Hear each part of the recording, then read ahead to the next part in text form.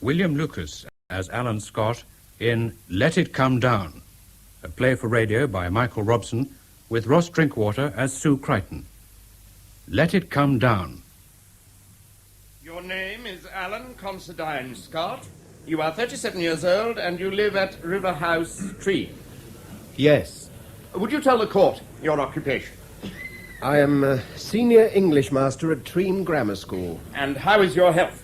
Good. And your eyesight? Excellent. Do you ever wear corrective lenses? No, I have no need to. My sight is excellent. Your sight is excellent. Mr. Scott, would you cast your mind back to the evening of January the 20th of this year? Yes. Will you describe to the court what you saw of the events that have led to this trial? I was anxious to catch the 7 o'clock post.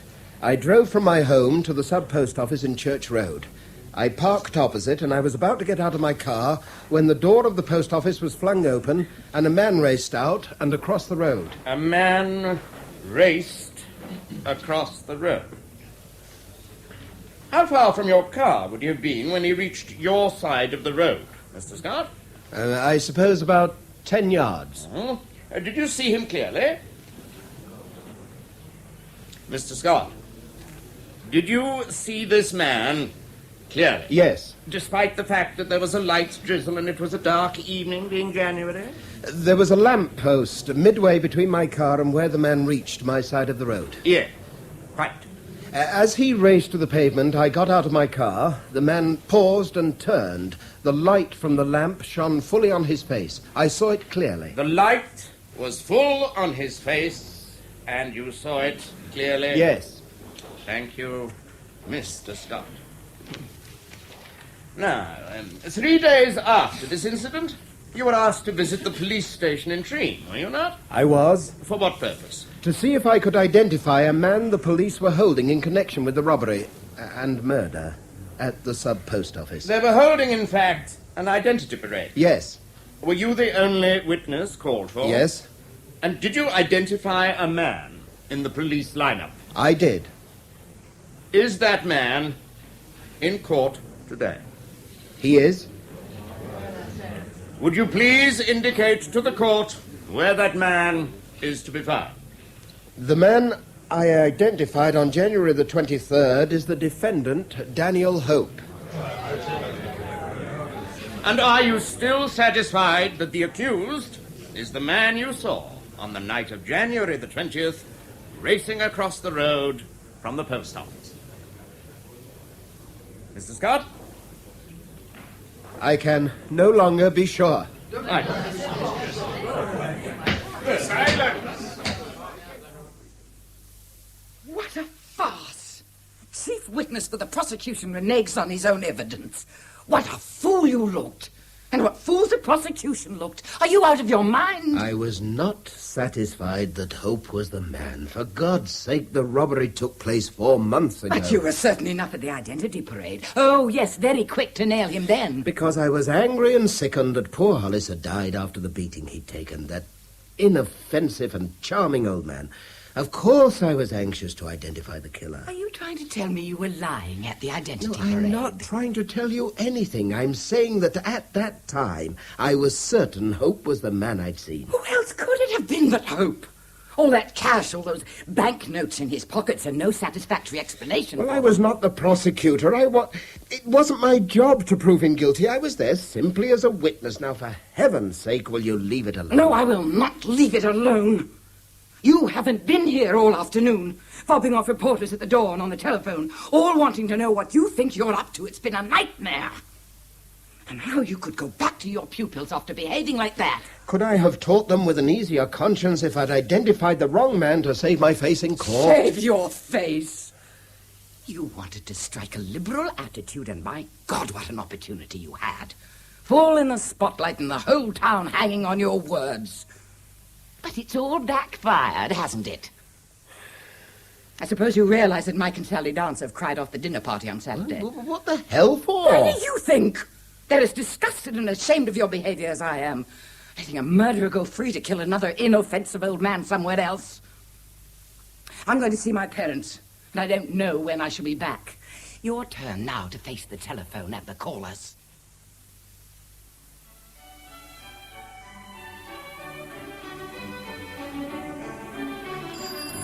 Oh, no.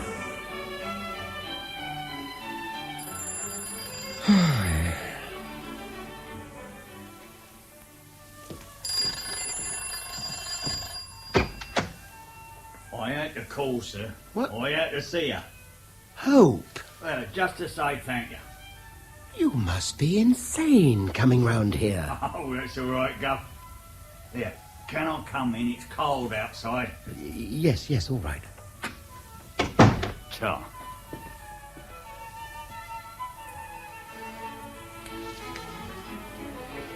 You realise that if anyone finds you've been here, we'll both be under suspicion. Oh, but I was discharged, wasn't I? Not guilty. Free to go. Have you never heard of collusion? Pardon? Oh, God. Collusion. If the police ever discover you've been here, they'll think we rigged the whole thing in court. Yeah, but how could we? You never spoken to me. Or been in a nick since January. Yes, you've probably had a rough time of it, but... Look, why are you here? Well, I just wanted to thank you, that's all. But there's no need. I simply spoke the truth today. Yeah, not many people would have done what you done, oh. Not for someone like me. The kind of person you are has no bearing on the matter. I wasn't sure anymore, and I had to say so. Well, there you are, then. You're a fair man and an honest man. Yeah, I tell you, I thought it was all up this morning.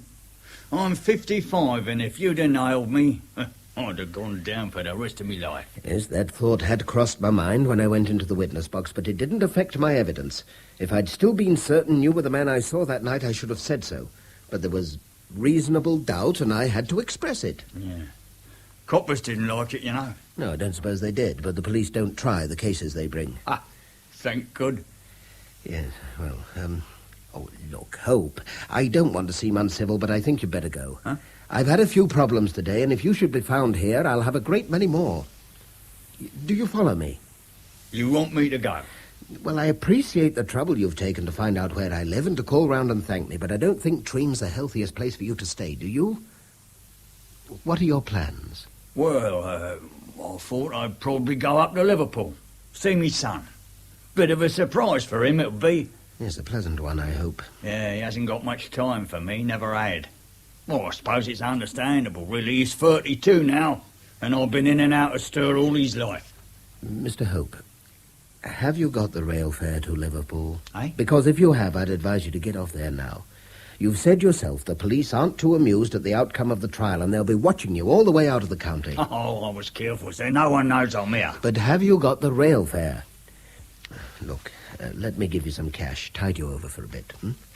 By God, you are a fair man. I'm being practical. It'll be bad for us both if you stay on here. And I've only got £8 in cash, but... Oh, look, are you joking? I got a pocket full, ain't I? No problem. I see. Yes, well then... Well, I'll be off. I don't want to wear me welcome out. Well, it's not a question of wearing... Pardon me saying so, but you're an educated man. A teacher, ain't you? What do you mean? Well, I reckon you know the law pretty well, don't you? I know it neither better nor worse than any other layman. Yeah. Why? Well, you know, I shouldn't worry too much about me calling on you, Mr. Scott. Not even if the coppers do find out. A man can't be tried twice for the same offence, now can he? Can he? Can he? Can he? Can he? Can he? Can he? Can he? Can he? Can he? Can he? Can he? Can he? Can he? Can he?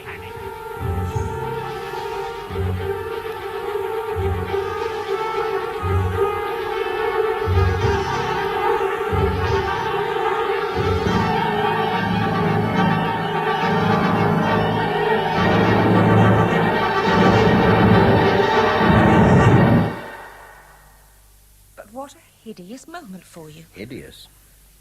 Susanna, that happened 7 years ago, and I still live right through the shock every time I think of it. You know, if he'd stayed any longer, if I'd just had enough time for the implication to sink him properly, I believe I should have killed him. I'm not surprised. As it was, when he'd gone, I raved round the house like a madman. I never want to feel such Humiliation, anger, frustration, never again. There was poor old Hollis, beaten to death, and I'd let his murderer escape. Awful. But did you tell anyone? The police? Your wife? Oh, fortunately, perhaps, Moira stayed the whole of that night with her parents. If she'd come back, I shouldn't have been able to conceal what I was going through. I didn't sleep at all. Simply paced up and down, ranting and worrying and hating myself. By morning, I decided on the practical course, the coward's course. I said nothing to anyone. The dreadful thing is that this Hope was right. There was nothing the police could do, even if you had told them. And he would certainly have denied it if they talked to him again. Well, that's how I tried to comfort myself, but it wasn't easy. All the time I kept wondering what had possessed the man to come and see me at all. After 7 years, I still wonder. Perhaps he wanted to prove to one person in the world what a cunning chap he was. To rob a post office and kill a man and get away with it. I just don't know. He was a pathetic creature, in all conscience, your complete recidivist. Perhaps that's why, when the crunch came, I fell over backwards trying to be fair to him. Fair? Have some more wine. You did what you thought was right at the time. And you can't go on punishing yourself forever. The one good thing to come out of all that mess was that it brought matters to a head between Moira and me. For all the wrong reasons, she'd been right about my behaviour in court, and that didn't make life any easier for me. We split up shortly afterwards. I left Treem and came here. Moira remarried a couple of years later, and if Hope was the catalyst, I suppose I owe him some sort of crooked gratitude. And you've told nobody till now? Well, there's been nobody I wanted to tell. Do you mean that? Yes, I think you do. Look, I may be wide of the mark, but I think there's a chance of something for the two of us. I wouldn't want it to be ruined by skeletons in the cupboard. Skeletons? I think you already know mine, such as they are. What, the divorce? Mm-hmm. Oh, I bear Tom no ill will. But we're better apart than we were together. At close quarters, we became pretty hard to take, for our friends as well as ourselves. Do you see him at all, Tom? Not anymore. He has a 3-year contract in Zaire, and it's still got 2.5 years to run. Tom never could take loneliness. He's probably found someone now. I hope so. And you? What about you? Oh, I'm in partnership with Alice Kingsley. You know, the craft shop in the high street. Hand-woven fabrics and handmade pottery. I meant the future. You're fishing? Sorry. What's quite obvious is that you're the first interesting thing to have happened to Ferriers in years. I'm glad you were slow to appreciate the feminine interest in you. Well, I wasn't anxious to burn my fingers twice. Any more than I am. Yes, I recognize that. Nevertheless, well, if you don't warm your hands by the fire, sometimes they're always going to be cold. Well, let's take it gently and see how it works out. Let's have another drink. Monday's a long way off. And we've had consistently good results year after year. That's not the point, Lola, and you know it. If we get stale, how can we expect to Not a make the question of kids staleness, enthusiastic? Not a question of staleness. It's a matter of having carefully prepared an entire syllabus. So why keep chopping and changing? Because it's only by using new texts and having to get to know them ourselves that we can maintain any sort of freshness of approach. Yes. Well, it means a devil of a lot of extra work. Well, you have the summer holidays ahead of you. Well, I keep holidays and term time strictly segregated. That's how I remain sane in this bear Then garden. do the preparation at nights or weekends. Look, I don't care when you do it, so long as it's done. These tactics of yours may have worked well enough at Treem, but I can assure you they aren't wanted here. Well, by you. And that was the last spell. If you hadn't realized it, I'm going home. Lola, the syllabus is going to be changed. There you are, Mr. Scott. Good heavens, you're drenched. Car isn't ready, then? No, not yet. Some fool of a driver shot round Laker's Corner as I was crossing the road, going far too fast and without his headlights on. Idiot almost knocked me over. Oh, it's wicked. It really is, the way some people drive. Seem to think no one else has the right to use the road. You aren't hurt, are you, sir? Oh, just angry, Mrs. Clayton, that's all. Oh, you've time for a nice cup of tea, haven't you? Christine's here, but she's a bit early. Thanks. Oh, did you manage to get some spare ribs at Oliver's? £1.50, like you said. But there's no nourishment in them things. Don't you believe it? A man can feed well on spare ribs. Well, can I cook them for you before I go Oh, home? it's very kind of you, Mrs. Clayton, but I'll see to it when the tutorial's over. There may have been greater novelists than Dickens, but no other English writer possessed in greater measure the articulate indignation that informs the finest of his work. Great strides, Christine, great strides. Nicely judged between quote and commentary. Oh, do I get an alpha? Don't let it go to your head. Seriously, though, do you think I've got any sort of a chance for Oxford? Well, if you didn't have a chance, I shouldn't have encouraged your father to spend good money on tuition fees. I don't think that's an answer, sir. I can't prophesy. All I know is that you'll do yourself and the school and me great credit when you write the exhibition next year. I want to get there, more than anything. Yes, I know. And that's why you're halfway there already. Your other subjects still all right? Not too many problems. Good. But, look, I know you're keen, but don't overdo it. Learn to pace yourself. That's the secret, really. I'll try. Has it stopped raining, do you think? It seems to have done. Sorry I can't run you home, but my car's still in dock. Oh, it's all right. I can get the bus from Lakers Corner. You wouldn't like to have supper with us, would you? It's very sweet of you, but I've a private feast planned. I bet you're a really good cook. My mother can never understand that a man can cope on his own. She gets really worried about you, honestly. Well, then, thank her, but assure her that I'm gross and overfed, will you? All right, Chris. Well, then, same time, same place next Tuesday, hmm? Fine, sir. And thanks very much.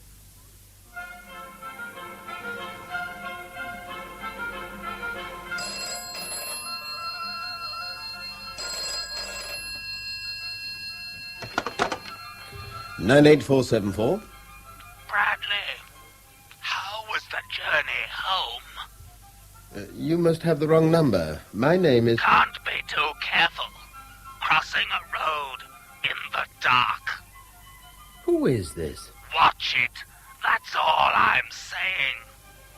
Next time, I might take you all the way. Bradley. You have the wrong number. Just keep on thinking that.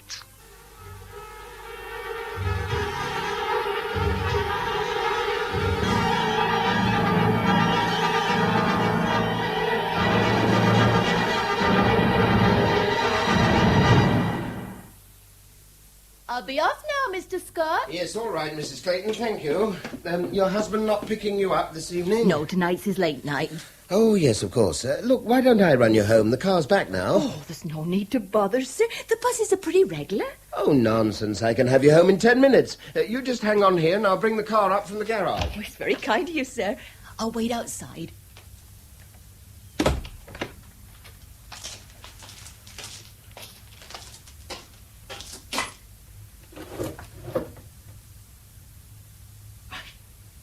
Believe it. I don't believe it. Whatever's the matter? The tires. They're flat. Every single damn tire. It was sabotage, Mr. Scott, and that's the only word I can use. Someone slashed all 4 tires, very deeply, very successfully. It's preposterous. Who the devil would want to do that? Some daft kid at your school showing off to his mates? But I didn't take the car to school that day. It was in my garage. Keep your garage locked, do you? I've never seen any need to. Nothing like this has ever happened before. Well, perhaps someone fancied nicking the car. Found he couldn't get inside it because it was locked and, took it out on your tires. It's crazy. The whole thing is crazy. Oh, you'd be surprised the amount of vandalism we have to repair down here. Windows broken, aerials snapped, bonnets scored. Yet you'd think Ferrier's was a quiet town. Well, this is a bloody nuisance. It really is. Have you got replacement tyres? No, not this type, I'm afraid. Don't carry a large stock of tyres at all. Well, I can get you a set in 48 hours. Oh, so they could be ready for the weekend. I need the car then. No trouble at all. Cost you, though? Yes, Mr. Bennett, that's what I was afraid of. It's senseless, the whole thing.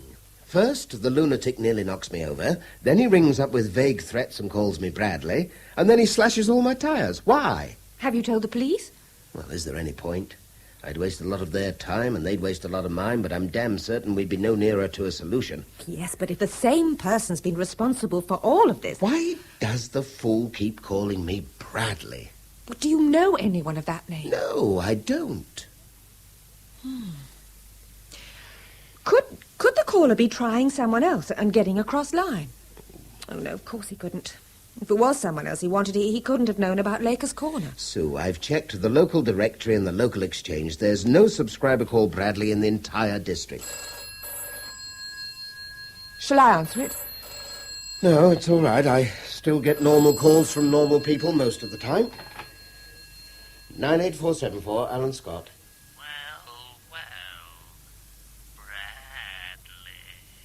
Look, will you stop this nonsense? I am not called Bradley.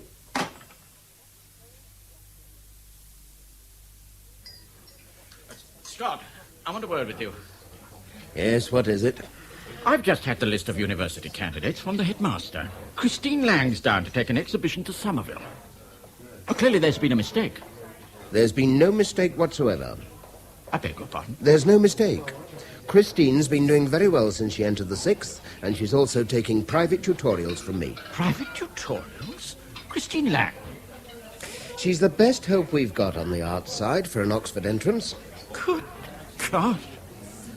How did you soft-soap her father into throwing good money after bad, Well, that child has as much chance of getting Oxford as I have of dancing on the point of a pin. But Christine is my pupil, not yours. I'm head of the department, not you. Now, for God's sake, will you look after your affairs and let me manage mine? You evidently don't understand what I'm getting at. I taught that girl for 5 years. She hasn't an original idea in her head apart from flirting with anything in trousers. Well, no doubt she's fluttered her eyelids at you. Lola, one of the many reasons you failed to get the job I hold is because of your total misjudgment of your pupil's potential. Christine Lang has all the makings of a considerable scholar, though God knows how she's managed it after 5 years under your regime. Ah, Mr. Bennett, thanks for getting the tyres on time. All grist to the mill, sir. But if I were you, I'd lock my garage doors in future. Yes, I suppose I shall have to. It's either that or take a chance on it's happening again. Yes, I know. But you say this kind of thing's been going on a lot recently. What, vandalism? Yes. Almost a third of our business these days, unfortunately. Well, you'll send the bill to me, will you? Righto, sir. Have a good spin. I'll try. Going far? Bishop Stortford. Oh, no distance at all. With those tyres, you could travel 40,000 miles. Still have tread to spare. Well, I'm glad something's reliable around here.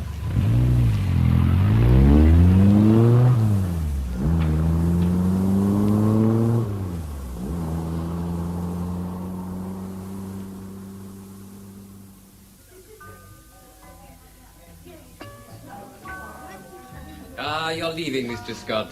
I hope you both enjoyed the dinner. It was splendid. Lovely. Thank you, Monsieur Jacques. Thank you. And I hope we shall have the pleasure of seeing you again before too long. I think you can count on that. Well, good night. Thank you, sir. Madame. Good night. A Bentley? 2 rolls. Who said there isn't money about these days? Not I, ma'am, not I. A Bristol, 2 Jags. Jensen? Rovers galore. Oh, and a sweet little pre-war MG. Is this what's known as putting the old man in his place, eh? We can't all be 10,000 a year men. Can't all be men, thank God. Oh, a Riley. And an extremely imposing... Alan. What's the matter? Your car. Oh, no, it can't be possible. Why did it have to be mine? Why mine out of all those cars in the forecourt? Right in the centre of the rear row, yet only mine gets it. The windscreen has been destroyed. I'm terribly sorry, sir. I can't imagine. Did no one hear anything or see anything? Is there no supervision at all? Alan, please. The notice is quite clear. Cars and their contents left at owner's risk. Look, I don't give a damn what the notice says. Why did nobody hear what was going on? I can assure you, sir, this is the first incident of its kind we've had here. Isn't it possible the windscreen shattered spontaneously? They do sometimes. Come on. You saw what it looked like. It was smashed deliberately. There's glass all over the back seat. Well, I'm certain it couldn't have been any of our guests, monsieur. Then who was it? I can't tell you how sorry I am. I don't need apologies. I want some action. Alan, Monsieur Jacques wasn't responsible. Will you please calm down?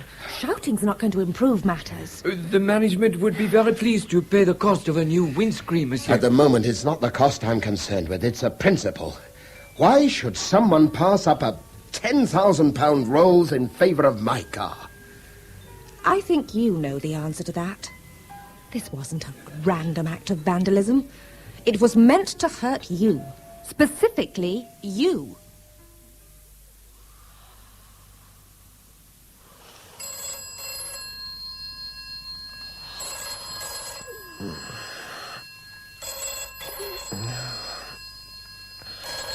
Oh, what the hell kind of time is this to ring a man? Yes, what is it? How many women do you need in your life, Bradley?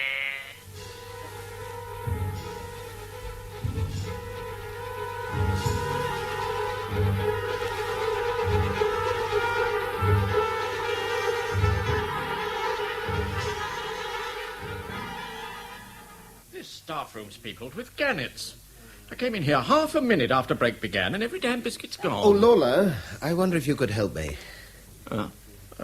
What is it? I'm curious to know if anybody called Bradley has ever taught here. Bradley? Bradley. You're the longest-serving member of the staff. Does the name mean anything to you? Bradley? I've been here since '52, and I don't recall. Let's see, now, there was a Barrett, soccer blue, taught history for a while. And a Barclay. Barclay? When was he here? Dick Barclay. Oh, well, he left about 7 years ago, emigrated to New Zealand. Charming young chap, doing very well, I believe. Yes, he was junior physics master, popular with the boys. But no Bradley? No Bradley. Why? What's the interest? Oh, it's unimportant. I'm obviously barking up the wrong tree. Honestly, I wish I could share your enthusiasm for Conrad, but I can't. Find him really heavy-going. Then I'd rather you didn't persist against your inclinations.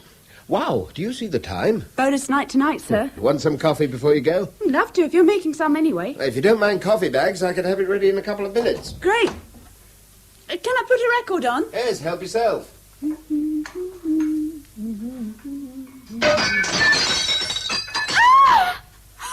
What the hell? It just... Go into the kitchen. Stay there till I come back. Where are you going? After that bloody maniac. It was hopeless, too dark, too many trees. Oh, my God, if I'd caught him... What's it all about? Well, if I knew, I'd be able to stop it. This sort of thing's happened before. You mean you've had someone smashing your windows before? No, not exactly. Look, Chris, I don't want this to get around the school. You understand? Not a word to anyone. Yes, if you think just might be able to help. I can, of course I will, but... Over the past fortnight or so, I've been systematically victimized. I've been almost killed by a tearaway car. Every tire on my car has been slashed. And last Saturday night, someone destroyed the windscreen. And now this. That's dreadful. Have you told the police? I intend to call them in a few minutes. But I want to talk to you first. Because I've also been getting anonymous telephone calls. Oh, my God. Which convinced me that this madman knows a great deal about my life and movements. I'm almost certain he knows you're here tonight, in this room. Hence the broken window. I'm sorry, but I don't... Look, I suggest this only as a possibility. But do you have a boyfriend, at the school or elsewhere, who knows you have private tutorials with me? Someone sufficiently involved with you to be, well, frankly, jealous of your coming here? Well, there has to be some reason for it all. I'm right. I have got a boyfriend, and he is very jealous. But he'd never do anything like this, I promise you. He's at Ferrier's at the school? No, he's... It's all a bit complicated, really. Well, I don't want to pry into your life, but if I don't do something, the police will. Can't be, Tony. He wouldn't. Tony, tell me about him. This is confidential, too. Yes, of course. My parents don't know I'm still seeing him. They'd be furious if they found out. He had a pretty awful life when he was younger. And how old is he now? he's 19. He's great. Some people mightn't think so, but they don't know him like I do. Oh, I respect your judgment. No, I mean it. If you think he's incapable of this kind of thing, then... I want to tell you about him. He was brought up by foster parents. When he was about 14, he just stopped getting along with them. He ran with a wild bunch of kids and got into a lot of trouble. Up before the juvenile court, that sort of thing. He's been, using his common sense for years now. What does he do? He's a motor mechanic. A motor mechanic? Yes. Over at Langbury. He's good at his job, he really is. He loves working with cars and motorbikes. But he's jealous. Very jealous. Look, it's perfectly natural, Chris. If I were your boyfriend, I'd be jealous too. Thanks. No, it's just a couple of times there've been bad scenes at gigs. Doesn't like people chatting me up. Was he violent? He scared them off, you know. He knows you come here to see me on my own and why you come. Yes. He doesn't want you going to university at all, does he? I never said that. No, but he doesn't. He can't. Why'd you say that? There's a gap between you now, social, emotional. You practically admitted it yourself, and if Tony's as bright as he sounds, he knows perfectly well that if you spend 3 of the most formative years of your life away from him, he'll lose you for good. That's just not true. I think it is. I've seen it happen 100 times. We're not 100 other people. We're Tony and Chris. You've never known much outside the world of Ferriers, have you? You haven't been exposed to 3 years of a university discipline, 3 years of interrelating with people who think as you think, follow scholarship because they love it, see a beauty in academic life that Tony can never enjoy. How will you feel? How will he feel when you're a Master of Arts and he's still a motor mechanic at Langbury? You talk just like my father. Well, I'm old enough to be your father. Fathers aren't inevitably wrong, you know. They mightn't always have right on their side, but they do tend to have experience. Oh, no, Chris, come on now, don't cry. Look, I'm not against you and Tony. It's nothing to do with me. All I'm concerned with is to stop this grotesque persecution. If Tony should be behind it, let's sort it out amongst the 3 of us. And if he isn't, well, then it's up to the police. I'm sorry. I didn't mean to... Look, just find out, without rocking the boat, where Tony was last Saturday night and where he's been tonight. Now, can you do that without collecting a black eye? I'll try. I promise. And you have no idea at all who could be behind all this, sir? None whatsoever, Sergeant Franklin. Yes. No, I only wish I had. Or any idea what these references to Bradley might mean? Sergeant, none at all. As I told you, I've checked at the school, I've checked with the local telephone exchange. No help at all. No Bradley. Yes. Very unpleasant for you. And drafty, and expensive, and time-consuming. Yeah. I'm fairly sure Saunders will fit new windows for you tomorrow. I'll have a word with him myself. And that's very good of you. As to the future, well, I'll see our patrol cars keep a sharp lookout on your house. Fact is, you're overlooked here by almost every building in the village, and I'd advise you to make sure all doors are locked and all windows secured if you have to leave the house empty. And if anything further happens, any more telephone calls, any trouble, call us straight away. I shall, and thank you for coming so promptly. That's all right, sir. Good night to you. Good night, Sergeant.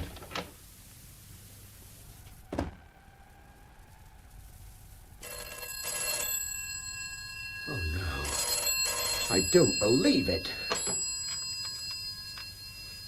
Yes? The police can't help you, Bradley. You're on your own.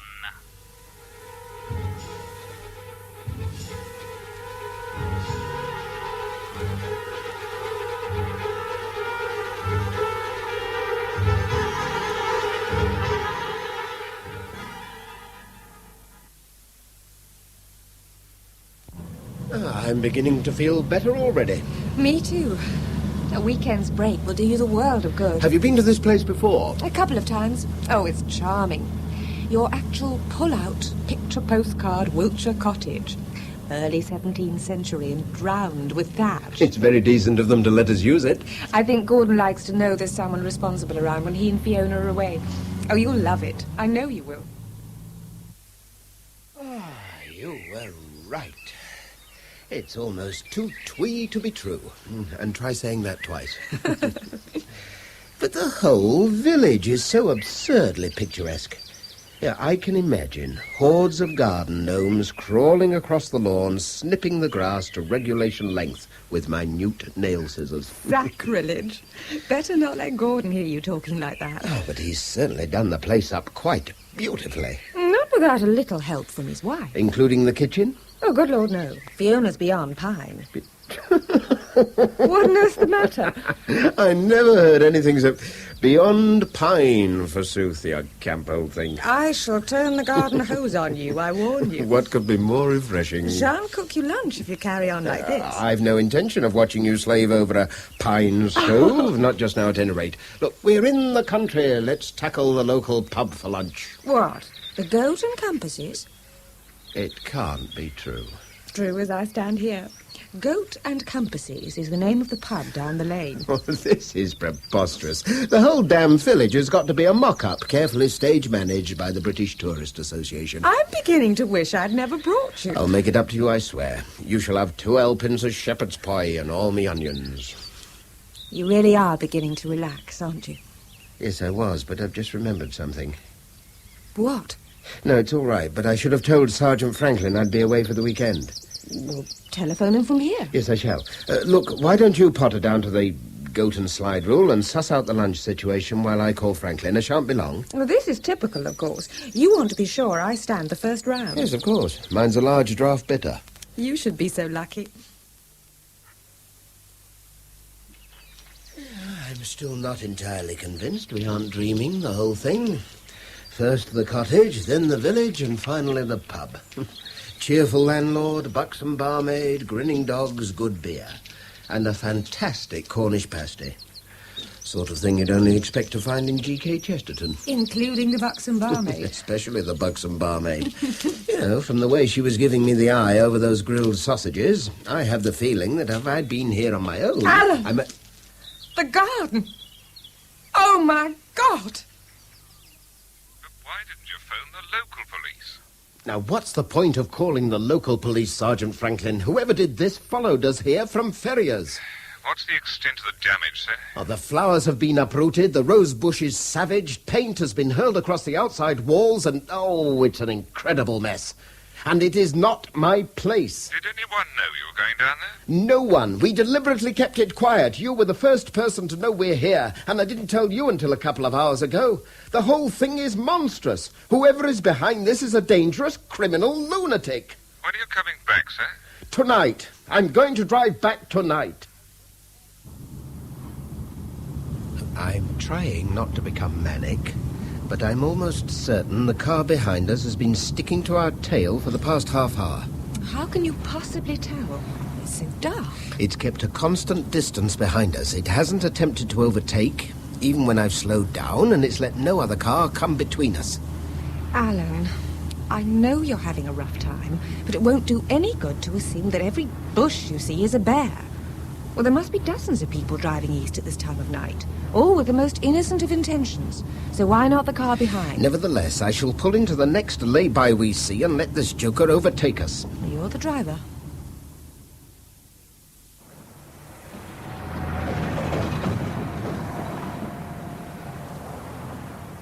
He must be miles ahead by now. Look, I'm sorry you think I'm wasting our time, but I'd rather feel stupid than frightened. We've had enough shocks for one weekend. Okay, we'll hit the road again.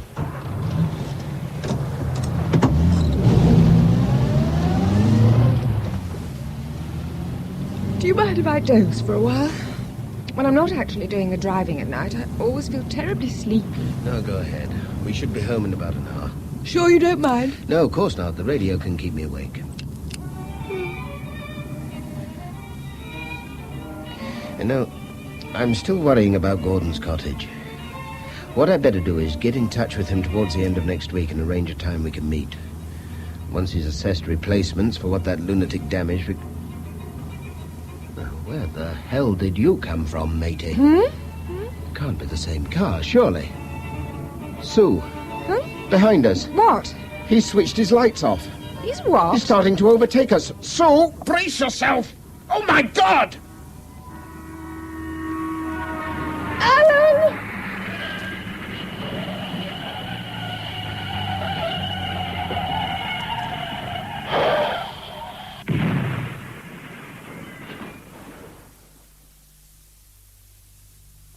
I realise you have to talk to Mrs. Crichton, Sergeant, but I can't let you stay long.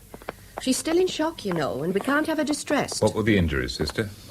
Right leg broken, rib severely bruised, wrist fractured. No head or internal injuries?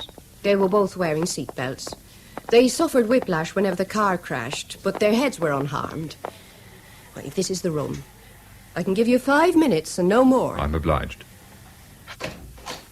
This is Sergeant Franklin, Mrs. Crichton. He'd like to ask you a few questions, but he'll not be here long. Morning, ma'am. Hello. How are you feeling? Pretty grim. I can imagine. Nasty experience. Have you seen Mr. Scott? I spoke to him Monday. He was very worried about you. We could both have been killed. We were meant to be killed. When are you going to catch this maniac? We're no better placed now than we were before the weekend to discover who's behind this unpleasantness. Unpleasantness? That was attempted murder. Mrs. Crichton, don't think I'm unsympathetic. You've had a terrible time. But I need your version now of what happened on Sunday night. My version? My version? Are you suggesting there's more than one possible version of what happened? Mr. Scott tells me he thought a car was following him. He drove into a lay-by and watched it go past. You remained in the lay-by for about 5 minutes and then took to the road again. That you fell asleep and he was listening to the radio when he became aware of what he was certain was the same car following again. That he woke you up when the car's lights were switched off. That the car accelerated, overtook you, and swerved across your path.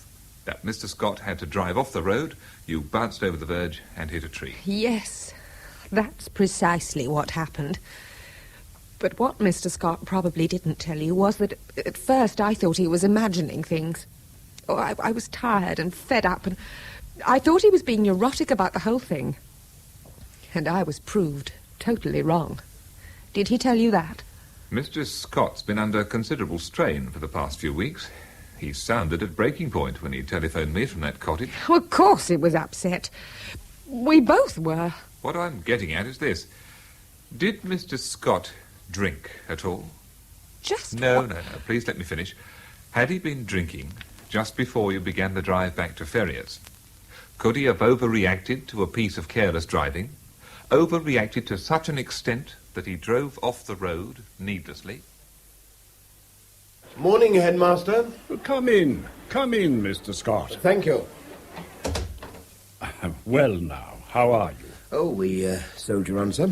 You're looking well, looking very well indeed. Must have a robust constitution. But I was sorry to hear about Mrs. Crichton. How's she coming along? Very well, fortunately. Her leg and wrist are both in plaster, of course, but she'll be able to go home tomorrow. That's good. Charming lady. It must have been a dreadful experience for you both. Well, if we were any closer to discovering who's at the back of it, we'd feel a good deal easier in our minds. It's a baffling and disturbing affair. If I can be of any help... It's very kind of you, but the notion of motiveless evil isn't one I'd have entertained until this business started. I see no point, no reason behind it, and that's what's so disquieting. Have you, to your satisfaction, ruled out the possibility that anyone connected with this school could be responsible? I'd like to think so. Because if you have any suspicions whatsoever, I should want you to consult me immediately. I'll do that, of course, Dr. Everett. Yes, I'm sure you will. You're a valuable and valued member of my staff, Mr. Scott. And what affects you affects us all. Mrs. Clayton! Mrs. Clayton! What the devil's been going on out there? You didn't order it, sir? Well, of course I didn't order it. What possible use could I have for 50 hundredweight of cement? Well, that's what I told the delivery man when I got back from shopping. He dumped all them sacks and he was waiting for someone to pay the bill. So what did you tell him? I said I didn't know nothing about no cement and that you hadn't mentioned it, sir. Well, this man, he got very angry and said he wasn't going to load it all up again and he'd taken it with his boss at the end of the day. He was very nasty, Mr. Scott. Oh, was he, by God? Where did he come from? Clennet's by the foundry. He was shouting and that. Oh, he was horrible. Clennet. Right, whoever he is, I'll talk to this Clennet shortly. Look, I'm sorry you've had all this nonsense to put up with, Mrs. Clayton. Would you get us a pot of tea while I make a telephone call? Yes, sir, of course. I'm really sorry. No. You have nothing to be sorry about, and I'll see you get an apology from this firm personally. Oh, no need for you to bother, sir. I'll just make that pot of tea. 7, 3, 2, 3.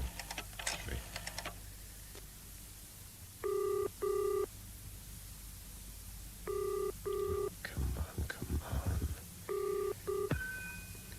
57323. Christine, Alan Scott here. Oh, hello, Mr. Scott. Chris, I've got to see you and Tony tonight. Oh, I don't know if I can manage If I don't talk to him, the police will. Understood? Well, yes, but... Here, tonight, any time after 7. I didn't want to come here in the first place. And I wouldn't be here if it weren't for Chris. Now, let's get this straight. Apart from malicious damage, my car's a write-off. There have been 2 attempts on my life. And a friend of mine has been severely injured. And like it or not, you are the only person I can think of who has the remotest reason for wanting to harm me. Oh, what are you on about? What kind of reason? Jealousy. Simple as that. You know that Christine spends time alone with me, and you know I'm trying to ensure she wins a place at Oxford. If that happens, it's very short odds you'll lose her. Well, so what? Look, I don't like being accused of this kind of thing, mate. Tony, please. You promised. Well, you get into trouble once when you're a kid and people are on your back for the rest of your bloody life. Look, I haven't got time or the inclination to start pussyfooting around your sensibilities, Parrish. I'm going to ask you one question, and if you don't answer me, I'll see that you answer to the CID. Just who the hell do you think you are? Tony! I am a very angry man. And if you want to throw your weight around, you've come to the right place. Tony, please answer him. He's got no reason to accuse me of bloody murder. Then just tell me what you were doing last Saturday and Sunday. You can take a running jump, mate. Mr. Scott, he was with me. All weekend. I don't understand it, sir.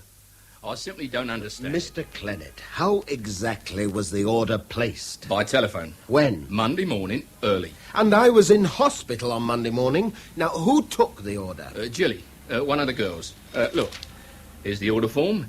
50 hundredweight sack cement, 35 Oakland Walk, name of customer, Bradley. Bradley? Yeah, and a telephone number, 98474. And you accepted the order at face value, didn't check back on that number? Well, that quantity of cement on its own is unusual, but if we cross-questioned every customer phoning an order in, well, this is the first bogus one we've ever had. I mean, it's crazy.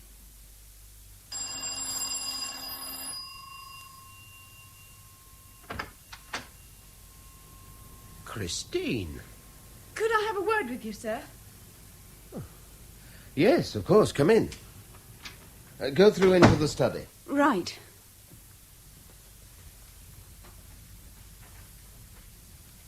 Well? I'm sorry about Tony. The way he behaved this evening. He was very upset. He behaved disgracefully. I'm afraid I panicked when the 2 of you lost your tempers. I was scared Tony was going to go for you, so I lied. I wanted to get him away from here quickly. I'm sorry. Sit down, Chris. You're telling me now that you weren't with him any part of the weekend? No. Oh, I'm certain he had nothing to do with all these attacks on you. But I'm scared he's back with the old gang again. Now, what does that mean? Well, the boys he used to go round with, over at Langbury a few years ago. After he got into trouble, he stopped seeing them. But a couple of months ago, one of my friends told me they'd seen Tony and 2 or 3 of his old mates coming out of a pub together. When I asked Tony about it, he flared up. He said it was none of my business. And last weekend, he'd promised to take me to a party at Stansted on Saturday. At the last minute, he cried off. Said he was going to Chesterton to see some formula racing. And did he go to Chesterton? Well, I don't know. When we left home after seeing you just now, he stormed off. He said he was fed up of being pushed around. When he gets into a mood like that, he won't speak to me for days. Look, are you in love with him? I don't know what I feel. I just know that I'm happier with him than with anyone I've ever known. And when he won't speak to me, it's like there's something dying inside me. What I'm going to say will be unpalatable, but I shall say it all the same because I'm concerned for you and your future. Look, you have the ability, the initiative, the personality to find for yourself an interesting and honourable career and to do something eminently worthwhile with your life. But these next 12 months are vital to you if you're going to get the right start, and in that situation, Tony is bad news. Look, I'm sorry, but he's bad news. If the time you should be spending on scholarship is spent worrying about him and what he's up to, then it's a gross indulgence, and you're wasting my time and yours even thinking about university entrance. It isn't as easy as that. Well, of course it isn't. Nothing worthwhile is ever easy. But the choice is straightforward, and only you can make it. Until you write that exhibition, you can give priority to your work or to that young lout.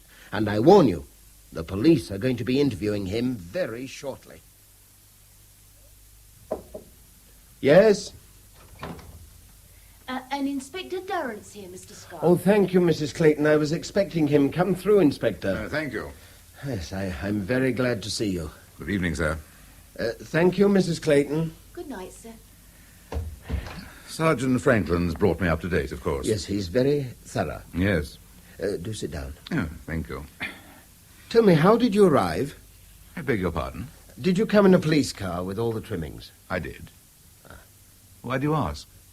Because if this madman is keeping watch on this house, he'll realize the heavy brigade is moving in.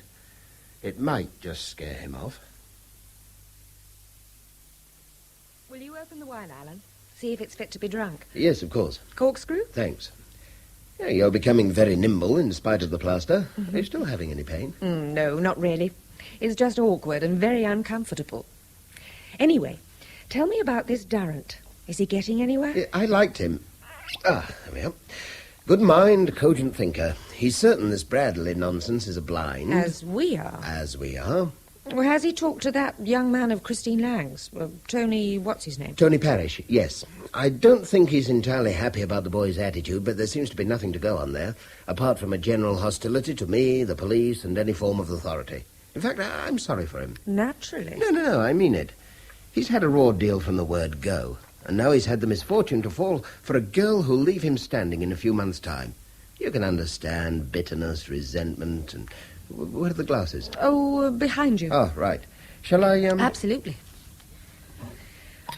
But if you've ruled out Tony Parrish, who does that leave us with? Who could possibly hate you so much? Well, Durrant's as puzzled as we are. Here, cheers. Cheers. There's one consolation. Our man's been lying very low since Durrant's been around. Not a whisper, not a move for over a fortnight. Hola. Oh, yes, Dr. Everett. Now? Yes, of course. Yes. Oh, Scott. Yes? That was the headmaster. He wants to see you right away. But I have the upper six almost immediately. Right away was what he said. I imagine he meant it. You've had a good many problems recently, Mr. Scott, and I hesitate to add to them. I'm sorry. Do sit down, please. Now, how long have you been giving private lessons to Christine Lang? About a year now, I suppose. Oh, yes, of course. I remember your mentioning it when they began. What's the problem? The lessons. Do they take place at her parents' home? No, at mine. Yes. Is there anyone else in the house when the tutorials are taking place? Well, my housekeeper, Mrs. Clayton. She's often around. Why? I have a letter. An offensive and anonymous letter. It refers to a member of my staff called Bradley, but it's clearly about you. Bradley?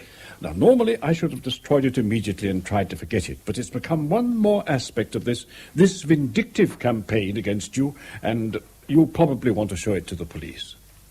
This is it. And it deals with Christine and myself, yes. Yes, just about as revolting as you can get. It's foul, and I'm sorry. This man is mad. I want you to appreciate very clearly where I stand in this matter. And if I can be of any help so far as police investigations are concerned, please don't hesitate to tell them to contact me. Well, thank you. Apart from my secretary, who had the misfortune to open the letter, you and I are the only ones to have read it.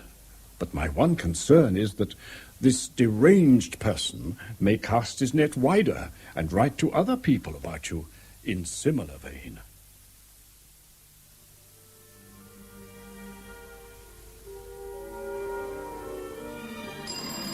Oh, hell. Who is it now?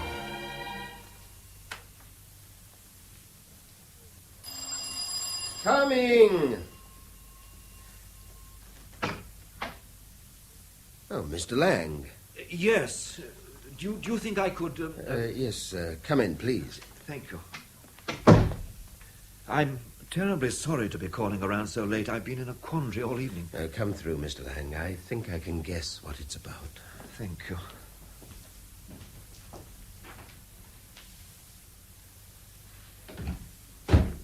You've had an anonymous letter, hmm? Oh, please do sit down. Thank you. A letter?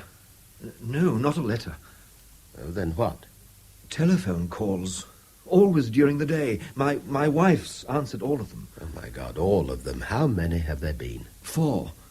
4, Mr. Scott, in the past 4 days. But why didn't you tell me earlier? Well, my wife and I were puzzled at first. Oh, the calls were obscene, all right, but this man was talking about how someone called Bradley was carrying on with Christine. It wasn't until this afternoon that he said it was all happening during her private lessons. You mean you hadn't talked to Christine till then? No, we didn't like to. I mean, we thought it was just some very unpleasant person talking unpleasant rubbish. We didn't want to upset Chrissy. Has Christine told you about the things that have been happening to me over the past few weeks? Oh, dreadful. Dreadful. Police no idea who's responsible. As much in the dark as I am. Appalling business. Have you reported these telephone calls to the police? No, I wanted to talk to you first. I see. Then let me give you the number of an Inspector Durrant who's investigating the whole business. Will that mean he'll be calling round at my home? Yes, I imagine so. I see. Mr. Lang, on this count alone, the caller is guilty of 2 crimes. He's made obscene calls to your wife, and he's grossly slandered me. He has to be found and stopped. Yes, of course, I see that. It's just that... What's the matter? Well, it's all been so very distressing, Mr. Scott, for all of us. Mrs. Lang's a highly strung woman, and she's been terribly upset by these calls. And there's Chrissy to think of, too, with her exams coming up. Yes, but unless the police have all the facts, there's no way they can begin to identify the caller, and the man will keep on and on. But will he? Will he what? Will he keep on and on if Chrissy's private lessons stop? You want to give in to him? I have my wife and daughter to think of, Mr. Scott. Yes, of course you have. So what are you suggesting? It's very difficult. Chrissy needs this extra tuition, but would you understand if I were to ask Mr. Lawler to continue with it? It's cowardly.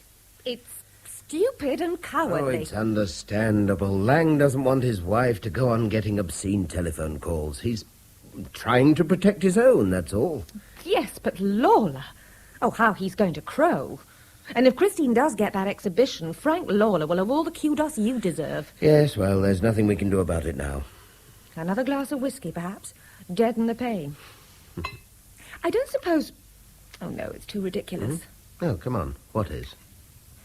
Frank Lawler's always resented you, hasn't he? I mean, he's been at Ferrier's almost 25 years. He was obviously expecting to become head of the department, and they appointed you instead. Yes, but... You're younger, you're more efficient, and you're more popular. Oh, come on. But it's true, isn't it? Oh, you've told me yourself you're always having Barneys with him. You're putting Frank Lawler up as number 1 suspect is out of the question. Why? Why is it? Well, I'd recognize his voice, wouldn't I, on the telephone? I thought you said the voice was always heavily disguised. I'd still recognize it. He has a very distinctive voice. Well, yes, he hates my guts, but when it comes to rough riding on the motorway, oh, no, I'm sorry. He'd have been very convenient, but he's not our man. But, Alan, someone is persecuting you. And there's got to be a motive for it. Lola has a motive. So has that layabout boyfriend of Christine's. I mean, who else could it be? What about your ex-wife? Moira? Wouldn't think me worth the trouble. Well, so what does that leave us with? Oh, look, I'm pig sick of the whole bloody thing. Can't we give it a rest for tonight? No, we cannot. Alan, he's ruining your life. He's tried to kill us. And the police can't do anything unless you help them. If you've ruled out Frank Lawler and Tony Thingy and your ex, who else is there? Why Bradley? Why Bradley? All right, let's work on that. We've got to do something. We can't just lie back and wait for the next thing to happen.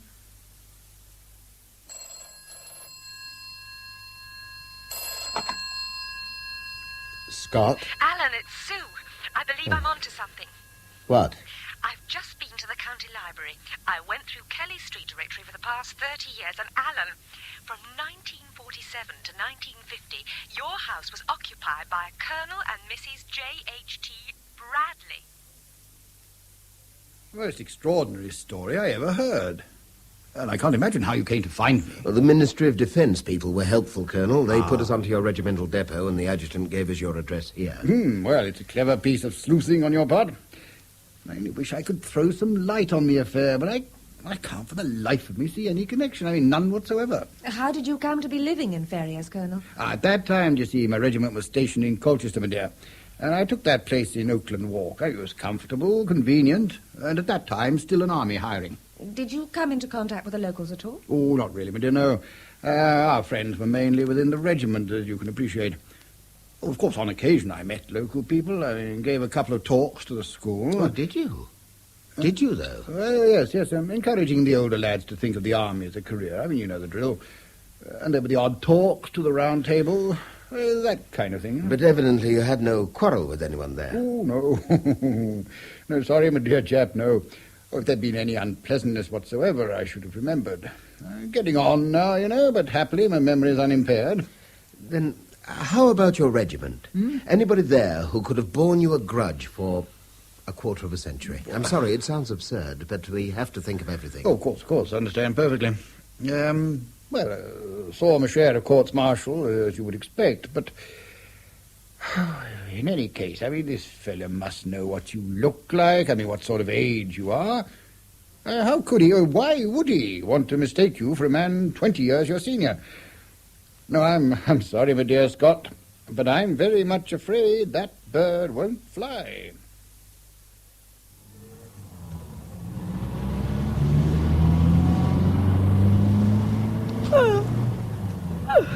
I must have dropped off again. Not for more than an hour. We're almost home. You're joking.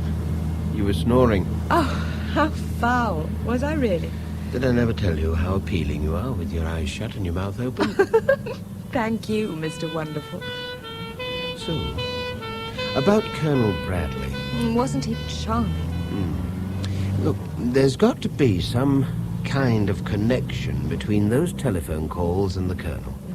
Now, this man knows exactly what he's been doing since the word go, and if you could find out that the Colonel once lived at my place, then so could he. A lot of excitement in Ferriers tonight. It looks like a lot of excitement in Oakland Walk tonight. Alan. Oh, I don't want to think about it. But it is.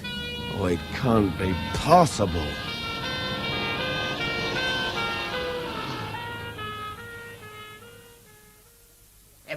Everything I possess, burnt to ashes. You were insured, of course. Yes, I was insured, Inspector, but that isn't the point. How can insurance money compensate for all my personal effects? My books, my pictures, my records, all the comfortable and familiar furniture of my life. This bastard is obliterating me. It's distressing, sir, of course it is. Distressing? Where were the panda cars, Durrant? Where was the police surveillance? With the best will in the world, we can't keep a 24-hour watch on any one house, Mr. Scott. Who is it? Who in God's name is it? I've been given a sabbatical. Told to take 3 weeks sick leave, in fact. Then you must go away. No, we must go away. I need you with me. if you can stand it. Of course I can stand it. But in any case, there's nothing more he can do to you. I don't know. He'll be watching, observing, and biding his time. For what? Look, this has all been a prologue, I feel sure of it. Some day or some night, he's going to present me with a confrontation, and only then will I know why or how.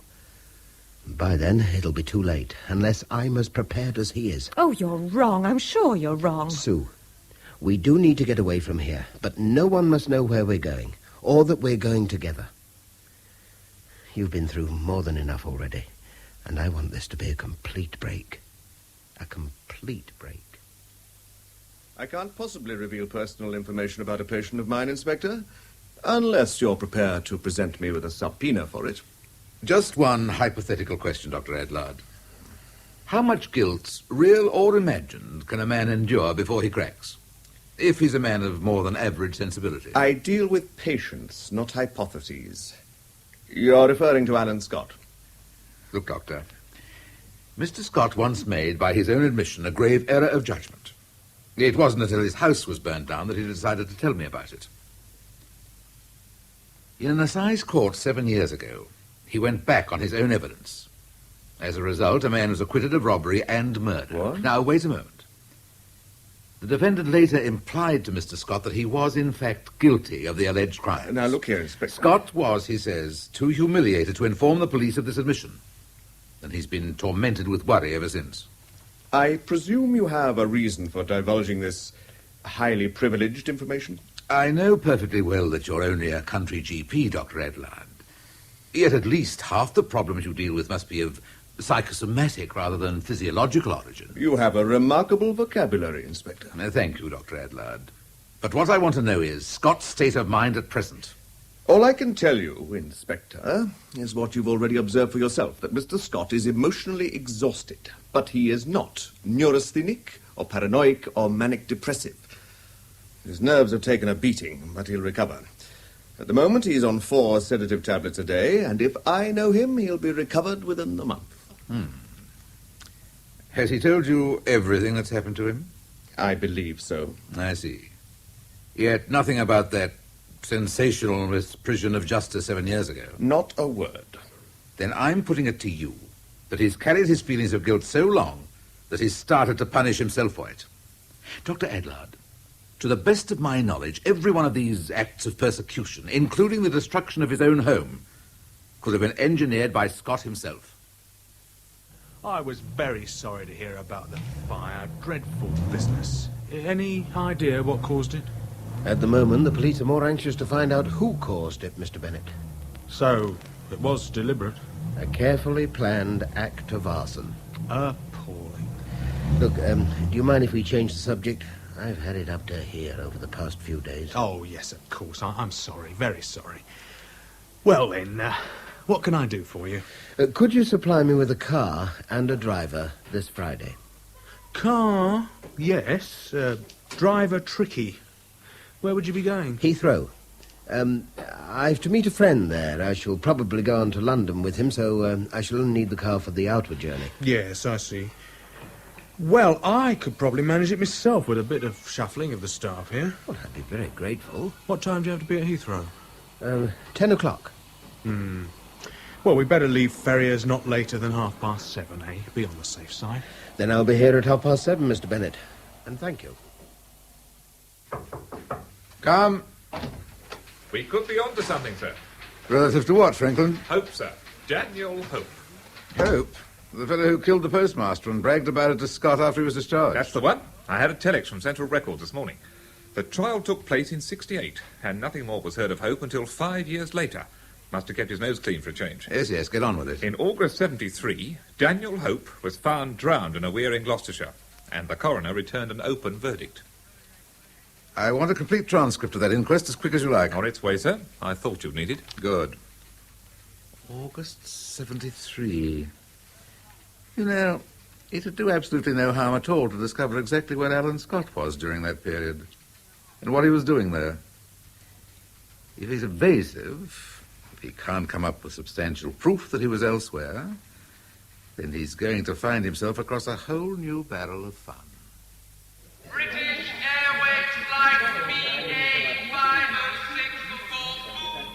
is now boarding at gate 13. All passengers who will move by this flight go to gate 13 immediately.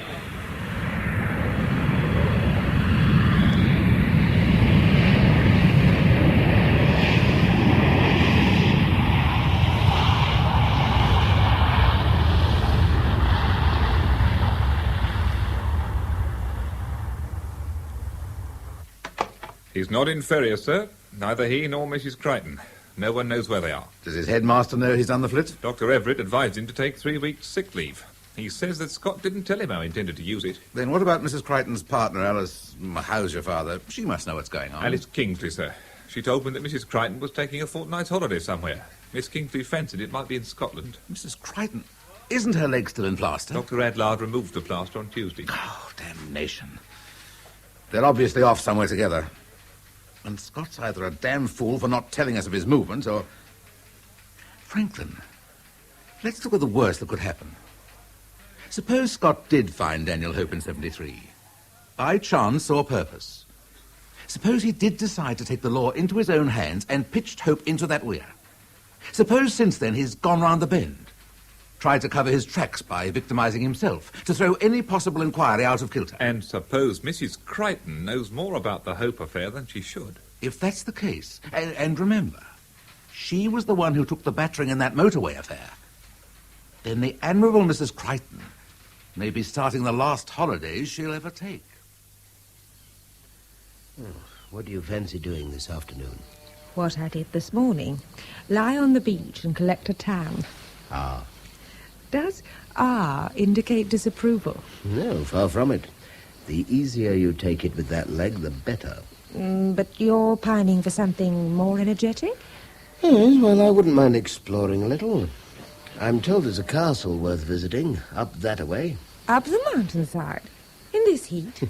Apparently the tourists call the direct route from Paleokostritsa up to that olive village the assault course. But they say it's worth it, if only for the view of the bay. Assault course, indeed. I thought your soldiering days were over. Franklin! Sir? Don't hover there, man. Come in, sit down and give ear. There are times when the efficiency of the police force startles even me. Today I've been startled and intrigued, because this whole bloody jigsaw's beginning to fall into place at last. You recall the name of the sub-postmaster, the one Hope killed? Hollins, wasn't it? Hollis. George Hollis.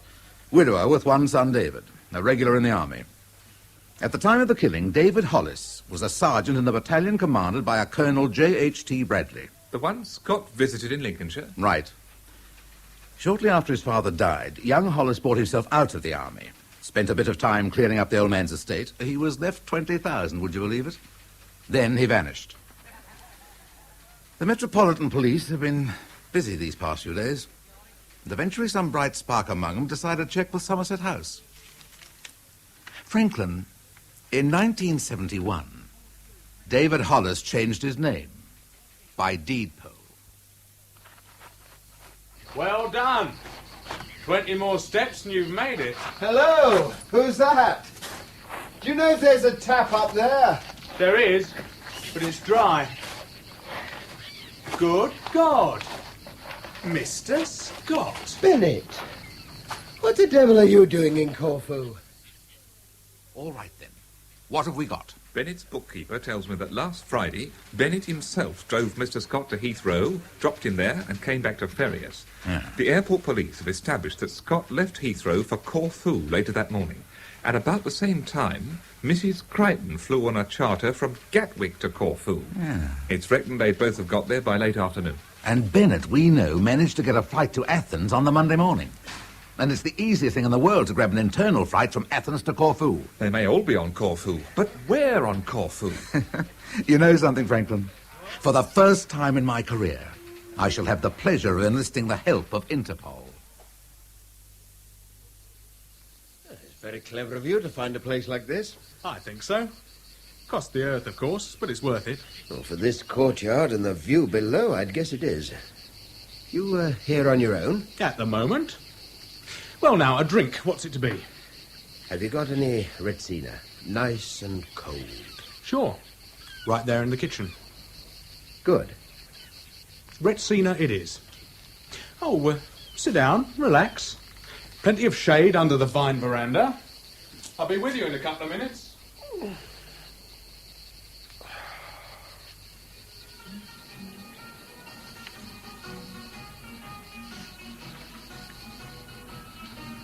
Well, so here we are. Take the bottle. Go on. Thanks.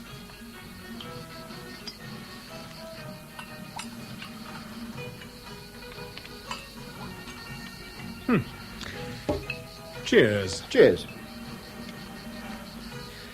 Oh, this is good. Yeah, I must have lost about half a stone coming up that track. Yes, a real killer-diller, that one. Have you been to Corfu before? No, this is the first time. What made you choose it? Oh, impulse. All started when I took you to Heathrow last week. People going all over the world and Joe Soap heading back to Ferriers. No, I haven't had a real holiday for years. So as soon as I got home, I booked a flight to Athens. Athens? It's a long way round to double back to Corfu. Oh, impulse again. I got talking to some people in a cafe in Piraeus. They said Corfu was the place where you could be sure of sunshine and shade. So I fell for it. And you're not regretting it? Well, I must say, I was finding it a bit quiet till you came up the assault course. You need someone to talk to once in a while. Where are you staying? Oh, chap I know, he owns several villas. We got one of them. You can probably see it from here, more or less, anyway. Just west of Talia Castrita. Don't lean out too far over that balcony. Hell of a drop there. Oh, I'll watch it. Look down across the bay. Yeah? There's a smaller bay to the left. Uh-huh. Yeah, well, we're just by that bay, in an olive grove. With friends, are you? What? You're here with the friends you were meeting at Heathrow? No. Mrs. Crichton, as a matter of fact. Oh, yes, of course, Mrs. Crichton. A lady who was injured in that accident. Leg all right now, is it? Yes, she's coming along fine. You've certainly been through it. The whole of Ferriers must know every last detail, I shouldn't wonder. Yes. All but one. Oh, yes? What's that? Who's behind it all? Oh, police no further forward. They aren't being too successful. Someone did that to me. I shouldn't rest till I'd found him. And when I'd found him... What? When you'd found him, what? I should kill him. Yes, that's occurred to me more than once, I can assure you, if I'd caught him at the time. But once you've cooled off, you realize that vengeance carries its own backlash. The law? The law. Doesn't take kindly to killers, whatever the provocation. I've no wish to see my life messed up any further with a long prison sentence. Funny you should say that. Why? Well, a fellow I knew, this'll interest you. Fellow I knew had a grudge against this other chap. A very good reason. The chap had killed his father. Good God. Anyway, this mate of mine was out to get the killer. What happened was that the killer had been discharged. But by the jury? Oh, no, never got as far as the jury. No, it seems the chief witness for the prosecution suddenly changed his mind, got liberal ideas, perhaps, or a backhander. I wouldn't identify your actual villain. So he was off, scot-free. Anyway, you see, this mate of mine, he made it his business to follow Chummy's activities, eventually ran him to earth. 4 years after the trial, in a village in Gloucestershire. Chummy was on the booze, of course, aren't they all? My friend took Chummy for a walk after closing time one night, down to a weir, it was. Then he told him what he was going to do, and why, and then he slung Chummy in the weir. Simple as that. No trouble with the police? Oh, the law was delighted. They'd been after Chummy for years, list of convictions as long as your arm. When they had him up for trial, they'd got him dead to rights, but this witness, you see, let them down. Can you imagine? But, if the defendant was discharged, how could your friend be sure the man was guilty? Who else could it have been? So that's why you've tried to destroy me. Tried. More than that. Much more than that. I wanted you to suffer first, as much as I suffered when I knew my old man's killer was on the loose, and there was nothing anyone could do to bring him in. Because you had reneged. All right. Bennett, Hollis, whatever you call yourself, you've succeeded. You've made me suffer almost as much as I'd suffered already, before you caught up with me. Suffer? A liberal hero suffer? When I renounced my own evidence in court, I did so because there was reasonable doubt in my mind that Hope was the man I'd seen so long before. Later, I realized my mistake. But it was too late. Hope was free, could never be charged again with those offences, and the guilt has never left me since. So you've said you're sorry and that's it, eh? Oh, no. I'll say more than that. I can understand your grief and your anger, but I cannot condone the murder of a drunken man in cold blood. I cannot condone the systematic persecution of a man who was mistaken but not evil, nor the attempted murder of a totally innocent woman. So, what's your next move? A deposition to the British consul in Kirkira. And you think I'd let you go after setting up all this? You have no option. I'm bigger than you, and I'm very, very angry. If you try to stop me from leaving, I shall break your neck quite happily. Now, get out of my way. This may change your mind. You're naive as well as insane. A pistol shot here would be heard for miles, and a great many people know where I am. Scott, I'm going to kill you anyway. But unless you take a high dive from this balcony, I shall also kill your charming friend, Susanna Crichton.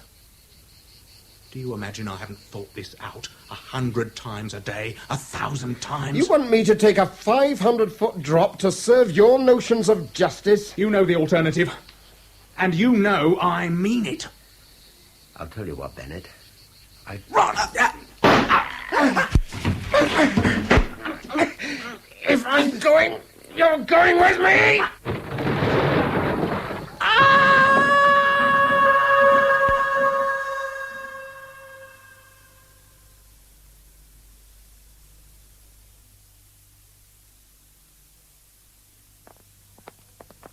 I'm glad you came over to Greece, Inspector. I've been totally out of my depth with the authorities here, though they've gone out of their way to be kind to me. It's been an appalling affair, Mrs. Crichton. It's going to be difficult to adjust to life at Ferriers again. I can see that. You know, it's the irony of the situation that gets me. All these horrors, all this disaster, because 7 years ago, Mr. Scott did his level best to serve the cause of justice. I've had enough irony to last me a lifetime, Inspector. Yes. Shall we go inside? Well, Mr. Scott, how are you? You were lucky, sir. Very lucky. Yes. I feel lucky, Inspector. Strapped up in an Athenian hospital with every bone in my body cracked or broken. Count your blessings, bruise by bruise. Bennett wasn't so fortunate. He died before the ambulance reached him. Blessings. I've been responsible for 2 deaths, Hope's and Bennett's. I'd have thought you'd taken enough punishment by now. Give it a break, will you? You can't spend the rest of your life wringing your hands. If I have any hands to wring when they take the plaster off. That's the ticket, sir. Keep smiling. Is that the end of the lesson for today? I can see you're well on the road to recovery. The right word for every occasion. Inspector, will you take your platitudes where they belong, up to the Acropolis, and give me 5 minutes alone with Susanna? I think I forgot to warn her that she's in grave danger of becoming Mrs. Scott. Oh. And I want no prosecution witnesses around in the event that one of us changes our mind. In Let It Come Down, by Michael Robson, Alan Scott was played by William Lucas, Sue Crichton by Ross Drinkwater, David Bennett by Christopher Bidmead, Chief Inspector Durrant by Kevin Brennan, and Sergeant Franklin by William Slay. Michael Shannon was Dr. Adlard, Garrard Green, Colonel Bradley, Godfrey Kenton, the headmaster, Hayden Jones, Frank Lawler, Deborah Page, Christine Lang, and Douglas Blackwell, her father. Clennet was played by David Graham, Tony Parish by Anthony Smee, the restaurant manager by Leslie Heritage, Mrs. Clayton by Jean Mockford, Daniel Hope by Roger Snowden, Moira Scott by Margaret Robertson, and the prosecuting counsel by Peter Woodthorpe. The ward sister was Eva Haddon, and the Heathrow flight announcer Peter Craze. The play was produced and directed by John Cardy.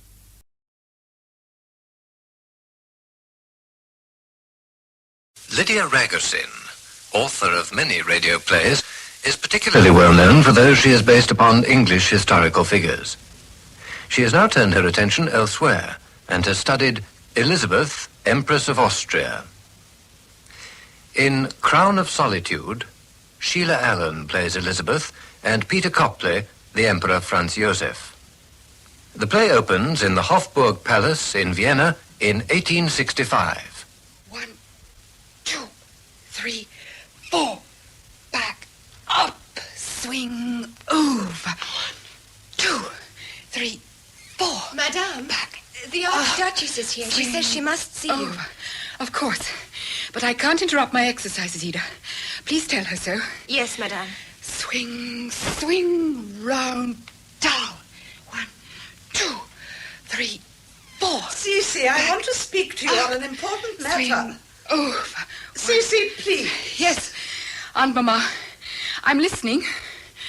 1, 2, 3, 4. Can't you stop those antics while I talk to you? Swing, over. Dumbbells, all the paraphernalia of a gymnasium in your bedroom.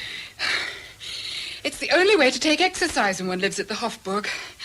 Otherwise, I should get fat. And that's very unhealthy. Your obsession with gymnastics and dieting is more unhealthy. If you weren't so thin, your nervous disorders might improve. And that would be better for France. I've been deeply concerned for his happiness since you ceased living together as man and wife. When I see how he adores you, how he suffers. I am his mother, Cece. I must try to help him. Or at least try to understand you. Oh, it's very simple. After my breakdown, when I had to go away from Vienna, from Franzel, from the torture of my life at court. Yes? Franzel agreed we should have no more children. You gave him that terrible ultimatum as a condition for returning to Vienna and your duties as his wife and empress. I had done my duty. I'd given him 3 children. 1 died. 1 was an heir to the Habsburg Empire. It was to be never again. Oh, I cannot understand you. When you were married, both of you so in love, you seemed to adore him. At 16, one doesn't realize what a romantic, innocent love can bring you. The disillusionment. You're not making yourself ill again with your nervous imaginings, I hope. That cough was a symptom last time. Oh, last time I was ill. And you don't blame yourself. What are you saying? When I married Franzel, you began to rule my life as well as his. You took my children away from me and gave them to someone else to nurse the day they were born. Oh, I know you meant well. You thought I was too young to bear the responsibility alone. You were too young. An empress doesn't nurse her own infants. Oh. It's not done. But you did many things that were not done, Cece. Like riding on horseback for hours alone with a groom in attendance. Yet I permitted that as a gesture to your youth and inexperience. Permitted? I was brought up in the country, free, riding and walking in the mountains by the lakes in Bavaria. You made sure I'd never know freedom again. I'm afraid, Cece, that since your illness, you've allowed your natural egotism to rule you completely. My egotism? I'm putting it kindly. The nature of your illness was not entirely physical. Are you suggesting I was insane? Oh, of course not. That was left for others to suggest when you abandoned the Emperor and your children and fled to Corfu.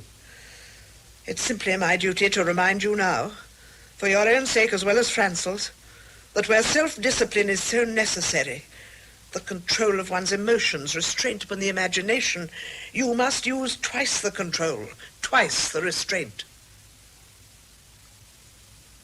Thank you for your advice, Aunt Mama.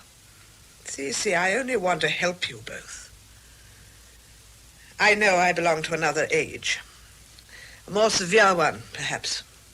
But when I see how Franzel adores you, I wish I could understand why you suddenly became unable to accept such love. I'd do anything for Franzel.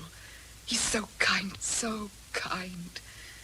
But do you know what agony it is for me to smile and look happy when crowds of people surround me, cheering and waving? How I hate them. Cece. Staring at me, breathing over me, wanting to paw me with their smelly hands if they could. But I tried to do anything Franzel wants. Except respond to his love for you. You want more than that. What if I wanted something less, far less than I have? Would you understand that? I could try. Some people search always for God. Yes. Some search for themselves. Yes. And some just think another human being could help them discover God, themselves, and all the happiness they dream of. Surely that is one's husband. There can be no one else for you, only your husband, the Emperor. Your Majesty, it's time to dress for the reception. Yes, thank you, Ida. That's what I really came to discuss, Cece. Your reception for the Hungarian delegation. You know my views. I have my own, Aunt Mamma. Yes, unfortunately. I find your support for these Hungarian rebels most distressing. And unfortunately, you understand my support for the Hungarian cause as little as you understand me. The Emperor, Madame. Quickly, my negligee. Here, Madame. Franzel? Franzel, why don't you come in? May I, Cece? I'm sorry if I'm interrupting your toilette. I've been dreadfully busy all day. Well, dearest little Mamma, what a nice surprise. Why don't you sit down, my dear? You look so tired. And look at your fingers, quite inky. So would yours be, Angel, if you'd signed the huge pile of documents I have today. I thought I'd come and have a word with you about the Hungarian delegation. What you might be planning to say after your speech. And what she must not say. These Hungarian liberals have been a menace to the stability of the empire since the revolt of '49. If we can't come to terms with them, we might find ourselves facing the radicals. And another rebellion. But they are rebels, all of them. What do you call this man? Count Julius Ondraschi. France had to have him hanged in effigy for his part in the revolt. That's why Cece is going to receive him on my behalf.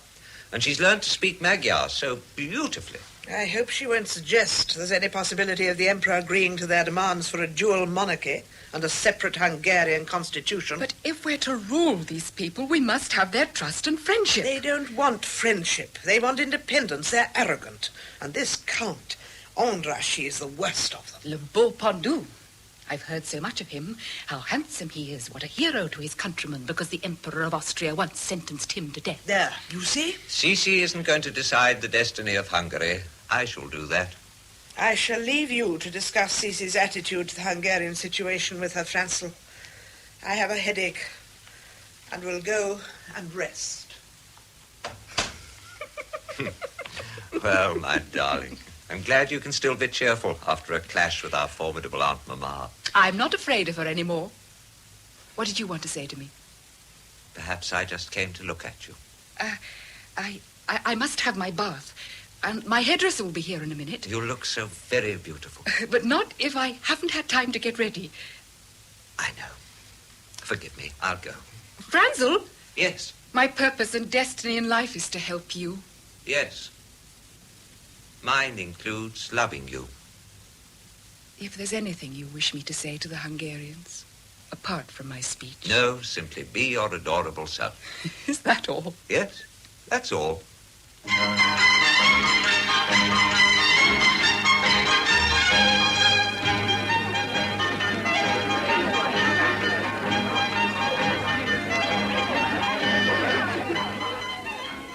Your national music, Count Ondraschi. Does it please you? Our national music. And our queen receives us in the costume of a Hungarian noblewoman and addresses us in perfect Magyar. It isn't perfect, but I try hard to improve it. I have heard how your great sympathy and understanding for our cause has led to unpleasant arguments with the Archduchess Sophie. That's true. But nothing will make me abandon your cause, Count Ondraschi. What does Hungary mean to you? What do you know about us that makes you our strongest champion? I was only once in Hungary, but there's something so proud, free, and beautiful about your people. Like those great herds of horses you have galloping about your vast plains. When you come to Hungary, I'll show you those plains, and you shall ride those horses. Now, tell me more. But I said so much in my speech just now. Oh, a beautiful speech, but court language. Now I am speaking to the woman herself, who feels, who expresses thoughts she hasn't prepared beforehand. Tell me those thoughts. You're very direct. I've been through many dangers in my life. Now I dare to speak directly to the Queen of Hungary. Perhaps I feel compelled to defend something I envy. Freedom itself. No, not as an impossible ideal, but freedom to be oneself, to fulfill oneself. You envy that? Yes, because it should belong to every nation, as well as to every man and woman. But tell me, Count Andrassy, what it feels like to stand here in the Hofburg, free, when only 10 years ago you'd have been arrested and hanged as a rebel. I want all the horrors of the past forgotten. I want reconciliation, the return of trust and friendship. But when I walked into the Hofburg a little while ago to invite our Queen to Hungary, I was still doubtful that the ideal could be achieved. How do you think your people would receive the Empress of Austria? They'll receive you on their knees in adoration and gratitude. Do you think it'll be enough for me to come in my Magyar costume and smile at your people from a carriage? Would that help them to forget their resentments, their indignity, their hatred of the Habsburgs? I have discarded many hatreds since I walked up to your throne and kissed your hand. I think I believe you. We are given moments of revelation. They can come from a sudden experience of great pleasure and human warmth. You, Your Majesty, have the power to give people this experience. Oh, it's not because of your beauty alone. There is something else you have that draws us towards love. It's a gift of heaven. When I come to Hungary, I shall be at my husband's side. It will mean a welcome for the Emperor as well. We Magyars don't recognize foreign sovereigns over us. We simply accept our own kings and queens. I believe that when you come to us and bring your husband with you, you will be accepted, Your Majesty.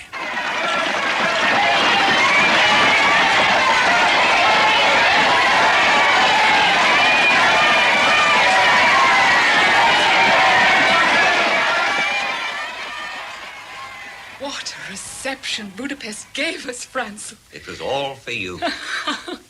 I think it was very wise to have Count Andrassy in our carriage with us. I must kiss and thank you, Cece. For what? What is it about you? How does one explain the way people throw themselves at your feet? You know why the Hungarians do it. Because they think I'll persuade you to give them back their dignity. Why can't you accept Count Andrassy's ideals for his country and forget about politics? My dearest, you don't understand anything about politics. Except I hate them. Count Andrassy knows that economically Hungary can't survive without Austria. That's why I'm in no hurry to give this country the kind of autonomy that would mean the betrayal of other peoples who'd come under Hungarian rule, who'd been loyal to Austria and would rather be ruled directly by Austria.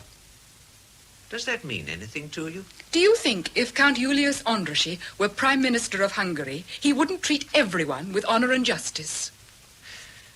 Your interest in Hungarian affairs satisfies your romantic soul in some way, doesn't it, Cece? I love this country. I love to be here. Yes, it's changed you. No more nerves. No more of that sick little cough since we came here, I haven't seen you look so well for years. I'm glad. Why are you dressed for riding? Count Andrassy's going to show us those beautiful hills above Gödela Palace. You were coming too. Ah, I'd forgotten. But it's impossible. I've too much work to do. Work? My love, I've boxes of state papers sent to Budapest by special train every day. And you know I don't sign one that I hadn't studied. But Franzel... If it's Count Andrassy's duty to attend on you, let him see to it, as I must see to mine. Have you noticed that Count Andrassy's constantly in attendance on me? And that you hardly ever join us? It seems unavoidable. And does it suit you? Because you feel he's only an ambitious man who's making use of me? God, show me what more I must do to make you happy, Cece. Those terrible depressions of yours, even after our agreement, you still had them. You took no interest in anything, not even the children. And now this interest comes into your life, absorbs you and gives you pleasure. Do you think anything means more to me? And I trust you implicitly. I know that if you encourage Count Andraszy's devotion to you, it's because you wish to use it for the benefit of the whole empire. Yes, my dear. I have to work now. Will you give me a little kiss before we go? Of course. Oh, Cece. Cece, how beautiful you are. Oh, Franzel, my coiffure, it takes hours. Enjoy your ride with Count Andraszy. We'll stop here. I want to go on. Stop here. Oh, how you do order me about, Julius? Dismount. Oh. I want to show you my country, not have you gallop over it like a jockey. Very well. Something wrong, ma'am? Not a broken leather, is it? Nothing's wrong, Holmes. The Count and I are going to walk back. Right ahead and tell them to have tea ready in about an hour. Yes, ma'am. Is your English groom accustomed to abandoning you like that? Holmes knows I like my privacy. It's the English attitude to royalty. Royalty? You must seem like a goddess to him. You ride like one. Then he must be pleased because he taught me. Such control in your hands. Oh, I have rather big hands. Full of power. Let me kiss them. Do you think Holmes guessed I'd do that? Perhaps he's omniscient. If so, he also knows that I love you. And that you are loved. Oh, Julius. When we first met, do you remember you spoke of having moments of revelation? I do. When I saw you, the revelation came that complete fulfillment does exist for me. Something I've never known in my life, which belongs by right to every human being, to every woman with one man. You can only ask for it once. And what if it comes too late? If we share the same life within each other, it's never too late. Our meeting at any moment in time could only increase our lives, Cece.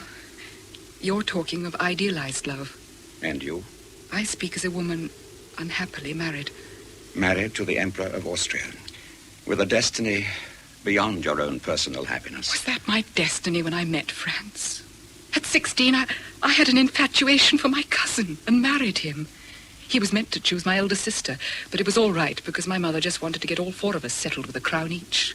It didn't matter which crown went to which girl. At 17, I had my first child and discovered that the feeling I'd had for Franz was only infatuation.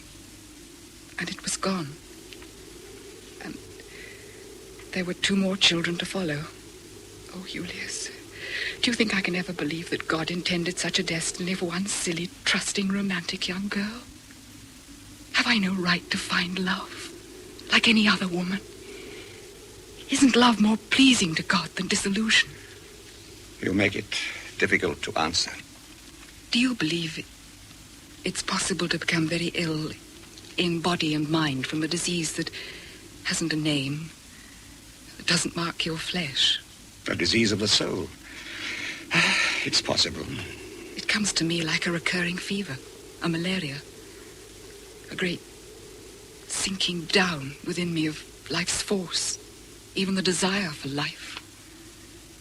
As though I were bearing a dead, unformed child in my body. Doctors try to cure me. I almost believe them when they tell me it's a nervous disorder. I rush to the spas, I go on long cruises. I try to be well because I want to enjoy life.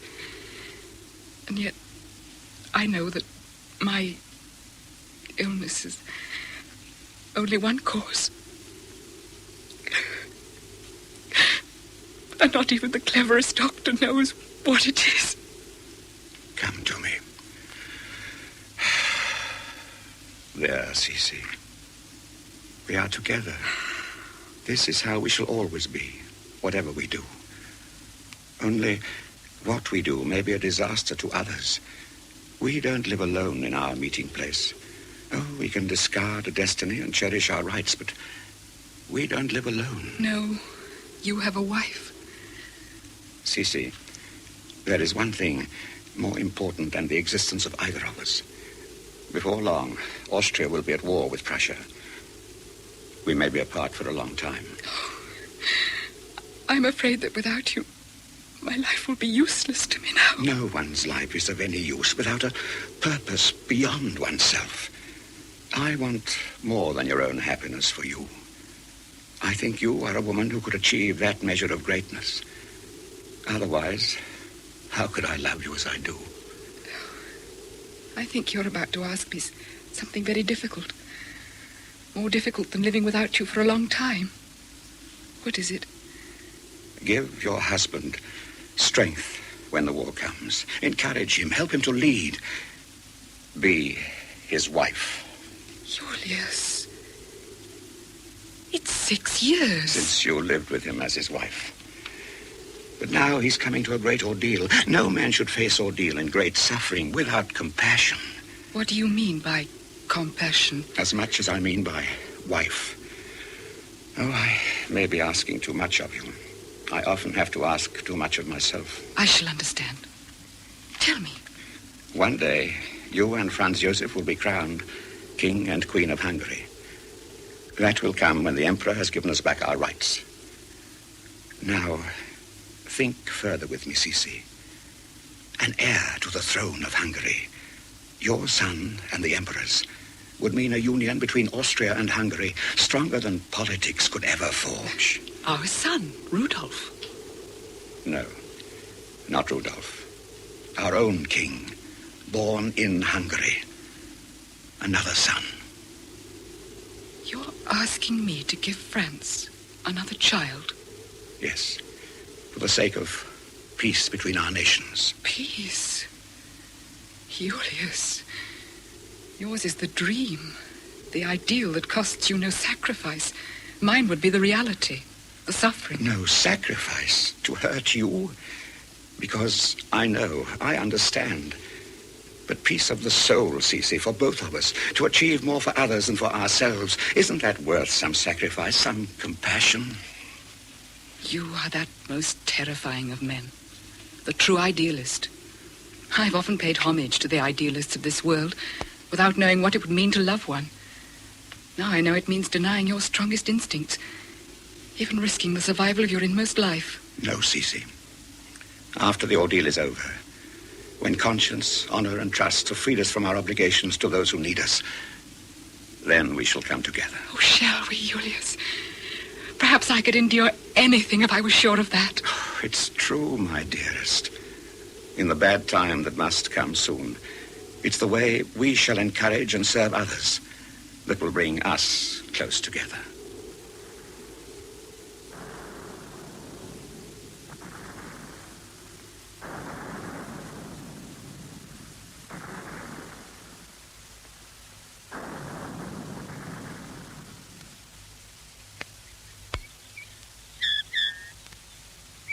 Even the gardens are dried up and lifeless in the heat.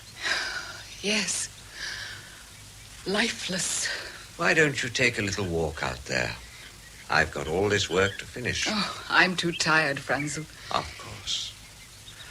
How many more hospitals did you visit today? Oh, I do what I can. It isn't enough, of course. Just to walk round their beds and smile at them, say a few words. The wounded have brought a great deal of disease into Vienna. Every time you go into a hospital, you take a terrible risk.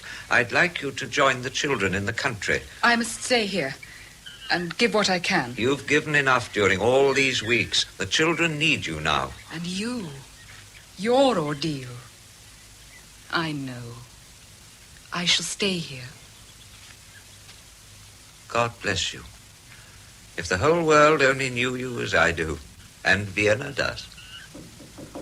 Come in. Your Majesty, Count Craneville is here and wishes to see you at once. I'll receive him. Count Craneville.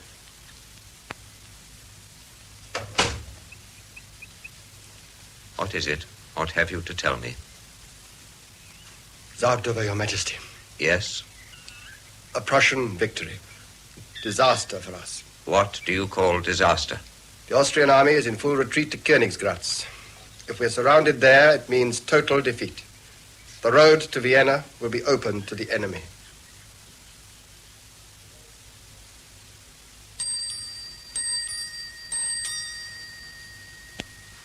Can I sit with you for a little while, Franzel? Can't you sleep? Neither can I. You should not be alone tonight. I've plenty to think about. Can you talk to me? A great many must be thinking of sending their families out of Vienna as quickly as possible. Have you no better use for your wife? Franzel, let me help you, comfort you. Don't try to carry all this alone. Why are your eyes so kind? What are you seeing when you look at me? A man under a terrible ordeal. Something you've never seen before? In one of the hospitals I visited today, there was a soldier who refused to have his arm amputated unless I stayed with him. Indeed? So I was with him when they gave him the chloroform, and I was with him when he recovered consciousness. I've never been close to such suffering before. I see. What has it done to you? I think given me the strength to try and share it, so that perhaps I can help to make it a little less intolerable for the one who suffers. Defeat in war is something I've never experienced. Not to know what the future holds and what will happen to you, our children, the Austrian people. Tell me what you fear most. I must share it. For me and the Empire, the deepest humiliation. The Ministerial Council's already talking of moving to Budapest. To Hungary? Will the Hungarian people accept the defeated Habsburgs? This is their great opportunity for a final revolt, backed, of course, by the Prussian army. Oh, Hungary will stand by us. I'm sure of it. Are you, Sisi? I'm sure of this. Count Andrassy is Hungary. That's true. So, if I accept a certain humiliation before the worst actually happens, if I send you to Budapest to beg Andrassy for Hungary's loyalty and support, knowing that you love Hungary and Hungary loves you. Of course I'll go.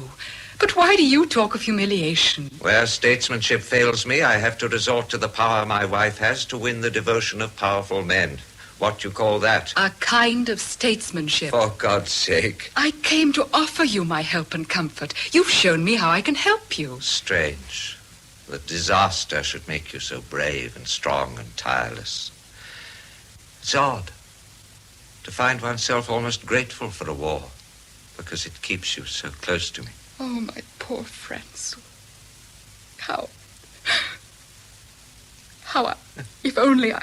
What is it? Oh, it's just a few silly tears, nothing. And when we seem closer than we've been for years, I'm sending you away. But not at this moment, Franzel. Not tonight. Sisi. I'm not going to leave you alone. Tonight.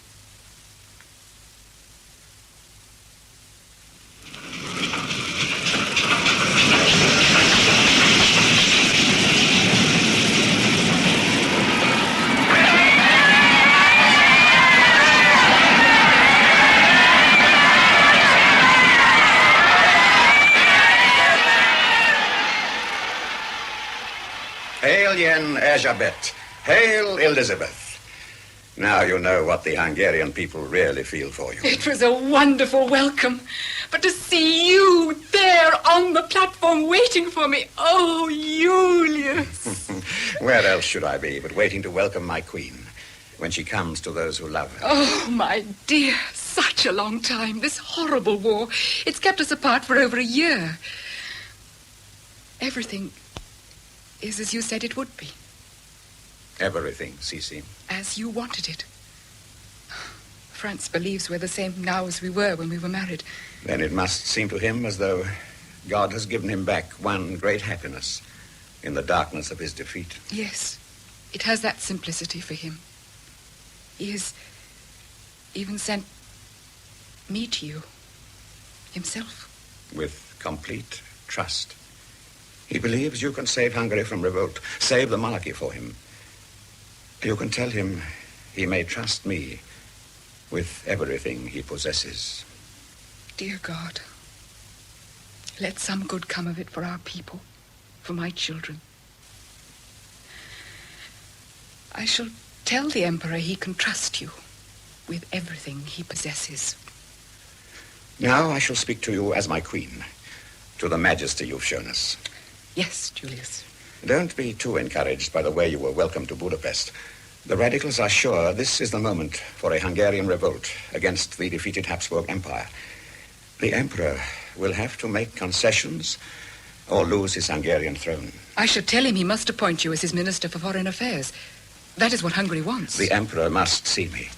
Nothing less than the restoration of the Constitution will save Hungary for him. And prevent the collapse of the Habsburg Empire. The end of what it means to be an empress. Si. Oh, I know. We're meant to be talking politics, history, destiny. But I should never be able to feel that it was my destiny. The ordeal has been very great.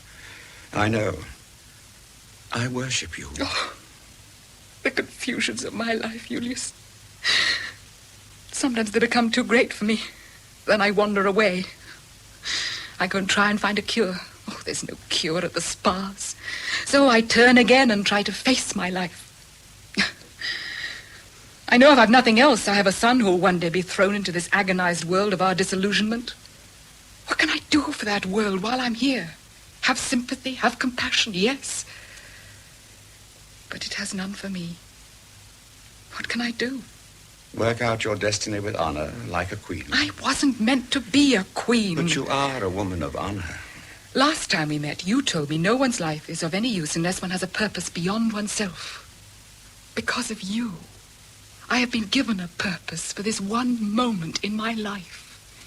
To help you achieve what you want for Hungary. I shall be fighting for you as Queen of Hungary, Julius. And I promise that not even the Emperor of Austria will make me give in until I've helped you win everything you desire. Again, Erzsébet. Now we shall make history together. When this war has faded from memory, our achievement will still be a living thing, a creation of peace, friendship, and trust.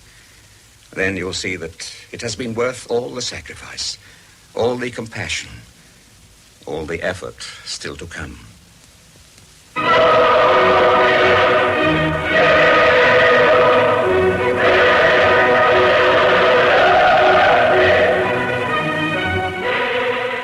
What a moment! Franz Joseph and Elizabeth crowned King and Queen of Hungary at last. It's like a fairy tale. After war and tribulation, the royal pair come to their triumph. It's no fairy godmother who's waved a wand and given the Emperor Hungary's loyalty in St. Stephen's crown, though. He owes it all to the Empress. If she hadn't persuaded him to restore Hungary's constitution and make Count Andrassy his Minister of Foreign Affairs... Look at her. Who can wonder that Andrassy laid a crown at her feet? Oh, quite lovely. Like a bride, a young bride. There's a rumor she's pregnant. Is that true? And if it's a son, he's to be called Stephen after Hungary's patron saint. How delighted the Hungarians will be.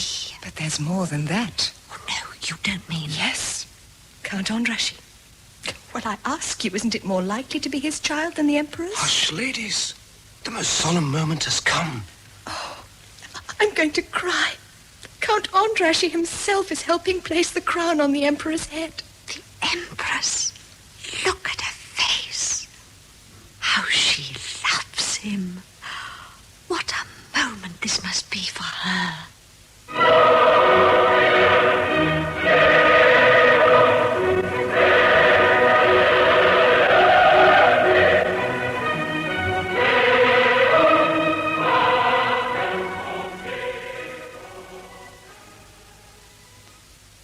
My dearest treasure on earth. My one and only one.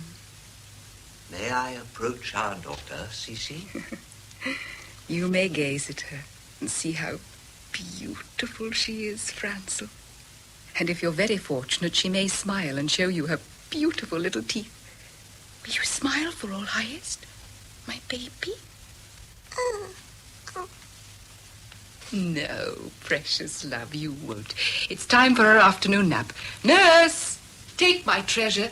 Be immensely careful to see there are no drafts in the nursery. If she gets sick once again, ever, I shall go out of my mind.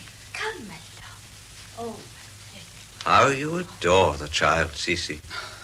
My other children were taken away from me the day they were born. Valeria is completely mine. No one touches her without my permission. She's wholly mine. Is it almost as if I weren't her father? As if she had no father, perhaps, and had been given me in a mystic birth. You sometimes say very strange things. Aren't you afraid that giving so much attention to Valeria may make Gisela and Rudolph jealous? They were brought up not to need me, especially Rudolph. Your mother saw to that. I can never regain the influence you and Aunt Mama took away from me. How you imagine things. All of us need you, my darling, and no one more than I. Franzel, it's getting very hot and unhealthy here in Vienna for Valeria. You really ought to be in the country by now. I want to take her to Bavaria. I want to rent my brother Ludwig's country house at Garrethausen for 6 months or so. But you've only just come back from all those months in Hungary. You came to Bude when you had time. You could still visit us in Bavaria. How much did I see of you when you were at Gödeler Palace?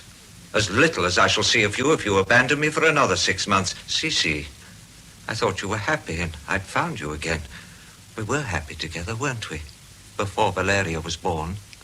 I had a difficult confinement. You know it. But that was a year ago. Of course I understood. But I hoped your happiness and love for our new daughter... Another child would kill me. You must let me go away. For your sake, too. Unless you don't care what becomes of me. My God, my God. I swore I'd try never to hurt you again. After that time when you were so ill, and I knew it was partly my fault. I only care what becomes of you, not what becomes of me. Oh, you're my little one, too, Franz. My mannequin. Do you remember how I used to write to you from Hungary? I said, you know me and my habits and my extension de roi. But if you don't like me as I am, well, I must be pensioned off. Yes. Well, one must do one's best to make you happy. When do you want to leave for Bavaria? Soon. I'll write to you very often. Will you be visiting Munich? I should think so. Garrethausen's quite near. I understand Count Andraschi will be in Munich for a few days this month. Andraschi? I didn't know. Why should you? If he should wish to wait on you when he knows you're so near, I hope you'll give him my cordial regards. Julius, my dear. Your Majesty, Elizabeth. Oh, to be able to see you like this, without the whole world knowing exactly when we meet and for how long. But your brother knows. This is his house. Oh, Ludwig is very worldly. In fact, he enjoys a little intrigue. I didn't know you were to be in Munich. Why did I have to hear it from the Emperor? He told you. Then he knew we were bound to meet. Who could grudge us the few hours we occasionally managed to spend together so very innocently? Or is it all becoming just an intense pain? Is that what our meetings really are, Cece? I love you more every time I see you. The mind can't control this. And in the end, neither can the body. Oh, I was never under any illusion. I only hoped the ideal would hold you, and that my will would be strong enough to hold me. You see, I fled from Vienna again. I sometimes feel enormous compassion and affection for Franz, but something else is stronger. He doesn't understand. Why should he? And I begin to feel so desperate again. My dearest, let it comfort you that you've done your duty with honor like a queen. But the child I bore for the sake of your history, as you call it, was a daughter and not a son. And I thank God, because she can never be taken to serve some historical destiny. And I love her infinitely, because she's partly yours, even more than Francis, dedicated to you by my love for you, and born in affirmation of that love. I honor you for that. To live according to one's duty alone. That's over for me. And we both know it. I've done all I could for France, for Hungary, for your ideals. Now, I know I must survive as a woman before it's too late. That means I must have your love as completely as I want to give you mine. There is still a choice to be made. A choice we have to face together. I know what it is for me. A choice between a secret love and so a secret happiness which can never really be complete, and an empty, parched wilderness leading to an ugly horizon of old age, which I shall never have the courage or the will to reach. There's my choice between a lesser agony and a greater. Which do you want me to make? The one you do make when you've faced all the reasons for it. Do you know the rumor that I am the father of your daughter? That you're... Oh, no. Julius. No. Darling, if there can be such gossip about us before we're guilty, what harm is there in giving it some substance? Harm? Oh, Cece, do you think this rumor hasn't reached the Emperor himself? He knows about it. Yes, the way he asked me, as if I weren't her father. Of course he's heard. What did he ask? Oh, he doesn't doubt me. But he knows how much others do. A secret love, you said. But already they say that I am the father of your child. Franz knows it isn't true. You mean he doesn't doubt you yet? Julius. All the reasons for the choice we face together, I said. I hold these unlittle hands you seem ashamed of. And I see they're fine hands that have the power to control strong, spirited horses. And the power to ruin lives and nations. Oh, that's fantasy. It's true. Each of us has a nation. Yours is Austria, mine Hungary. You and I, through our love and sympathy with each other, helped to bring them together in reconciliation. That isn't history. It's humanity. Now, I am my country's leader, but I shan't be able to fulfill my purpose in life unless I remain in a position where I have the power to influence Hungary's destiny towards greater freedom, greater dignity, greater happiness. I'd feel myself a traitor if I didn't. I prefer to have been hanged as I was hanged in effigy all those years ago if I didn't. And you, Cece, you've given so much of yourself to the same cause, the same achievement. Can you let it come to nothing? Can you? But all I did was because you said we should come together when it was done. What are you saying now? You know what a scandal could mean now. Oh, not just our rejection by the people we serve. Not just their contempt, their disgust. Our countries could turn their backs on one another. Why should there be a scandal? Are there no secrets in history? Oh, very rarely with crowned heads. Oh, sometimes the secret is who murdered them, never who their lovers were. You come to Gödela as a government minister. I'm often there as Queen of Hungary. People are used to our being together there. So used to it, they're saying that I must be the father of your child. If this can happen while we're innocent, what's to come if we really betray all trust and faith? It's you I must never betray. Your future, your purpose. What must we do? Have the strength never to meet alone together again. Never. You mean only on official occasions, with France at my side? If we choose to live now only for ourselves, ignoring your rank and my position, we shall be wrenched apart in the end by the force of our destinies, by what we are to others and were born to be. We'll face a parting more terrible than any sacrifice could be, disastrous perhaps to millions. To consent together now, that's no parting. It is a union. Simply to part our senses from each other isn't to part our love. It only ensures that others will not suffer because of us. and that we shall be together in a way that life makes it very difficult for a man and woman to remain together. Beyond our youth, beyond our senses, beyond our pain on this earth.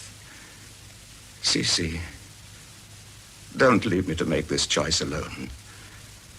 Make it with me. No, Julius.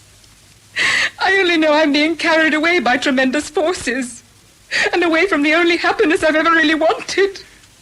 I've no choice at all. I can only submit. Those forces, Cece, they're the same for both of us. They'd never allow us to love in peace. Oh, no. Of course you're right. But I could still deny everything I believe unless you say, unless you tell me you believe it too. I only believe in you. I know you're a great idealist and a great patriot. I know that if I caused the destruction of any part of this man I love, his hatred of himself would be infinitely greater than his love for me. I can bear anything but that. You are the source of any love that I hold for humanity. But submission isn't what I ask. Please, not that. I shall have to face the meaning of my life without you, shan't I? I know I shall be reduced to the weakest elements of my nature. You have your own greatness to give to those who love you. I don't know what I'll have left to give those who love me. That's what makes me afraid.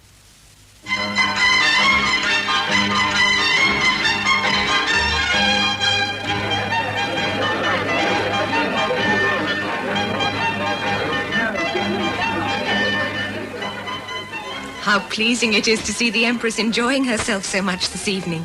But shouldn't one expect to see Count Andrassy at a large house party like this? Not so often these days. I always thought... Things have changed with the years. Oh, they're still friends, but Count Andrassy is very occupied with his duties as foreign minister.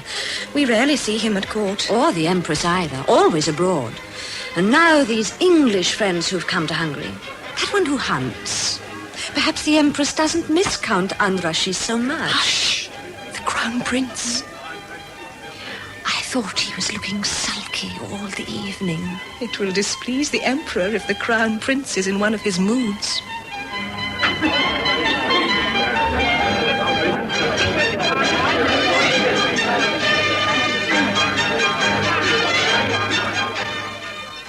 Well, Rudolph, are you leaving the entertainment so early? I'm not enjoying myself, Papa. You want to spoil your mother's enjoyment, then? I do not understand you, Papa.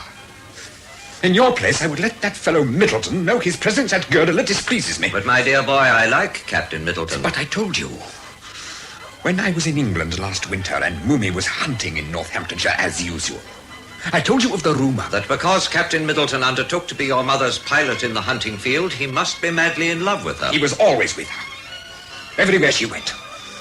And now she's invited him to Hungary. She rides alone with him for hours every day. It's an open scandal. Be more respectful in the way you talk to me about your mother. I've been aware of so much in the last 10 years. She's hardly ever in Vienna, is she? That's not quite true. It seems so to me because I've wanted her and she hasn't been here. It must be the same for you. And for so many of us who love her. Absurd. Valeria hates Count Andrassy, your clever foreign minister. Of course, you know why she hates him. No, I have no idea why she hates him. And you must control yourself. You've drunk too much. I don't drink very much, sir. The least I do is drink. Then be quiet. If you wish to be unsociable, go away on your own. Papa, has it occurred to you? I've been growing up in the last 10 years. I'm 20. And I beg you not to treat my efforts to understand things that worry me as though I were still a schoolboy. My dear boy, your mother has a nervous constitution. When she has to be at court, she attends to her duties with great devotion. And it's very hard, very tiring for her. We know hunting is her greatest pleasure. Does that explain why she should always be risking her life riding to hounds so that she can be with this Middleton fellow? Does it explain why you spent most of the time in Vienna, while he was here at Gödeler with her? Rudy, if there's anyone in my family who gives me reason for doubt and anxiety, it's you. I do? You're far too impetuous in your speech and your ways. And too many of your friends displease me. Pepple! Pepple, what have you said to offend your father? Why do you think All Highest seems offended? You walked away from the entertainment. I overheard Captain Middleton say you must go and hunt in Ireland this winter. Yes. Meath, Kildare. He says it's a huntsman's paradise. High banks, stone walls, no plough, just mile on mile of gallops. You can't possibly go. If All Highest agrees, I'll certainly go. What if I don't agree? You? Darling, why not? I object to your going to Ireland with Captain Middleton because he loves you too much. Whoever gossiped to you about Bay Middleton and myself was my enemy and wanted to cause a rift between us. A rift? But you've lived in a distant world ever since I can remember. Let me come hunting with you in Ireland, then. Darling, that would be asking for a scandal. What if you fell and broke your neck? Think what a row there'd be. Why should I break my neck? Because you don't ride as well as I do. But you're reckless when you hunt. You take the most awful jumps, and you've had several falls. Don't you call that risk? It's different for me, Peffel. Why? Because you don't care if you kill yourself? I've said I ride much better than you do. I know. But suppose I asked you to give up hunting. Why? Because it's one of the things that takes you away from us. And you're too old to take such risks. Too old? Does 42 seem old to you? Well, you are a grandmother. There are times when I prefer to forget Gisela's children, darlings though they are. If you won't give up hunting because I ask you, wouldn't you do it for Valeria? Valeria? The one you love. The only one you love, eh? Sometimes you can be almost venomous. There's something destructive in your character. It shows in the way you have such a passion for shooting birds and animals. Shooting them for no reason, except that you love it. It's unnatural. If you'll give up hunting with Captain Middleton, I'll never hold a gun again. I don't understand such a bargain, Peffel. Hunting is the only real pleasure I have in my life. It's a release. A release? From what? From whom? Father and me? You're determined to hurt me. There's something you miss terribly in your life, isn't there? Or is it someone? Be quiet. Only Valeria has a real place in your heart. Valeria is a child and she needs me. So do I need you. I need you in a way that you've never really been mine and I've never really been yours. Oh, come then. You want to be petted? Oh, you great child. I'm not a child. I may be much more of a man of the world than you imagine. I've all sorts of friends. I know all kinds of people. My sophisticated darling. And so? Tell me what Captain Middleton means to you. He's a dear friend. A great horseman and one of the best riders to hounds in England. What else? Tell me. I demand to know. You dare question me like this? It's only because I adore you and I want to understand why you live in such a distant world from mine and father's. This is cruel, childish jealousy. Perhaps because you're utterly self-centered and overindulged by everyone around you. And perhaps we're very like each other in some ways, Mummy. Both difficult people. Where are you going? To get my gun. To take a walk in the woods and see what I can shoot.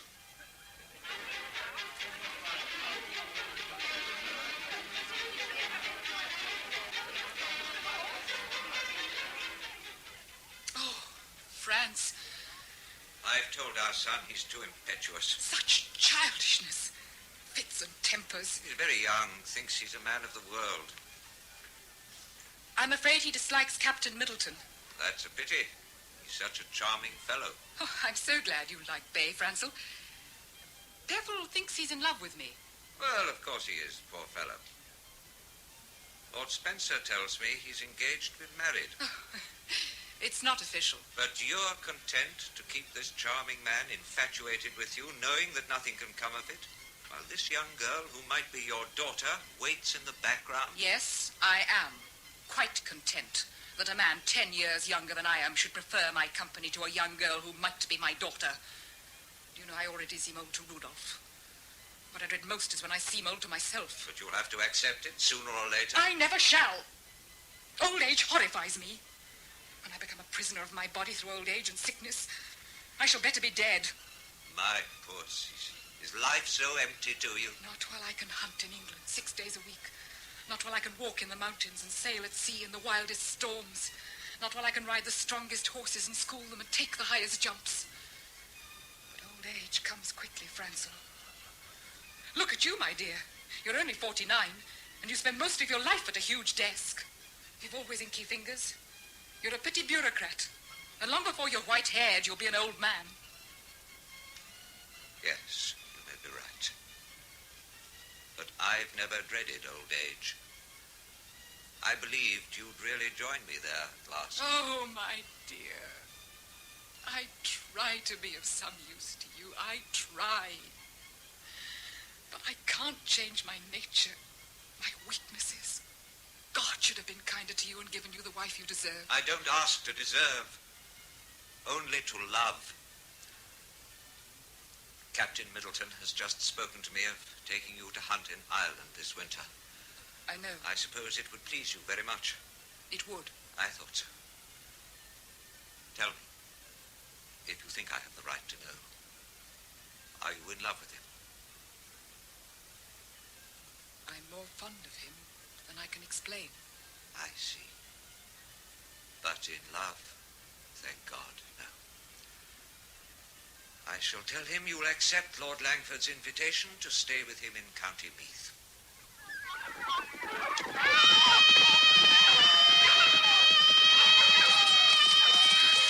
Now, Domino, easy, steady. Take a good look at that jump, my darling.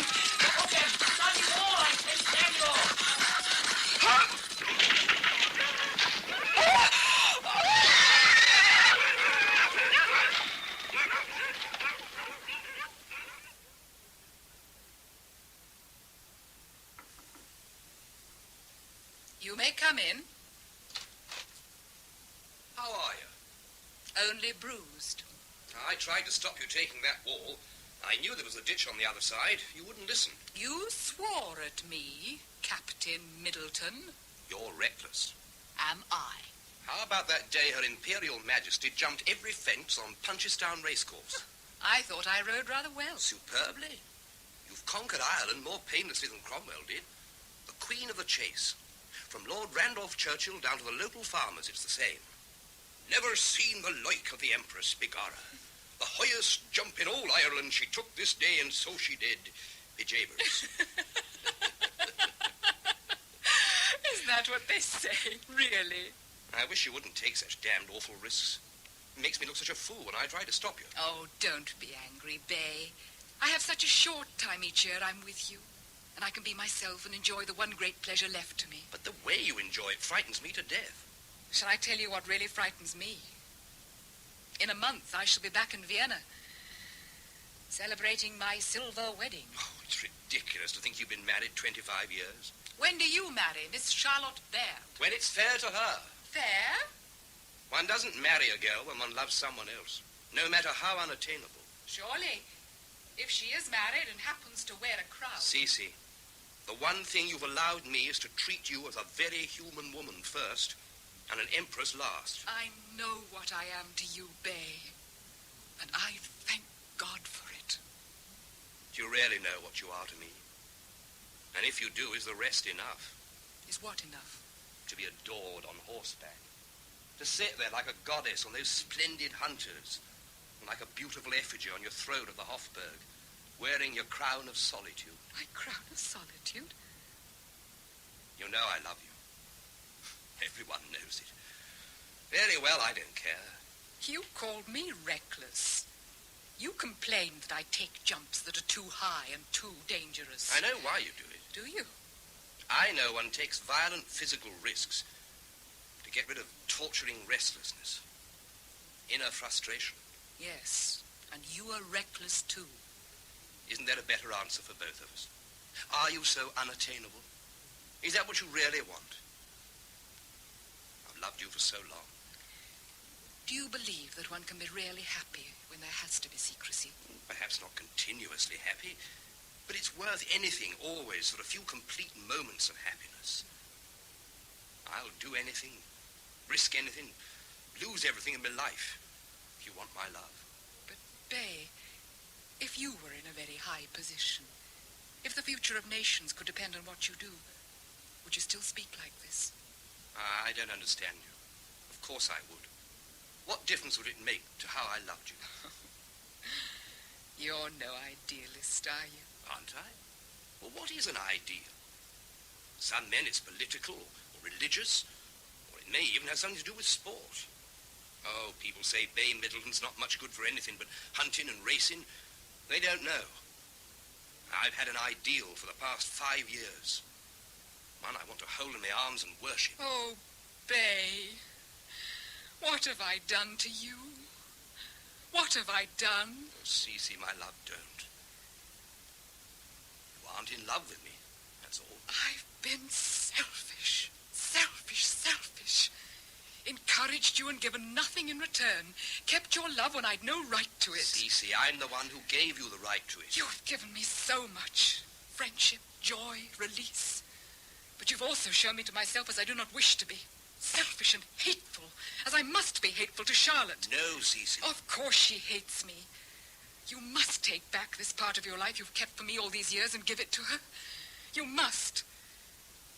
And if it's too late? It's not too late for Charlotte. She's waited because she loves you. She was born to have love, a happy marriage to be needed. When you see her, remember that. For her, the complete fulfillment of her soul, her body, and her mind. It's her desire and her right.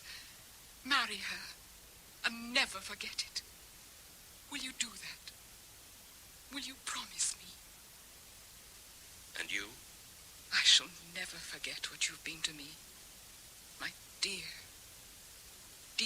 Chevalier. And that's all.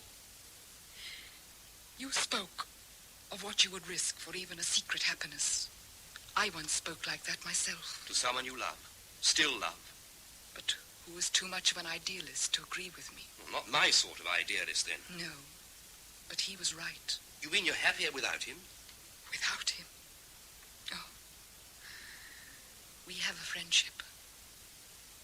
And perhaps it's the only thing that keeps me bound to my destiny. My duty, my honor. I see. I've made a fool of myself, haven't I? Oh, never say that, Ben. Never. One can love many times in many ways. You and I are kindred spirits. We share the same adoration for horses and hunting, and that's enough to bring us close together. But if it weren't for the joy of these few weeks, each year, the wonderful times I spend with you, when I'm allowed to be myself, without fuss or ceremony, I think I might be insane by now. I always felt you should never have been an empress, Cece. How well you must understand me when you say that. Will you come back for the hunting next season? If the Emperor will allow it. He loves you, too. I've seen that. Yes, he loves me. And I should think of his happiness much more than I've done for years. I know I must try to make his life a little happier. You really care for him? I respect and admire him. I know his goodness and patience better. Much better than history ever will. But what can you do for him, Cece? I don't know. Perhaps I can find him someone who can take my place in his leisure time. Good Lord. The Emperor? Why not? It would be a greater kindness than staying at his side all the time. My odd ways soon depress him. Everyone thinks me eccentric because of the way I care for my health. It's not caprice or vanity, Bay. It's terror. To be caged in a useless body by old age. Disgusting infirmities. I've told France I pray I shall be dead before that happens. No wonder he gets depressed. Of course. I can never give happiness to those near to me. Well, I suppose Not until you can find your own.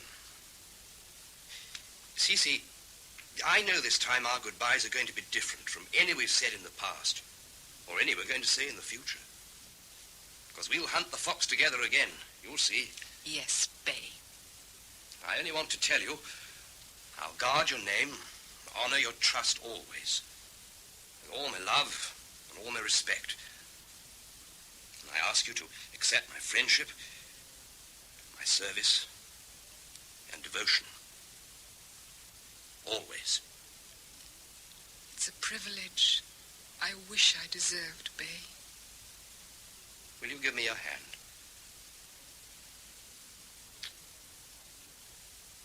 Never seen the like of Her Majesty the Empress. Never seen the like. I'm sorry, Count Craneville. Do you wish to see the Emperor very urgently? I've brought the documents he asked for, that's all. Then may I ask you to wait a little?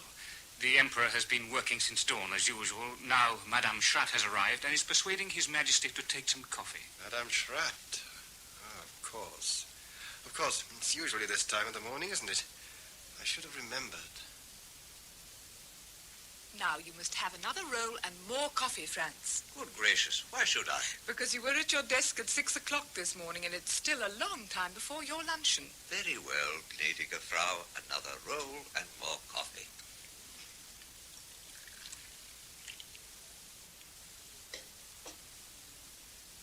That's right. You see, while the Empress is away, there must always be someone to take care of all highest. Cece chose you. God bless her. She chose you to be my comfort and my joy, Katerina. You happened to admire my acting, dearest, when I was at the Hoftheater. Don't forget that. It's important to me. Yes. Cece knew I'd fallen in love with you. My young, beautiful, kindest and serene Katzy. Don't exaggerate, Franz. I've buttered your roll for you. I'm 36 and I ought to be losing a little weight. Oh, ought you? Not too much sugar, hmm? Cece knows you care for me as much as she wishes she could care for me herself, and doesn't. Is there any news of the Empress returning to Vienna? I don't think so. You know how it is. The sciatica makes her give up hunting, a great blow. She doesn't accept that one isn't young at 50, so she's restless. Even when she stops her wanderings for a bit, she prefers to stay in Hungary, not Vienna. Hungary? There's always been this deep friendship between the Empress and Count Andrassy. I don't know what will happen when she hears he's dying. Dying? We must keep it from her as long as possible. No more shocks, the doctors told me. It's been difficult since her nervous troubles started again. Franz, it's important that the Empress should return to Vienna as soon as possible. What? Oh, good heavens, why? Both of us know there's something very wrong with the Crown Prince. It's time his mother knew, too. Rudolph, something wrong? Exaggeration. He goes out too much, leads too fast a life, perhaps. But now his wife's given him a child, he'll settle down. Do you need me to tell you he almost detests the sight of his wife? Exaggeration. He keeps his bachelor apartments at the Hofburg and surrounds himself with dubious people. He's very young, still very immature. These people take advantage and prey on him because they know he's very sick. Because they know he's destroying himself with drugs. One must not exaggerate. Does his mother know? Franz, you can't keep it from her. No shocks, the doctors say. No shocks. But if she's the only person who could help him... I'm afraid Cece has her own problems. But if Rudolph loves her, if he'd listen to her, if she could take him in her arms and understand why he must have drugs, help him to overcome the need. There's plenty of time for him to find his feet and recognize his destiny. But Cece, well, you know, we've only been friends for rather a long time now. I know. But she's my friend, too. I love her, as we all do, and yet I feel that... Yes, but one must still take care of Cece. By keeping the truth from her. Oh, Franz, are you sure? By now I realize I wasn't born to understand my wife, only to care for her. That's why I never ask her to bear what I can bear alone. I shall have nothing to do with bringing her back to Vienna before she wishes to come. Hence, or today-dee. Today-dee. Today-dee. Diomedei. Diomedei. Diomedei Pallas Atheni. Dokai menos koi. Oh, am I making progress? Great progress, Your Majesty. I should be studying ancient Greek in my dear Corfu in the sun, not in Vienna in the dead of winter. It is surely the desire to master the glory of Homer that counts, madame, not where one studies. But one is constantly being interrupted by trivialities at the Hofburg, receptions and state occasions, and my hairdresser will be here in a few minutes. What did I tell you? Come in. Your Majesty, Baron Hopsker is here and wants to see you. The Baron must wait. I haven't finished my Greek lesson. Madam, I beg you to see him. He has some bad news of the Crown Prince. Rudolph? I will go, madame. Thank you. Yes. Tell Baron Hopsker to come in.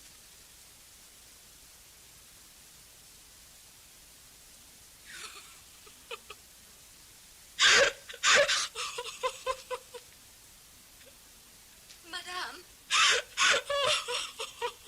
the Emperor is on his way to you. What shall I do? What shall I say?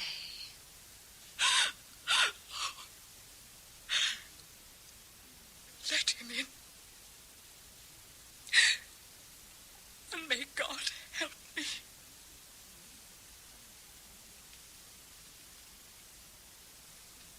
Franzel, I have to give you a terrible shock. Rudolph is dead. Rudolph? His body was found in his bedroom at Meyerlink early this morning with the little Wetzerer girl. Both dead. Oh, God. That you should be the one who had to tell me. Oh, who else should tell you? Oh, we must have strength. Strength? Where from? Oh, come to me. I'll help you.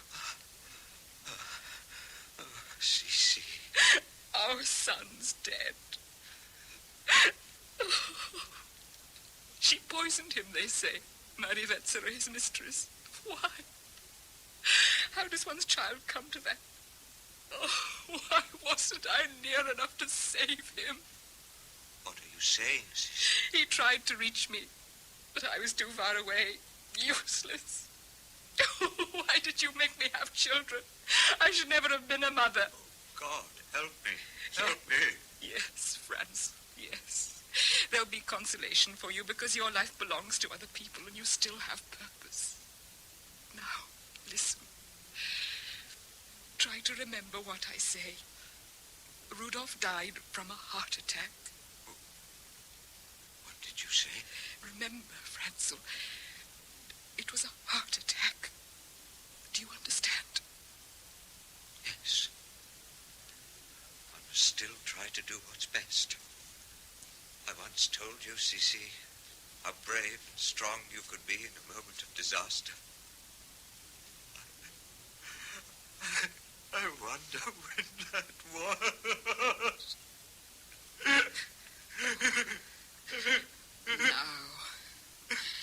Now. Come with me, Franz. Where? The good friend will be waiting across the corridor. This is when she always comes. We'll go, Franz.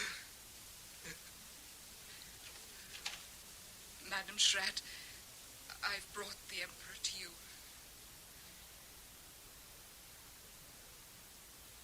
Presentation interruption. End of spur 3.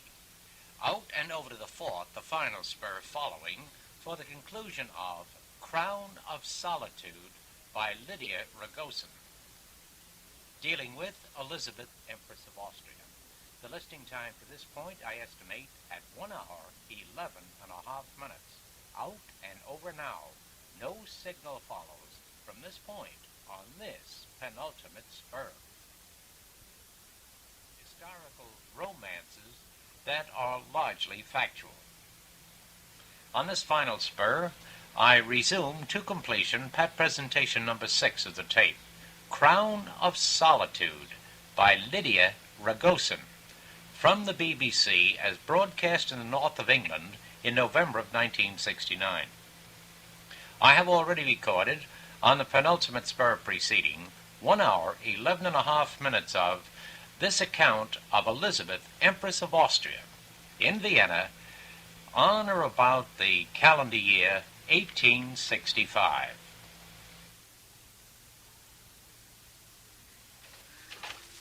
Madam Schratt, I've brought the Emperor to you.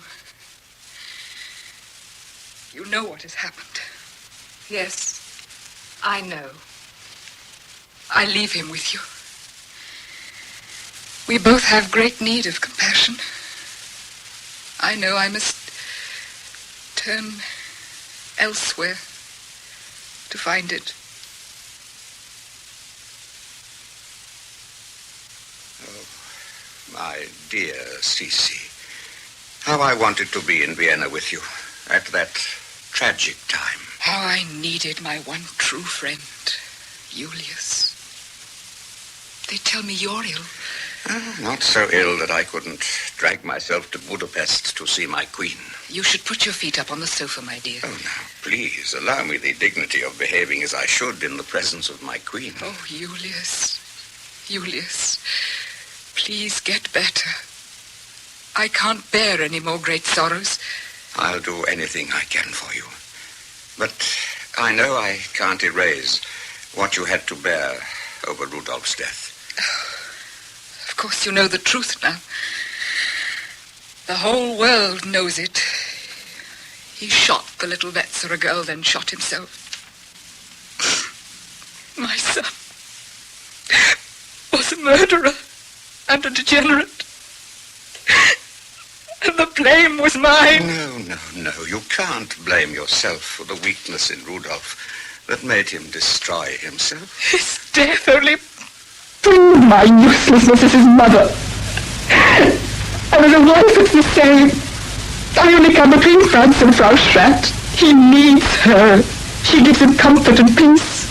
I sometimes feel my position so ridiculous that I envy Rudolph. But it's not knowing what comes afterwards.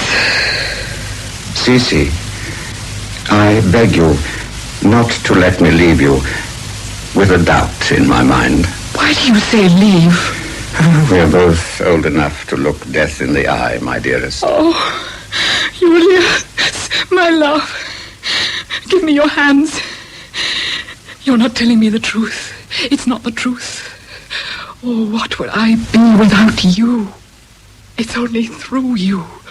The strength and the will I've had to bear my life, to accept. Only because of you. To fail everything, but not you. Then what are your tears for, eh? Oh, don't you see, if we hadn't made our sacrifice together all those years ago, I'd still have come to this. But in God knows what disgrace and remorse. I know. Both of us managed to fulfill something more important than private happiness. Don't you remember what I said to you? It was a union, my love. Beyond our youth, beyond our senses, beyond our pain. Yes, I agreed. When we part for the last time, so long as you go on living in the way you must and bearing your destiny as an empress, as a proud, brave woman, we shall still be together. I don't want to go on, Julius. When I look forward and see life stretching out for years to come, I could go mad. I'm useless to everyone. I know death will be better for me and better for those who love me. Do you really believe that when the moment comes, you won't regret leaving this world? I shall be leaving nothing I could possibly regret. Look at me. I'm 52, Julius. And still so beautiful, Cece. You can still live the finest moments of your life. Be with your people who trust you. Comfort them in bad times, as you've always done. Never again. Without you, I can't go on forcing myself to be what I was never meant to be. My wish for you, Cece, is reconciliation. Reconciliation with the purpose and the burdens God gave you for your life. Even though perhaps nothing but old age will bring you to it. Oh, if God is merciful, old age is the final torment, I'll be spared.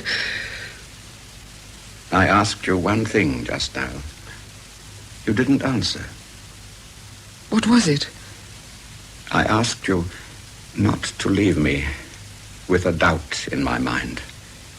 I meant, don't let me doubt that you could interfere with the course of the life you were meant to live. Oh, you must have heard how some people are frightened for me when I wander about at great heights in the mountains or stand on the edge of waterfalls.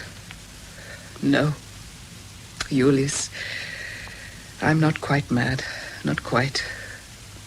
All I ask is that when the time comes, I'll die alone, far from those I love, and for death to take me unaware. Unaware. I've told my daughters, they know, so does France, that I long to die. And yet you're always right, Julius.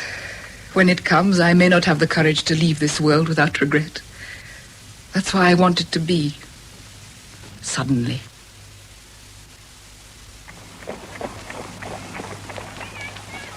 Hey, Lucchini. You want something? Not working today, Lucchini. Don't need the money, I got more than money to think about today. What then? Revolution, huh? That's it. Revolution. Oh, haven't you heard that Luigi Lucchini is the most dangerous and important revolutionary in Geneva, huh? Don't laugh at me, you bastards. One day I'll show you. You don't get the ideal socialist society sitting around talking about it like you lot. No, you have to start a revolution. When are you going to start your revolution, Lucchini? One man can change the face of the world. Hey, he's serious. You worms better get back to your work or you'll be late. Hey, Lucchini. What? Did you steal that file from the building site? What file? The one sticking out of your inside pocket. I bought it. What for? If you aren't going to work. I don't talk to you. Where are you going, Lucchini? Over to Geneva? Oh, you got a girl there? Yes, I got to meet a woman there. An old woman. Oh, she likes you, She's rich. She got everything.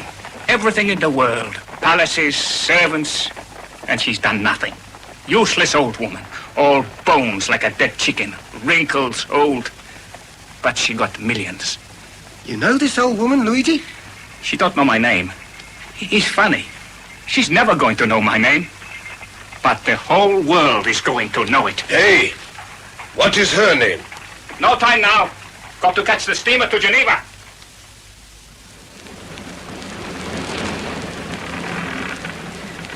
Shouldn't we hurry a little, madame? The steamer will leave in a few minutes. Oh, I'm enjoying myself, Irma. I can hardly remember when I last felt so well. I'm glad I accepted Baroness Rothschild's invitation to Geneva. That was a delicious dinner last night. You will send the Emperor the menu I gave you. As soon as we get back to Terete. Underline the Tambal de Volaille. Don't forget that. I will not. But I wish your Majesty hadn't decided to walk along the quay alone. The Baron warned you Geneva's full of the most dangerous anarchists in Europe. Anarchists? Oh, what would they want with an old woman like me? I shall only be happy when we are safely back in Vienna. Vienna. Do you know, Irma, in all these years I've been away, I thought I shouldn't mind if I never saw Vienna again. Now I think I'm a little homesick. I long to see my daughters and the Emperor. I miss him. Oh, I must be getting old. Your Majesty is only 60. 60? Oh, my God, the threshold of old age. Oh, we shall miss the steamer, madame. Oh, we should be in time. They're walking on board quite slowly. Look at the lake, Irma. Isn't it serene? Old age. I suppose Franz and I could spend it in the country together. How strange to be able to think of it. Is that what it means? Reconciliation with the purpose and the burdens God gave me. We must hurry, madame. Yes, I'm coming, Irma. Oh, who's this young man in such a hurry? Oh, be careful, Irma. He's going to... Madame! Madame! Madame! Madame!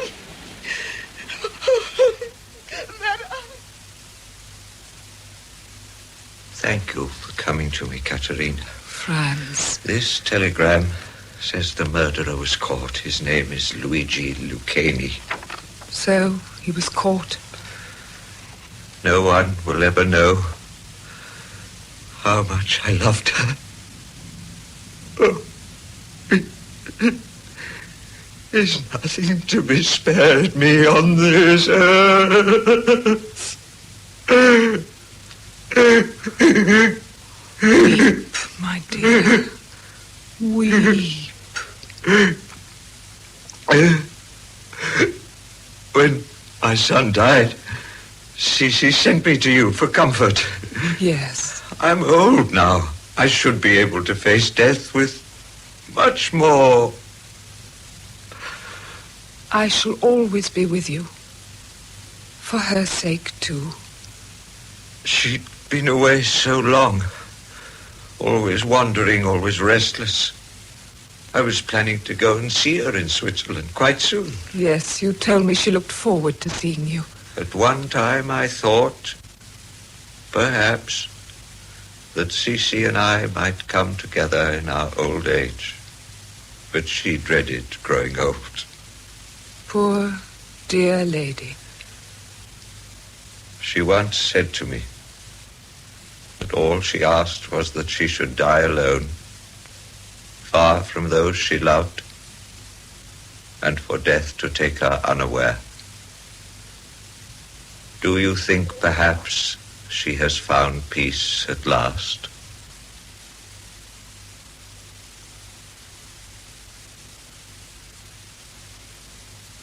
In Crown of Solitude by Lydia Ragersin, Sheila Allen played Elizabeth, Peter Copley, Franz Joseph, Hector Ross, Julius Ondraschi, and John Rye, Bay Middleton. Katharina Schratt, Margaret Wolfett, the Archduchess, Margot Boyd, and Crown Prince Rudolph, John Pullen. The other parts were played by members of the BBC Drama Repertory Company, and the play was produced by Charles Lefaux. Saturday Night Theatre.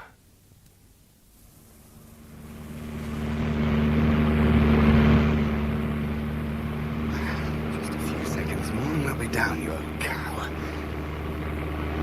What the hell? Oh, damn fool. Hey, you! Look out! Get off the runway! Look out! You'll be killed! You'll be killed!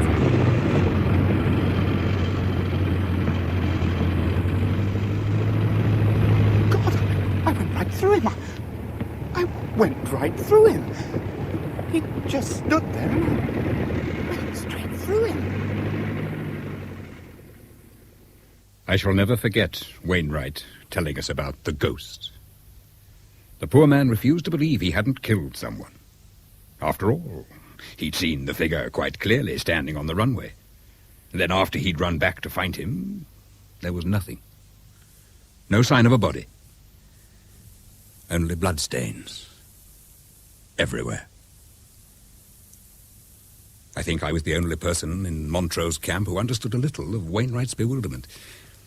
Because the previous night, I too had seen the ghost. It seems very strange to be writing all this now. After all, 27 years have elapsed since I first saw the ghost.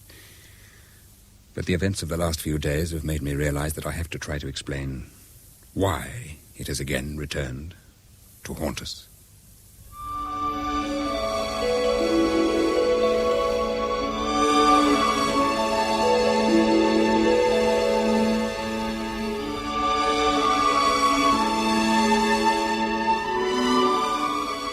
The Montrose Ghost by Martin Jenkins. Based upon a short story of the same title by Harold Balfour, Lord Balfour of Inchry. With John Pullen and Rosalind Shanks. The Montrose Ghost.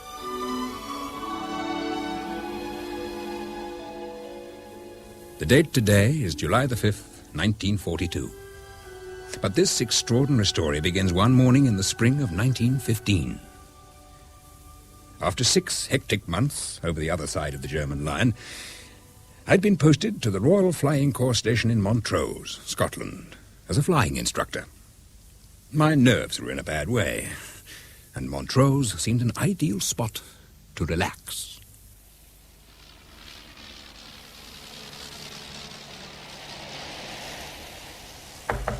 See who it is, Flight? So, it's Mr. Adams, sir. What does he want? I'd like a private word, please, sir. Well, if it's personal, you should really speak to Major Holt, the station commander. I know, sir. Very well, you better come in, but only for a couple of minutes. Thank you, sir. Hang on outside, would you, Flight? Right, sir. Now, Adam, what is it? It's my wife, sir. I didn't even know you were married. We were married just after Hogmanay on the 4th of January. Oh. Belated congratulations. Now, what can I do to help? I'd like to ask for permission to live outside the camp, sir. Oh, I see. Well, to be quite honest, I'm not certain what the regulations are. I believe that married members of the flying staff are allowed outside quarters. Yes, but they're permanent staff. No, I shall have to refer your request direct to Major Holt. Do you think he'll be understanding, sir?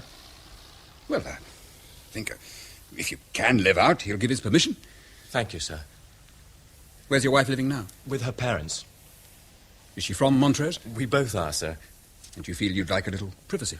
Since we've been married, we've only had 1 week when we've been completely alone. The rest of the time, I've either been at ground school or we've had to stay with her family. Right. I'll have a word with Major Holt this morning and let you know what he says after classes. Thank you very much, sir. By the way, how are you getting on with the training? Things improving a bit? I hope so, sir. Yes, so do I. The flight sergeant was telling me early this morning that he hopes to get you all airborne this week if the weather improves. I think I'll enjoy the actual flying, sir. Everybody always does.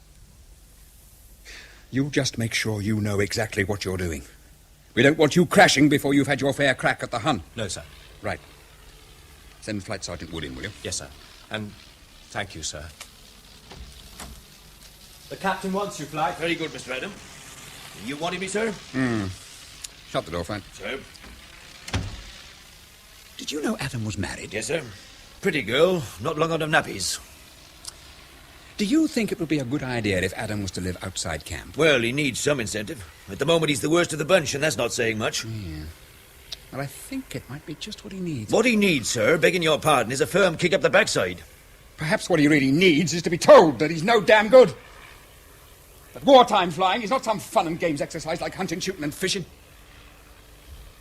How the hell are we supposed to tell men like Adam that they'll probably be shot down within 2 weeks of arriving in France? We don't, sir. We teach them how to survive. Can you seriously imagine Adam or Jackson or Campbell Smith lasting more than a week in the squadron? You've said yourself, sir, they've got to learn, then have a lot of luck. After all, we were probably just as bad when we started. Yes. Look, sir, it's none of my business, I know that, but why don't you have a night out this evening? Quite a few of the men are going into town to celebrate the possibility of our getting airborne tomorrow. I appreciate the thought, Flight, and I may well take you up on it. Now, I think I'd better pop along and have a word with Major Holt about young Adam. You hold the fort here. Sir? After 2 nights of quite heavy drinking in the mess, I decided to take the flight sergeant's advice and have a night on the town. When I arrived at the Stag Hotel, I had no notion of the horrifying events that were to start that night. Hello, Adam. Oh, good evening, sir. This is my wife, Sylvia. I'm very pleased to meet you, Captain. Rupert has told me a great deal about you. And it's a pleasure to meet you, Mrs. Adam, I assure you. I've hardly met any of Rupert's colleagues. He keeps you all very secret. Well, we have been very busy. In fact, this is my first visit into Montrose since I arrived. Can I get you a drink, sir? Well, I was just about to go. But I'd like a small whiskey, please, with water. Sylvia? The same, please, darling. If you'll excuse me, sir. Yes, of course. So you are training Rupert to fly, Captain. I think he's a very lucky man. I don't do the actual training, Mrs. Adam. Your husband has simply been posted to my flight. Oh, his instruction is in the hands of Flight Sergeant Wood. Oh, and I've heard a lot about him, too. Uh-huh. Rupert seems positively terrified of him. Flight sergeants are a very maligned race. Wood's an excellent man. Before the war, he used to be flying at Hendon. Your husband really is in very good hands. But you are a flyer yourself. Yes. Well, the whole camp seems to be here tonight. And Rupert has spent the whole evening avoiding them. I think he's worried they might all descend on us. I can understand how he feels. I think he's the only married man in his group. Here we are. One large whiskey and water. One small one for you, darling. Aren't you having anything? I didn't really fancy one just at the minute. Thank you, sir. Honestly, you are so funny. Do you have to keep being so formal? Why can't you simply call each other Rupert and... Oh, I'm sorry, Captain, I don't know your first name. Desmond. There you are, Rupert and Desmond. Or is it not allowed? I certainly have no objection. Then you must call me Sylvia. The only thing I do insist is that we drop the Christian names back at the camp, on all occasions. Of course, sir. Desmond. Now, I want to know all about your flying career, Desmond. Oh, it's not very outstanding. You're just being modest. Rupert tells me you were awarded the Military Cross. Yes, I was. You must be terribly proud. It's not all that remarkable. What did you have to do? Stay alive. That's what I keep trying to teach them. How to stay alive. How many planes did you actually shoot down? Oh, 2 or 3, I think. Really? And is that why you got the MC? Partially. Did you feel excited? Excited? What do you mean, when I was awarded the MC? No. When you were up there, face to face with a German. Most of it is luck. After all, you only have a 50-50 chance. Then you must be very brave. No more than the Germans I shot down. You see, Mrs. Adam, it really is luck. Except in a few cases when you score a direct hit from behind. And then the other poor devil doesn't stand a chance. You just sit and watch him struggling to get out. Will you join us for dinner? No, I really... Here? Rupert hasn't told you, has he? What? Anything? No, I don't think so. He wants so desperately to be a pilot. Yes, I know. But he's not very good, is he? Average. As good as you were at this stage? Sylvia, that's hard. As good as Camberley Smith. But tell me, Desmond, I want to know. I'm not allowed to Tell talk. me. Major Holt has given him a fortnight, and then he must take his solo. Has he been all right so far? Well, that's difficult to say. He hasn't done any solo flights yet. But he told me he'd done over 8 hours solo. Isn't that true? Do you mean he hasn't even been up once on his own? I see. Isn't it stupid, but I didn't think he'd lied to me. I expect he meant to tell you the truth. No. How old are you, Desmond? Nearly 22. Why? So is Rupert. Yes, I know. His birthday is January the 4th, the day we were married. He lied to me then. Oh, not openly, but he implied things. Sylvia, don't you think I should go? I won't get all tearful, I promise you. It's not that. Desmond, do you know what it's like, living in a town where everybody knows your business? I'm afraid I was born in Croydon.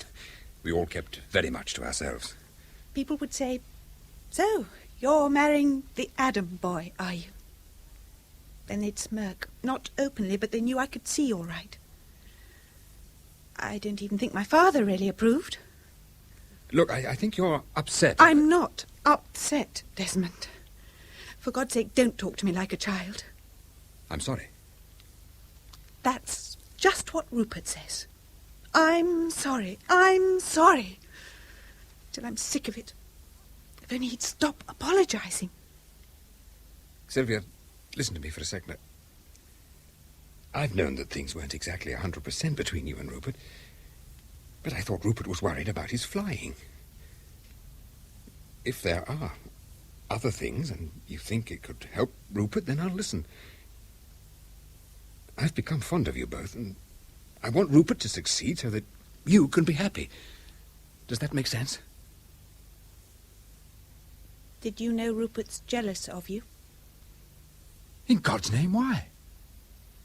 The times we've danced together. The evening we went out before he came home. Oh, hundreds of little things. But Rupert idolizes you. From a distance. I don't understand. Neither do I. To Rupert, I'm some kind of child to be loved at arm's length. When we were engaged, Rupert made a great point of saying that he had already had some kind of experience. He was most anxious that I should believe him. He even told me the days it happened. But you see, it was all lies. And now, when Rupert sees us together, he sits and watches us. But then when he and I are alone, nothing. Nothing at all. Then perhaps you're imagining he's jealous. If he was, wouldn't he say something? Is that what you do? Yes. Why? Because you're a very beautiful and attractive woman. I don't believe Rupert would raise a finger to me even if I went to bed with another man. That's a terrible thing to say. Is it? When I've been married for 5 months, and he has never once... I don't believe you. You see, we both love each other. But Rupert cannot consummate our marriage. And since I met you, things have been even worse. Why? I told you that Rupert was jealous. Well, so am I. At night, I have longed for you to take Rupert's place.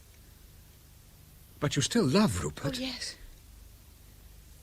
I've tried to convince myself that in time he would grow more confident, but he hasn't.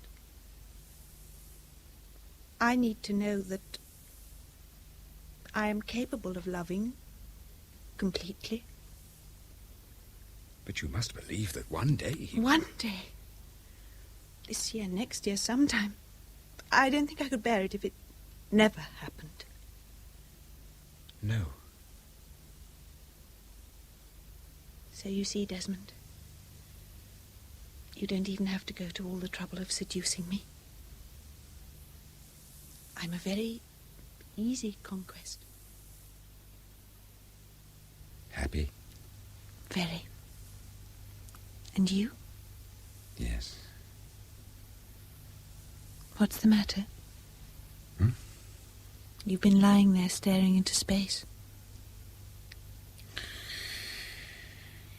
Rupert's coming out of hospital tomorrow. Yes, I know. Are you glad? Yes. You do realize that during the last 3 weeks, I've fallen in love with you. I'm sorry. And now I don't want to lose you. But Rupert need never know. We can still see each other. No. I feel guilty enough as it is. I've betrayed Rupert. I've slept with you, and I hate the idea of you being with him. But he is my husband.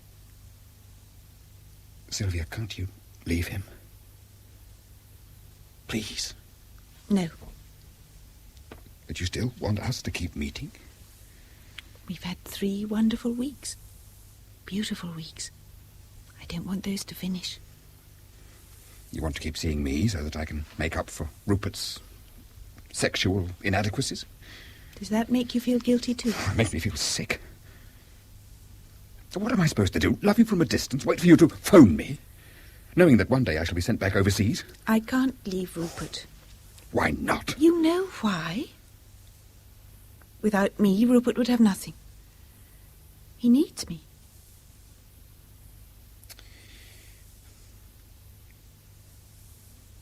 Did I mean anything to you? That's not fair. It damn well is. I don't love you, if that's what you mean. Then why the hell did you make me think you did? I enjoy being in bed with you. And from what I've heard, most men would be only too pleased to have a regular affair. Yes. Well, not me. But you've been with women before. You told me. Not like this. Now you're behaving exactly like Rupert. You're upset because you can't have your own way. The only thing I want is you. Well, I'm not free. Oh. Kiss me. I'm going. Desmond, don't. I mean it. But it's early. Yes. You're serious. Sylvia, you say you belong with Rupert. Then that means I mustn't see you. Don't you understand that I could end up destroying Rupert? That is why we must agree never to be alone together. So you're doing this for Rupert? For the past few weeks, I've tried to forget Rupert. I knew, of course, that he would get better, but I hope... What? I hoped you'd fall in love with me. But you knew that was impossible. I know now. Look at me. Tell me to my face that you will never try to see me alone again. Very well. Promise? I promise. Now, please go. It's for the best. If you say so. Perhaps Rupert will be different. Goodbye, Desmond. Goodbye. We kept our word. Rupert returned from the hospital. The three of us still met in public. But he didn't seem to have any inkling that anything had passed between us. Sylvia was possessive, motherly. She lavished affection on him. After 4 weeks of convalescence, Rupert resumed his training. But there was no improvement.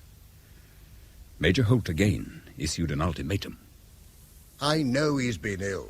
I know you think he'll improve, but the point is when. Give him another fortnight. And then what? Another month? He just needs confidence. Desmond, we are not running a kindergarten. We're supposed to be training young pilots. Well, yesterday he did quite well. The flight was relatively pleased, and that's encouraging in itself. Very well. He can have 2 more days, and then he goes solo. And if I don't... He flies solo, or he's out. And if I don't think he's ready? Then send him straight to me. I see. Thank you, sir. Desmond. Yes, sir. It may be kinder to Adam in the end. To let him know he's a complete failure? To save his life. After all, he is married. Yes, sir. Don't let this become too much of a personal challenge, Desmond. Would you like me to transfer Adam to another group? No, sir, thank you. 2 days, then. I want a full report. Naturally, sir. For those 2 days, Wood and I devoted all our energies to getting Rupert into the right frame of mind. Looking back, we were quite encouraged. He seemed to have a new kind of determination. His concentration was better. And above all, he actually managed one dual flight without making a single major mistake. The night before his solo, I was drinking in the officers' mess when I was called to the telephone. Hello, Captain Little. Desmond, I must see you. Sylvia, you shouldn't telephone me here. Can you come immediately? Is Rupert there? He's gone to his mother's. We agreed. I have to see you. But I... Desmond, please don't argue. Just come. Why? I'll see you in half an hour. Bye.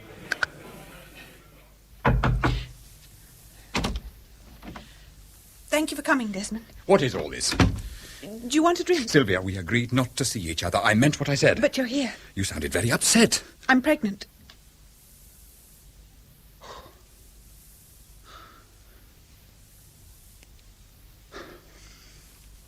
Are you sure? Confirmed this morning. And I suppose it couldn't possibly be Rupert's? No.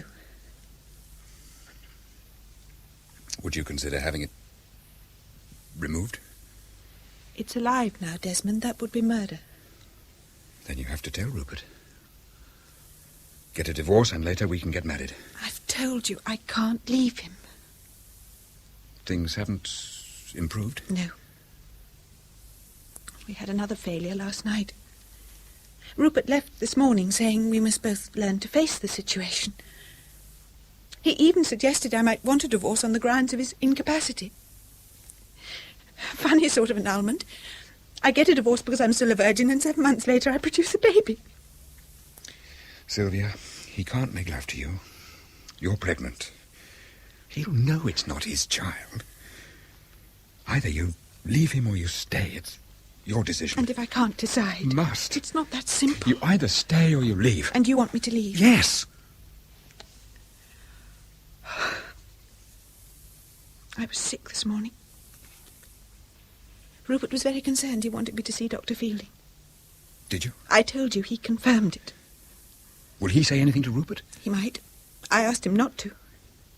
He seemed to find that very amusing. Keeping the happy event a secret for a little bit longer. Leave Rupert. Come with me. Please, Sylvia. Rupert would find a new life for himself. Especially after he's taken his first solo tomorrow. Tomorrow? Didn't he tell you? Will he be all right? If he keeps his head. And if not? Then we wouldn't allow him to fly. Would he crash? He might. Then he would never know. No. Look after him, Desmond. Passing that test means everything to him. If he fails, I don't know what he'd do. It's not that important. Isn't it? I think it's important to all of us. I'll tell you tomorrow what I've decided, after Rupert has taken his solo. I'll phone you. Tell you what happened. I'll be waiting. Right. Oh, we'll find some way round it. Trust me. Yes, Desmond. I trust you. What the hell did you think you were doing? I'm sorry, sir. Sorry? How many times have we told you to watch your speed on the turn? I seem to get muddled. The arrest was quite reasonable, sir. If you'd stalled, you'd be dead now. I did manage to pull out of it. That's true, sir, he did. You shouldn't have got into it in the first place. I think perhaps I should give Mr. Adam one more spin. Take him through the whole thing once more. I'd be grateful, Flight. No. You go up straight away. Solo. But, sir... Now, Adam. If I might suggest, sir... Mr. Adam will take off in 5 minutes, Flight Sergeant. Yes, sir. See everything's ready. Sir? Desmond, for God's sake, I'm not ready. If you don't go solo now, Major Holt will have you out of the corps. It really has to be today. Listen, Rupert. You're perfectly capable of flying that aircraft. You know you are. 10 minutes round and you'll have done it. I can't. You have no choice. And if I refuse? You have to fly that plane. Please, Desmond! For heaven's sake, aren't you man enough? No.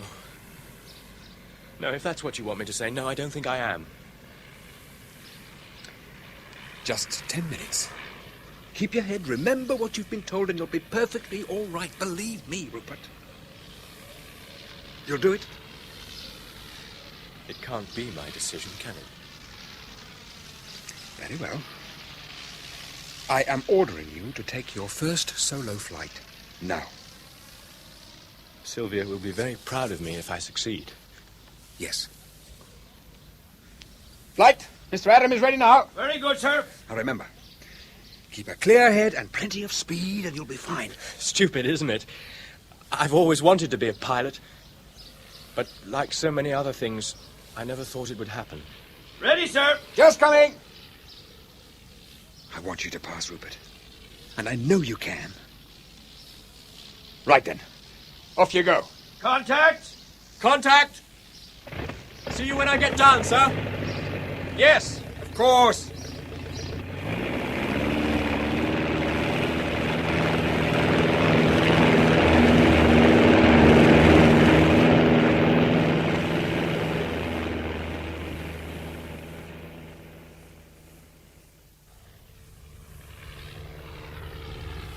So far, so good. Takeoff was quite smooth. He's holding steady. 400 feet. Good regulation height. Now the first turn. Round he comes. Whoops, a little bit slow. It's all right, though. He managed to put on some bank, all right. Is that young Adam? Yes, sir. I thought I'd better take a look. Of course, sir. He's just completed one length of the airfield, sir. He seems to be doing all right. I think he knows what has to be done. Although I did have to order him into the plane. Good God, what the hell? The silly young fool's letting that nose up again. Get him to watch his speed. Watch your speed! Your speed!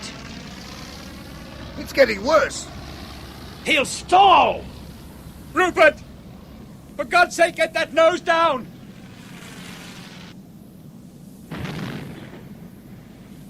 Poor bastard.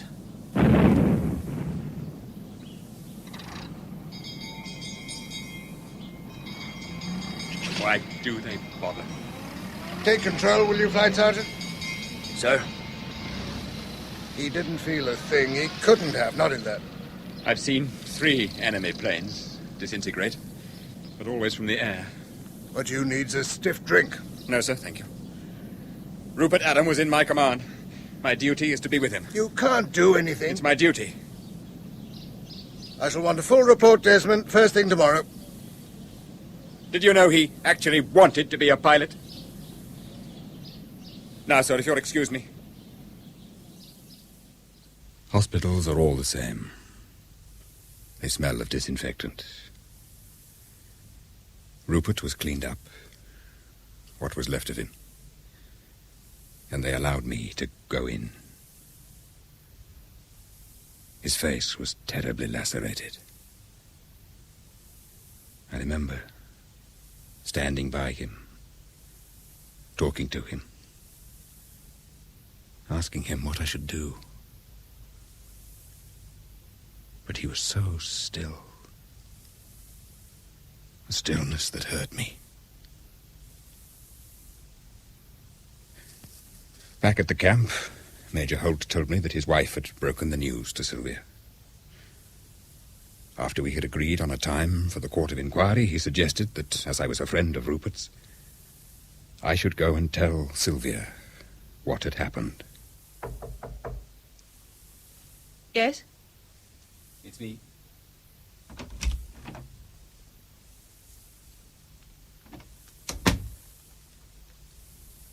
Sylvia, I'm sorry. They say you could hear the sound of the crash over a mile from the camp. The smoke was very black. I saw that quite distinctly. He didn't feel any pain. Mrs. Holt told me he would have died instantly. Yes. What happened? He stalled completely and... Why? Why? Why was Rupert flying at all? You knew he was too frightened. Oh, I don't think I should really talk about that. Why? Well, because there'll have to be questions asked later. No. Now.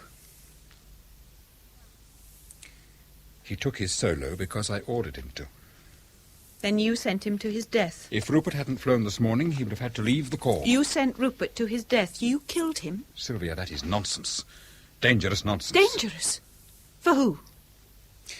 If Rupert was ever to prove to himself that he could fly, then I had to order him into that plane. It was for his own good. His own good? Desmond, Rupert is dead. Because of his own negligence. The inquiry will confirm that. Don't you think your distinguished inquiry might be interested to hear that you are the father of my child and not Rupert? They could put 2 and 2 together. He crashed because of sheer careless flying. After you had ordered him into the plane. Why, Desmond, why? Did you think this could solve our little problem? Sylvia, that is a terrible accusation. But is it true? If you hadn't known I was pregnant, would you still have ordered Rupert to his death this morning? Oh, for God's sake. Would you? What exists between us had no bearing at all on my actions. Desmond, I don't believe you. You killed Rupert this morning. You deliberately sent him to his death, knowing that he would crash. That's not true. I swear to you it's not true. You killed him so you could marry me. You saw that by getting rid of Rupert, you could have everything you wanted. He stalled and... You murdered Rupert in cold blood. Shut up! It is true, isn't it? Isn't it? I don't know. I don't know. Rupert was weak. You'd made love to me. I carried your child. Rupert would never have passed to be a pilot. You knew that. What could be easier? Please, Sylvia, be quiet. And if I refuse? Will you order me or kill me? Oh, everything you say is untrue. Well, do you think I could hurt you that much when I love you? Yes. What will happen to the child now? Do you mean Rupert's unborn son? But he's our child, yours and mine. No, Desmond, he's Rupert's son, Rupert's and mine. Oh, you can't. But doesn't it solve everything? You kill Rupert. Now, no one need ever know. Everyone will think that Rupert left a son. From today, he'll be an Adam. I shall bring him up here. So you see, Desmond, you need never have anything more to do with us. You made me promise I should never see you again. Now, I agree. But nothing that you've said is true. Perhaps Rupert knows the truth. But he's dead. His son is alive. And that is all that will matter to me for the rest of my life. Sylvia. Please go. That night, I was very drunk. They had to carry me to my quarters. I was undressed and put to bed. It was when I woke up that I first saw Rupert's ghost. Ooh, my head. Oh, God, what time is it? What the devil do you want? Who are you? Oh, my God. Blood. Blood all over. Oh, God. Rupert. But you're dead. I saw you. What do you want? Rupert. Is Sylvia telling the truth? Did I kill you deliberately? God, what am I saying? Did you know he was my son? Rupert, listen to me. Rupert!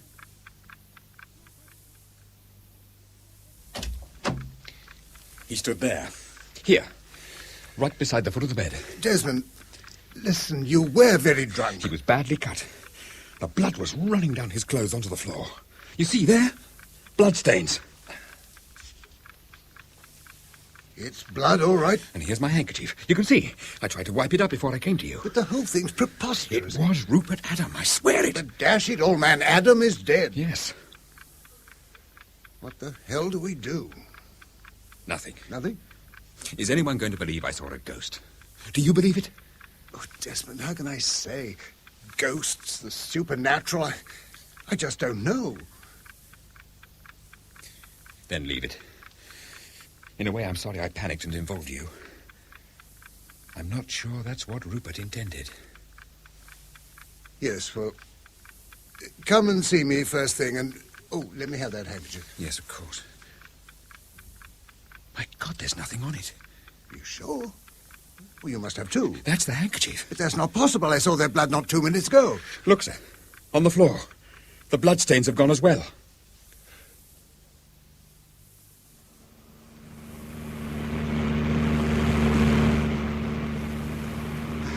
Just a few seconds more and I'll be down, you old cow. What the hell? Oh, damn fool. Hey, you! Look out! Get off the runway! Look out! You'll be killed! You'll be killed!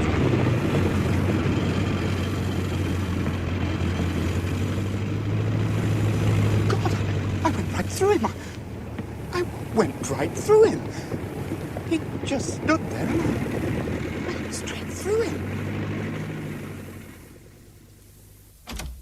Sorry, sir. Begging your pardon. Yes, what is it, Flight Sergeant? It's Mr. Wainwright, sir. He's in a bad state of shock. I think I've killed someone, sir. Killed? I just touched down on the runway, and suddenly I saw him standing right in front of me. I tried to yell at him to get out of the way. I shouted and shouted, but he just stood there. Just before I hit him, I saw that he was absolutely drenched in blood. Well, after I'd pulled up, I ran back to the spot, and there was no one there. Nothing at all. No sign except... Yes? Bloodstains. There were quite clear bloodstains. Where was this? About 10 yards from where young Mr. Adam crashed. Well, that's the whole point. Just before I hit him, I saw his face. Yes? It was Adam, sir. The man on the runway was Adam. Devil am I supposed to tell Wing HQ? Excuse me, sir. Well, is there a body? No, sir. And the blood that Wainwright says he saw, well, there's nothing there now. My God. And I thought an officer's life was fairly uncomplicated. Why should Rupert want to return and terrify Wainwright? You tell me. I know why he wants me. Why? I sent him to his death. Desmond, that's nonsense. I ordered you to get him into the air on his own. In that case, we're both guilty. Excuse me, sir, but there are some pretty wild rumors starting to fly around. Shouldn't we take some sort of action? What do you advise? Stop all flying until we can clear this up. So you believe what Captain Little is saying? I don't disbelieve it, sir. Very well. I shall tell the adjutant to call a mass meeting of the entire camp in 3 hours' time. That's all, Flight Sergeant. Sir. Well, Desmond, I think we should pray that this, whatever it is, doesn't appear again. Prayer had never been a particularly strong point of mine. But I remember I tried. I felt an increasing sense of guilt that I was responsible for Rupert's reappearance. Why had he come? What was he trying to say? Even today, I cannot be too certain if I ever understood exactly what he intended. But when I awoke the next night and saw him again, I thought at the time he'd made it clear enough. You're quite sure about this, Desmond? I have put a formal application to you in writing. May I ask why? I believe the sooner I leave the camp, clear out of Montrose altogether, the quicker things will get back to normal. You can have my room sealed and locked for all time. In other words, if you go, the ghost will disappear. I don't believe he'll reappear. Not once I've gone. When is the court of inquiry? Tomorrow. As soon as it's over, I think I should leave. Very well. I just hope you're right. In the meantime, may I suggest we set up an intensive day of courses? Take the men's minds off the whole business? Yes, of course.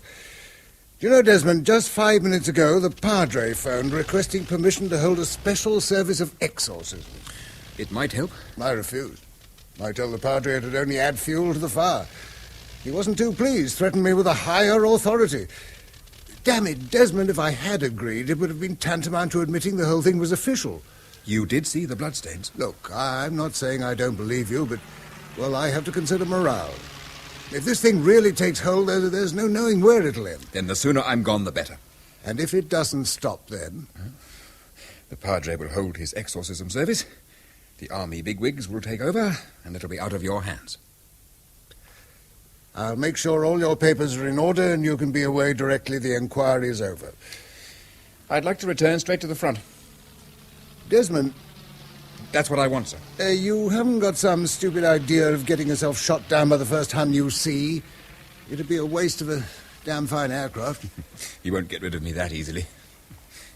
Well, that seems to be that. Will you tell Mrs. Adam yourself? May I leave that to you, sir? Oh, wouldn't she like to see you? After all, you were very friendly with the Adams. She's probably too upset for visitors. Poor girl. I suppose she'd be all right at the funeral. They can be very distressing. If that's all, sir? I'm sorry it had to end this way, Desmond. I wish you could have stayed. If you want this camp to return to normal, then I have to go. There's no other way.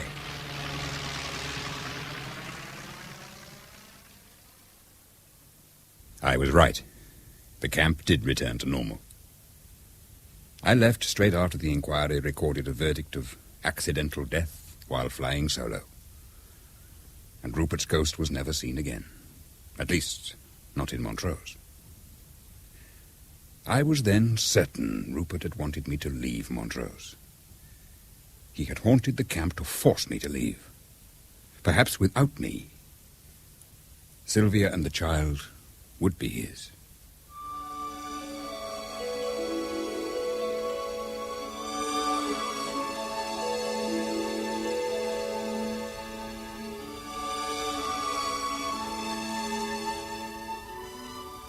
In 1940, following a spell as air officer commanding the Battle of Britain station at Tangmere, I was promoted to Air Vice Marshal and given command of Number 32 Group, here at Benson, in Oxfordshire.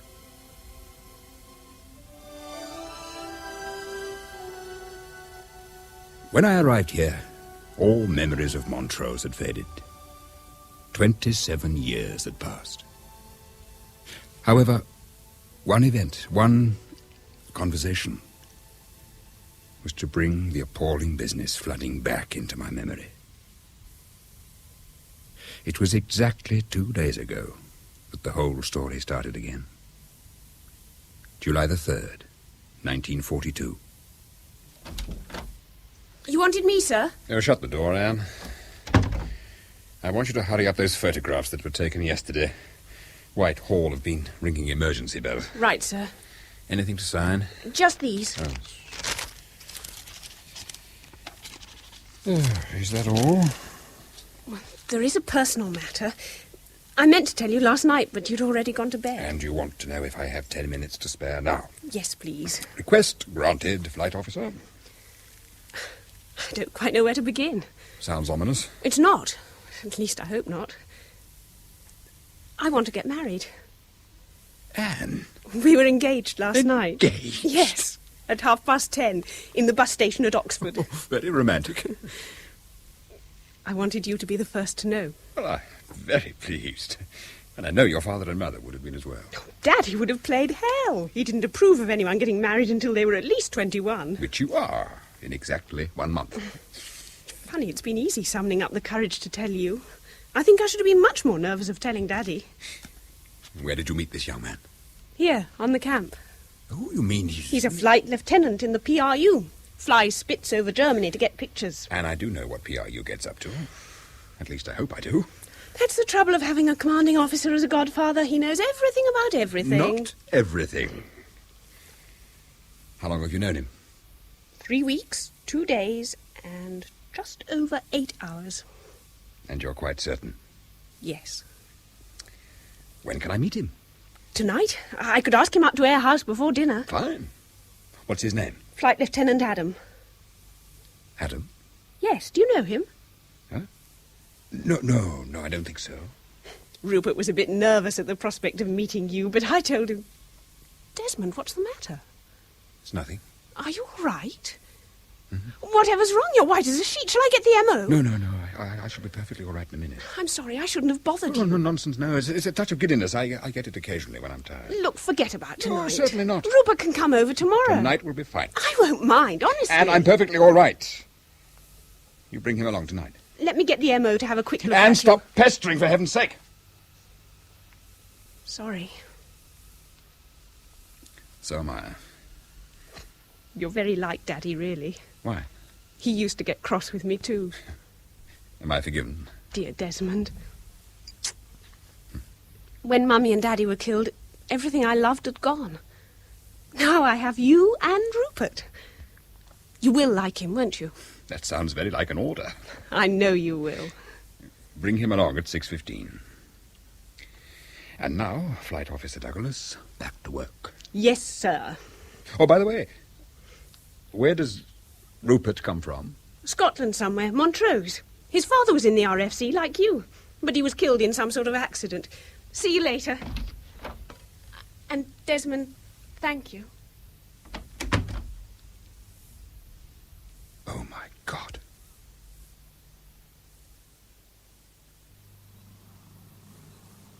Nervous? I'd rather be somewhere else. He won't bite. And you have definitely told him? Yes. And he didn't mind? He was a bit surprised. In fact, he went quite pale. I thought you said he was pleased. He was, stupid. I just chose a day when he was a bit off colour. Well, then shouldn't we skip tonight? He insisted on seeing you. He could hardly refuse after the glowing report I gave you. Happy? Yes. Is that all? Want me to prove it? Hey, but not now. Time we made an appearance. Hey, wait a minute. What the hell do I call him? Godfather-in-law to be? He's my AOC. Why not sir? Oh, very original. Honestly, he's very sweet. Since my parents were killed, he's done everything for me. Just forget he's our AOC and simply remember you're my fiancé. That should break the ice. Now, come on. There you are. Come in, come in. Well, you must be Rupert. I've already heard a great deal about you. Very pleased to meet you, sir. Now, drinks. Anne, I know, will have sherry. Rupert? The same, please, sir. Now, despite the war, I do have several good Scotch whiskies. I prefer sherry, thank you, sir. And pass round the biscuits. Dinner will be later. You will both stay. Well, sir... We'd love to. Good. Thought you might. So I've had everything set up for 3. There, now. 2 sherries. Oh, thank you, sir. I have told Rupert there's no need for him to stand to attention the whole time. I'm not. You haven't relaxed since we came in. Oh, dear. Well, look here, Rupert. I think we could be a little less formal, even within these hallowed walls. How about Desmond? Yes, right. Desmond. 10 out of 10 for initiative. You didn't know you had such a fearsome reputation, did you? A good AOC knows everything. Now, Rupert, tell me something about yourself. Well, sir, I'm Scots. I was born in a little town called Montrose. Do you know it? Yes, I do. As a matter of fact, I was stationed there once. Oh, really, sir? When? Oh, years ago. Anne tells me your father was killed. I'm sorry. In a flying accident. It happened before Rupert was born. He never even knew his father. I'm not sure which is worse. It's funny, he never really was my father. He was just a series of photographs. Someone my mother and grandmother used to talk about. So, in a sense, he was a complete stranger to me. Does your mother still live in Montrose? Oh, no, she's in London. We came south in 1938 after I got my A licence. Rupert's very anxious for you to meet her. Yes. Yes, of course. When could you, Desmond? Well, actually, she's coming up to Oxford tomorrow to meet Anne. Would tomorrow evening be convenient? You've no other engagements? That's one advantage of having a goddaughter as secretary. She knows everything I'm doing. Yes, of course it would be ideal. Would your mother care to come for dinner? I think she'd be delighted. Rupert will find out definitely and let me know. And then you, no doubt, will tell me. Do you know how your father was killed? Yes, he crashed from 400 feet. Died instantly. Apparently, he'd been ill, and my mother always maintains he wasn't really fit. It was his first solo flight. Tell Desmond about the ghost. Ah, no, that's just superstition. Local tittle-tattle. Ghost? Aye, stupid rumour. Well, apparently after my father was killed, local people claimed my father had been seen as a ghost by some of the men at the camp. If you go up to Montrose today, there'll be some old drunk who'll tell you about the ghosty. And what's odd, Rupert's mother will never talk about it. She flatly refuses to tell Rupert anything. You see, sir, I have exactly the same name as my father, and ever since I was a little lad, my mother's one ambition was for me to be a flyer. She used to take me up to the camp to watch the planes and tell me, one day you'll fly one of those. And now here I am. Thank heaven. Personally, I don't believe in the supernatural. Now, I think dinner should be just about ready. And nip out and tell Edwards he can serve.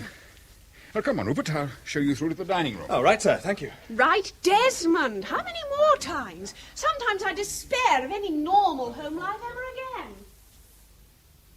I had dreaded meeting my son. Would he resemble me? Would either of them notice the similarity?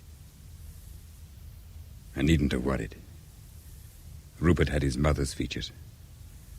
The same chestnut-coloured hair. The deep, intense blue eyes. He talked so openly about his father, the father he had never known, the father he presumed to have died in an air crash. And now I had agreed, for Anne's sake, to meet Sylvia. But I knew it could be disastrous. Very early next morning, I ordered a car and was driven up to London, ostensibly on urgent business. In fact, I told the driver to take me to Eaton Square. I had obtained Sylvia's address from Rupert's file. Well, Desmond, I can't say I'm pleased to see you. I must apologize for contacting you suddenly, out of the blue. It's been a long time. But I felt it was most important. You're older, greyer. You're still a very beautiful woman. I don't think you called to pay me compliments. What do you want, Desmond? Do you know which group Rupert is in? Of course, number 32 at Benson. And do you know who his AOC is? You? Yes. It was quite a shock to me as well, to be suddenly introduced to my own son. Rupert is my son. His father is dead. He is also my son. No, Desmond, I kept my promise. I swore that I would bring him up as Rupert's son. And I said I would never see you again. I had also intended to keep my word. But yesterday, my goddaughter Anne came to see me. She told me she wanted to get married to Rupert. Anne is your goddaughter? Yes.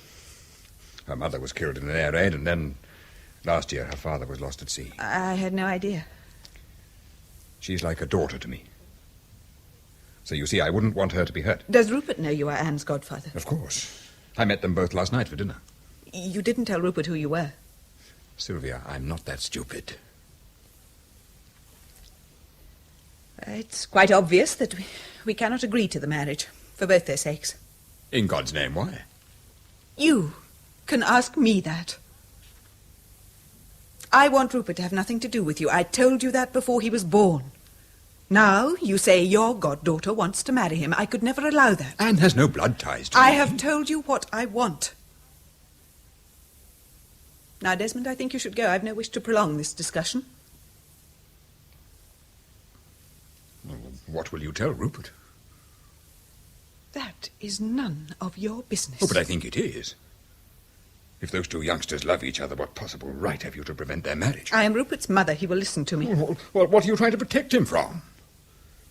Are you still going to allow something that happened all those years ago to ruin their future? I want to safeguard Rupert's future. And that means forbidding his marriage to Anne? If necessary, yes. What are you so frightened of? Myself. I'm frightened of what I know. I don't understand. Frightened of what can happen if you love someone too much. You mean Rupert? No, Desmond, I mean you. Me? All that time at Montrose, it was you I loved, you I wanted to be with. But you... I know I sent you away. Because you loved Rupert? Because I knew I had in some measure caused his death. After all, if he died, I could be free with you. Then that awful afternoon when they told me he'd been killed, and then later when you told me you'd been forced to order him into the air, it had all come true. We could be together. But I knew I should never be able to live with the belief that I had in some way made you order Rupert to fly that day. You should have told me. The only thing I could think of was the baby. He had to be protected. He must never know what I had done. Above all, he must be proud of his dead father. I resolved that I should never see you again. I hated myself so much that it was not difficult to hate you as well. And now you think I could harm Rupert again? We both could. But he's so unlike Rupert. He's confident, proud. Just like his real father.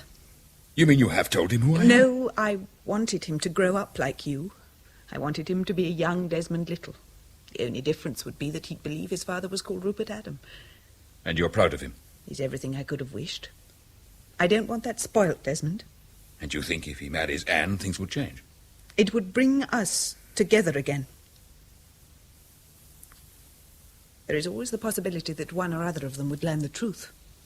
Then let us meet deliberately, but as perfect strangers. Let them see us together. Then once the wedding arrangements have been settled, we only need meet very infrequently. It frightens me. There's been so much unhappiness, I don't want either of them to suffer for what we did in the past. They need never know. It's Rupert and Anne who are important now. You can't just end their engagement without any explanation. Well, have you thought how Rupert would feel if you did? You could end up losing him. Yes, I know. So you think we should all meet? Well, Rupert told me you were coming up to Oxford later today to meet Anne. I'll ask you all back to Eyre House for dinner. Nothing could be simpler. Desmond, you left Montrose against your will because I wanted you to.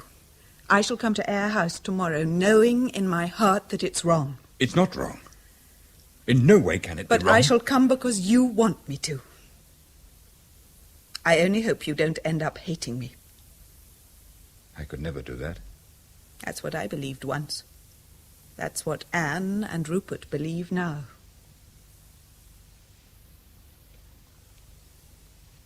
Do you still... Could you still love me? After all these years, what a wonderful, arrogant question. It could never be that simple, Desmond. When you walked through the door 10 minutes ago, you were a stranger. Oh, perhaps it is possible to love a stranger who reminds you very strongly of someone you once knew. But the Desmond Little I knew left me with a baby son. I loved him and I hated him.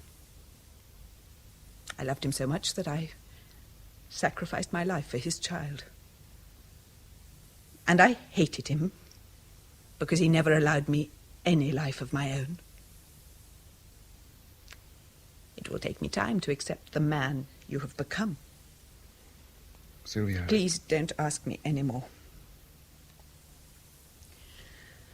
I think we've both said enough for this afternoon. For the sake of Rupert, and because I understand a little bit how you feel for Anne, I shall come tonight. Now, Desmond, I want to write some letters, so if you will excuse me. Yes, of course. I'm looking forward to meeting Anne. Really. I am. All the way back to Benson, I was too amazed to think clearly. I had left Montrose because I thought Sylvia blamed me for Rupert's death. Now she had told me that she felt guilty herself. Suddenly I thought of Rupert Adams' ghost. And when I returned to Benson and found myself plunged into a terrifying personal dilemma, I knew that Rupert's ghost was still affecting our lives. He was, in fact, demanding some kind of sinister revenge. A revenge which I would ultimately have no chance of avoiding. Any messages? Captain Roberts and Wing Commander Buckle are waiting to see you. What is it, Jack? May we have a word in private, sir? Yes, of course. Go in my office. I won't be a second. Right, sir. And any news about this evening? Yes, Rupert just called. His mother'll be delighted to come for dinner. Good. We'll see if you can rustle out some tea in about 20 minutes. I'm parched. Right. Oh, sit down, gentlemen. Well, Jack? Top secret coded signal from command. Ministry want us to lay on a special photo reconnaissance flight first thing tomorrow. What's the target?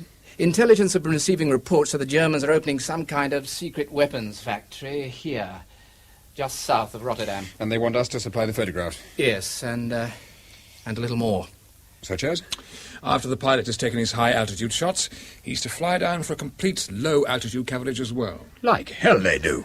Buckle's quite right, sir. But that's virtually suicide. The poor bastard won't stand unearthly. Oh, they've thought of that, sir. He's also to break radio silence and give a full verbal description of everything he sees. And that'll make him an easy prey for every 109 and Focke-Wulf from the target to the coast. Must be damned important. Whew, is that all? The signal finishes by saying it's a direct cabinet order issued via the Chief of the Air Staff's office. Doesn't exactly leave us much room to manoeuvre. Right, what steps have you taken so far? I've got Group Captain Banks preparing a first draft of operational orders. Good. Well, gentlemen, who do we send? The Wing Commander's prepared a short list, sir. First, sir, I think I should volunteer to go myself. You know that's not possible, Harry. I need you here. Then I have 3 names, sir. All flight lieutenants, all with adequate mission experience, all good men.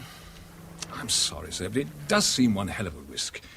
Are you going to tell them what's involved? It's no more risky than any photographic flight, that's all we say. Except we warn him to be extra careful. But he won't stand a chance. Easy on, Harry. Look, Harry, it's ours not to reason why. We've been ordered to undertake a particular mission. To air staff intelligence, it's important. They probably know the appalling risks just as well as we do. But they also know the vital value of anything we could get them by film and by word. Who are the three men? Blades, Sidney, and Adams, sir. Blades, Sidney, and... Adams, Sir Rupert Adams. And who do you recommend, Harry?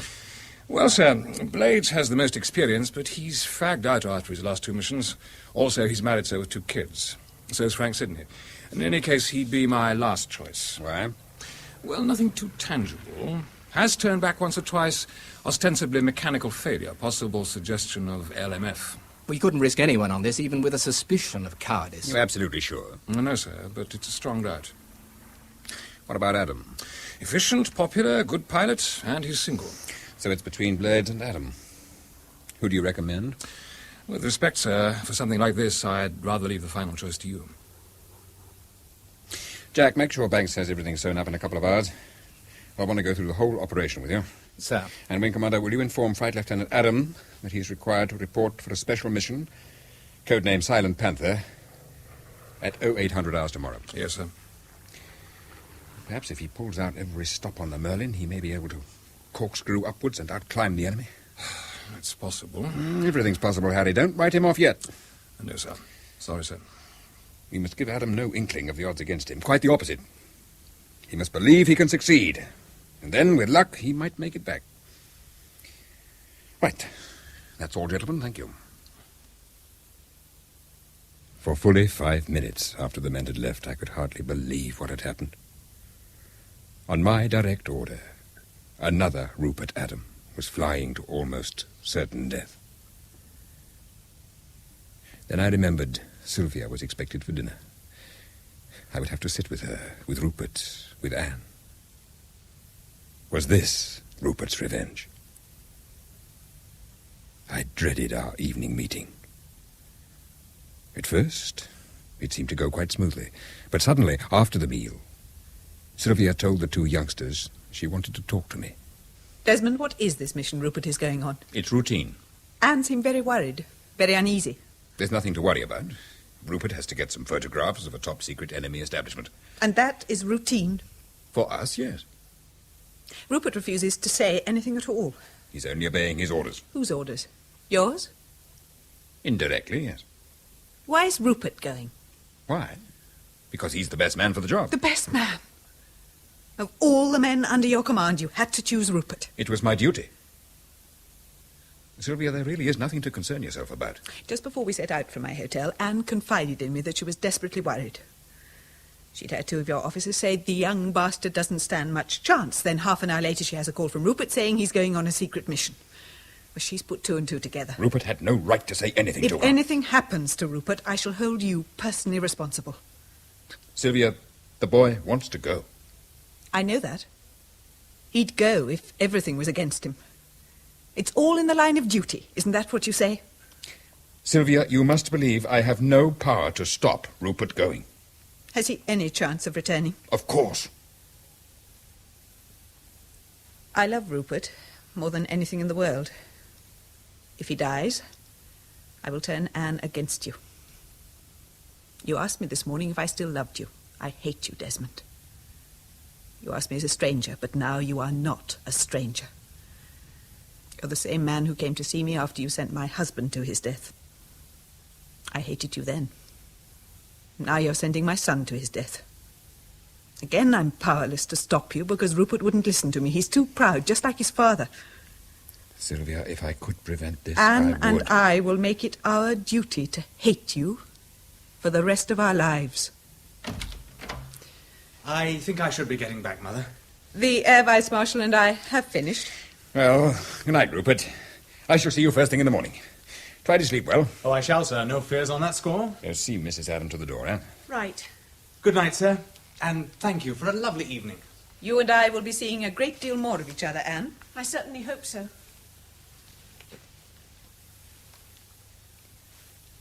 Oh, my God.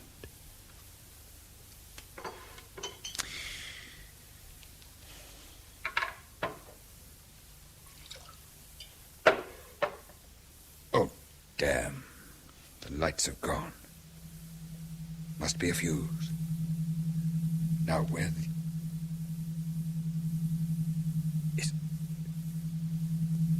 Is that you, Rupert? Yes. I half expected I might see you. For God's sake, tell me what you want. Is that it?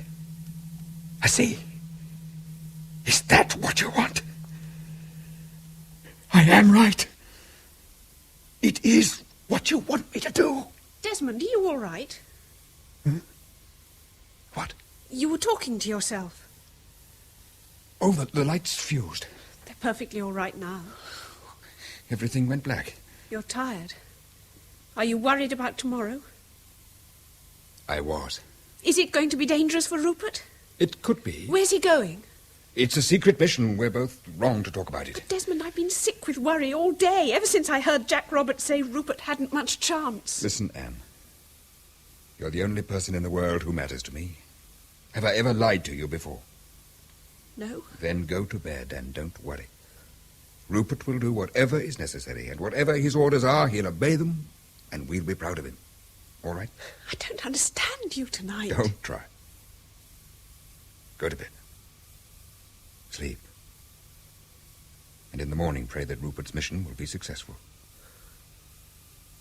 Now I must write some letters. In fact, I have one long letter. Off you go now. See you in the morning. Night, Desmond. I pray you will be happy, darling Anne.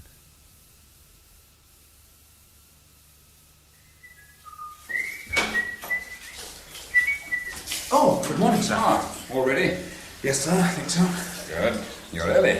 I just wanted to check everything. You've eaten? Yes, sir. And I'm glad I've seen you. I wanted to have a quick word. Unfortunately, I have to go up to Scotland in about 45 minutes. Oh. Last-minute emergency. Group Captain Roberts will be in command here. Oh, fine. You're to take no unnecessary risks, Rupert. We don't want any heroics. I'll take care. Get your high-altitude coverage, then make one swoop for your verbal report. At the first sign of trouble, out. Don't worry, sir. I will. Hudson will be stationed halfway across to pick up your RT. Right. Well, Anne and I look forward to hearing all about it this evening. The signal officer says we can expect some action in a couple of minutes, sir. Right. Bordsea just reporting. They expect Silent Panther to break silence in about 90 seconds. They say there could be interference. Weather poor, low cloud. Switch on the amplifier, Harry. Right, sir. Hudson in position, sir. Escort? Group 12 in position, sir. Come on. Harry? Sir? Harry, did you know young Adam and Anne Douglas were virtually engaged? Engaged? Yes. Who told you? She did just now. Poor kid. Does she know what about all this? Apparently she overheard us talking yesterday. She's in a bad state.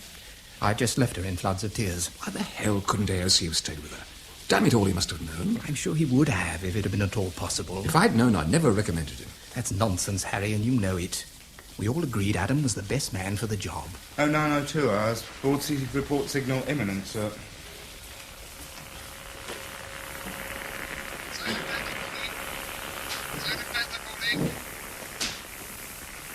That's him, sir. High altitude coverage completed. Repeat, high altitude coverage complete. I'm now diving 5,000 feet. So far, no trouble. Nothing unusual. Can't you improve the signal? I'm trying, sir. Come on, lad, cut the nattering.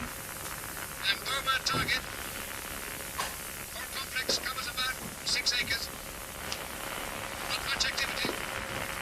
Verbs, heavy flak all round. Several large transports parked on the perimeter. All flag, still inactive. Wait a minute. There's one big shed at the far end of the airfield. Hold on. Going down to have a look. Nothing much so far. We should start climbing out now. This could be what we need. Hello? Hello? Shed doors open. Rockets. Repeat, rockets. Scores of the beggars. Packed inside. Tell the PM they're like giant cigars. Flag cameras. Trying to get low altitude photographs. Intelligence were right then. For once. We'll do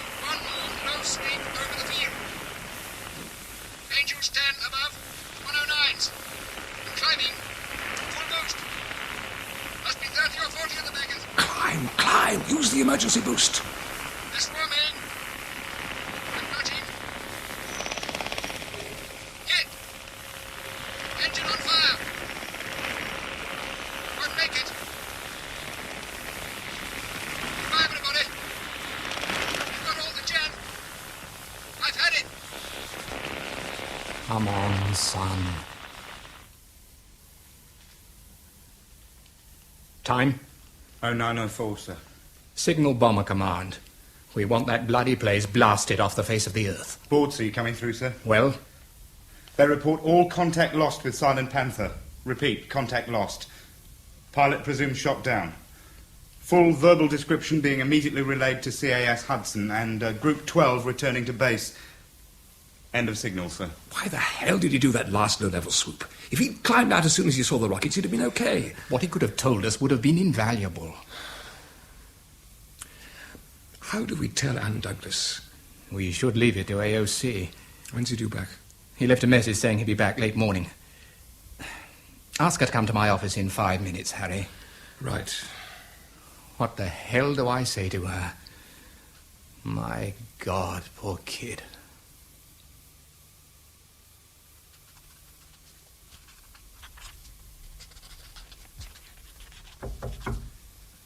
Come. Come in, Anne. Sit down. He's dead, isn't he? His plane has been shot down, but there's always a chance he may have bailed out. Why did he go? You said And he didn't please- have a chance. Why? Why couldn't Desmond have sent someone else? He had to send the best man for the job. You know that. Oh, Jack, I knew what was going to happen. I knew. Let's get you home. No. No, I don't want to go home. I want to stay here. It'd be better. Besides, I've just phoned Rupert's mother. She's coming straight up from Oxford. Did you tell her? No. I just said I felt she should come here. That's all. Nothing else. I don't think you should. She is Rupert's mother. I'm sorry. It's not your fault. It's nobody's fault, Anne. No? I'll warn the gate that Mrs. Adams is coming. Did Desmond know Rupert would be killed? Anne, I can't answer that. You know I can't. We all knew the risks involved. We all agreed who should be sent. There was no alternative. No alternative. When is AOC due to return? He should be back when Mrs. Adam arrives. Good. Well, if you're sure you're all right on your own. I won't do anything stupid. Right. Then you stay here till Mrs. Adam arrives, and then we'll go to the AOC's office. You're sure I'm you're... all right, really. I'm sorry, Anne. Very sorry. He was a fine young man. And you helped to kill him. Goodbye, Anne.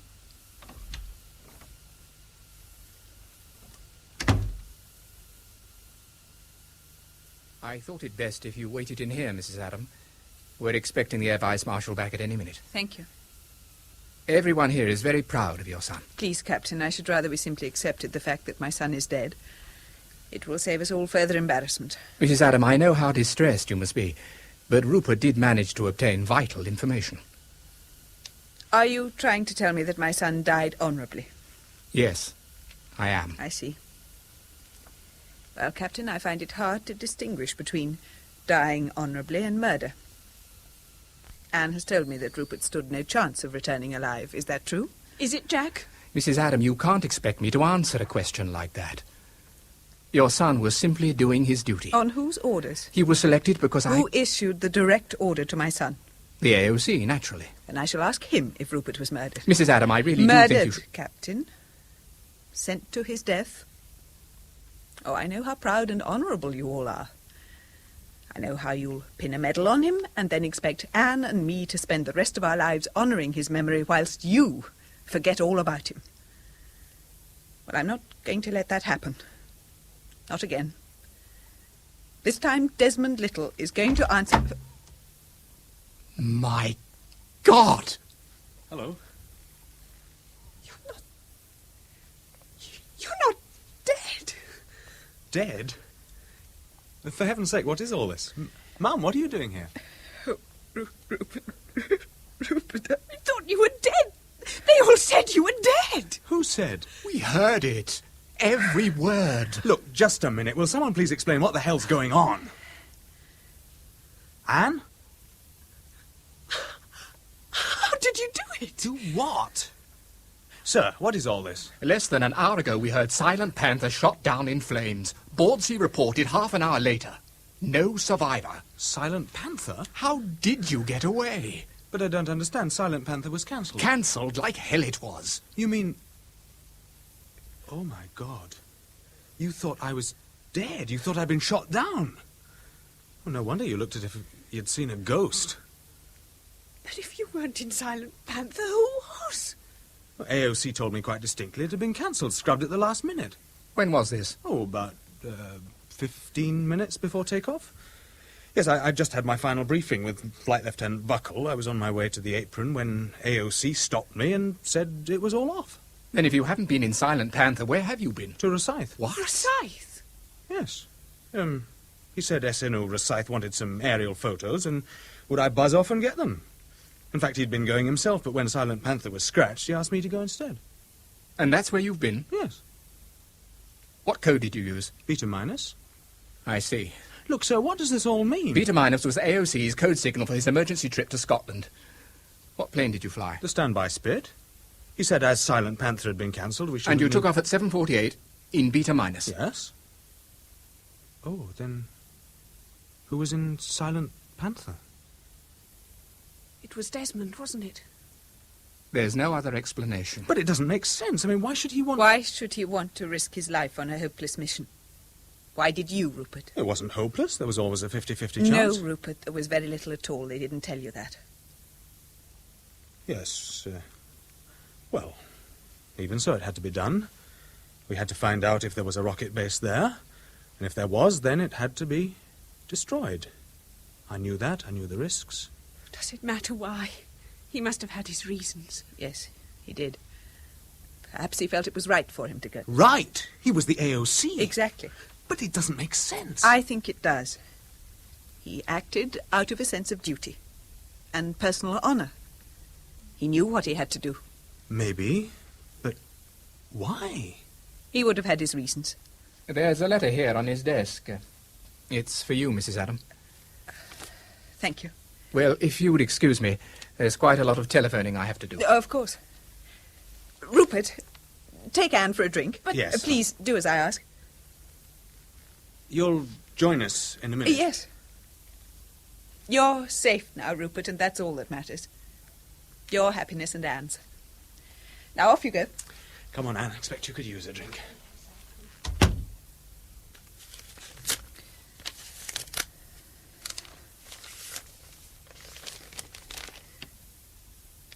As I don't know who will be reading this, I am addressing it to you, Sylvia.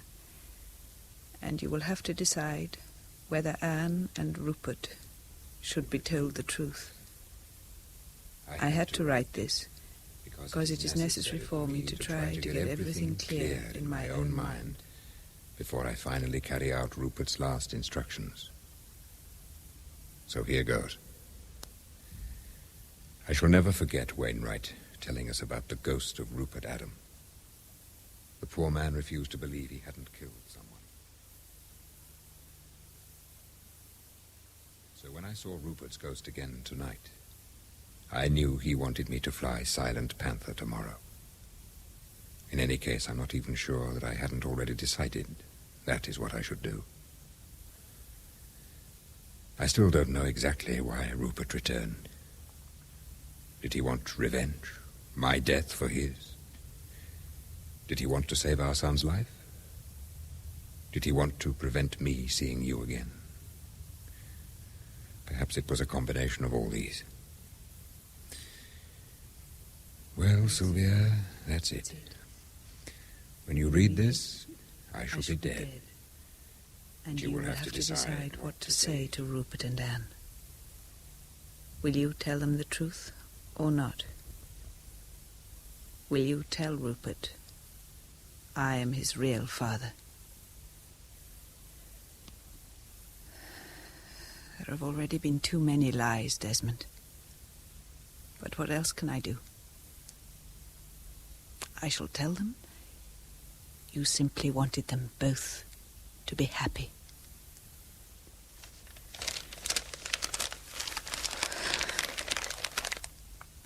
Perhaps now Rupert's spirit can leave us in peace. I pray, Desmond, for all our sakes, that he will.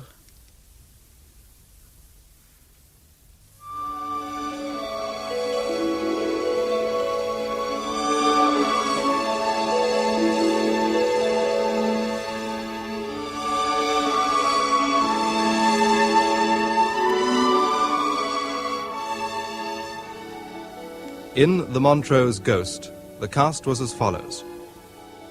Desmond Little, John Pullen. Sylvia, Rosalind Shanks. Lieutenant Adam, Christopher Neame. Flight Sergeant Wood, Douglas Blackwell. Major Holt, Patrick Barr. Rupert, Christopher Bidmead. Flight Officer Anne Douglas, Jane Knowles. Group Captain Roberts, David Graham. Wing Commander Buckle, David Neal. And Lieutenant Wainwright and Signals Officer Sean Probert. The Montrose Ghost was written by Martin Jenkins and based upon a short story of the same title by Harold Balfour, Lord Balfour of Inchfry. The play was produced and directed by Jerry Jones.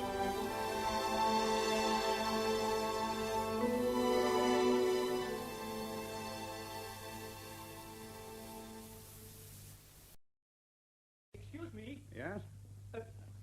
Excuse me, Just a minute, sir. Leeds Mercury, good morning. Can I help you? No, I see. I'll have your transfer. This is the night desk. Hello, operator. Put this through to Sobad's, would you? Oh, sorry about that. No, sir. Can I help you? I just felt I had to tell someone, see? I just felt I had to. Oh, is anything the matter, sir? It's murder. And you see, I thought you people would want to know. That's why I've come here. What are you trying to say? That you want to tell me about a murder? Is that it, sir? Oh, look, Mr. Simmons. Bill Simmons. All right, Mr. Simmons. I mean, when did it happen? Last night? What? Well, this murder, Mr. Simmons, did it happen last night? Last night? No, how could it? Don't you understand it wasn't last night? No, Mr. Simmons, I'm afraid I don't understand. It was 17 years ago. It was 1955, I think. I done it 17 years ago. 17 years, how low? 1955, you look it up. Amy, she was called, and I killed her in Birkenhead. With a knife. 17 years back. A new play for radio by Martin Jenkins, with Robert Keegan as Inspector Flynn, Alan Downer as Bill Simmons, and Barbara Mitchell as his wife, Queenie. 17 years back. Deeds Road Police Station, can I help you? Sergeant Treverton, this is Inspector Flynn calling from Strickland's in Derbyshire. Oh, I'll put you through at once, sir. We've been trying to reach you all day. Sergeant Trafford's been expecting you to phone. Well, now that I have phoned, don't keep him waiting, lad. Sorry, sir. I'll connect with you immediately. Trafford, it's Inspector Flynn, sir. Right, put him on. I'm already on, John. Oh, hello, sir. I hope you're Look, what do you want, John? I'm busy. Well, sir, it's a bit difficult. You see, I've been asked to get in touch with you about the Audrey Grantham case. Well, you've waited long enough. Well, there were complications. What, Richards? Certain objections were raised when it was suggested you should be asked to help with the Grantham business. You're being unusually diplomatic, John. Is he breathing down your left ear, or are you hoping for a promotion? Mr. Richards is at a meeting with the chief. Oh. Well, hadn't you better relay your missive? You will have read about this man who is... Yes, John, I have read the papers. Yes, John, I have read about this man. And yes, John, he gave himself up exactly 38 hours ago. Yeah. I advise that you should be asked to return immediately, but... But you were overruled, firmly. Yeah. Well, let's say, sir, the camp was divided. Well? Well, it was your case when you were with us. You never wrapped it up. The chief constable would like you to come and help us with the case now that it's been reopened again. And friend Richards? Well, I did say the camp was divided, sir. Yes, John, so you did. So what does the chief propose? That you should come over to us at once and see if this man's confession is true and if it fits the Grantham case. John, I've read the papers. I've waited 38 hours for this call. Of course it fits the facts. Now, I'm quite sure that this William Simmons is the man I looked for in the summer of 1955. And furthermore, I was more than prepared to come and give evidence. But to be kept waiting nearly 2 days. Mr. Richards wants Simmons on a murder rap. Murder? What, just like that? It is 17 years ago. It was a manslaughter if ever I saw one. It was written all over it. Grants have been asking it for years. You and I know that, sir. I think the chief also believes it would be wrong to press for a murder charge. Look, I expected you to phone, John, but as the hours went by and nothing happened, I became more annoyed, and I'd made up my mind that I wouldn't come. I mean, my case, and no one phones me for nearly 2 days. I found that very hard to stomach. I've been trying to get you since 10 o'clock this morning. Yeah, but Simmons walked into that newspaper office at 1 a.m. on a Tuesday morning. It's now 3:21 precisely on a warm and quiet Wednesday afternoon. Even at 10 this morning, but... Oh, never mind. I'm sorry, sir. I mean, my pride was there, John. You know, my case, and no one called me. And now you say Richards is going for murder? I understood him to express the belief that after all this time, it would practically be impossible to prove manslaughter. Oh, August the 14th, 1955. That's not so long ago. If you are coming, the chief would be delighted if you could catch a train from Derby this afternoon. Out of the question. He was. Yeah, very emphatic. No, I'll have to clear up a few things here first. I'll see you tomorrow about midday, in time for a decent lunch. Would that be the earliest time? Look, I have no wish to see Birkenhead again. I'm coming at your invitation, and I shall come in my own time. Is that understood? Of course. Would you like a car to meet you off the train at Lime Street? No, John. I would like you to meet me off the ferry at Woodside, and I'll phone you when I arrive at Liverpool. And you can work out what time I'll be at Woodside. Are you sure you wouldn't prefer a car to meet you? I prefer not to come at all. But it is a manslaughter and not a murder, and that's why I'm coming. Goodbye, John. I'll phone you from Lime Street.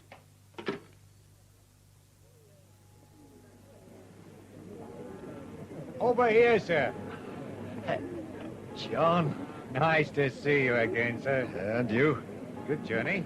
Well, the train was on time, and the river was smooth, but empty. Aye. It's very dead some days. Right, do we walk? I'm afraid it's the car. Superintendent Richards insisted. Is Richards in charge? In overall charge, sir. How's Mrs. Trafford, John? Oh, we get along, sir. Much as before. And Richards didn't want me to come back. It was your case, sir. Yeah, along with 1,000 others. But not many of them were unsolved. Oh, we solved this one, John. The only thing was, we never discovered the one missing link, the man who killed Audrey Granson. Aye. Well, here's the car, sir. Oh, where are we going? Deeds Road. The superintendent asked me to see that you have everything you required. Including you? You raised no objections. And I was on the case with you. Well, that didn't stop him kicking in the past, did it? No need to answer that. Even the cars are posher now. Where did this Simmons turn up? He walked into the offices of the Leeds Mercury at 1:04 on Tuesday morning and told the desk clerk that he wanted to confess to a murder. After 17 years? That's what the paper must have thought. They contacted Leeds City and then they contacted us. That didn't stop them altering their morning headlines. I think I'd have done the same. Simmons, Christian name William. Any others? Gwyn. He's Welsh. Born in some unpronounceable place near Cardiff. Age 40, but looks nearly 60. Balding, deep-set eyes, brown. Has a small scar over his left eye. Otherwise very undistinguished physically. Have you seen him then? He's got form. Been in a nick 6 times since 1956. His last sentence was 1 year for attempted robbery at Doncaster, 1970. Came out in February. Any GBH? Nothing on the files, except a reported assault on a prison officer at Ley Hill, but there appear to have been mitigating circumstances. And no form before 1956? A virgin page. Do you think he's our man? Already told you. Do you? Certainly fits. The year, the description of the house, but... Well, it's Simmons himself. Yeah? From all accounts, it seems he's a bit of a nutter. Yes, He's been very odd. One of the blokes from Walton Prison was telling me this morning. Odd? Yes, muddled, confused. He claims that Audrey was something of a raving beauty. He keeps getting all worked up about being hung. Hanged. Oh, I'm sorry. It's essential for a policeman to be grammatically correct about the death sentence, despite the fact that it has been abolished. I mean, it could still come back, you know. Hanged. Right, I shall want to see Simmons later this afternoon. A raving beauty. Still so sure he's your missing link? John, a man doesn't confess to a 17-year-old murder and get so many basic facts right if he didn't do it. And what we have to find out all over again is why and how. And then try to find out why Audrey has suddenly become a sleeping beauty. He could still be just a nutter. You could have read about the case, met the man who really did it, anything. I don't think we John, can be we so have sure. to start from what we know. We also have to gamble. Now, I sense Simmons is my man. We start firmly believing that and go on believing it until we get one fact that says my assumption is definitely wrong. Right?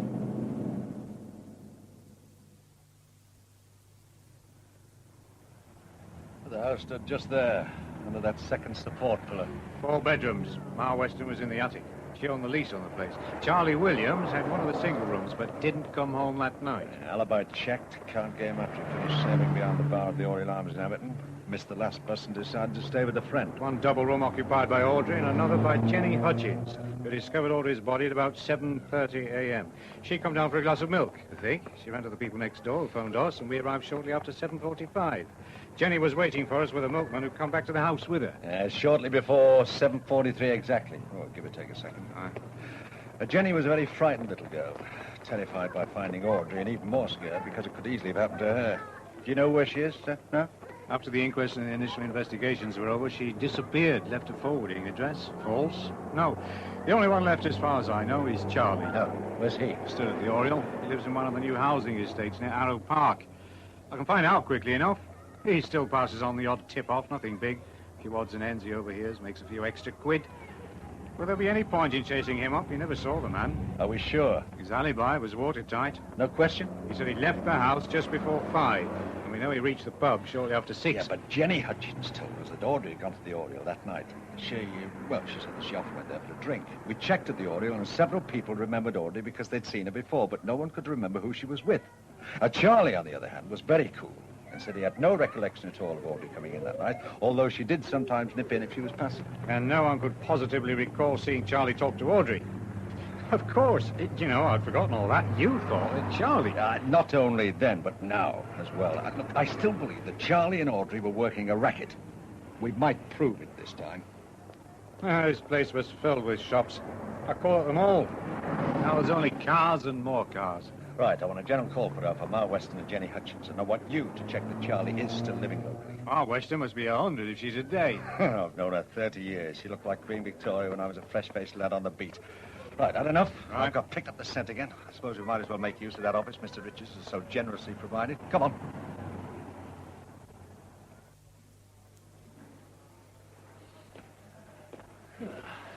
Hasn't changed much. Give it a coat of paint. Watkins, tell Superintendent Richards Inspector Flynn has arrived. Relax, John. Richard won't bite, and I'm no different. Maybe over 2.5 years since I moved to Derbyshire, but I don't need to be treated with kid gloves, you know. Sorry, sir. How the hell do you work in a place like this? You should know. You were here for over 20 years. If we're going to be kept waiting for Mr. Richards much longer, I think I should like a cup of tea. He did say he wanted to see you immediately. Punctuality always was one of his strongest points. Oh, he still is. Except with me. Hello, Tommy. They said you'd arrived. I've been here for a few minutes. Yeah. Right. Come along into the office. Get your coat and things off. Get some tea, would you, Trafford? Yes, sir. Look, if we're going to discuss any aspect of the Gunson case, I should like John to be present. If that's all right. Plenty of time, Tommy. After all, it's waited 17 years. I don't think another few minutes is going to make all that difference. Now, in here. Sit down. I've had an office put aside for you, not your old one, I'm afraid. Andrew Madley's in there, but I thought a cup of tea first.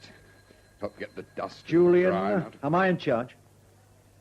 No, not technically. Never mind, technically. Who is? You? Officially, I have to be. After it had been decided that you should be asked back to assist on the case, it was then decided that I should be in overall control. But everything will be left to you, of course. You didn't want me to come? Frankly, no.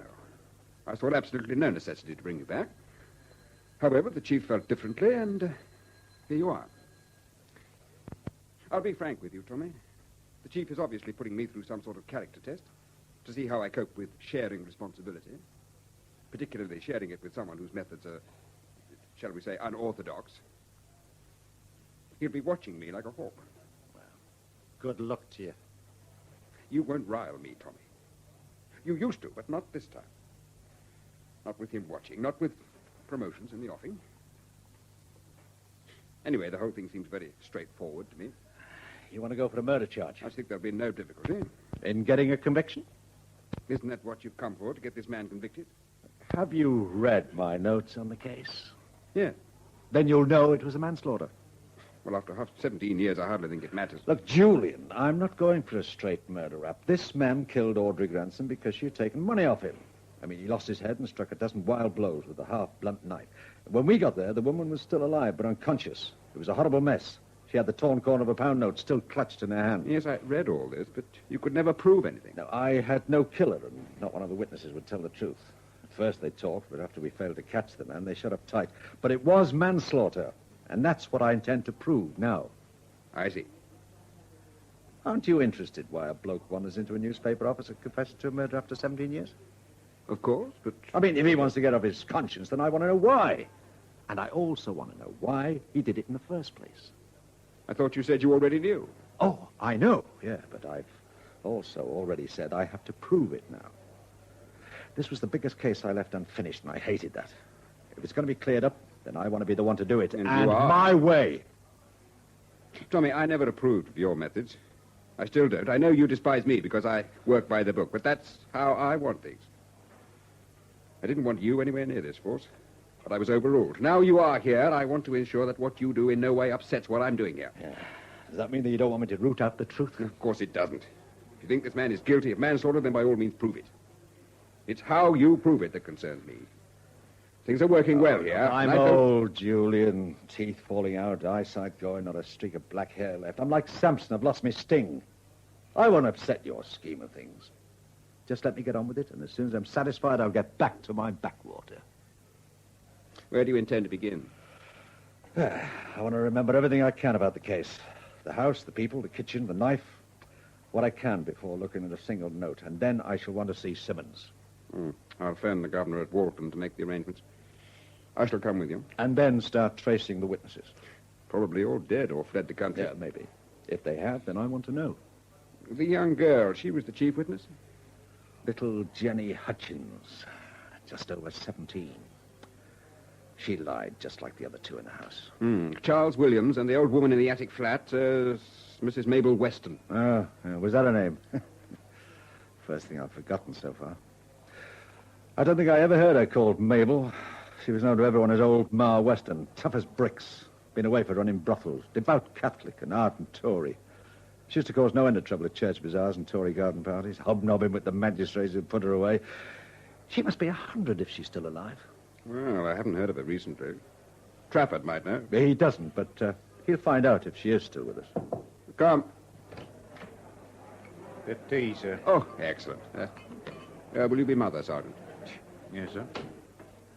When can I see Simmons? Shall we say Walton at 4? Excuse me, sir. Leeds phoned a few minutes back, and Mrs. Simmons is on her way over. She'll be here about 7 or 8. I hardly think it was necessary. Anything else, John? Well, the young copper who went to see her as soon as they got onto the address says that she was extremely agitated when he told her that her husband had confessed to a murder. She said, "He's done it then. I knew he would." When the constable explained it happened in 1955, she couldn't believe it. She seemed prepared to accept the fact that he'd just done something. He also adds that she had several bruises on the left side of her face and that her left eye was badly swollen. Someone in the road volunteered the information that Simmons hadn't been home for about 4 or 5 days. Friendly of him, eh? Is that all? Yes, sir. Observant young man, that... there's hope for the force yet, Julian, with keen-eyed coffers like that. So she thought she'd done someone now, not 17 years ago. Almost prepared for it. And a black eye. Yes, sir. Right. Now, I want to see Charlie Williams sometime tonight. See how he's reacted to Simmons' confession. If he leaves the Oriole at 11 or so, he should be just in time for a midnight visitor. Will you require any assistance? Oh, Charlie's an old friend, Julian. He'll be delighted to see me.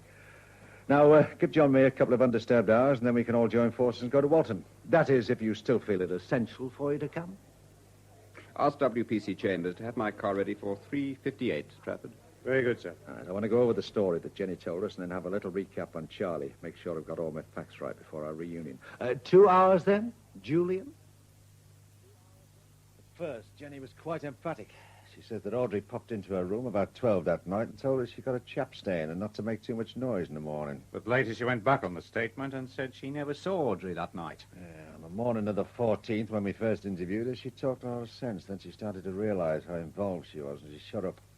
It was during the morning that she also said that Audrey had been across to the Oriole Arms that previous evening and had seen Charlie. You pressed the point and asked her why she should go all the way over to Everton for a drink, and she said because Audrey and Charlie were good friends and that she always drank there. Well, sometimes drank there, but nearly always when she got a fella staying. Now, that was the point.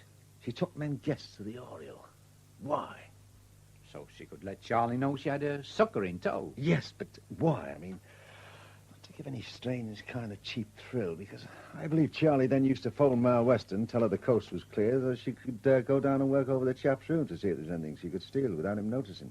At least until he was well away from the house and could have difficulty proving anything. And that's what you think Charlie did on the night of the 13th? Of course he did. I mean, they'd been working again for a couple of years. I expect Ma used to give him some sort of rake-up. A couple of bob extra pocket money. Charlie would have felt uncomfortable with anything more than a quid. In all the years I knew him, he'd never take more than £1. Did Jenny know what was going on? We decided definitely yes, and that she was in on the racket as well. But on the night on the 13th, she had nobody and went to bed on her own. At 7:30 a.m., she went downstairs to get a drink and found Audrey, as she thought, dead. She guessed what had happened, and at the beginning almost told us the whole setup. But then she changed her mind and started backtracking and lying. That was when Ma Weston was brought down. There was over 250 quid in pound and 10-shilling notes in her room. Their savings for a rainy day. We couldn't possibly prove that any of those notes had been taken off the men who visited the house. And nothing would budge the old bird. She denied stealing money, she denied living off immoral earnings, and we could prove nothing against her. It was all circumstantial. Defence counsel, mincemeat. But we were damn close, John. If Jenny had gone on talking, we would have had them all. Sergeant Trafford. Oh, yes, put him on. Hello, Potter. Yes. Yes. Good. Yeah, I see. Well, no, keep well away. Right. Yeah. Thank you, Potter. I was right. Charlie is still at the Oriole and lives at flat 1835 Willow Way near Arrow Park. It's a big block of flats. Anything on Hutchins or Weston? Not yet. I shouldn't expect anything over for at least a couple of days. Well, let's hope I'm not dead before it finally seeps through. Now, I want to go over the actual killing. Get the details absolutely cleared again. Now, Audrey's body was slumped up against the table, and some of her red hair had got caught on a splinter in one of the table legs.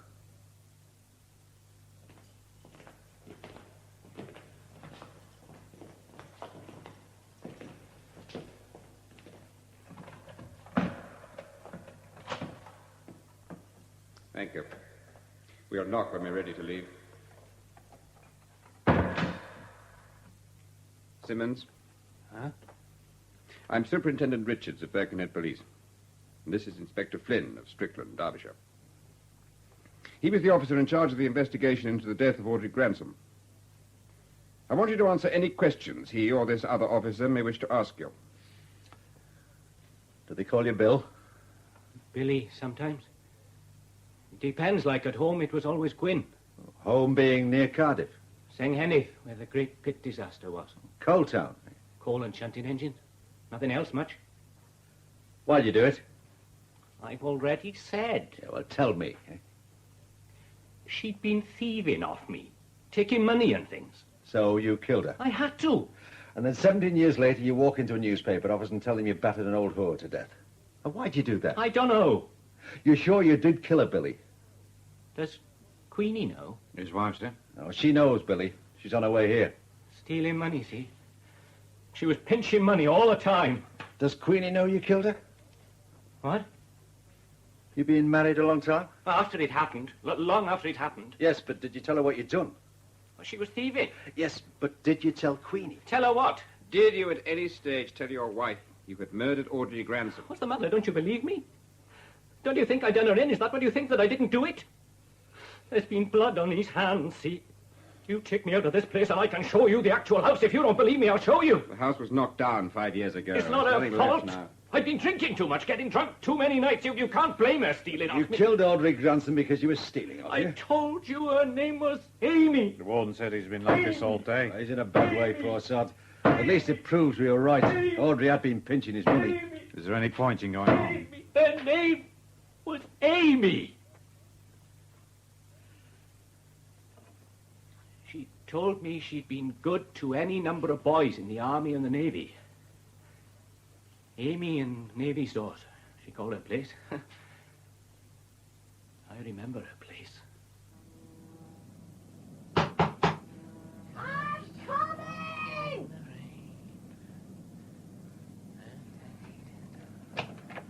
Yes? Oh, Excuse me, but some of the lads say I can get a room here for the night.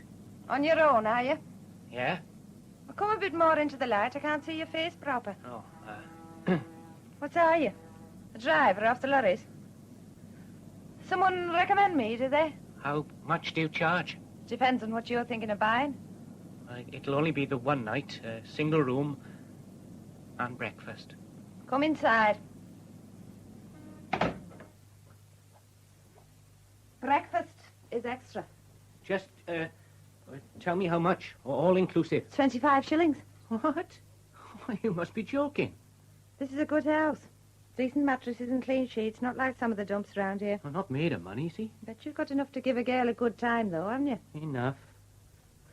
Oh, look. I wouldn't do this for everyone, but seeing as it's you, make it a quid. But no less, mind you. Can I see the room? Right little fusspot, aren't we? All right, come upstairs. Costs a bit, you know, to upkeep a place like this. What with the cleaning and all. Oh, yeah? You be going out tonight? Yeah. Have a look round, like. See what's going on. Look for a nice little girl? Maybe. Wouldn't I do, then?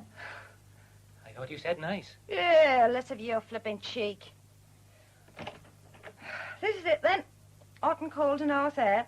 Very comfortable. Stands any amount of horseplay. Go on, feel it. Very nice. Cash in advance. £1, we said. That's if you just have the bed and breakfast. Yeah, well, we'll see about that later.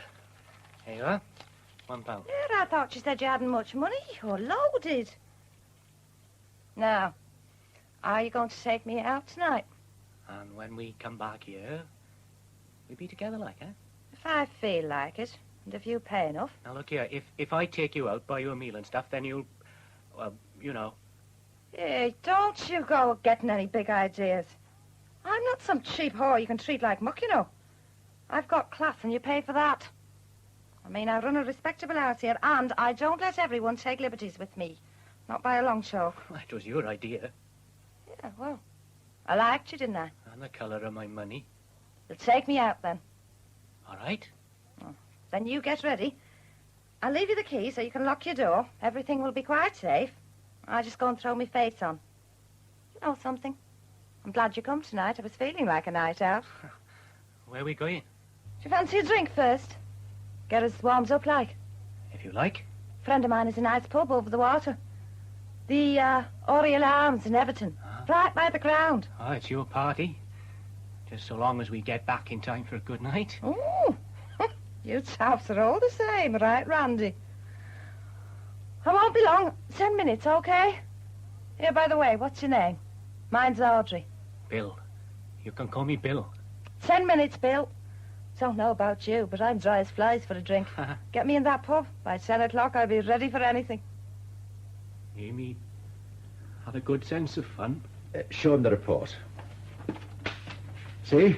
It's there in black and white. She was called Audrey. Audrey, not Amy. You sure it's the same woman? I don't want to waste my time or the time of these other officers chasing after shadows. I thought she said her name was Amy. And did you also think perhaps that you killed her? No. No, I didn't think that. I did kill her. I'm certain of that. I could show you the exact place. I could find it quite easy. Mr. Flynn's already explained to you that the house in which Audrey Gransom's body was discovered has been pulled down. There's nothing left of that area at all. It's all been swept away. And what else do you remember about her? I think I told these men yesterday. Well, tell me. Not much. What was she wearing? Don't know. What about hairstyle? Hair? Well, did she have it up? Was she wearing a hat? Did she have blue eyes, pink fingernails? Something. Simmons, you must remember something. Well, she was a strange girl. Strange in what way? Well, she didn't want to scream. There were no screams. No screams. Just a long sigh. I don't think she wanted to be heard. No screams. Are you sure? And she was very beautiful. She had beautiful skin. Doesn't sound like Audrey. Shut up. In what way was she beautiful, Billy? How was she beautiful? Drinking too much. I'm sorry. I keep getting this pain. It keeps coming. It'll go soon. Can you remember how beautiful she was, Billy? Are you remembering? He's not going to say Will you shut up? I keep trying to tell you. I can see her. I can see her. Show him the photographs. Ah, but you don't need photographs, do you, Billy? You can see her, you say. Tell me about her. You say she's lovely? My God, they'll hang you, you bastard! You'll swing! You'll swing! Who'll swing, Billy? Swing, you bastard! Leave him, Are you frightened of swinging? I don't... The rope, Billy. Are you frightened of the rope? She was bloody. Will they put the filthy. rope round you? She had blonde hair. Fine, silky blonde hair. Blonde? Yes. Yes, it was loose, long, blonde. What else, Billy? I liked her eyes. Yes, I remember her eyes, very soft. She made me feel warm. I didn't want to kill her. But you did, Billy, and for that you'll swing. Very soft. She said I'd swing. She said that. I feel... Well, I won't mind, see? I won't mind swinging. I deserve to, see? But will it be enough? I've told you I did it. And she said I would. Did she tell you she was beautiful? Billy, did Audrey, did your Amy tell you she was beautiful? Did she? How do you think I've won, then? Eh? Oh. I'll answer that later. Oh, don't get all upset, love. There's plenty of time. Want to wait till it's dark like, don't we? You want another drink? Ah, now, that is the way to a girl's heart. But you know that, don't you? That's what I like about taps. They say sort of fresh things to you. You know what I mean? They make words sound good. I like that. Another half. Oh, could I have a gin? Oh, you're costing me a fortune. But I'll be worth it, see? Hey, Charlie! That's so. Gin for me. Pint of the best for my friend. Right, so, darling. He's a nice boy, Charlie. Been around here for years. Knows all of us. Well, I mean, I suppose you would after working here for years. Yeah. You know, he'll talk sometimes. Decent talk, you know, come across and sit with you. And once, he took me back to his place. Nothing happened. We just sat and talked and listened to his records. It's a smashing collection, all neatly packed up in cardboard boxes. Hey, do you like music? Depends, doesn't it? Oh, I know what you mean. Some of it's good and some of it's just, well, nothing, I is it? used to sing in a choir. You never. I did. Proper choir and all. We had a conductor who knew it all. Get away! 1950, we sang in a festival in Cardiff. Cardiff? Well, just outside. Not far, though. A few miles by train. Do you know, I never been down that way. I so fancy it somehow. Besides, we've enough of you taps here. Don't have to go visiting to have a butcher's. It has its points. Haven't we all? Here we are, then, look. A pint of ale and a sparkling glass of Mother's Ruin. How much? To you, mate, 3 pop. To anyone else, $1/2. Which is it? Charlie, this is a friend of mine. Oh, yeah? We're having a nice evening together, aren't we, Billy? Yeah. I'm being taken for a slap-up meal after this. Well, good for you, then, love. 3 shillings, mate. Here you are. Is that very much? Yeah, come and join us if you got a minute, like. You know, if things slacking off. Yes. It's like bedlam in here tonight, darling. Right. Worse than after the game on a Saturday afternoon. See you, love. See you, Charlie. Oh, you're a nice man. Cheers. Look. How old would you say he was? How the hell should I know? Do you know me? I always get quite shocked by how old people are. Charlie, well, he's knocking on 50. You wouldn't think that, would you? Not by looking at him. He's fat. Yeah, but then they do, don't they? Do what? Get fat, barmen. All those free offers they get over the counter. How old are you, then? Guess. You don't half enjoy guessing games. Well, go on, then. 35. Do I look that? Well, you asked. 35. Well, you could be younger, see, but then I'm not much good at guessing. 32. Stick. Then you have worn well. What? You asked me if I thought you'd worn well. Oh, yeah. And I think you have.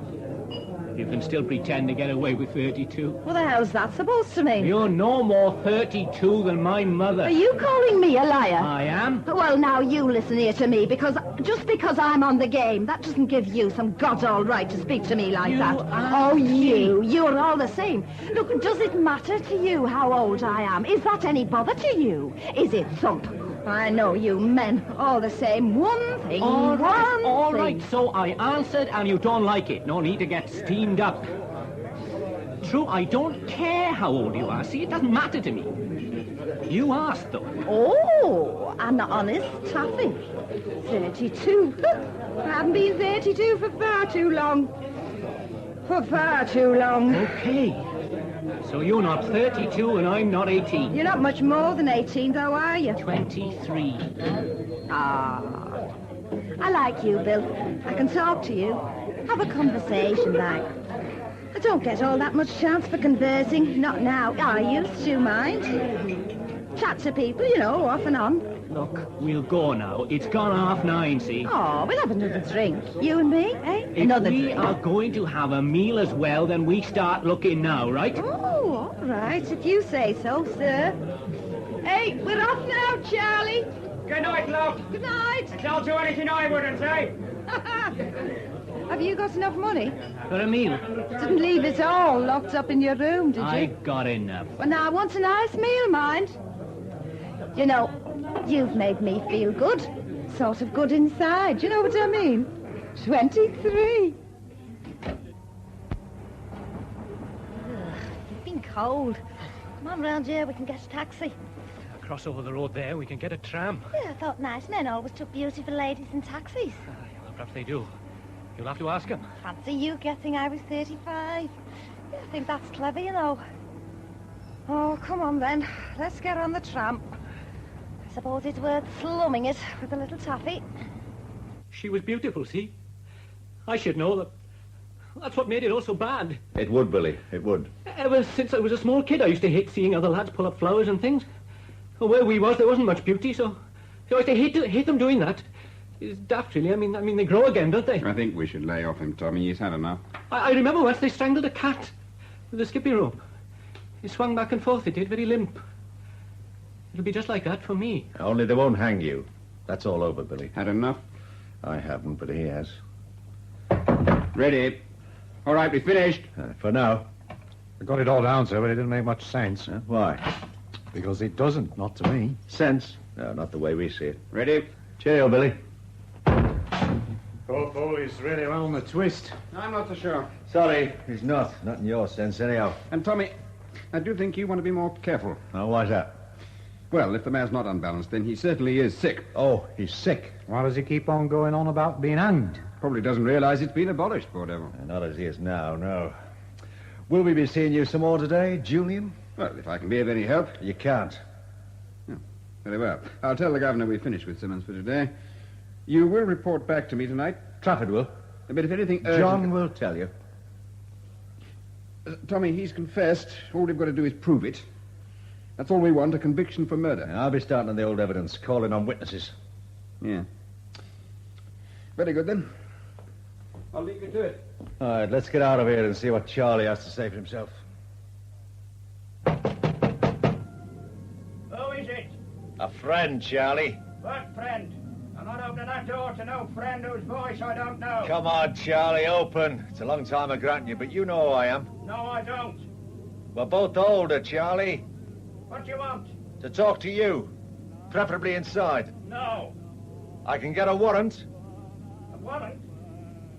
Oh, Mr. Flynn. Oh, yeah, of course, Mr. Flynn, yeah. Yeah, just open up, Mr. Flynn. I'm sorry, I didn't recognize your voice. Thanks, Charlie. Can't be too careful, you know, Mr. Flynn. Lot of bloody young hooligans hang around these high-rise flats, just looking for trouble.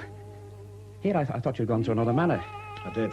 Oh, yeah, then what are you doing back here, then? It was had to come over especially because I had a sudden craving to see you, Charlie. Would you believe me? Oh, yeah, can't wait. Bill Simmons, mean anything to you? Oh, now, look, Mr. Flynn, I'm knocking 70. I mean, I'll keep myself to myself, you know. I want a quiet life now, you know. Listen to me, a few records, nothing more. This Simmons killed Audrey Granson. Oh, yeah. Of course, you don't remember her, do you? But what did you say her name was, Mr. Flynn? August the 14th, 1955, her body was found in the kitchen of 64 Cedars Road, the house in which you had a rented room. Audrey, the tart who used to pass on tips to you at the Oreo. Do you need any more to jog your memory? Oh, Mr. Flynn, that's a long time ago. Oh, yeah, I remember the poor kid. But, I mean, still, it had nothing to do with me, Mr. Flynn. Birkenhead 3124. You used that number quite a lot, didn't you? Oh, I don't think so. Charlie, you may be nearly 70, but you're not senile. You see, this time I know what happened because, well, Simmons told us. He's told us the whole story. The fella who said he'd done Audrey, he told you? Well, he's got no reason to lie to us, Charlie. Well, it was nothing serious, Mr. Flynn. I mean, I was never properly involved, Mr. Flynn. Not even when it was murder, Charlie? Oh, you know me, Mr. Flynn. I mean, I'll help who I can, like, you know, pass on the odd tip. Anything I hear about a job, it's going to be done on the docks. Yeah, and you used to pass the wink to Mal West and Audrey Granson as some poor sucker in town that he was loaded. That was it, wasn't it, Charlie? Nothing much. What did Weston give you? £0.50 for being a big boy? Oh, you can't prove that. Oh, but Charlie, I can. And I will. I want you to spend your 70th birthday with all the lads in Walton you put away there, wishing you a happy birthday. I want you inside for what you did. Understand? All right, Mr. Flynn, I'll tell you. I used to phone up, but I didn't know what was going on, I swear it. And after Audrey got done, I skipped it, didn't I? Got out of that place fast and moved up here.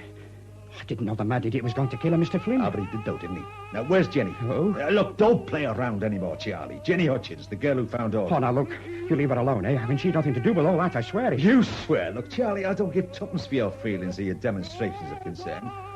Where is Jenny? I don't know. Look, it's just possible that I could put in a good word and perhaps you could spend that birthday of yours with adoring relatives instead of inside. I haven't got any relatives. Very well. You're all right. Bastard, Charlie. A mutual epitaph, surely. Oh, look, Jenny's gone straight ever since. Can't you leave her alone? Yeah, very touching. Where, Charlie? Look, Mr. Flynn, I didn't tell you. She still goes into the Oreo for the odd lunchtime drink. When? Wednesdays and Fridays. Time? Just after opening. First sign of any crowd, she scarpers. Thank you, Charlie. You've been very helpful. I may need to call you when the trial reopens, but don't leave the country or anything stupid, will you? Here. That's for the tip-off. Now, just open the door and I'll slip away before the neighbours start suspecting you're a Ross's narc. See you in court. Trafford? Yes, sir? Any news of Mr. Flynn? He's just this minute called in, sir. He's been seeing Charlie Williams. It seems he got a lead to Jenny Hutchins. Yes, but did you tell him Mrs. Simmons was here and that I've been waiting very patiently to interview for well over 1 hour? Yes, sir, I did. And? Mr. Flynn seemed to be here in 10 minutes, sir, and that was exactly 2 minutes and 20 seconds ago. Bring Mrs. Simmons into my office. Wouldn't it be better to wait? You heard what I said, Sergeant. Please do as I ask immediately. Yes, sir, at once, sir. And, Sergeant, bring your notebook so that you can show Mr. Flynn that I've not bribed the witness. I'll get Mrs. Simmons.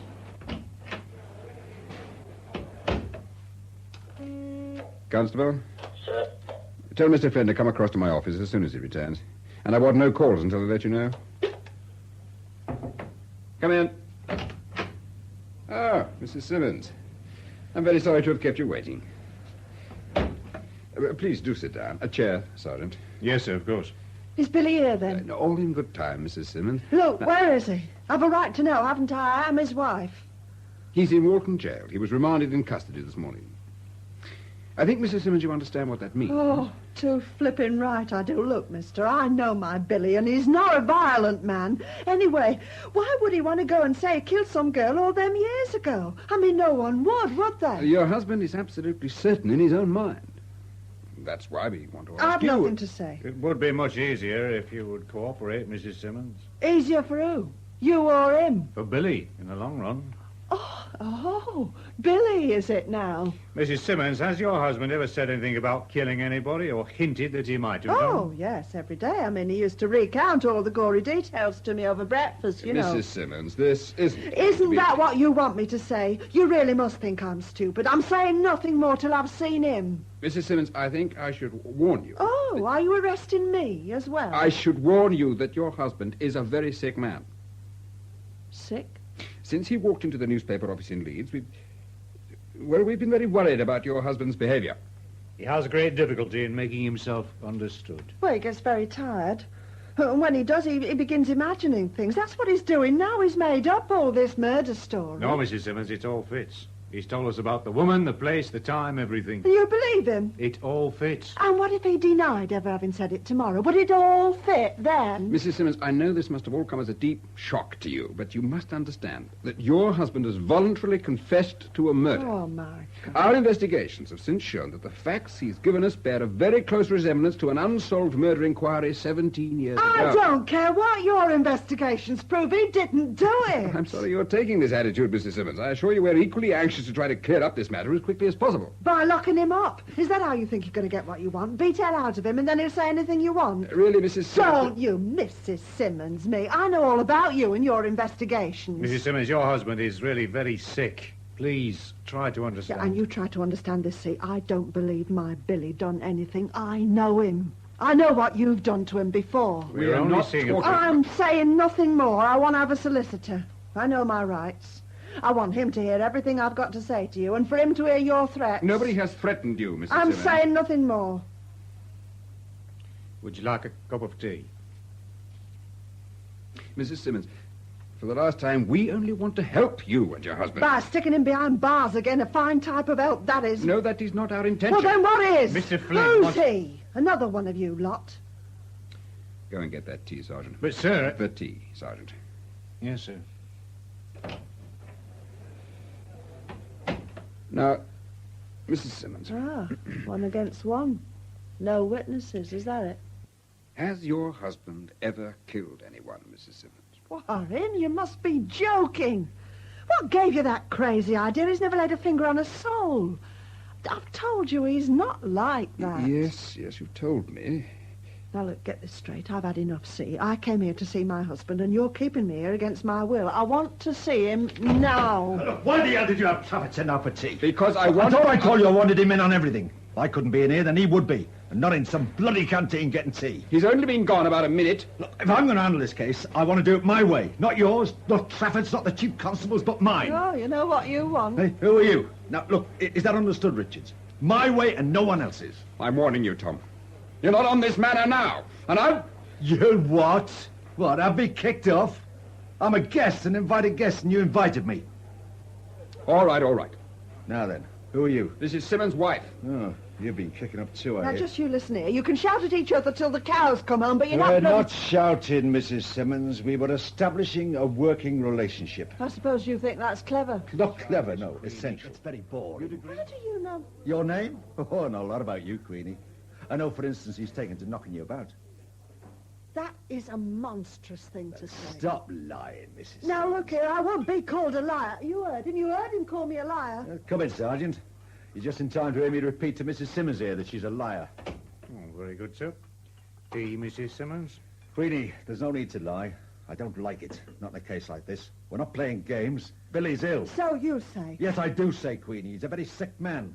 He says he killed and I believe him, but I don't know when. But they said it was 17 years It's what back. I say, Queenie. Billy killed, yes, but when? 17 years ago or yesterday? Or both? Are you having me on? When he went into the offices of the Leeds paper, he didn't know where he was. Today in Walton, he keeps talking about some lovely girl he thinks he killed. Was she pretty? Pretty? Was who pretty, Queenie? This woman is supposed to have done. Well, we don't know who he's supposed to have killed, Queenie. We don't know. The young copper who come round to the house this morning said you thought he killed an old pro in some house here in Birkenhead. No, right. Who the hell was he? Well, check, sir. The woman your husband has confessed to killing was a woman of 40, and she was a well-known prostitute. Well known by whom, Julian? You? Really? You needn't stay if you don't want to. And you think he could have killed again? He'd done someone else recently, like? He might have. He keeps on telling us how lovely this girl was. He can't remember her name. He's confused. Audrey was far from young and lovely. You see my dilemma. What do you want, then? The truth. Listen, Queenie. The man in Walton Prison that I saw just now is quite convinced that the girl he killed was a very beautiful woman, and he was going to be hanged for killing her. Oh. Now, I believe he did murder Audrey Grantham in August 1955. He was 23 then. You didn't meet him until several years later, 1959. Look, Queenie, could he have killed since then? Could he have murdered another woman? It's for his own good, Queenie, believe me. I've got to know everything. Will you put him away? If we can prove anything, he'll get a stretch. Oh, he's been in and out of Nick all the time we've been married. No, silly things, nothing violent, not as he ever told me. Breaking and entering, mostly. I used to laugh at him. I tell him it might be worthwhile being put away if he got somewhat of value. When was he last inside? That would be... 2 years back. Sent down for a year, Doncaster. When he came out? Well, he was back on the same lark. Well, not at first, about 2 months ago. Any big holes? Oh, we'd be in the Bahamas if there had been, not sitting here. And that's no lie. Had he changed? He was quieter. A lot quieter. He'd walk on his own. He'd drink on his own. Sometimes he'd never say a word all night. He'd just sit looking at the telly. Has he always been quiet? Over the years, he's got quieter. Nothing you could put your finger on. You see, I'm quite a bit older than him. Not that years seem to matter. Well, not at first, anyway. What do they now? I didn't think so. You mean until you've heard what he's done? Oh, not only that, a lot of other things. Should I have my solicitor? Have you got one? No. Don't write anything else down, Sergeant. Tom. No, you heard me, Sergeant. Did he leave you alone a lot? Look, there's a lot I could say, but what good's it going to do I'm not him? going for him. If a man is sick, I want to know why. I want to know if he definitely killed Audrey. I want to know if there's any others. That's all. You said earlier that he'd been going on about getting hung. Well, he had got a fear of it. In the pictures and on the telly, he'd get very angry. He'd say that people ought to get hung. Once he chucked a glass at the telly, it broke, it did. Was he often violent? Drunk? He'd got a temper like any good man. He wouldn't stand no nonsense. Billy can take care of himself. Did he often get into fights? No, nothing like that. Not that sort of temper. He'd get angry with himself. He'd sort of boil up inside.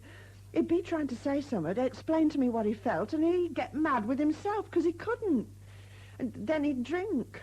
And why did he throw things at the telly? Well, I told you, when there were those plays on about men in prisons, or even during things like The Avengers and them other sort of thrillers, so somehow they seemed to be getting at him underneath everything. Well, then he'd go mad.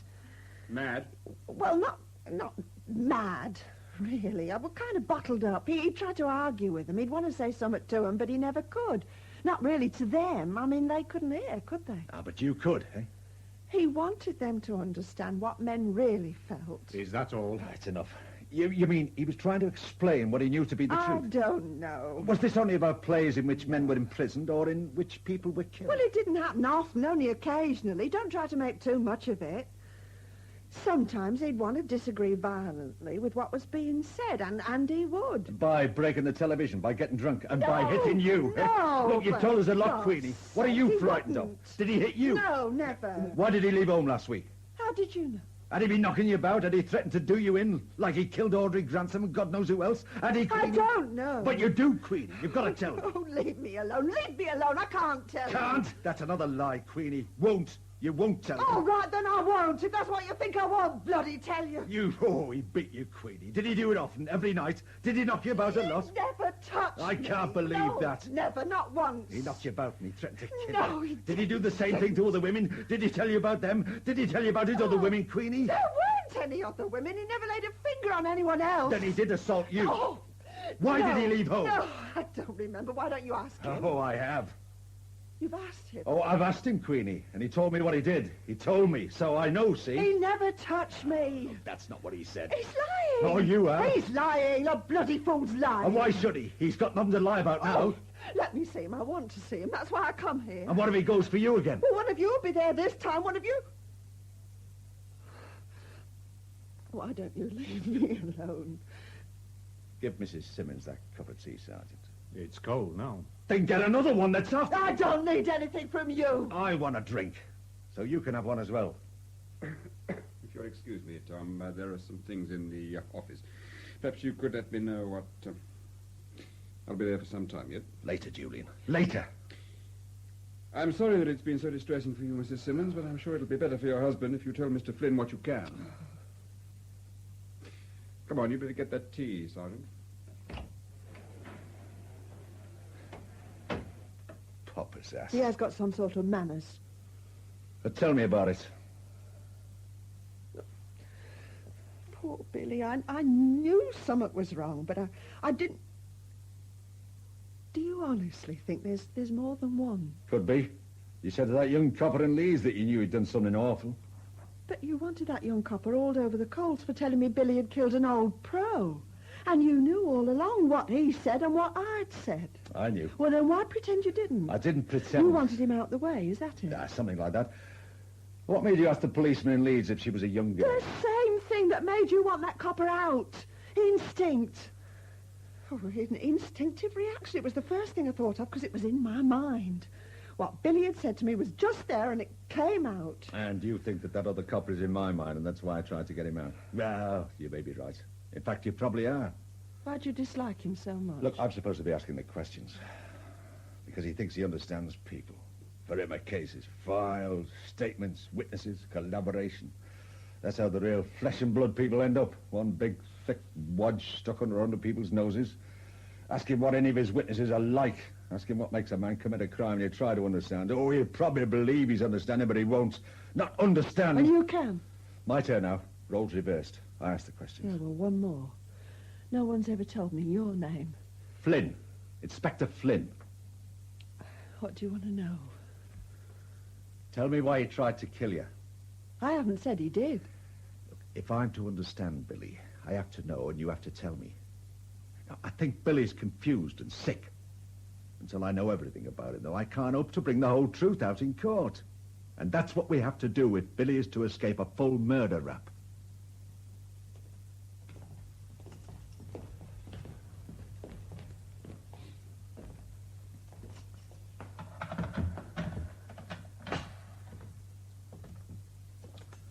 Thank you. I'll call if we need help.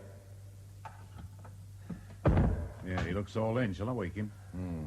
I don't think we were too popular arriving at this hour. The governor seemed quite curt. Wake him. Gently. Billy, wake up. Come on. Wakey, wakey. Flat out, sir. He's not a little boy, John. Shake him. Gently. Come on, lad. Show a leg. Will you get off? What's he saying? Probably cursing us for waking up. Hello, Billy. You remember me, don't you? Inspector Flynn, and this is Sergeant Trafford. We just want to ask you a few more questions. Oh, go away. I thought you'd like to know that Queenie's come over to see you. Well, I won't see her. Queenie can go back home, see? What's she after now? Watch her. You watch her. You keep an eye on her, I do. Why, Billy? I told you. She steals. What did she steal, Billy? And I stopped that. At school, they pushed a lad's head down the lamp and it cut all his nose. Teacher caned him as well. Had he been stealing? Dinner money. How did she get here? Who? She was always trying to make me spend more money. Fur coats, makeup, taxis, never spend a penny of her own. Oh, no, not her. Oh, well, why should she when she could live on me? But I told her, no taxis, no expensive food. After all, she owed me something, didn't she? I'm not used to it, you know. What? Usually I get taken in taxis. Yeah, well, not by me. What? I said not by me. Don't you think I'm worth it then? Look, I've spent a small fortune on you already. Small fortune, a few shillings and a couple of bevies. As yet, I don't know what I'm getting in return. I've told you. Oh, yes, you told me. You are impatient.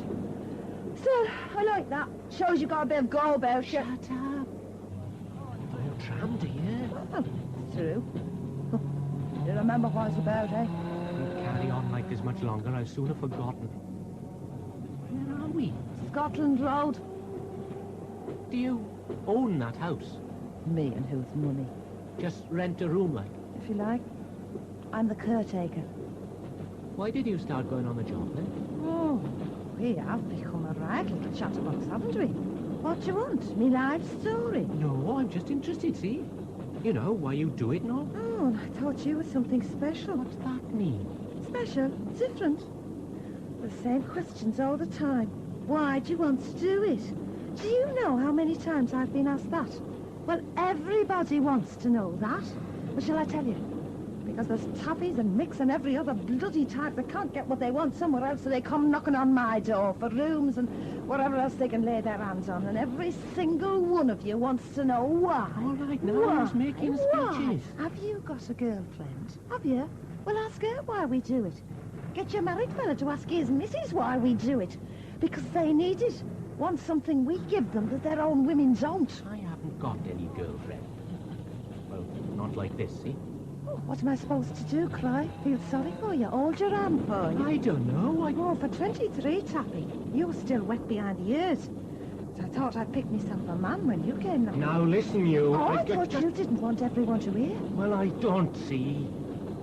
So you shut up, okay? You were asking the questions. Yeah, well, not anymore. Too nosy by half, you are. Shut up. You bore me.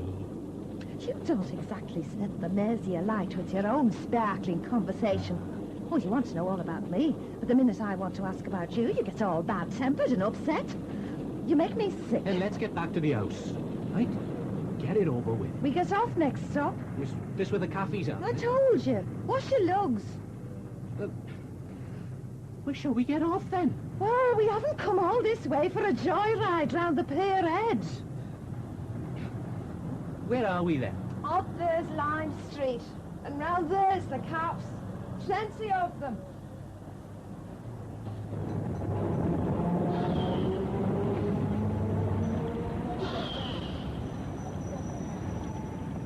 You don't really like being out with me, do you?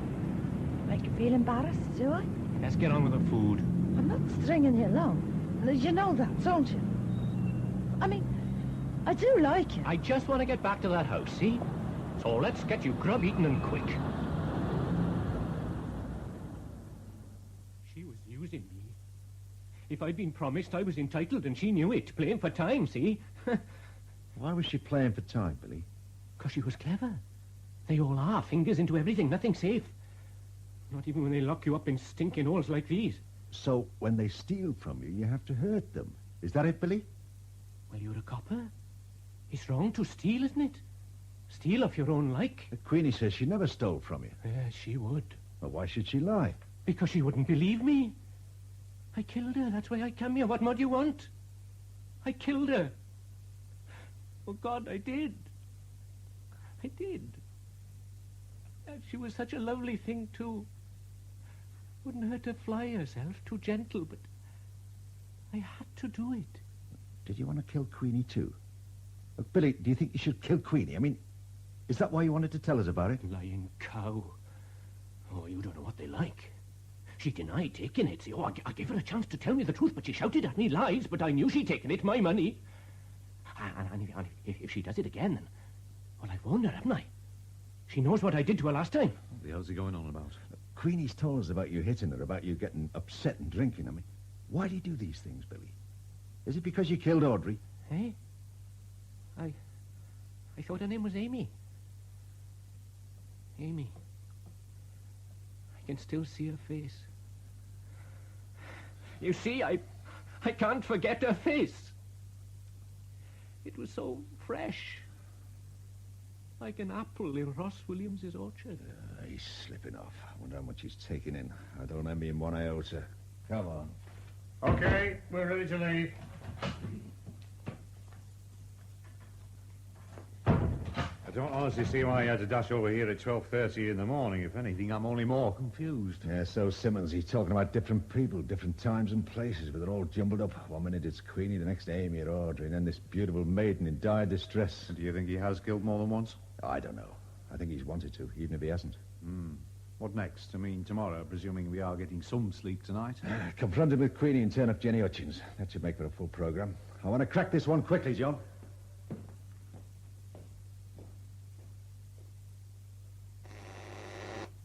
Yes? Trafford, sir. Good news. Oh, well? Jenny Hutchins coming to the Oriole.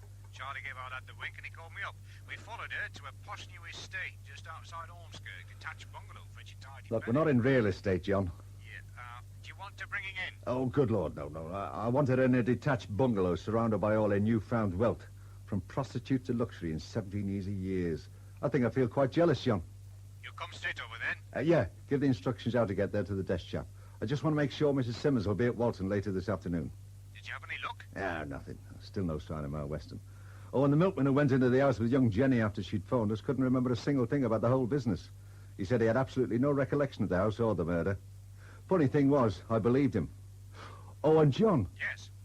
Elvis has passed on. Oh? Who was he? Yeah, the milkman's horse. You very conscientiously jotted down his name in your original notes, and I conscientiously made inquiries as to his health. The milkman couldn't remember him either, but assured he must be dead as he had an electric float now. And that hadn't got a name. You know, I felt life meant nothing to that man at all. He seemed totally disinterested in everything. Not a very good witness if we wanted to call him. Yeah, but we don't. With Charlie, Jenny and Weston, if we can find her, we're home and dry. 17 years of half-truths and theories will be finally laid to rest, and Simmons will get a couple of years for manslaughter. Right, see you in about an hour.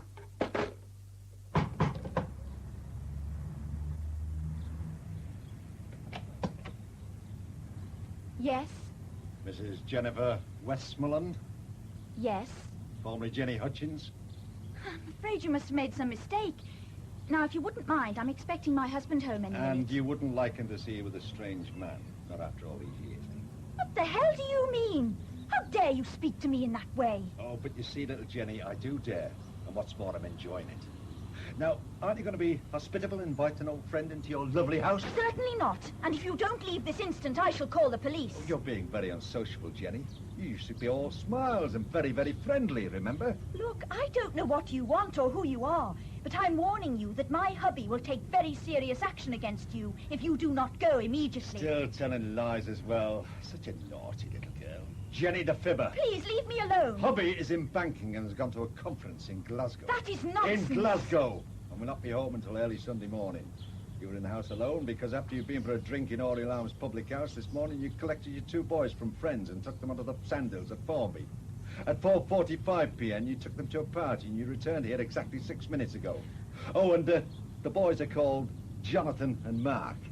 Is that all lies, Jenny? No. And it's not against the law, is it? So I'm easily recognised as a copper. Why did a respectable woman like you choose to go for a drink in a pub like the Oriel Arms? Is that a crime as well? Well, not at all. Although it used to have a very unsavoury reputation. It was frequented by a certain type of woman who you certainly wouldn't find living around a place like this, or would you? Well? How should I know? You should know, Mrs. Westmoreland, mother of 2, because 17 years ago you were just such a girl, a common prostitute. I have never heard such fantastic insinuations in my life. Oh, come off it, kid. Look, you lied to me 17 years back. And I warn you, you're not going to wriggle away this time. We've got him, Jenny. The bloke who killed Audrey. Look, I'm afraid Right. No more games. Look, I'm Tommy Flynn, as you well remember. Now, if you won't play ball the easy way, I'll make it difficult for you. How would you like your well-fed, cosy neighbours to have their illusions shattered about those very nice Westmorelands? Or do you think a letter to the boys' school? Or possibly, even more effective, a suggestion to your husband that he do a little research into his wife's antecedents? All those are good, but a quick call to a newspaper would be the piece de resistance. You're bluffing. Try me! You'd better come in. Thank you. Oh, and don't worry. I'll wipe my feet. Well? You no longer deny that you're Jennifer Hutchins. I'm neither denying nor confirming. You do the talking. You read about this man Simmons confessing to a murder in Birkenhead. Did he ring any bells? If it did. You knew Audrey Grantham. You found her after she'd been stabbed by Simmons. Surely you felt something. And you think this man did it? Oh, I know he did, yeah. But you see, Jenny, I also know why. And this is where you can come in. Oh, how? When I first met you after the murder, you started blabbing away about how you knew it would all end up like this. You were hysterical and told me that you would tell me exactly what Audrey had been up to. Then Ma Weston appeared as if by magic. And from then on, little Jenny shut up shop. No more confessions, only lies and more lies. I don't recall any of this. Well, let me refresh your memory. Now, we arrived at 64 Cedars Road at 7:43 a.m. on the morning of August the 14th, 1955. We found Audrey Grantham lying on the kitchen floor, very badly beaten and stabbed, but still alive. Now, you were in the room, and waiting outside was a milkman, Herbert Phelps. You said, "I knew this would happen one day. It wasn't bloody worth it, not for a few measly quid."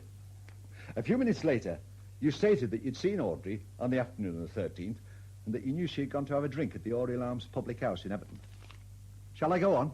If you want to. When Ma Weston came on the scene about 8:45 a.m., you began to change your story, or twist what you'd already said. Why, Jenny? Were you afraid of Ma? I can't remember. Oh, I dislike your sauce. You do realise I could have you put away for... Are you trying to blackmail me? Yes! All right. Now, what game were you and Audrey Grantham working? I will not be bullied. Hello? Yeah. I want to speak to the editor, please. Never mind who it is. Just give him on the phone. He wouldn't listen. I'll take a bet on him being very interested. Put it down. Hello? Who? No, I want to speak to your boss. Please, put it down. I'll tell you what I can. Look, awfully sorry, but I've just remembered something frightfully urgent. Yeah, thank you. No, not at all. Good night. Will I have to give evidence? Frightened you'll lose all this. Wouldn't you be? Possibly. Ask me what you want to know and I'll tell you if you're right. In August 1955, you were making a living as a prostitute. Yeah. You were resident at 64 Cedars Road. Yeah. And you were 17 years old. Well? Yeah. Did you have an arrangement, for want of a better word, that whilst your male clients were out whining and dining you, their valuables would be stolen from the rooms? Something like that. Did you yourself enter rooms, let to male clients of Audrey Grantham and remove money and other valuables? It's a long time ago. Answer the question! Yes. And did you enter the room of William Gwynne Simmons on the night of August the 13th, 1955, and take from his suitcase an unspecified sum of money? I didn't know that was his name. What did you do with the money? I gave it all to her. Ma Weston. It was Ma Weston who told you to go to the room because she had a phone call from Charlie at the Oriole saying that Audrey and her bloke were well ensconced and that the coast was clear. Did Audrey pinch from your men when you were out? Leave me alone. Just leave me alone. You've got what you want. Aren't you glad we've got Simmons? Aren't you pleased, for Audrey's sake? Look, she's dead. I can't even remember what she looked like. That was another life. I live here now with Alexander, my husband, and the 2 boys. I left all that behind 17 years ago. But you can't just walk out on the past, Mrs. Westmoreland. I found you. Anyone else who really wanted to could do exactly the same. I was 17. And you were a prostitute, a thief, and a liar. Would have saved you a lot of trouble if you'd told me the truth then, you know. Ma Weston would have been put away. You'd have probably been put in care. Now it could all blow up in your face and destroy all this. I was 17. Yeah, and Audrey was 40 and Simmons 23. And now one of them is dead and the other's half crazy. You're quite lucky, really. I should be prepared for the worst, though. Although, I'll say one thing. You have told me what I wanted to know. I won't tell the boys where to find you, if I can possibly avoid it. I hope you enjoyed what you've just done. You had no need to come here. You knew it all already. But you had to put me through that for your own gratification. Well, I hope you're satisfied. I feel dirty and sick. I feel I could never face my family again. You'll learn. After all, you've managed to forget Audrey's face, remember? Ain't it time yet? Won't be long now. This won't be easy, Queenie. But I think it's essential that you see Billy this afternoon before he becomes too confused in his mind to recognize you. And now, before we go along, you sure you've thought of everything about Billy? Oh, I think so. Things are a bit muddled, you know. I'm still certain Billy's not a violent man. I don't think he's really a bad man. I mean, not deep down. Oh, but he has changed. You mean this fixation he has? Yeah. About you being old and ugly? Something like that. Well, those were your own words. All right, my own words. Ugly, old, and a thief. A thief? You never said anything about Billy calling you a thief. Not calling. Implying. Locking up his money. Hiding things. Checking his shopping bags when I was going out. Silly, daft things. You should have told me. Well, I have now. When did this start, Mrs. Simmons? He'd always been careful with his money, but this last time, after he come out of Doncaster, it grew into a kind of obsession. I had to sew zips on all his pockets. He refused to take any money with him when he went out. Did you ask him why? I tried. Queenie, you must tell me. Well, he said I was just like all the other bastards and couldn't be trusted. No one could be trusted, not even all those people closest to him. Queenie, did he give you any explanation? Well, you see, I thought it was some bloke had worked him over in the nick. But I was wrong, though, wasn't I? His money and all. It's got something to do with all this business, hasn't it? You see, he was always counting it, hiding it, muttering to himself about people pinching it. He took to spending hours at it. And when I asked him why, that's when he turned on me, shouting and calling me names. Telling me I was old. And ugly. And a thief. Had Billy hit you before he went into Doncaster prison that last time? No, never. And since he came out? More than once? John, get Mrs. Simmons a glass of water. Tell the governor we'll be a few minutes more, yeah? Okay? I'm glad you could come, Julian. How can I be of assistance? By just observing. Now, for the past 2 days, I've been trying to convince myself that Simmons did stab Audrey Grantham. I've gone over all the old evidence and seen 2 of the 3 chief witnesses. There's still nothing on Ma Weston. No, we can forget about her now. In my final summing up report on this case, made on April the 3rd, 1957, I said that I suspected that the person who stabbed Audrey Grantham had done so because she had robbed him. Yeah. I further suggested that the attack was not premeditated, that the killer had probably panicked, grabbed all his stuff and dashed out of the house, disposing of the murder weapon at some later date. Now, at the close of this summing up, I made a somewhat prophetic observation that owing to a lack of evidence and because we had no real identification to work on, The killer would probably remain undetected until some new piece of evidence came to light, or until he chose to give himself up. Very prophetic. Yeah. And your inquiries to date have confirmed your observations? Yeah. Simmons' suitcase was rifled by young Jenny Hutchins, who then took the cash up to Bar Weston.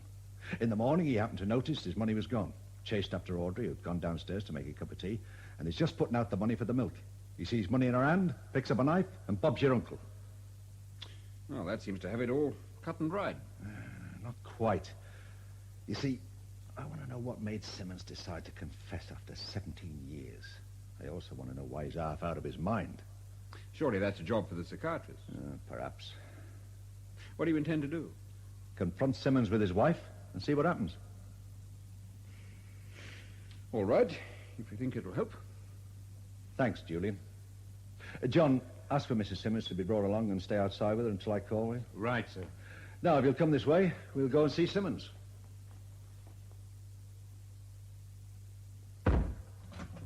Hello, Billy. I killed her. Oh, why can't you just get on with it, see? Just get on with it. Would you keep off by the door, Julian? Right. Thank you. Billy, what happened when you stabbed Audrey? You did stab her, didn't you? There was no noise. She made no noise. I told you that. Did you stab her because she was stealing your money? I didn't mean to hurt her. She was such a lovely girl. Really pretty. But you stabbed her all the same, Billy. Now, why? Tell me why. Can't keep her fingers off a thing. She's always stealing, always stealing, filthy old bitch. I stopped her, though. I stopped her good and proper. She won't steal again. She's outside, Billy. She wants to see you. Grab, all the time. She wanted me locked up, see, so she could have it all. But it's my money. Mine. So you Mine, it's mine. Took the knife and hit her again and again. You dirty old whore. What's the matter with you? 50 quid. You nicked 50 quid. I don't know what you're talking about. What's that in your hand? A quid. For the milk. Taffy, for the milk. You damn silly bastard. You'll swing for this. Let me. You'll swing. Stinking little thief. Filthy. Ugly. Oh. Now, John, let her in. Audrey was pinching your money, so you killed her. Hello, Billy, love. You all right? She took it. She took it and I killed her. But this is your wife, Mr. Simmons. No. Oh, she is, Billy. Your wife. And you wanted to kill her too, didn't you? Don't say anything, love. Don't say anything. Oh, Billy, you wanted to kill Queenie. She was stealing from you too, wasn't she? She was nothing more than a thieving old bag. You wanted to murder your wife as well as Audrey Granson. He didn't. She was still there, you see. And she was beautiful. I don't think she was anything like you. Look, he doesn't know what he's saying. This is your wife. This isn't Audrey Granson. She's been dead for 17 years. Why do you want to kill your wife, Billy? No one would listen. I told them I killed her. I tried to tell you, Queenie, I didn't want to do it again. But you can't kill the same person twice, Billy. You wanted to kill your wife because in your mind she'd become Audrey. You must believe me. I didn't want to do it. Not again. She's really dead, Billy. You got it all muddled like. You thought I was pinching off you and I wouldn't do that. I warned you not to take things from me, Queenie. I did warn you. I never stole anything from you, love. Never. It was our Audrey, the woman in Liverpool. She stole from you, not me. That's why I hit her. You done that to me as well. You hit me as well, you know. You thought I'd been pinching from you, and I hadn't, love. I hadn't, I swear. Queenie, I told you I'd done her. No one believed me, but I knew. I could see her all the time. What was she like? What was Audrey like, Billy? Was she like me, Billy? Old? Ugly? Was that it? Sometimes she is. I don't think I remember. Oh, Queenie, let me try to understand. I thought you were dead, but she is. She really is. I think that's enough, Tommy. Come along, Mr. Simmons. Oh, you were very beautiful as a girl. You had the nicest eyes. Always smiling. We'll see you tomorrow, Billy. Try not to think about it tonight. And I'll see you tomorrow. Collect up the bits and pieces, would you, Trafford? Yes, of course, sir. I never meant to hurt you, Queenie. You must believe that. But sometimes it wasn't you I could see. I think she knows that, Billy. See you tomorrow. Yes, tomorrow. It's not so far off, is it? Of course, he'll have to be examined by psychiatrists. Oh, I wouldn't know anything about them. They have a jargon all to themselves. They might get better if they reversed roles on the couch.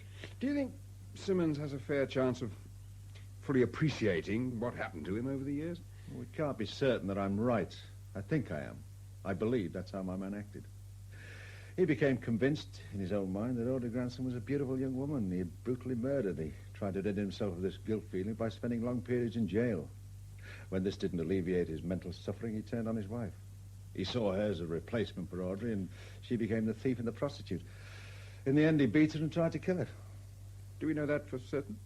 Well, Queenie told me a great deal, but she held out about the beatings. Finally, she let slip about this thief business. You know, I'm quite certain that Simmons went for her, and in his mind, he half realized what he'd done, and he somehow managed to make his way to the newspaper office. By then, he was too far gone to be coherent. So you think, in his own way, he was trying to protect Queenie from emotions he could no longer control? Yeah, something like that. Well, I'll be off as soon as I can. I will, of course, come up for the trial if you need me, but I think John can handle it. Oh, yes? What is it, Trafford? I just thought I'd let you know, sir, we've located Ma Weston.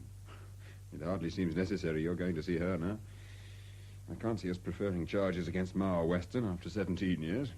I'd like to see Weston, if only for old time's sake and to complete my trio of witnesses. All right. But remember, she must be at least 100. Go easy on her. And, Tommy, well done. Thanks, Julian. I enjoyed working with you. Good luck with your promotion. Carmen? Inspector Flynn, Reverend Mother. Thank you, Sister Carmel. Please come in, Inspector. It is nice to see you after so long. You did know I'd left Birkenhead, Mother. I think a little bird had whispered something to that effect. This is not a social call, is it? Is there someone in particular you wanted to see? There is. Old Ma Weston. Ah. She is still alive. Oh, very much so. I would say without any hesitation that she is our liveliest patient. Hardly a day passes without her indulging in some little mischief. She is a great delight to us all. She would be. I take it you don't exactly approve. Well, she's an old woman now, but, well, I knew her a long time ago, Mother. Oh, so did I, Inspector. Mrs. Weston has been with us for 7 years now. I think I had known her for well over 20 years before that. Well, could I see her then? Of course.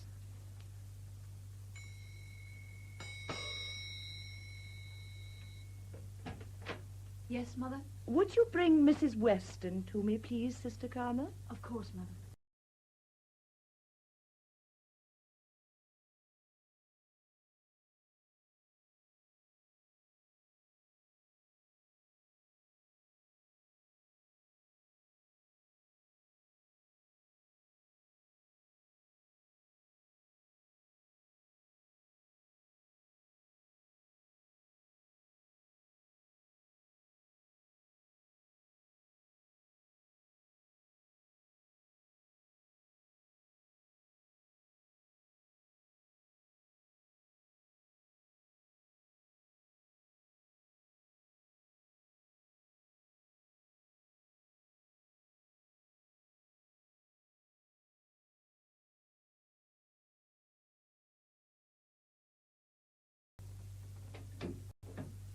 How long is it since you saw Mrs. Weston? Oh, 17 years, something like that. I had occasion to interview her in connection with one of her girls. Her girls?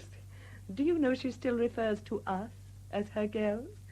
She's always most concerned that we look our best. I think she misses quite a number of them. You think so? Oh, don't judge her too harshly, Inspector. Do you know she still has quite a few visitors? Some of them are respectably married, but they still come to see her. 1 or 2 have fallen on hard times, but they say they like to come. It cheers them up. But some of these girls were only kids, Mother. I mean, old Ma Weston set them up on the streets. Oh, you're wrong, Inspector. She did not set them up, as you say, far from it. She gave most of them a home, a place to live. She looked after her girls in the only way she knew possible. Of course, it was wrong. I'm not denying that. As a nun, how could I? But in a city like this, Some lonely girls ended up with Ma Weston, and some ended up with me. I blame it on the conditions in which girls like those were forced to grow up. Come in. Mrs. Weston, Mother. Oh, thank you, sister. You may leave. Yes, Mother. There's a gentleman to see you, Mrs. Weston. An old friend. A gentleman? Oh, how nice. Oh, you haven't forgotten me, then. I keep telling the girls here how good you all are to me. But they're a bit stiff-lipped, you know.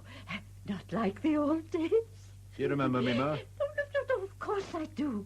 I never forget a face. Can you hear the music? It's quite lovely, isn't it? It's a waltz, I think. Some of the young ones are so nervous, and I always think music is a great soother. But you're not nervous, are you? I can tell that. Oh, they're such dear girls, all of them. Very loyal. They still come to visit me, you see, despite my circumstances. How long has she been like this? For about 4 years. Don't pay any attention to her. She refuses to dress properly. Anyone would think we were running a funeral parlor. But I had some lovely clothes for the girls. They love to look nice. A young man will always be polite if a girl is suitably dressed. Between ourselves, I think you could look so much more handsome if you took a little more care with your clothes. Creases are a sign of an untidy mind. Yes, Mrs. Weston. Ma, it's Tommy Flynn. I want to ask you a few questions. I don't think you'll have much success. Well, can she remember anything? Oh, plenty. But she's no longer very logical. Yeah, I can see that. She lives in a dream world of her own. She's quite convinced herself that everything she ever did was quite beautiful and to the benefit of everyone around her. Good for her. Very convenient. Oh, she believes it, Inspector. Whatever she did make of her life, she has managed to remember only the good things.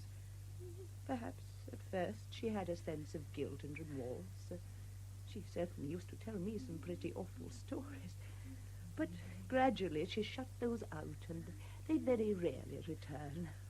Her past life is gone, blotted out.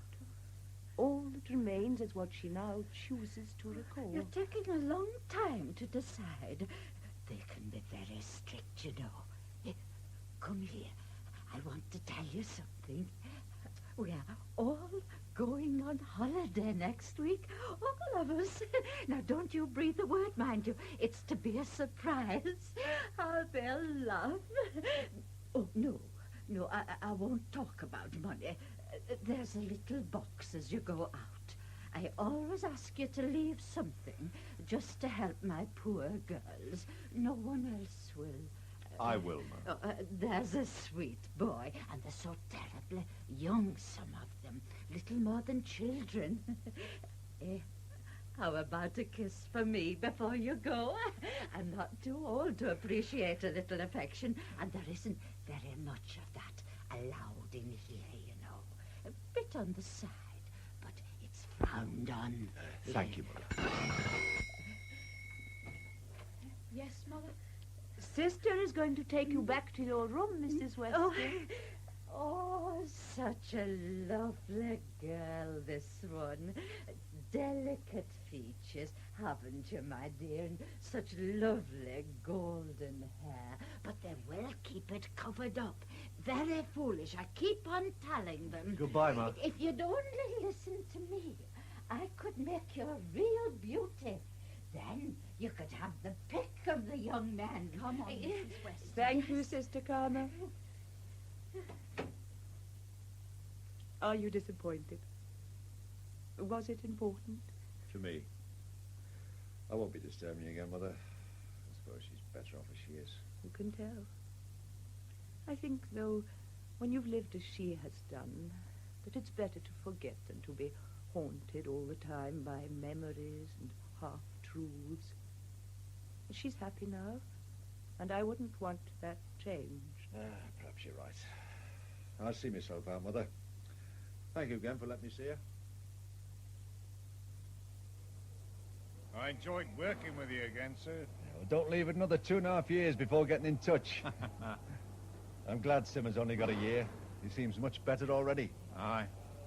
He's very upset about Queenie disappearing like she has. I just hope she doesn't run out on him permanently. You could hardly blame her, I suppose. In our own ways, we all try to escape from things at times. You know, it's funny. I never thought when I first come back on the case just over a month ago that I'd feel any sense of regret at leaving Birkenhead. But I do. Aye. Still, there you are. Well, cheerio, John, and good luck with Mr. Richards. I think he learned a thing or two. Thank you. Remember me to your good lady? I will, sir. Right, platform 5, I think.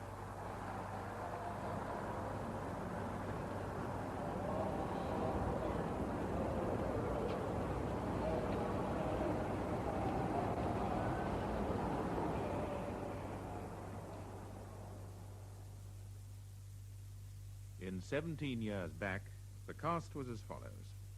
Inspector Flynn, Robert Keegan, Sergeant Trafford, Geoffrey Matthews, Superintendent Richards, John Pullen, Bill Simmons, Alan Downer, Queenie Simmons, Barbara Mitchell, Audrey Granson, Kate Binchy, Charlie Williams and desk clerk, Henry Stamper, Jenny Hutchins and Sister Carmel, Judy Bennett, Ma Weston, Catherine Parr,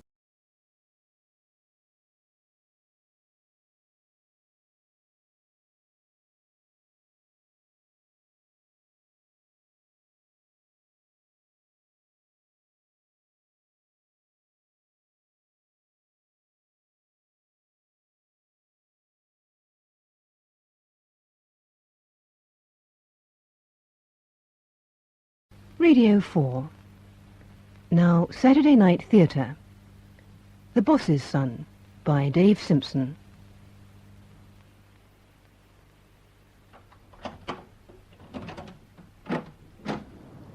Hello?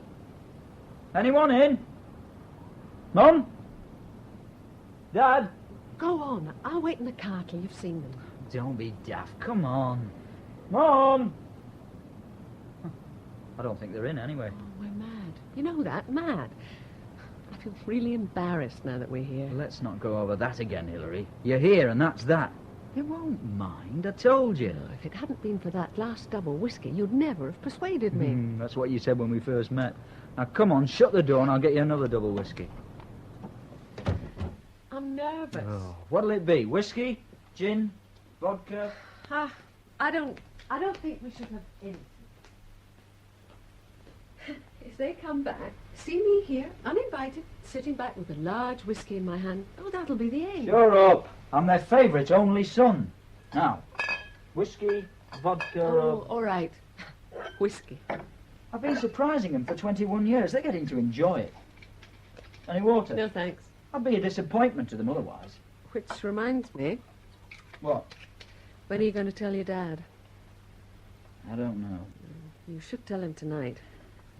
All right. After dinner. Here's your drink. Cheers. What dinner?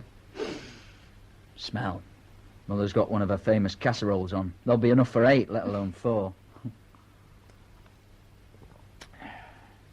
No, the only thing my mother will be worried about is whether your spare bed will be aired, even though it is summer and 80 in the shade. Don't be rotten. Oh, you should worry. They actually like you, you know. Oh, yes? Especially Dad. Even if he doesn't go much for your politics. Hey, you're as nervous as me, aren't you? Me? Nervous? Oh, blimey. Oh, here, take this glass, Brian. Oh, God. Do you want me to hide under the sofa or something? Mum? Brian? Ah, right first time. Day, we weren't expecting you to...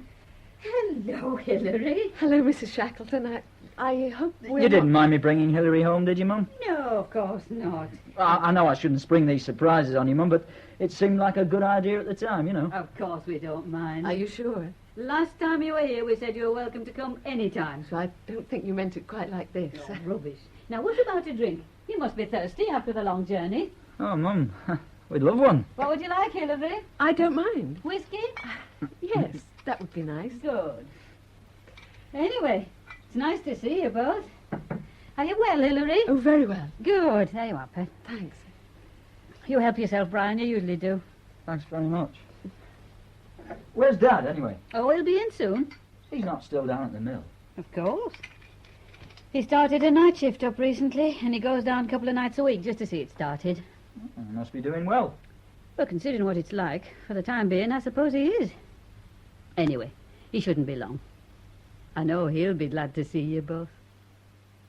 It's typical Hillary. He's about as predictable as a drunken camel. Oh, well, I'm sorry if we've put you to trouble. Hillary, it's lovely to see you. I love surprises, especially this kind. Oh, well, I've got another one for you after dinner, Dad. Oh, yes. Yes. Oh, sounds interesting. Can't you tell us now, Brian? I'd rather not. In that case, I can hardly wait. Here we go. In fact, I'll probably get indigestion trying to scoff my food down. But never mind. It's nice to see you both. Now then, Brian. Oh, I'm full up. She's a good cook, your mum. The best. She's all right, is your mother. She's been very patient with me, you know. I've given her a hard time in the last few years. Have you? Oh, you don't know the half. Not the half, Brian. And she sits back and she takes it all. She doesn't moan. How many women have you met that don't moan? And she's had cause to do. Well, I've been lucky, and I hope you'll be lucky. I tell you that, Brian. I hope you'll be as lucky with Hillary. What? She's a nice girl. She's got spirit. I like her. Well, we both do, your mum and me. We'll be right happy for the pair of you. Hey, hang on a minute, Dad. I think you've got the wrong end of the stick. Oh, what's that? Well, I haven't come to chat to you about me and Hillary getting married. You not? No. No, it's nothing to do with that. Well, aren't you going to marry her? Well, I don't know. We've not talked about it. No, what I wanted to You've not talked about it? Look, listen, Dad, it's something more important. More important? I want to talk to you about my future. You see. Well, you must wonder what I want to do. Well, it's crossed my mind. I want to come in the mill, Dad. I said I want to come and work in the mill. You're mad. What? Well, all the fighting and arguing and shouting we had before you started college. You spent 3 years at college studying English, and you come home and tell me you want to start in the mill? Well, you're mad, Brian. I'm not mad. I gave in 3 years ago, and now you come home and tell me you want to come in the mill? You're telling me you've wasted 3 years at college. It's not been wasted. Well, what good is an English degree going to do you in the mill? Those 3 years sorted me out, Dad. Sorted you out? They did. I can understand it better. I know what you feel. I'm not the same person I was 3 years ago. Oh, don't be daft. I thought you'd be pleased, Dad. Oh, you're only doing it to please me, are you? Of course I'm not. Listen, son. 3 years ago, you nearly broke my heart. Never mind the fact that you didn't follow me into the mill. That hurt less than some of the things we said to each other. Well, I've got over it now. I'm coming out of it. I'm even coming round to the opinion you were right. You need a degree. You need an education. And these days, you need to own a mill like you need a broken neck. So I'm telling you, don't come in the mill, lad. Go out into the world and use your degree. Oh, yeah. What about all that tradition? Well, that was pure sentimentalism, nothing more. Well, I'm sorry, Dad. I've thought about it, and I want to come in the mill. I think I've something to give. Oh, God. Don't be so cynical. Now, will you take me or not? Well, will you? Are you sure? Positive, yes. Well? Go on, then. Go on, then, Brian. Yeah, but can I say something about how I come in? Oh, you're making conditions already, are you? No. Look, I don't believe in privilege. I don't want any special favours. You won't get any. I want to come in as a worker, an ordinary worker. An apprentice, you mean? That's right. I want to work my way through. I want an apprentice salary and no privileges. No privileges at all. Treat you like all the other buggers. That's right. Is that okay? Well, I'll tell you, you'd have done that anyway. And I'll tell you something else, no. You've got a long haul, lad. To go up through the apprentice scheme is no easy number. I know that. You'll work your knackers off during the day and you'll be studying at night. You understand? Sure. And you still want to go ahead? Yes. Right. You can start on Monday, okay? Monday? Too early for you? No, Monday it is, then. Oh, your mum will get a shock. Hey, are you really not going to marry that Hillary? Well, I don't know, Dad. Does she know about all this? Oh, aye, she pushed me into telling you tonight. Good for that. Anyhow, let's get back. Oh, Dad. Yeah, what's that? You are pleased about it. Pleased? I think you're bloody mad, really, but... I'm as chuffed as hell, lad. Your mother's very discreet, the way she ushered your dad upstairs and left us on our own. Oh, yes, I liked her yawn. And then Dad going on, but it's only 10:30, and looking really vague, and my man pulling him out of his chair. And then his face dawned. Yes. Oh, aye, I see. Really subtle, isn't he? He's sweet. How'd you feel? What about? To Mill. Oh, You're still sure? of course I'm not. I'm scared stiff. But I'll do it for him. What else have I got? I still can't see you being a boss. No. We all mellow, though, don't we? Do we? Even you. No, yes. I mean, socialism's okay when you're poor, but you've got to have bloody high principles to stay a socialist when you're rich. We're basically selfish, you know. I'm all right, Jack. I don't think you're selfish. Ah, well, I've yet to be put to the test. If I stick the course, if I make it to management and take over from Dad, that's when I'll find out about principles. Just hope I don't change, that's all. So do I. If I don't, it should be interesting to see what happens. Revolutionary management. Yeah, I don't think Dad knows what he's taking on with me. There again, maybe he does. Maybe. But I still don't envy you, you know. No. Tell me, Hillary. Yes? How do you fancy being a boss's wife? Oh, come on, Brian. No, I'm serious.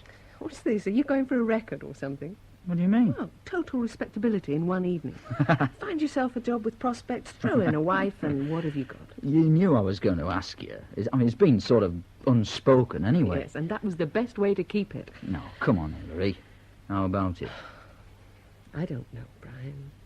Since you decided definitely to go to work for your father, I've been thinking about it. I can't see myself as the wife of a mill owner. What? The image is ludicrous. I mean, standing back, putting all emotion aside. How can you do that? No, not very easily. But apart from that ludicrous image, it means me having to move up here. Oh, I thought you liked the North. It's to visit. I don't know what it'll be like to live here. Listen, then I'd have to find a job up here. Well, you're going to have to find a job anyway. I really don't know, Brian. I won't commit myself. Really? Oh, you thought I'd just jump in with both feet, did you? No, it's not that. I'm not going to say anything this weekend. I'll go home to my parents for the summer, and then I'll see. But don't try and push me. I mean, I'm not too overboard on the idea of marriage anyway. Oh, I could just see Mum and Dad if I told them we decided to live together instead. I wasn't suggesting that. I just want you to know how I feel about it generally, right? Right. Now, we better go to bed. Hey, in a minute. We're all going soft, that's the trouble, Hillary. When I think about working conditions only 20 years ago, the workers today don't know that they're born. Oh, well, it's the unions that have brought that about. The unions? Oh, don't make me... And that's the end of the round. No. Grandad and Aunt Maud are here. Oh, aye, Hillary, whatever happens, don't start in front of Grandad and Aunt Maud. Why not? Just a friendly warning. Well, for a start, Aunt Maud is very prim and proper, Hillary. 56, unmarried and unsullied. Oh, Brian. Ah, but she's a lovely lady all the same. Do anything for me. She's soft. And then Grandad, he's so far right, he's almost on the touchline. What's that? Hello, Dad. We're talking football. Well, how are you, Dad? Hello, Grandad. I'm all right. How are you? You know, it's still warm out there. I'm quite sweltering. Where is he, then? Hello, Aunt Maud. Come on, then. Give your Aunt Maud a kiss. Oh, Oh, that's fine. You're looking very well, Brian. Am I? Very well. I thought you might have been round to see us yesterday, Brian. Well, Leave the lad alone, Daddy. Needed a day to recover, didn't you, Brian? He was very tired when he got home. Of course he was. Never mind. I'm just pleased you made the right decision about the mill, lad. Yes. Well, anyway, I'd like you to meet Hillary. Hello. Oh, yes, Edwin said Brian had got his girlfriend up for the weekend. Pleased to meet you, Hilary. Are you from London? Yes. I can't stand the place myself. I've only been down a couple of times, but that was enough for me. It was all rush, rush, rush. You can hardly get your breath. And that doesn't do for me. I expect I'm used to it. Well, dinner's ready if you are. Well, come on then. Come on then. Oh, you sit here. Brian and Hilary here. Oh, we've got placings now, have we? Usually it's come as you are, sit where you please and get tucked in. Don't believe a word he says, Hilary. He just likes to show people up. When we were at home, we didn't dare bring anyone back. Feared Dad'd be on to 'em soon as they entered the door. That's not true. Not that they'd want to come round any road. They were usually too scared. Quite untrue. Didn't take long to bring you home, did he, Mary? Oh, well, he was trying to impress me with a big house. And I should have known better. No, you should. You were never scared of me, were you, Mary? Not a bit. There you are, then. Well, anyway, you can all start, you know, instead of staring at each other like sheep. So, are you going to open some wine, Edwin? I will indeed. The regathering of the Shackleton clan definitely calls for a celebration.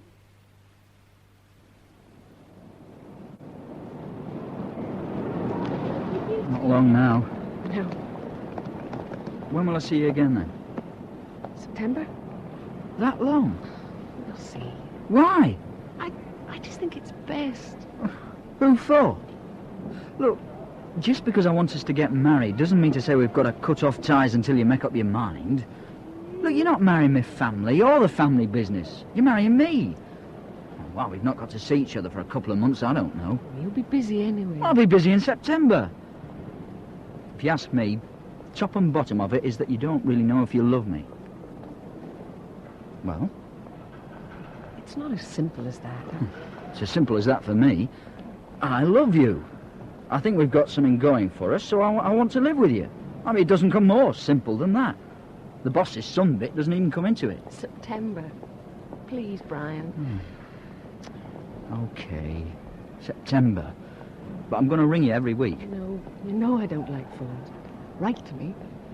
Please, don't ring her. Okay, I'll write to you. If you're not too tired. Oh, I'll cope. I'm going to have to get on. We'll be going out in a minute. Yes. Thanks for a lovely weekend, Brian. And good luck today. And you will write back? Of course I will. Bye, love. Mavis, Betty, don't switch frames on yet. I want a word. Can you tell April over there? And Gordon if he's in. He's here now. Oh, good. And Betty, get Restman from toilets, will you? What is all this? No, I won't keep you long. Can you listen to me a sec? Well, I thought I'd better tell you I've got Brian Shackleton starting today. Who? Brian Shackleton, Mr. Shackleton's son. Oh, God. What's he doing? Yeah, I thought he were at college. Well, he were. He finished it summer. What do you want to work here for? He must be bloody mad. Like all of us. He's working his way through. Is he a good-looking lad? That's what I want to know. Hey, no, we'll have none of that neither, Betty. He's only human, isn't he? He's got what you got, hasn't he, Fred? That's not saying much. No, come on, I'm serious. So are we. Any road, what are you telling us for, Fred? No, it don't make no difference. Well, I thought I'd just let you know he's coming in on the apprentice scheme. That's a lot. No, fair dues. Good for him if he is. Well, he is. He'll be coming in at 9. And don't start giving him funny looks neither, will you? Give the lad a chance. He'll probably be a mite nervous.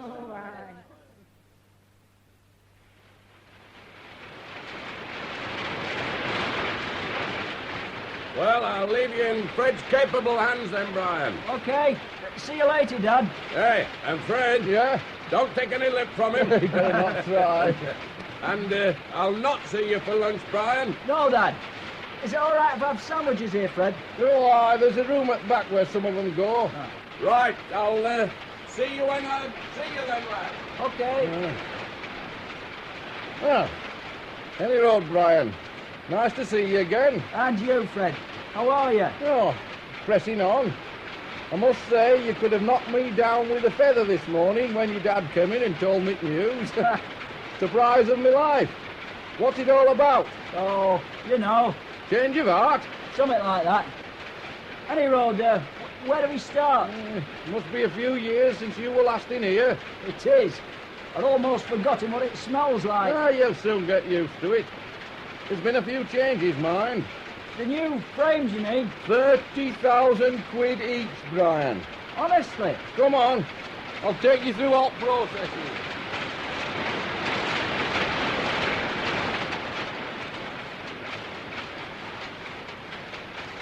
Now then, this is the drawing section. Can you remember? Okay. Well, the wool comes into us like this, you see. This thick interwoven wool here.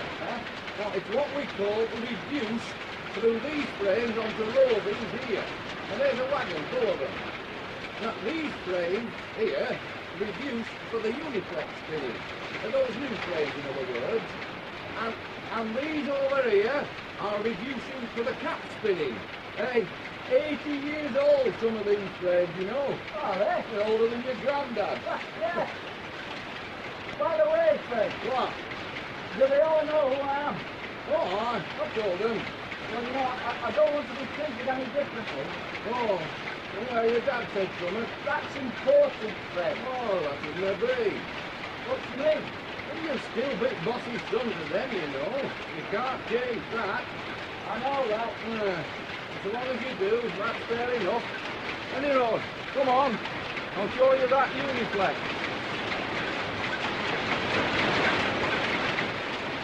It's 20 yards long, is this frame. Your dad's pride and joy. He put these in the year you went to college. I know. Hey, and we knocked down 8 of the old cap frames to put in these 3. Your dad got a government grant for it. Took 6 months. You know, they build them up piece by piece. It's a bit like Meccano watching them do it. Seemed a miracle the bloody thing worked when they switched it on. Hello, love. How they running? Not bad. Night shift left our side in a mess, mine. Should see laps they've left. Have you seen it? Oh, in a minute, love. They're always complaining. Oh, Fred. What? Sorry, that lad over there. Where? Over there. Oh, Gordon, you mean? Gordon? That's right. Why? I think I know him, that's all. I went to school with him, if it's same lad. Well, he's only been here a couple of months. What's he do? Takes off and sets the cap spinning. Do you mind if I go and have a quick word with him? No, go on. Yeah.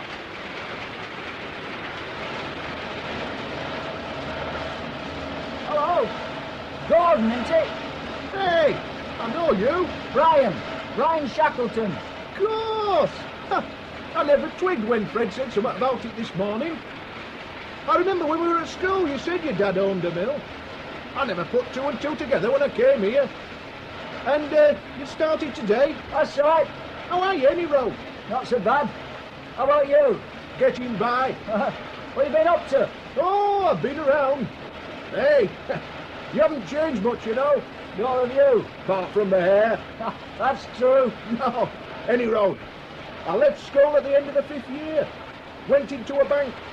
Stuck it for a couple of years before I couldn't stand it any longer. You know what I mean? Yeah. After that, I bummed round for a couple of years. Before going abroad last year. I hitched round, got work where I could. Then I came back. Couldn't find a job. Bingo. I lumbered myself with this. Oh, hey, oh, sorry. That's all right. Look, I'll have to get back to Fred. Do you fancy a drink tonight? Oh, I fancy a drink any time. Great. I'll meet you in the Bull at 8. How's that? That's in Beacon Street. That's the one. Ah, OK. 8 o'clock. Right. Maybe I'll see you at lunch anyway. He looks now like his dad, does he? Thank the Lord. He's got shifty eyes like his dad, mind. Has he, Eckers like? Just like his dad's. He's got nice eyes. I tell you, April, those eyes are a spitting image of his dad's. What do you think made this? I've not looked at him like you. Well, take my word for it. He looked at me and I thought he'd got... Here you are, Brian. Put yourself down on one of them bobbins. Oh, cheers, Gordon.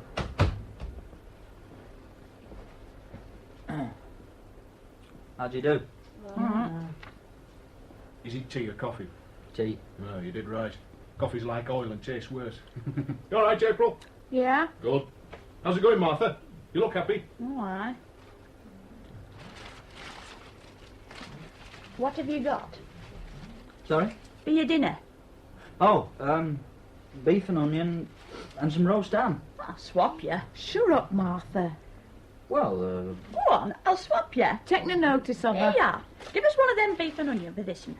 what is it? Fish paste. Don't be so cheeky, Martha. Taking a notice of her. No, it's all right. Here. Thank you very much. Oh, you cheeky you are. Very nice. Fish paste, all right. Good. Bringing sandwiches every day, are you? I think so. Ah, well, it's cheaper, isn't it? Can't afford naught else these days. Not that it makes much difference to you, mind. Shut up, Martha. April, will you stop telling me to shut up? Do you like them? Sorry? Here. Do you like? Oh, aye, yes. You? It's all right. I've been here about 10 months. I worked at Apple Yards for that. Aye. Didn't like it there. Miserable lot. Paid better than here, mine. Did they? Well, not much, but a bit more, you know. Hey, Gordon, I'm thinking of joining the union here. You what? The union. I said I'm thinking of joining the What union? What do you mean? We've got no union as far as I know. What with that? Did you say union? What's he up to? What are you up to? Sorry? If you're talking about unions, there ain't one here. No, never has been, and I've been here 11 years. That's right, isn't it, April? Aye, it is. When I came, I asked about joining union. Your dad's never had one.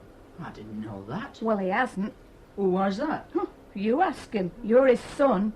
I got nowhere. More coffee, Edwin? Tell, love. Brian? Please, Mum. There you are now. Thanks. Dad? What's that? How is it you've got no union in the mill? Union? Yeah. Well, what do we want a union for? I didn't know you were a non-union mill. No, we've never had a union in our place. No, never want to. We want productivity, not inactivity. You start a union and you can't pick your nose without consulting them first. Edwin. Well, it's true. Oh, you don't need a union in a small family mill like ours. We've always had good relations with our employers, and we don't want to ruin it with a union. I was talking to a girl called April about it. Oh, her? Well, she's a right troublemaker, that one. She were on about union first day she started. I didn't know you felt as strongly as that. I tell you, Brian, I've seen the union ruin family businesses. Don't exaggerate. It's true, and all because of some minor piggling dispute that wasn't worth talking about. Well, what happens if some of your employees have got a grievance then? Where do they go to, Dad? They come to me, direct to me. Oh, you could hardly call yourself impartial, Dad. Well, they've never been afraid of talking to me. We sort it out between us. That's how we've always done it, and that's how we'll continue to do it. Now, why all this talk about a union, any road? I was thinking of joining the union myself. Yeah? You what? I thought it'd help me get a bit closer to the other workers, instead of them just thinking of me as the boss's son. Oh, don't make me laugh. Oh, you must be daft. You've nothing in common with them, lad. Absolutely nothing. You'd be daft to try. I want to break down the barrier between management and employee. Oh, my God. He's only been in mill a day, and listen to him, Mary. Yes, I'm listening to him. He's already talking about management relations and unions. Oh, good grief. Break down the barriers. Yeah, well, that's what I'm going to do. I can't believe it. You're naive, lad. You're an innocent. They'll let you lie, give 'em a chance. Oh, don't be ridiculous. Now, whether you like it or not, you're my son. I'm the boss. You're the boss's son. Now, you may be starting as an apprentice, lad, but no matter how you look at it and how they look at it, you're different from them. Ridiculous. And that's the top and bottom of it. You can't be one of them, no matter how hard you try. Oh, they'll be nice to you and they'll be friendly and you can have a joke together. But there'll always be that edge. They can't help it no more than you. And as for all that talk about unions... Yeah, then we'll see. Oh, we'll see, all right. How can you be so patronising towards It's reality. You're so condescending. I mean, we're no better than they are. Oh, you'll find out, Brian. A few months in mill and all your newfound educational theories of equality will soon prove hogwash. Listen to him, Mum. Well, listen to you. You don't seem to understand. I like my employees, I do. They're nice people, I get on with them. But you have to face the reality that they work for me. I employ them, I pay them. In return, they work 40 hours a week for me.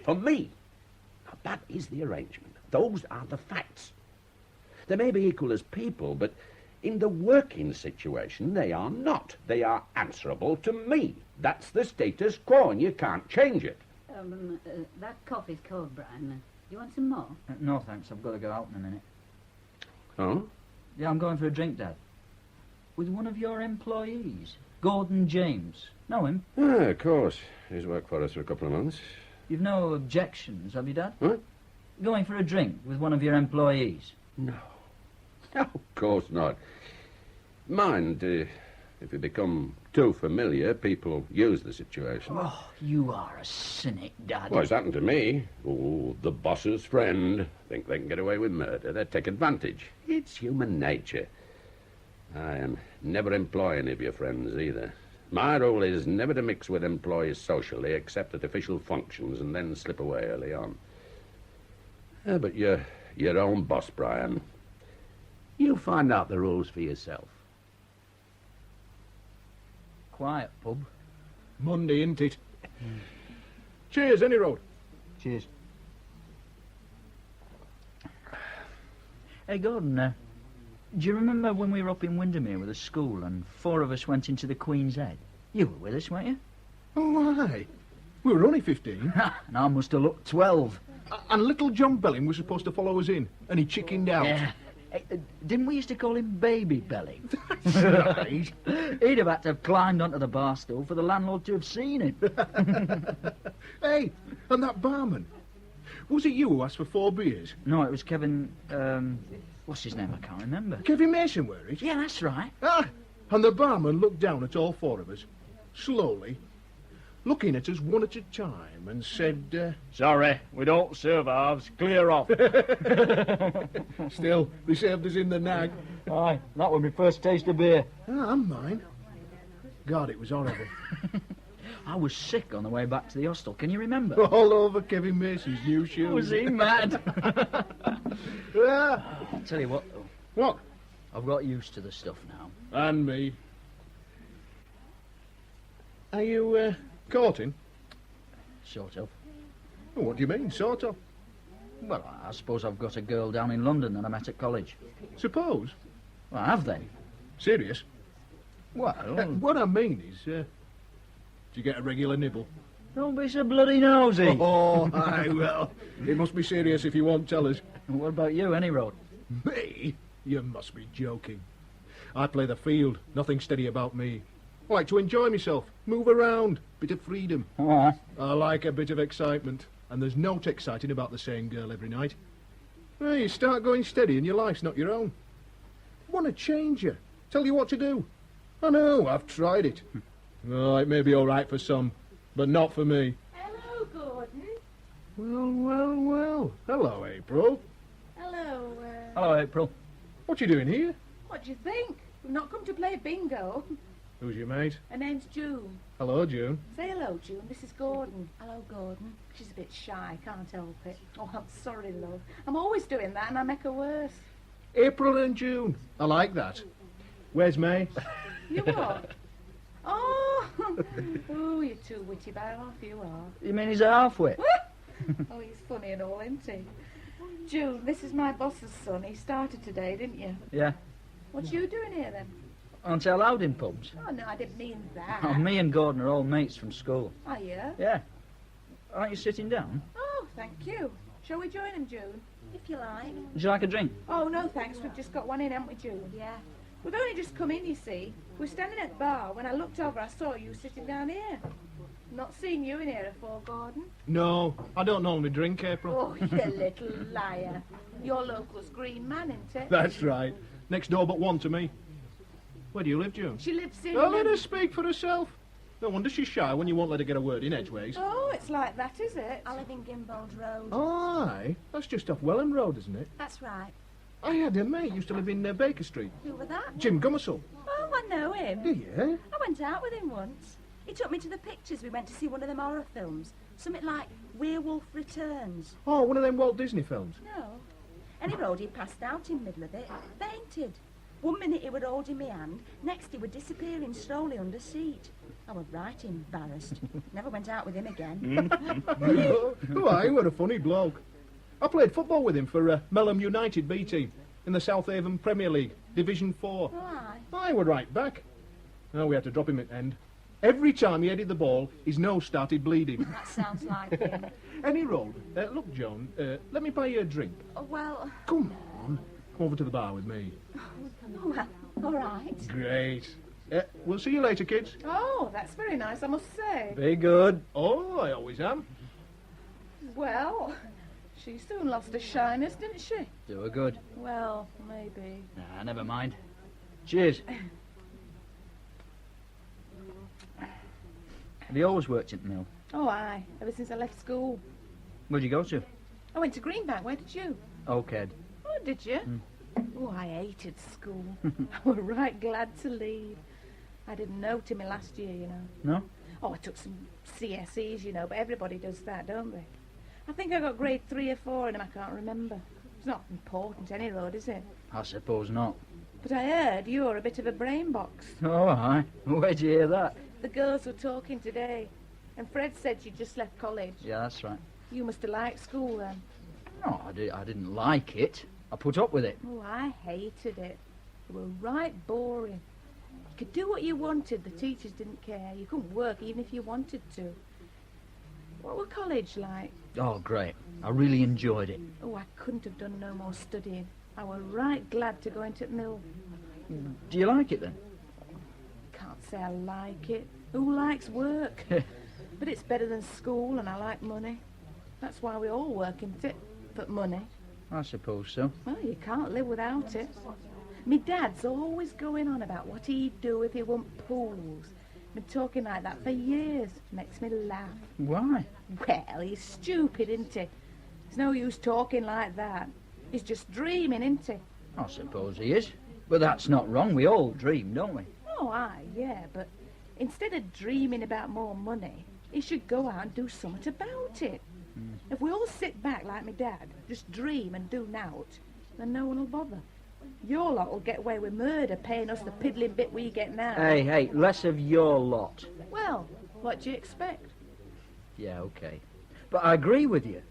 I mean, why do you think I want to work in the family business? I don't know. Because I want to change the setup as it is.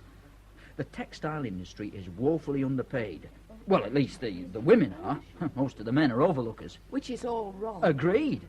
But that's one of the reasons why it is badly paid. Because it's an industry mainly based on women. Most of you don't care. I do. Well, you're in the minority then.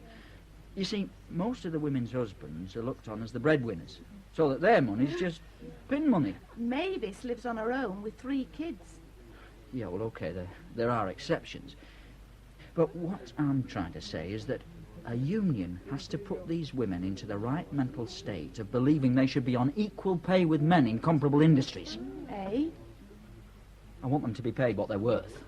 And we've got to get away from saying that 30-odd quid a week, whatever it is you get... £38.80. Yeah, right, well, we've got to get away from saying that that is good money for women to earn. Exactly. And apart from that, I want worker participation in the industry. You what? So that you have a say in the running of the firm. Oh, I don't think I want that. Ah, well, you should do. Don't just aim at more money in your pocket. It sounds funny, you talking like this. Why? Well, it just does. I mean, to hear you talking about a union today, well, it's like going against your dad. Oh, I'm not going against him. I'm just trying to change him. I believe every worker should be represented by a union. So do I. Yeah, and I think it's all wrong we haven't got one at our place. Well, anyway, it's something I want to think about. Come on, April, drink up. I'll get you another. At least the first week's nearly over. It seemed like a lifetime. By Wednesday, I was looking at the clock every 5 minutes. I was sure it must have stopped. I really don't know how the others stick the job. They do the same thing day in, day out. It's so boring and monotonous and noisy, and most of them have been doing something like this from the day they left school. It would drive me round the bend. They seem a very apathetic lot, most of them anyway, never looking further than their machines. It's depressing. For example, as I told you, there is no union, and none of them seem to be aware of questioning working conditions, pay, etc., etc. Most of them accept everything at face value. I've come to the conclusion this is because most of the workers are women. Yes, I'm serious. Anyway, I'm not too happy about some of the conditions of work, and I mean to talk to Dad about it. I've missed you very much this week, Hilary. Please write back soon. I do love you. Brian. Well, I think he's all right. Oh, he's all right. No, seems to be. Aye, that's half trouble. I'd never tell him out in case he went back to his dad. He's not like that. Oh, no. I've spoken to him. Aye, I bet that's not all you've done neither. Oh, shut up, you dirty bugger. Any road a week's too early to judge even the devil. And talk at devil. You on about me again? More likely me. Any road. Here you are, darlings. Catch. Sorry, thanks. Which reminds me, what did the nuclear scientist eat for dinner? What? No? Fish and chips. What was that? Fish and chips. Fish on chips. No? Never know. I don't know why I put that. Hey, did you put some vinegar on, Gordon? I did, Mavis. Oh, Tarno. Yeah, Gordon. Pays after Agnes. Oh, ta. That coffee machine's bust again. I've just lost 6p. I'll see Fred about it. Every week I lose something in it. I must have lost 12p in it last week. Been like this for months. Well, why don't you do something about it then? Like what? Nothing's done if you complain. If you all complain together, something to be done. It would, April. Not worth it. Well, can you afford to lose money in it? Can't. Well, then it's worth it. So I'll have a word with me dad. Ducks might fly. Oh, you stupid you are, Martha. Any road pigs might fly. You what? Never mind. That loo and all. You what? That loo won't flush proper, will it? You know what it stinks like. Oh, don't go on about it when we're eating, April. Summat ought to be done about it. The men's are pretty bad and all. Aye. They ought to supply us with gas masks. But they're not half as bad as ours. Why do you think we go for a smoke in yours and not ours? April, will you shut up about blinking toilets? But it's not right. Now, if we had a union, we could go... That's true. Now, don't start talking like that, Wed. He agrees with us. Don't you, Brian? Oh, it's Brian, is it? Yes, I do, Martha. And while we're on about this, something ought to be done about those hand towels. They're never clean. He only changes them once a week. Okay. And what about a union? I don't Oh, know. you're asking for trouble if you start talk like that. What do you mean, Martha? Like I said, I've been here 11 years and we've never had a union. So? A couple of times somebody tried to start one. Well, go on. Well, he got to hear of it, you know. And? They sacked him. Sacked him? Aye. No, I don't believe it. There you are. I told you. I shouldn't have said out, not in front of him. Well, it's true. He wouldn't do that. But he did. Okay. I'll have a word with him. I'll make some inquiries about starting up a union, too. No wine, Brian. Please, Mum. No, listen, Dad. Oh, thanks. Dad, it's all very well saying it's been like that for years. Well, it has. No one's ever complained about these towels before. No, they wouldn't. And I don't suppose anyone's ever complained about that toilet either. In fact, the men's and the women's. Oh, well, that has been mentioned recently, I must say, with hot weather and... Dad, it's hardly going to cost you anything. Certainly not to replace the towel every day. Every day? Well, why not? Well, imagine the laundry bills on that. Oh, Dad, don't be so penny-pinching. Don't call me penny-pinching. Look, will the pair of you calm down? Well, he's been working here a week and he's already telling me how to run the business. Oh, that's what I'm not doing. I'm telling you how to look after your workers a bit better. In the business a week and he thinks he's one of the workers. I am a worker. The pair of you, I won't have you arguing at the dinner table. Can't you make him see sense, Mum? Don't you think I've got a point? Well, if the toilets are as bad as you describe... And they are. Are they, Edwin? Edwin. I suppose so. Then Brian's right, isn't he, Edwin? Good God, he's only been working there a week. And that's irrelevant. Now, don't start that again, please. What are you going to do then, Edwin? I'll get a plumber in first thing Monday. Good. And the towels? I'll see they're changed every day. Great. You're not an unreasonable bloke after all, Dad. Unless of your cheek. Now, something you've got to learn is that once you start making concessions like this, you never stop. They'll find everything wrong. You give them an inch and they'll take a mile. You'll soon learn, lad. I'll say one thing, though, Edwin. What's that? Brian's certainly keeping you on your toes. Treading on him more like. Aren't you, lad? Go over, Dad. Not that I mind too much. One thing, though, Dad. Oh, here he goes again, Mary. No. My wages. His wages? What about your wages? Have we ever paid you? After deductions, I only get £24.36. Well, you will do. You're on emergency tax, aren't you? Yeah, but gross, I only get £38.80. Well, don't stop moaning now. You're the one who said he wanted to be paid the same as the other workers. Is that all they get? Well, some on piecework can earn more. Cap spinning, they also get 6p a doff on top of the basic, but, well, that's right, yes. That's ridiculous. They got a pay rise only 6 months ago. Aren't the national average weekly earnings over £70? Oh, you can't take notice of national averages, can you? Why not? Well, averages always distort the true figures. Look, lad, if you really want the truth, it's low wages that have kept the industry just about on its feet. If we paid wages like some of these other industries, we could never compete against the cheap labour of our foreign competitors. Now, that is an economic fact. Fair enough. But you should at least pay what your competitors in this country pay.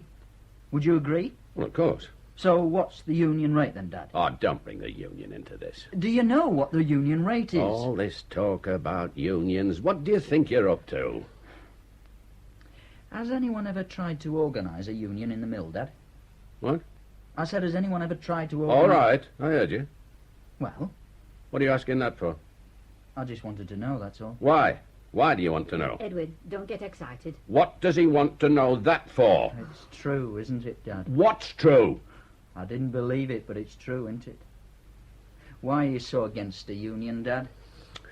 Because I can't see a union benefiting Shackletons in any way, and that has to be my prime concern. But it might benefit your workers, Dad. Aren't they important? Yes, of course they are. Well, then. I can't see how it will benefit them. Oh, well. I don't know about a closed shop, Dad, but you've certainly got a closed mind.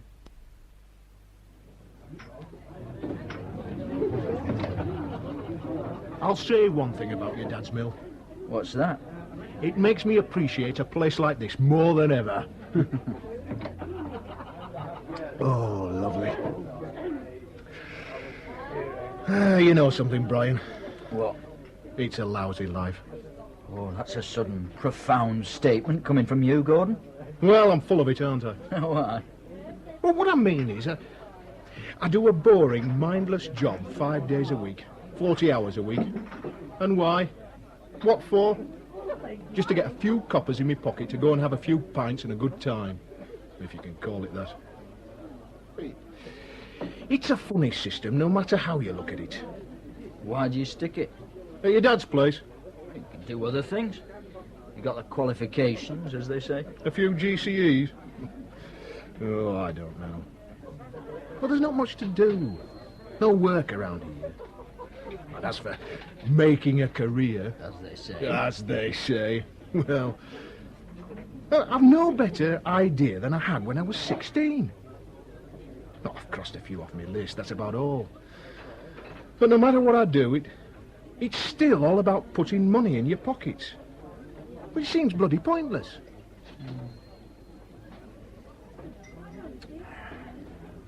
How about politics? You what? Are you interested in politics? Politics? You must be joking. I'm not some clown. How would you like to be a shop steward? I'm serious. Oh, that's your trouble. It'll be the downfall of you, that. No. Listen to me. Come on, Gordon. Oh, go on then. I'll calm myself down. Right. I'm listening. I've been making inquiries about pay, union rates, this sort of thing. Bloody hell, you are serious. Yes, I rang up the Textile Workers Union. And I found out that my dad is paying 25p a week less than the minimum union rate. 25p? Well, I've said nothing to him yet because the very mention of union and he flares up like a petrol bomb. Well, what's your motive then, Brian, if it's only 25p? Just hear me out. No, come on, I don't get it. I mean, he's your dad. It'll be your mill one day. Don't make sense. I'd just like to see justice, that's all. Oh, good on you, lad. I like that. Hey, justice. Come on, Gordon. Hey, and you want me to be shop steward? Maybe. Oh, God. That's a laugh, is that? That is a laugh. Hey, I'll do it. I'll be shop steward. Hello, April. Heard what you said. I mean it. I'll be shop steward. Sit down, love. Now, you do mean it? You're serious? Yes. I'd be right with that. A woman. I always thought you were bloody mad, April. Now, listen, April. The union want us to distribute application forms for membership. And once we've got some members in the union, then officials will come along and chat to Dad. Why don't you chat to him yourself, instead of bringing in the union? You're his son. You sorted out all that toilet business. Oh, he won't listen to me on this, I know. And we still need a union. Right. Now get that drink down you, April. I'm going to get you another one. You deserve it.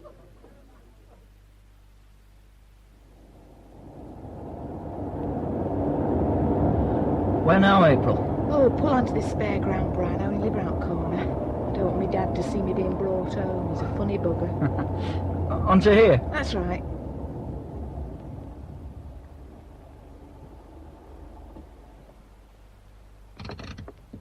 Here we are. Lovely. Thank you very much. This is it, then? Isn't it quiet? It is, yeah. No one about. Don't appear to be. Very dark and all, isn't it? It is dark, yeah. Always been badly lit on here. Oh, has it? Ever since I can remember, and we've lived here all my life. There's no moon out tonight, neither. Black as hills. Yeah. Brian. Yeah? You can kiss me goodnight, you know. Can I? Yeah. Do you want to? Yeah. Come on, then.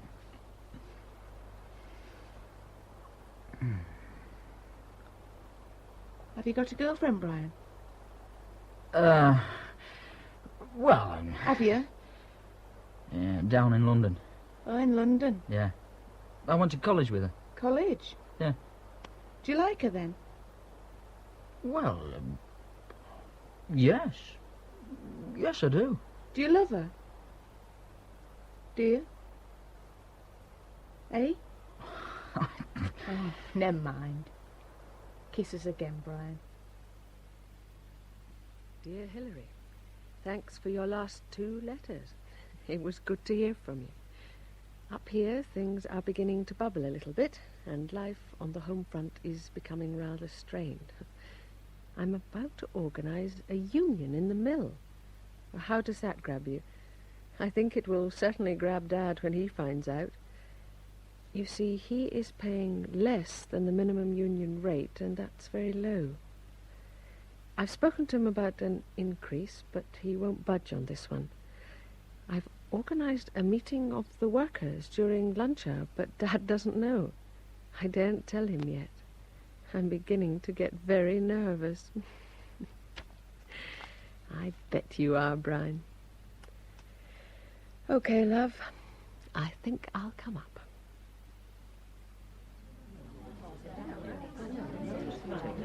Okay, we shouldn't keep you long, folks. I think most of you know why we're here. All right, April. Yeah. You'll be all right. Won't you, Brian? Of course you will. Okay, can we start? Hey, where's Fred? Why ain't he here? Well, we thought it best not to get him involved just yet. You know, with him being the oval of them. What about you then? Your boss's son. Oh, Martha, come on. She's right though, isn't she? Yeah, what's it to do with you? Let him speak. I'm surprised at you, Martha. You know better than that after what's gone on. Oh, does she now? Aye, what's your game? Now shut up and give him a chance. Aye, just tried for us. I'll give him that, and none of you can say different. Thank you, Martha. You've changed your spots a bit, Martha Temple. Yeah, come on. Give Brian a chance. He means it. He's serious. I've known Brian for a while. We went to school together, and I spent a fair bit of time with him in the last few weeks. I'm not like that, neither. And believe me, Brian's a genuine bloke. He means well. He cares about the workers here. Now, me and April have spoken to most of you on your own. You know why we're here. We're going to start up a union so we can get a bit of payday. Oh, is it worth it for 25p? It is for the principal. It is! Now look, I have here application forms to join the National Union of Dyers, Bleachers and Textile Workers. I want you to take them away with you, fill them in and return them to me. Right, then he'll give them to old Shackles. He won't. Don't be so thick. Oh, don't you call me thick. Yeah, all right. Now, would I be going through all this if I was going to give them to me? No. Look, if we join the union, their officials will go along to see Mr. Shackleton about our pay differential. We'll have their backing. We won't be on our own, okay? Try and bring them back in the next day or so. My old man won't like this. My old man never does. While we're here, while we're here, we ought to take the opportunity of electing a spokesman for us, you know? A shop steward. And I'd like to propose April. April? Yes. Anyone else like to put forward a name? How about Agnes? Okay. Any other proposals? No. Right. Who'll second April? I will. Right. No one standing against you, April. You're the shop steward. Well then, April, how do you feel? Not too bad. I'm not doing it for a laugh, though, you know. Oh, no, you're not. I'm serious. I know, love. But you'll stand by me, won't you? Yes. Promise. I mean, you're not just playing games, are you, Brian? No, I'm not. You've got to mean it. You know I do. Right. Because I couldn't do this on my own. Not yet. I mean, if things got bad and you decided that, you know... I won't do that. I mean, you'd make a right fool of us. I'll make a right fool of myself and all. No, April, don't worry. I'm committed, all right. So long as I know. Okay. Come on, we best get back.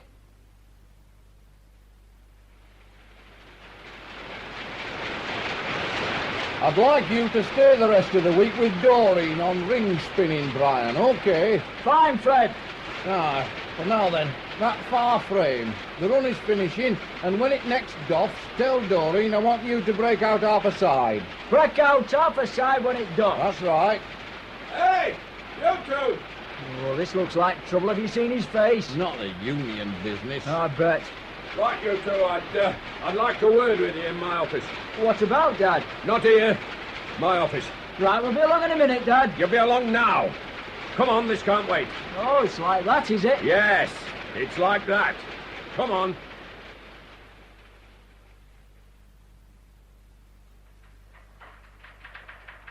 Go on in. Well, what is this, Dad? Sit down. Fair on you. Aren't you sitting down? I don't feel like sitting down. I'm too agitated. What's it all about then, Dad? What do you know about a union, Fred? Well, Fred doesn't know anything. Oh, you do then, do you? Fred has nothing to do with it. Why, what's happened? I've only had a couple of union officials in here for the last hour, poking their noses in, that's all. Now, what do you know about it, Brian?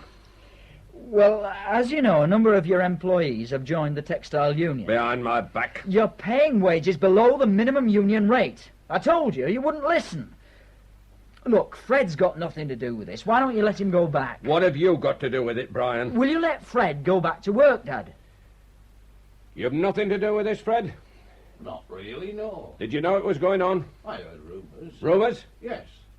Why didn't you come to me, for God's sake? Well, they were only rumours. All right, Fred.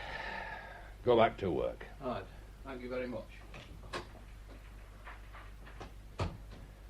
Now, lad, what's your part in all this?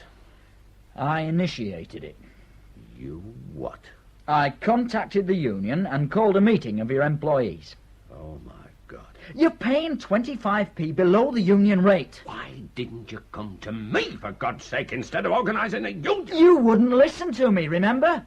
I mean, it was bad enough trying to get a clean towel every day without a rise for everyone. But behind my back, Brian, that's the worst thing. You wouldn't listen. I would have done. But you didn't. If you could prove to me that a union would benefit Shackleton's, its employees and the industry all at the same time, then I'd do more than listen.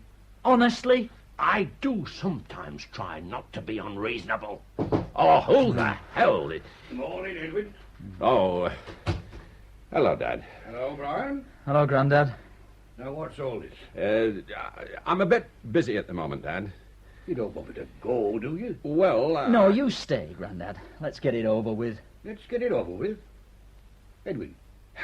All right, sit down, Dad. Right. Now, come on. What's up? I've a surprise for you.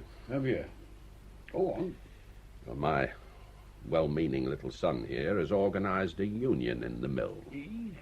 He's what? Had two bloody officials round from the union this morning. I believe some of your employees are members of our union. They want us to pay an extra 25 pence a week. Why? We're paying below the union rate. I don't believe it. Well, you better add. Brian's organised a union? That's right. I don't believe it. It's true. Brian. Yes, it's true, Grandad. You organised a union, Brian? Yes, Grandad. Why?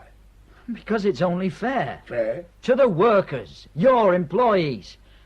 They need to be represented. They need to have a common voice. Talk like a socialist. He is a bloody socialist, didn't you know? Oh.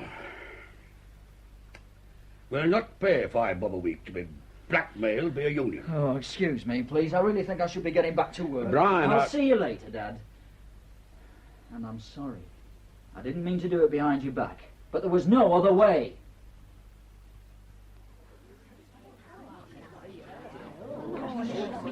Right. Can you listen to me, please? Come on. Quieten down a minute, please. We don't want to be here all day. All of a sudden, we don't mind. Aye, but will if Shackleton finds out? Andy will. Well, I needed to sit down anyway.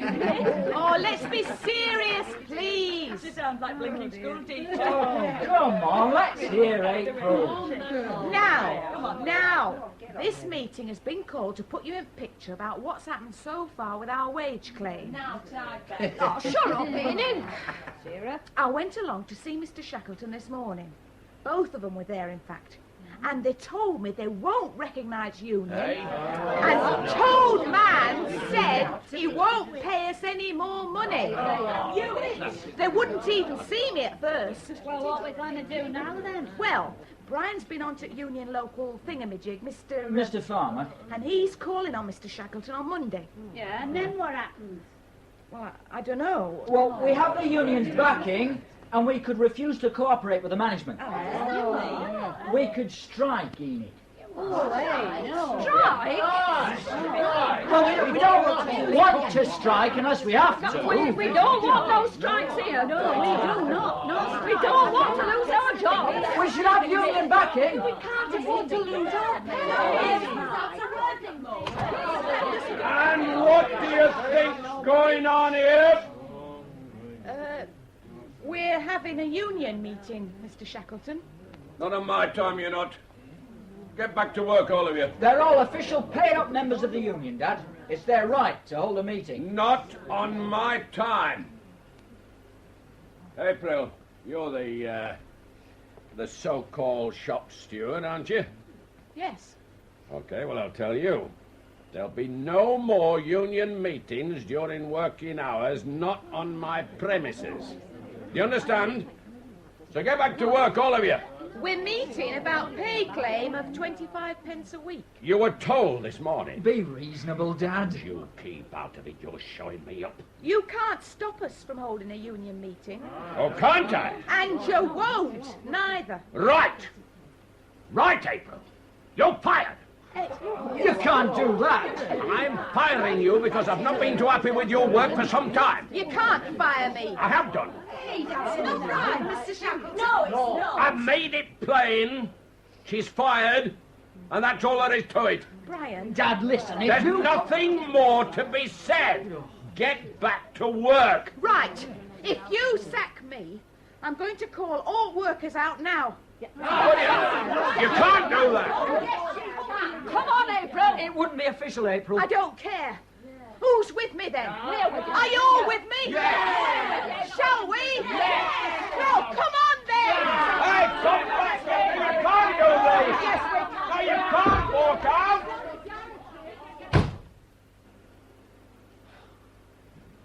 Oh, bloody hell.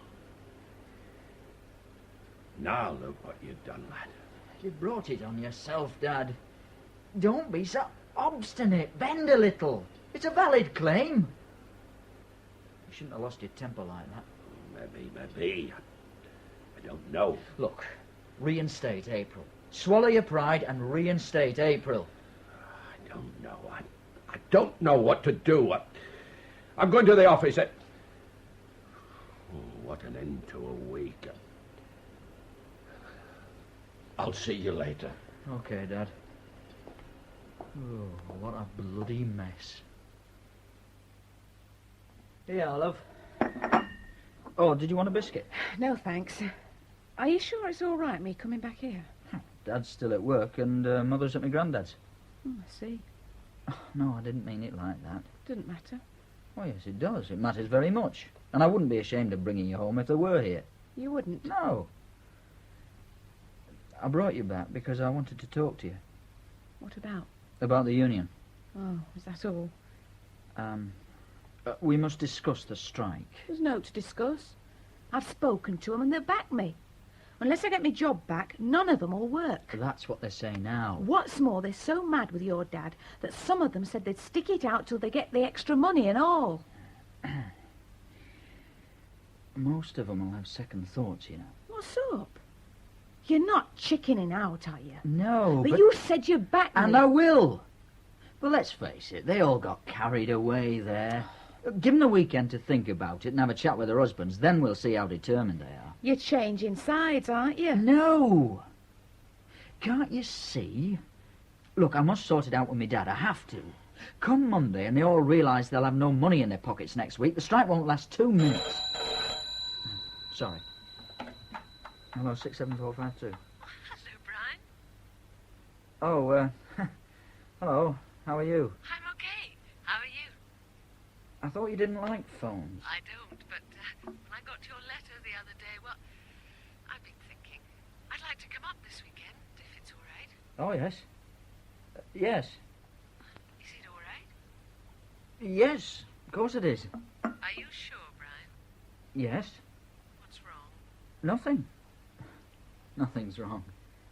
Are you all right? I'm fine. Are you sure you want me to come up?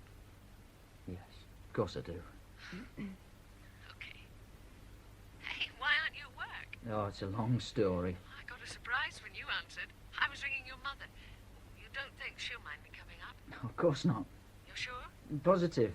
Oh, right. What time will you be getting here? 12:05 tomorrow. By train? Yes. Okay, I'll meet you. Yes. I'd better go then. Okay. I'll see you tomorrow, love. Yes. I look forward to it. Bye. Bye. Sorry about that, April. It's all right. Now, this union business, I'll sort it out with me dad. I'm sure I will. What's up? That were your girlfriend, weren't it? Well... It were, weren't it? Yes. Yes, it was. She's coming up tomorrow. That's right, she is. Well, I think I'd better go. April... Your man might be home any minute, any road. Oh, April, just a minute. Come here. Now, don't. April... You've just been using me, haven't you? No, I haven't. You and your bloody unions and workers April... and... What'd you do that for? Because I wanted to. Do you like me? Of course I do. And her? You like her too? Yes. You love her, though, don't you? I don't know. I can't work things out. Look, there's to be a meeting tomorrow lunch between me, my dad, Grandad and Auntie Maud about this strike and the union. I want to see you afterwards about that and, about, well, anything else. Okay. Where? The Bull? Yeah. Right. Tomorrow, about 1:30. It's nice to see you, Hilary. I didn't know how much I'd miss you. Oh, I could eat you up. You're probably getting indigestion. Anyway, Mum's got a big meal waiting. Oh, I can imagine. You have a good journey? Not bad. How are things at home? Need you ask. It's all blown up, has it? Trouble this business has caused. I'm regretting the day I decided to go into the firm. And how's your dad? Oh, fairly stubborn. The trouble is, I'm feeling sorry for him now. I tell you, I'm so confused. I don't know. Oh, I reckon he'll be okay. I talked to him this morning, and it was quite a sensible conversation after the traumas of yesterday. Why? What happened? Well, he refused to budge on the pay talks, and then yesterday he lost his temper and sacked April, our shop steward. April? That's right. You approve of that, do you? A woman shop steward? Oh, I do. Thought you might. Anyway, everyone walked out. Walked out? So Dad don't know what's hit him, poor bugger. You think it's going to be a traumatic stay for me, then? Sorry? Well, staying at your parents'? Oh, yes, I think so. Come on, then. Let's face the first hurdle. Oh, and, Hilary. Yes? There's something I've got to talk to you about. If it's about marrying me, let's leave it till later, It's not that. Oh. Well, that sounds like confession time. And if it is, no thanks. I don't like confessions. I'd rather not know. So, take me home, love. Hello, Hilary. Hello, Mrs. Shackleton. How are you? I'm fine. Did you have a good journey? Oh, fine, thanks. Hello, love. Hello. How do you do, Mr. Shackleton? Aunt Maud. Hello, Hilary. Are you both well? As can be expected. Oh, we're both fine, Hilary. Take no notice of him. Let me get you a sherry, Hilary. Sweet or dry? Dry, please. Do you want one, Brian? No, I think I'll pour myself a beer. Right. Do you want one, Dad? I wouldn't mind. There you are, now. Thanks very much. That's lovely. What's been happening since I last saw you all then? Oh, shouldn't I have asked that? Yeah, Dad. Oh, thank you. There's a strike on at Mill. A strike? Oh, it's nothing. You're getting all excited about nothing, Dad. It's all right for you to call it nothing. What's the strike about? It's a long story. And you're Brian's the cause of it all, Hilary. Brian is? Oh, now, don't be unfair, Dad. That's right. Brian. What have you been up to, Brian? He started up a union, Hilary. You started up a union? That's right. What do you mean to say you didn't have a union? No, of course we didn't have a union. We've never needed a union at Shackleton's. And first signing one, and we have a strike on our hands. Well, I thought all mills had unions. Most do, but not all. The workers in the textile industry are the poor relations to the union movement. Excuse me asking, Brian, but why do we need a union at Shackleton's? Now, don't start him off asking daft questions like that, Maud. But I'd like to know. And it may not be so daft as you make out, Dad. You what? Well, don't you think we may have been unreasonable? I've never been unreasonable. Oh, come off it, Dad. I'll say it again in case you didn't hear it first time, Edwin. We've never had a union at Shackleton's, and the minute we get one, look what happens. What did happen? I sacked the shop steward. You did right. I lost my temper. You lost your temper, Edwin. It has been known, you know, Maud. What amazes me, Mr. Shackleton, is your attitude towards having a union in the mill at all. Here, here. If I were you, I'd keep quiet, because it's nought to do with you, and you know nought about it. I know about unions. I know about employees' rights. Just keep out of it, young lady. All right? But don't be rude, Dad. I'm not being rude. Just being blunt. You understand, don't you, Hilary? Not really. I'd call it bloody-minded more than... You better watch your tongue. Come off it, Grandad. Let's not get heavy. Oh, you can talk. We don't seem to be getting anywhere. No, we don't. Listen, let's not get involved with a discussion about the merits and the evils of a union. No, let's start knocking lumps off each other. You see, Dad, I think me and you have got to open our eyes more and look at this situation a bit differently. What do you mean? Dad, we've got a strike on our hands, a strike we can't afford. Our turnover and profit margins are so small that any strike, no matter how long, can be disastrous. Now, that means I have to look at it in a different light because, well, if this strike continues, we'd all better start worrying. What you're saying is that you give in to these blackmailers. Blackmailers? Oh, give over, Dad. What it means is that I have to look at the case and decide the merits in it. Merits? Yes, merits. Dad, I think you should try and be reasonable. And what's it to do with you, Mary? Don't be so damn rude, Dad. Don't you talk to me like that. Dad, honestly, why don't you listen? Edwin's right. Shackletons can't afford a strike. And you should listen to what Brian has to say, too. To Brian? Yes. I've listened, and I think your employees have a genuine case. Brian really does mean well. Yes, he does. Why do you think he's working here? It's not to stir things up. He's got principles. He believes in them. He doesn't want to cause trouble. He wants conciliation between worker and employer. He's doing it not only for the workers, but for you as well. Well, I must say that sounds very grand. It's all words. At least listen to him. Yes, I think we should. Thank you, Aunt Maud. Well, I don't know. Well, I'm willing to listen to what Brian has to say. We should hear him out, let him have his say, and then we can decide. Now, will you do that, Dad? Good. Come on, Brian. Tell us what you think. Thank you. Well, first, Dad, about the union. The union? Dad. The union isn't the catastrophe for Shackletons that you talk about. We've always been antiquated and behind the times in the textile industry, and whether you like it or not, which is why we're suffering now. Family businesses have kept it very, very tight and controlled. And you all know that's changing. How many family businesses are there around here now? What's that got to do with a union? Hear him out. No more than half a dozen. And they're the only ones, I bet, that haven't got a union. And why? Because they're afraid. They're living in the past. They're afraid of change. Fair dues, Brian. You can't say that of us. Not with regard to machinery, no. But you, like the others, have totally the wrong conception of what a union is. It doesn't necessarily mean strife. I mean, when was the last time we had a serious strike in our industry, eh? But it could very well mean a closer understanding. We've always looked after our workers. Oh, yeah, on your terms, never on theirs. They've never had a say. A union should mean cooperation between employer and employee. And that's what I want at Shackleton's. I don't think that's asking too much. I don't think that should give us any reason to fear the union or to refuse to recognise it. Oh, aye, they're only trying to screw 5 bob out of us, that's all. Yeah, well, let's look at that, shall we? Let's look at exactly what the problem is at the moment. Well, we have a strike on our hands. Mainly because Dad sacked April Mayfield, in my opinion, quite wrongly. Oh. Now, that's the first problem.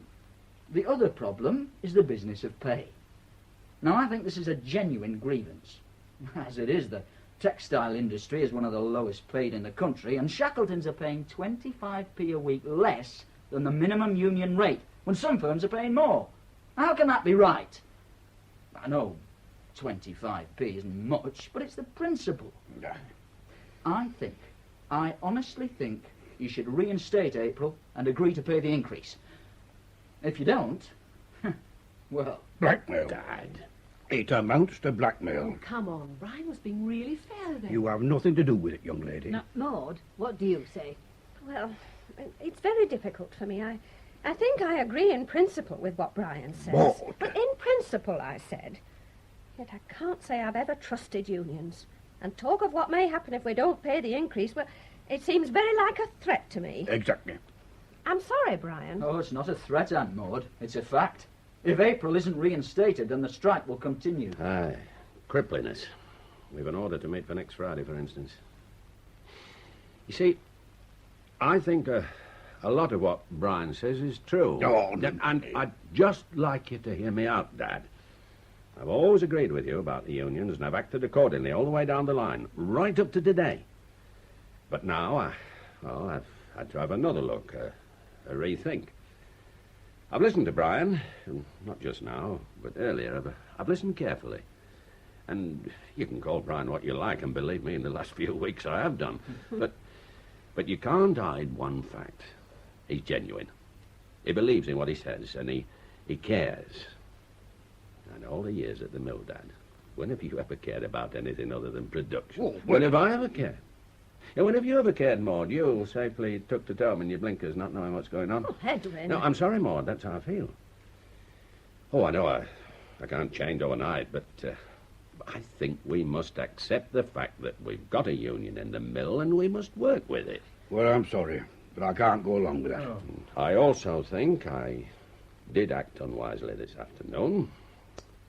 Maybe I'm stubborn and I'm narrow-minded, but, well, I'm willing to take back young April and pay the increase in wage. You're mad. Maybe. I'm not so sure I agree with you, Edwin. And I certainly don't. This is silly. Yes, I honestly think you're being unreasonable.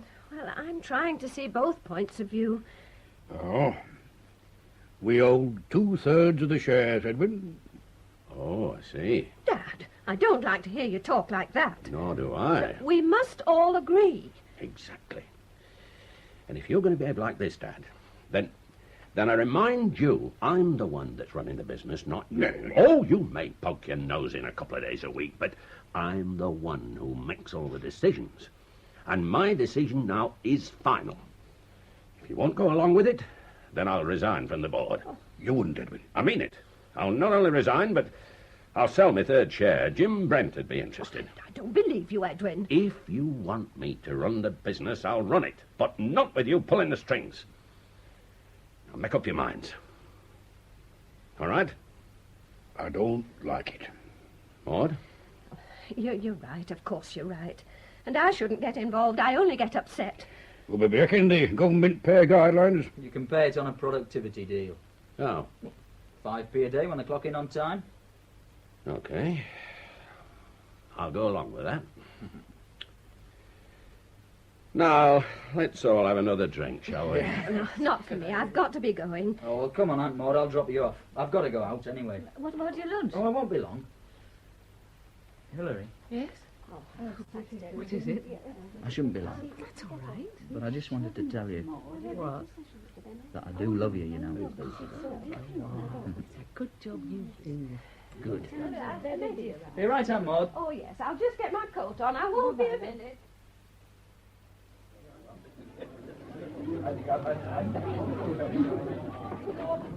Gordon!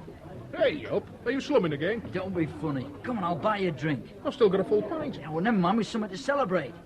He's agreed? He's bloody agreed. Smashing! Where's April? I thought she'd be here. I haven't seen her. Hey, come on, then tell us what happened. Well, they had a board meeting. My dad, dad's sister, and my granddad. My dad was bloody great, honestly. They're taking April back, and he's going to pay the wage increase. Just like that? No, it wasn't just like that. It caused a few family volcanoes to erupt, but, well, there we are. Oh, bloody great. Oh, 2 pints of bitter, please, love. It just shows you, though, doesn't it? It's been bloody difficult these last few weeks, mind. Yeah, I can imagine. And he was right what he told me early on, you know. What's that? You can't have a foot in both camps. You've not done too bad. Haven't you? Well, I wouldn't say so. Oh, yeah. I mean, they wouldn't have come out on strike for me. I don't know, they might have. For April, yes, but me? In time. Might take time. I don't know. I've been wondering whether it's really for me, you know. Well, I think you'd be daft to leave. You reckon? I do. Look what you've done already. I'm not sure. I mean, it's not just that. It's a bit complicated. You shouldn't have got yourself involved then, should you? What do you mean? Here you are, love. 2 pints. Oh, thanks. Here, that's right, isn't it? Hi, look. What do you mean, involved? April. How do you know? Well, it's a bit bloody obvious, isn't it? Is it? Of course it bloody is. And what about this girl down south, any road? Ah, well, that's all part and parcel of it. You want to sort yourself out before it's too late. I'm going to.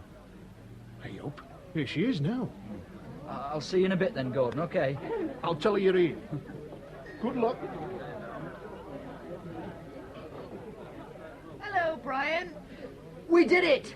You've got your job back, and they'll recognise the union. Good. I knew they would. They had no choice, did they? Now, are you buying me a drink? Of course. What do you want? Gin and tonic, a double. Right. Double it is. Double gin and tonic when you're ready, look, please. Come on, let's sit down. No, it's all right. I can't stay. I'm going shopping with my mum. What's up? Note. Aren't you pleased about the union? Of course. I knew that were going to happen any road. I knew you'd fix it. But we haven't come just for that, have we? No, that's true. Did she get here? Yes. And you've made up your mind, haven't you? Yes. Right.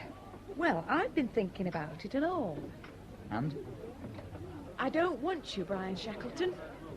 I like you, but I don't want you. It wouldn't work. I see. You don't look too upset, I must say. Oh, you're a funny bloke, you are, Brian. I don't understand you, and I don't reckon none of t'others do neither. But I'll tell you one thing. What's that? You've used me. No. Oh, yes. Whether you like it or not, you have used me. I'm not. You've used me as your conscience, that's what. What do you mean? For that big house. For that lovely furniture and them thick carpets. You have, you know. And I can't be a part of that. You see, you talk one way and live another. Have you a note to say? No. Here you are, look. Double gin and tonic. That would be 82. Oh, right. 60, 70, 82. Here. Cheers, Brian. Cheers. What about the union? You'll carry on, will you? Oh, yeah. Too right I will. I'm only just beginning. For a start, we need shorter working hours with a job as noisy and boring as that. Standing up and walking round for 8 hours, piecing up ends, putting up rovings, forever cleaning. We need shorter working hours in them conditions. That's what I want next. Oh, you'll have trouble getting that. Oh, you're not changing sides now all of a sudden, are you? No, I'm not. Are you sure? Positive. Do you think I'd go through what I've been through just to... I don't know. You might. Any road. That's all I've come to hear. Thanks for the drink. See you on Monday then, Brian.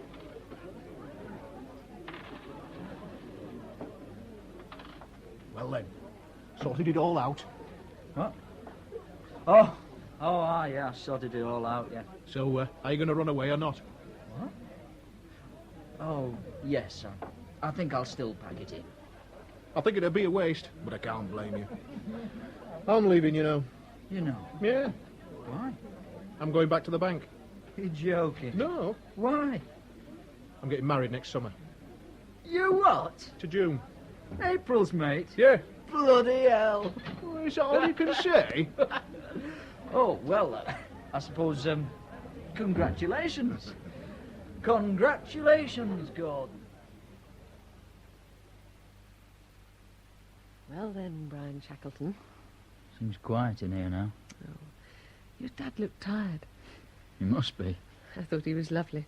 Yeah, he's okay, isn't he? He's not bad. Come here, love. Hey, how have you been? Oh, so. Working hard, scheming. Just one of the workers. Oh, aye. It's not been easy. I shouldn't think it has. I don't think I can cope with it, you know, Hilary. I'm too torn. I get confused. I think I'm going to give it up. Oh, no, you're not. What? Not if you want to marry me. What did you say? You had.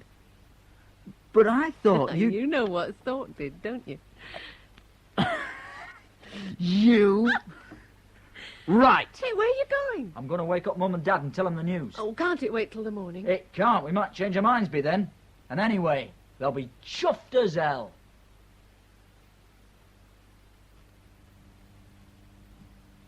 In The Boss's Son by Dave Simpson, Christian Rodska played Brian and Donald Baddeley his father.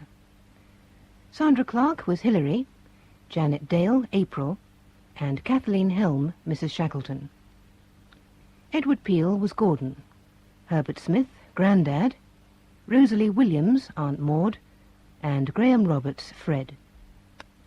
Jane Collins played Agnes, Diana Handley, Martha, and Diana Flax, Mavis. The play was directed in Manchester by Tony Cliff. A Murder of Quality, adapted for radio by Frederick Bradnam, from the novel by John le Carre, with David Bird as George Smiley, Joan Sanderson as Miss Brimley, and Patrick Barr as Terence Fielding.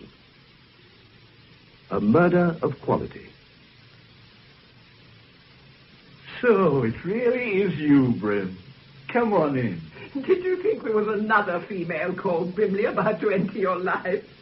Oh, what a nice room, George. Yes, I suppose it is. Only it must be years since we last met. It is. 10 years. 10 years. And no doubt you could tell me exactly when and where. I could, but I won't. Oh, do sit down, Brim. May I sit here? Please. Now tell me, how did you find me? The telephone directory. Under Smiley. George Smiley. You're the only Smiley G.H. in the book. Then I telephoned first to make quite sure you weren't in, but I was able to leave a message which I assume you got. Yes. Oh, simple, isn't it? The obvious I always forget. Will you have a whiskey and soda? You still drink it? I do, and I will. Fine. You've left the service for good? For good? I wonder. One never knows with intelligence work, I find. And yourself, Brim? I edit a weekly paper. And trust, no doubt, that you have left the service for good. Exactly. Yes, I had another spell some time back. Oh, I didn't know that. Intelligence is all very different now.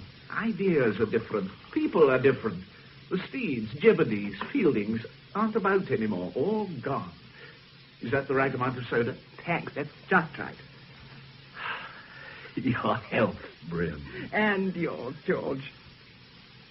Fielding. Adrian Fielding had a brother. He teaches at Cairns. Yes, that's right. Terence Fielding, a housemaster. That is, if he hasn't retired. No, he retires this half, whatever that means.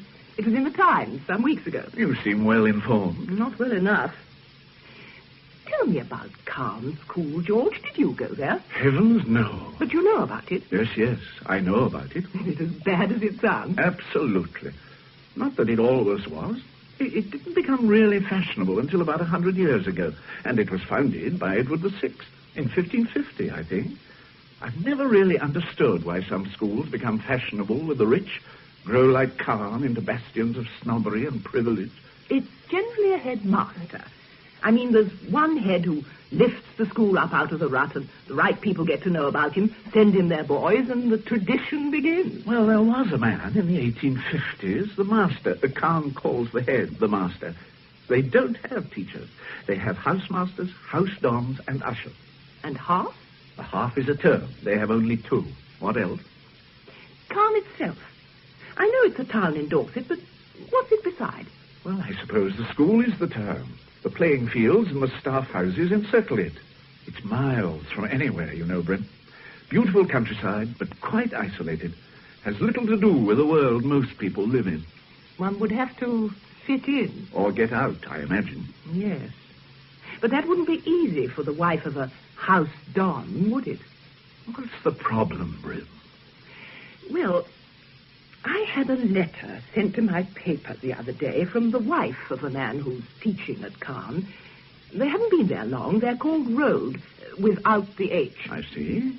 Oh, what sort of letter? Oh, I'm a ridiculous spinster, I know, but it's worried me, and I knew you were the best person to come and see about it. Well, you'd better read the letter to me, Brim. All right.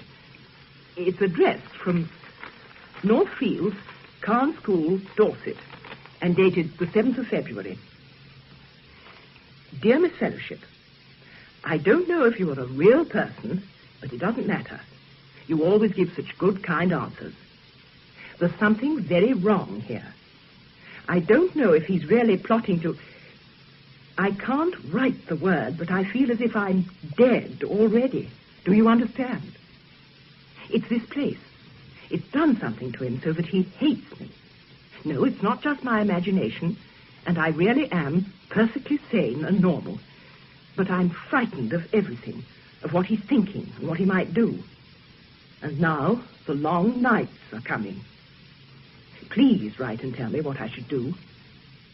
I hope you don't get many letters like this. Yours faithfully, Stella Road, Mrs. Nay Glaston. He is the husband, we must assume. Yes? It can't really be anybody else.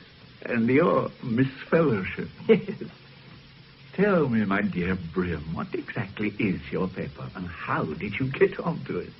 It's called The Christian Voice, and it's a nonconformist weekly newspaper founded in 1903 by old Lord Lansbury. I'm its editor. It's very much a family affair. The same families take it now as did in 1903. The Lansbury we know is the son of the founder. He offered me the job after our outfit was thinned down in the 50s. Oh, yes, I remember now. And why do you take Mrs. Rhodes seriously? You've had other letters of the same order? No. Only one for a kitchen hints competition, and a note from her last year saying that her husband had been taken on to the teaching staff of Carn School. We printed the news. The point is, George, she's a Glaston. What is a Glaston? Well, they've been readers of The Voice since it started. The Glastons are part of our magazine, one of the few hundred families who form our establishment. So you take her letter seriously? I must.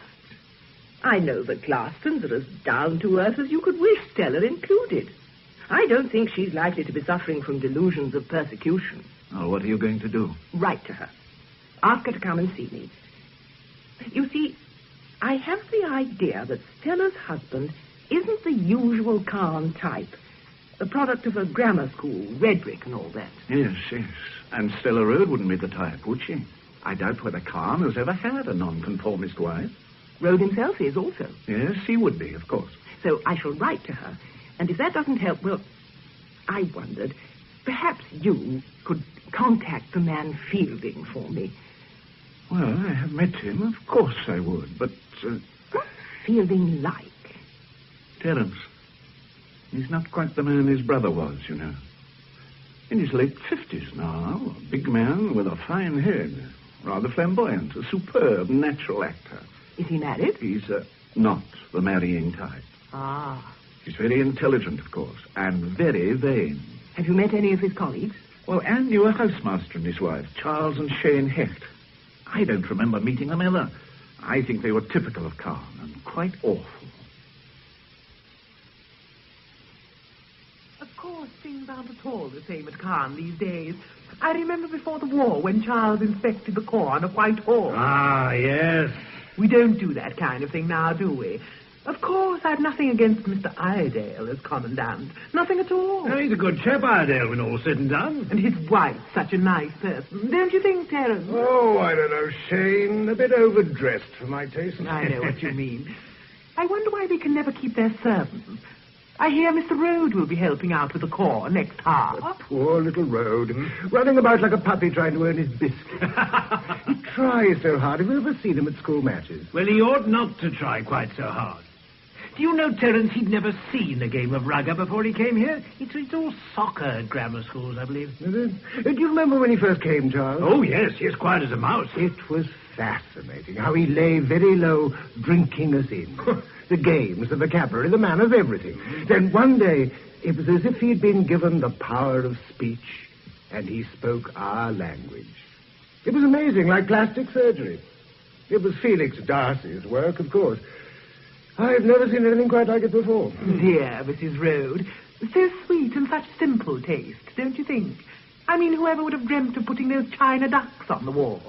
Big ones at the front and little ones at the back.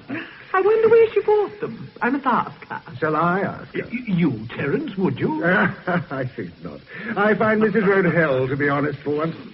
So, they're here next Wednesday. I can't leave them out. Black candles, Terence. Of course. Here are the coats, Mr. Fielding. Oh, thank you, True.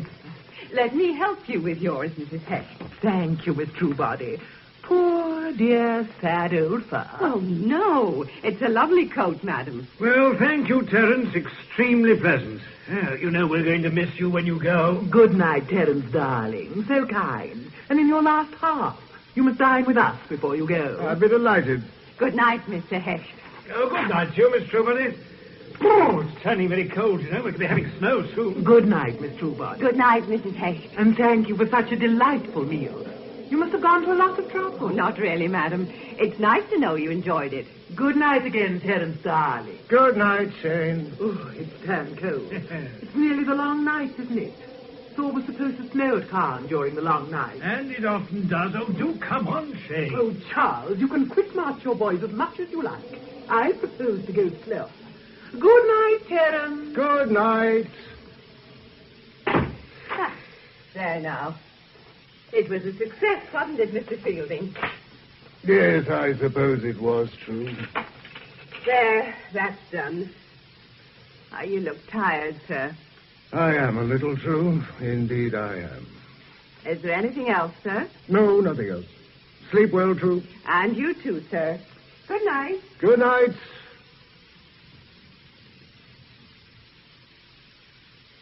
I wrote to Stella Road, George.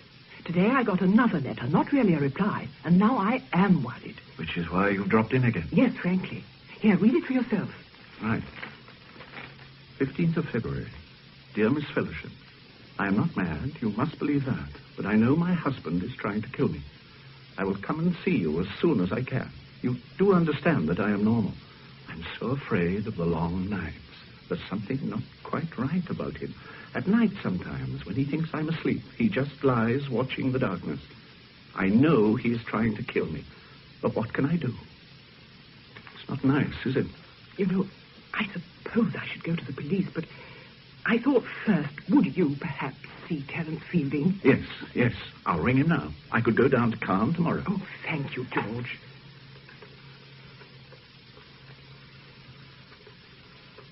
I looked up Fielding's number after you were here the other day. Oh.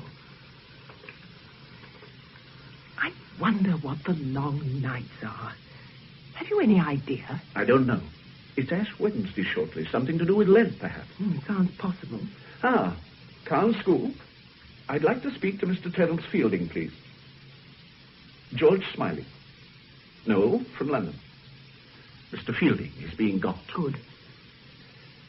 I wonder just how the husband is trying to kill the wife. Or how the wife thinks he is, rather. I wonder that. These long nights sound disturbing enough, even if you aren't expecting to be murdered. Yes. Maybe Fielding can tell us what they are. Fielding. Good evening.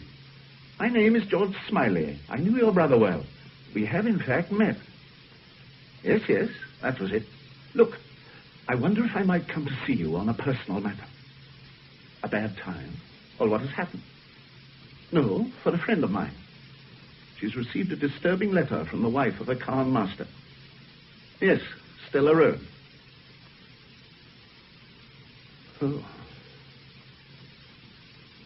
Yes. Thank you, Fielding. Goodbye. Stella Road is dead, I'm afraid, Bryn. Dead? She was murdered.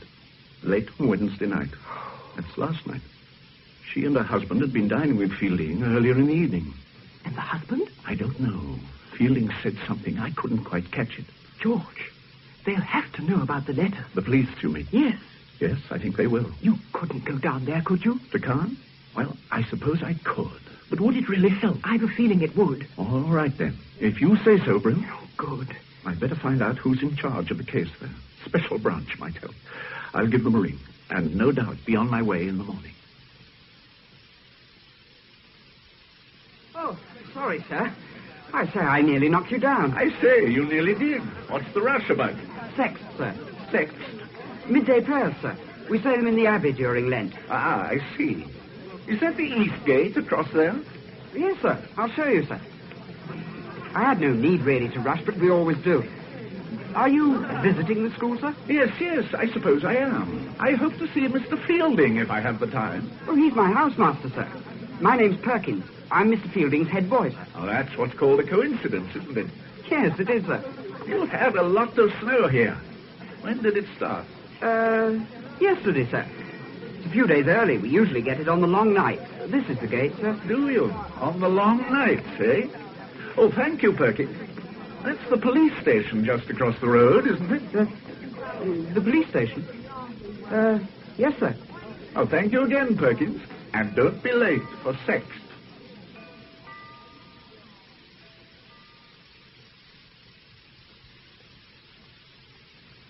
Oh, come in, Mr. Smiley. I was expecting you. Yes, I'd hoped. I'm Inspector Rigby. Ben Sparrow rang this morning, sir. Ah, that was good of him. Oh, come in, sir. Thank you. The two of you work together on the war, I believe. Yes. Well, sir, I'll be happy to give you all the help I can. Oh, I could do with some myself, the way things are. Anyway, I'm very pleased you've come. Thank you. I believe you've got a couple of letters for me. Yes. I don't know if Ben explained, but here they are. Ah, thank you, sir. He told me all about Miss Brimley. Oh. Not nice letters, are they? I suppose Miss Brimley is sure of the writing. You can trust her. Aye, so Ben said. She's had other letters about a cake mix and so on from Mrs. Rhodes, and I suppose you can check the handwriting here. Oh, we can, but it's her writing without a doubt. Well, sir, how long are you staying? Well, I don't really know, Inspector. I should probably stay for a day or two just to have a word with Fielding. And go to the funeral, I suppose. I booked in at the Sawley Arms. Why not tell that? At least some think so. It's a funny place, Khan. There's a big gap between the town and gown. It's fear that does it. Fear and ignorance. Oh, I can call on Mr. Fielding and Mr. Darcy, and they say, "Good day, Sergeant," and give me a cup of tea in the kitchen. I don't get cross, but I can't get among them. They've got their own community, see, and no one outside it can get in on it. Yes, it would be like that. There's a lot I'd like to ask them. A lot of things. Who liked the Rhodes and who didn't? Whether Mr. Rhodes, the good teacher, whether his wife fitted in with the others. Lots of things. I've got all the facts I want, but I've got no clothes to hang on them. Well, if you want me to help, I'll be delighted. But why not give me the facts first? All right, then. Well, today is Friday the 18th. Stella Rhodes was murdered between 11:10 and 11:45 on the night of Wednesday the 16th. She'd been struck on the head. Must have been 15 to 20 times. It was a terrible murder. Terrible. At a guess, I'd say she came from the drawing room to the front door to answer the bell or something, and when she opened the door, was struck down and dragged round to the conservatory. The conservatory door was unlocked. I see. It's odd that he should have known that, isn't it? It is that, sir. He finished her off there, out of sight, like. He was wearing Wellington boots, size 10, be around 6 feet tall from the spacing of the footprints. And covered in blood. Aye. Where was her husband? I'll come to that later. Now, I said there were footprints, and so there were. The murderer came through the back garden. Where he came from and went to, heaven alone knows. There are no Wellington tracks leading away, none at all. A lot of other footprints. We can be grateful for the snow, but it doesn't help as it might. He left one thing behind him in the conservatory, an old cloth belt, navy blue, from a cheap overcoat by the look of it. Was she robbed or anything? No sign of interference. She was wearing a string of green beads round her neck, and they've gone, and it looks as though he tried to get the rings off her finger, but they were too tight. I need hardly tell you that we've had reports from every corner of the country about tall men in blue overcoats and gumboots, but none of them had wings, as far as I know, or 7 League Wellingtons for jumping from the conservatory to the road. On the telephone, Fielding told me that the Rhodes had been dining with him that evening. Just so.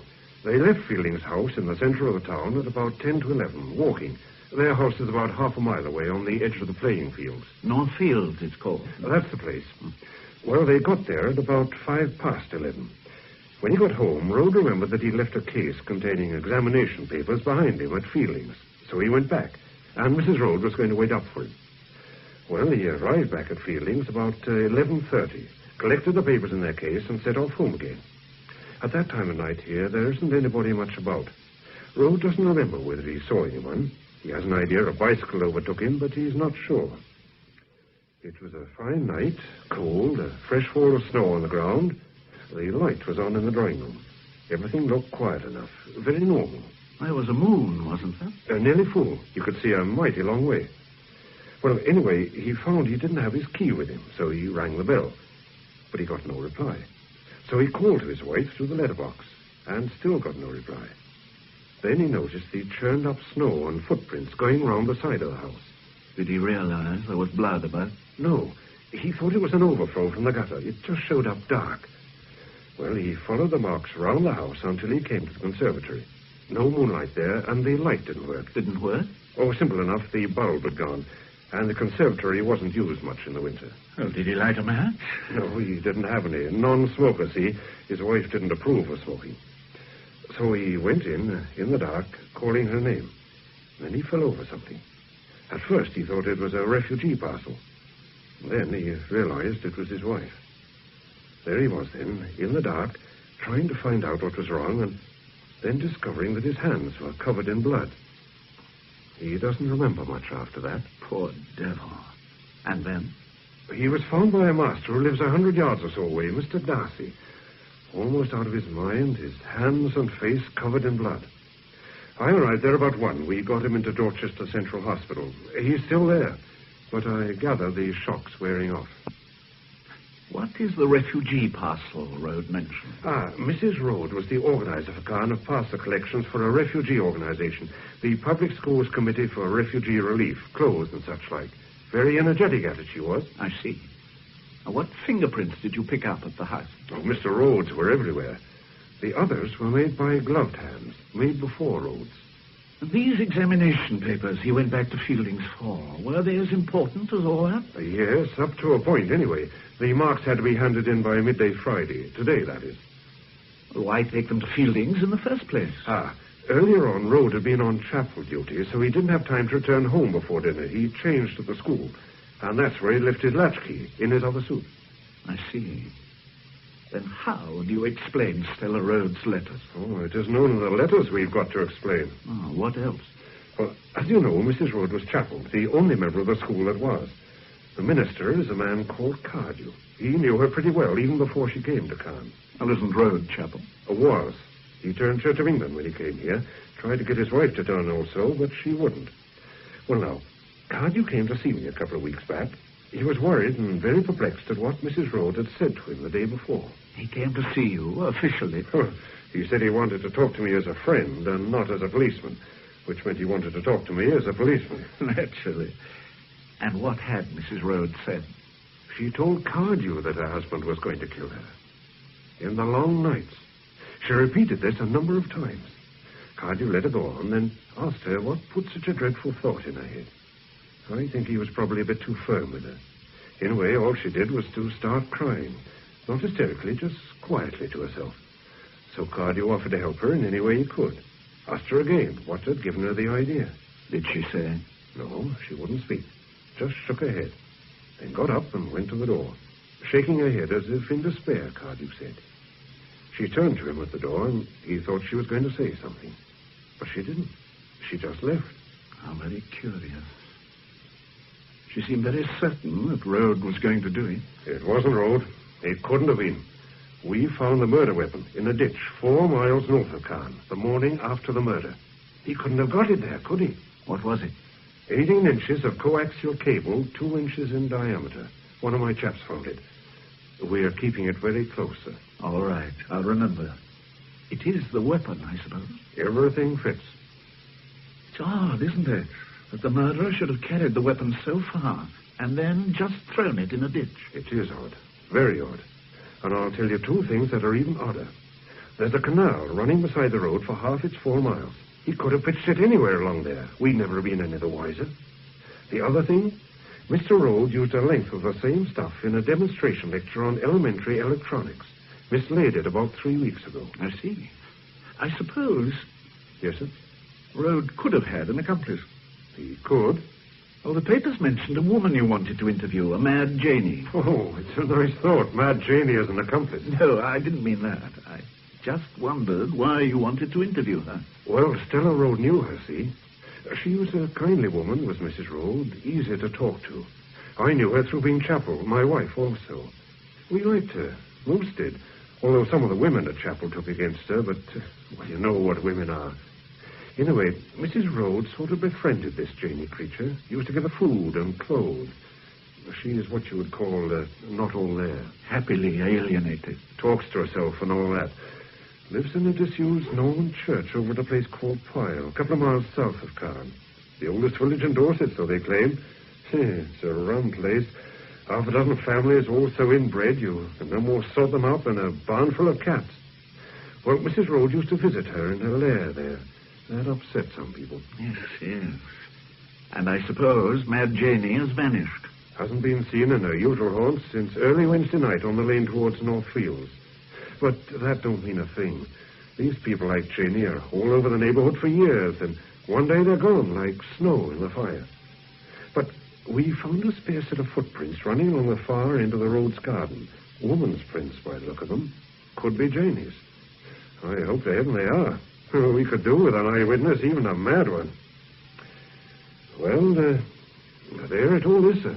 Yes, yes. It's complicated. Aye. I'll nose around a bit, Inspector. When I get back to the hotel, I'll give Fielding a ring. He'll probably extend an invitation to dinner.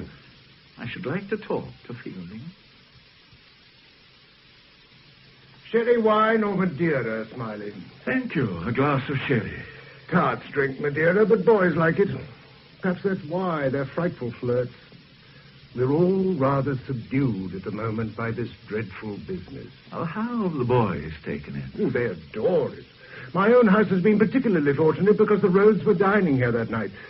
Some oaf from the police even wanted to question one of my boys. Indeed? What on earth about? Oh, God knows. You knew my brother well, didn't you? He often talked about you. Yes, I knew Adrian very well. We were close friends. We didn't see much of one another in later years, Adrian and I. Being a fraud, I can't afford to be seen beside the genuine article. A message from Mr. Darcy, sir. Oh, hello, sir. Have you met Mr. Smiley, Tim? Yes, sir. I ran into him in the Abbey Close this afternoon. Ran into me literally, but apologized in the most gentlemanly manner and showed me the East Gate. Ah, I see. And I suppose Mr. Darcy is going to be a few minutes late. Yes, sir. Thank you, Tim. Good night, sir. Good night, sir. Good night, Perkins. Good night, Tim. Musical genius is Perkins, but a problem in the schoolroom. Darcy won't be more than 5 minutes, I know him. He's a frightful toad. Looks like a Sickert model 50 years after. All trousers and collar. Oh, what's his subject? Subjects? I'm afraid we don't have subjects here. Darcy is senior tutor by election and bachelor by profession, if you follow me. His subject is other people's shortcomings. Stella Rhodes, for instance. Ah. She was somewhat different from most of the wives here, I imagine. She was everything we are forced to ignore. She was red brick, council estates, new towns, the very antithesis of Cairn. Yes, yes. Did you like her, Fielding? I don't know, Smiley. I didn't dislike her. I found her rather touching. But of course she made enemies. She was too honest. And Cairn has no defense against her sort of honesty. Ah, that'll be Darcy. We'll let him have just one glass of sherry, only one. After all, he has kept us waiting. Terence, if I may talk shop for one moment. Perkins' work has been abysmal these last few days. I declare I have never seen work like it. Is he unwell? Has this terrible business upset him? What is it? He never was bright, but really... I don't think he's unwell, Felix. I'll have a word with him, if you like. Tim is a sensitive boy. Perhaps he's upset. Well, do have a little chat to him, Terence, please. I'm so sorry, Smiley, to go off suddenly at such a tangent. It was only that I wondered if this unseemly business could be responsible for the boy's behavior. Oh, yes. You're not suggesting that my head boy had a hand in the murder of Stella Rhodes, are you, Felix? Really, Terence, it was the last thing I had in mind. Frankly, and in confidence, I have reason to believe it was her past that brought about her death. Why do you say that? It appears she was expecting to be attacked. Well, go on, Felix. It was her dog. You remember that mongrel they arrived with? Yes. A couple of weeks back, Harriman, the vet, a superior type of person, came to see one of my sister's dogs. He told us that Mrs. Rhodes had had the dog destroyed the previous day. She said it had bitten the postman. Oh, some long and confused story. The post office was due, the police had been round, and I didn't know what else. Where is all this getting us, my dear Felix? I'm coming to the point. She said to Harriman that the dog couldn't really protect. It could only warn. It wouldn't do any good. Wasn't she upset about losing the dog? Oh, indeed, yes. Tears and all. Harriman was rather perplexed, I gather. Mrs. Rhodes' behavior didn't seem to him at all normal. Another curious fact was the condition of the dog. Hmm? It had been maltreated, seriously so. Its back was marked as if from beating. Did Harriman follow up this remark she made about not doing any good? He asked her what she meant, but she wouldn't explain. However, I think the explanation is obvious enough. Oh? What? My sister and I talked it over after the death. We decided that Stella Road had formed some unsavory association before coming to Caen, which had recently been revived, possibly against her will.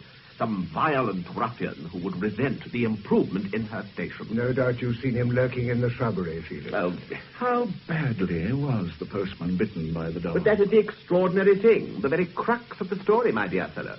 The postman hadn't been bitten at all. My sister inquired. The whole story was an absolute string of lies from beginning to end. Glad you came, Felix. Oh, Smiley, just before you go. Yes? That business you rang me about, what was it exactly? Oh, a letter from Mrs. Rhodes just before she was murdered. The police are handling it, but they don't regard it as significant. She seems to have had a sort of persecution complex. So it seems, eh, Felix? Well, good night. Ah, there's been a fresh fall of snow. The long night, Terence, the long night. We can walk up to the crossroad together, Smiley, unless you have a car. No, I haven't. I mean, not here. Good night, Fielding. Thank you for the evening. You must dine with me if you ever come to London. Do you? I'll let you know. Good night. Good night, Terence. Tell me, Darcy, what are the long nights? We have a proverb that it always snows at Caen in the long night. That is the traditional term here for the nights of Lent.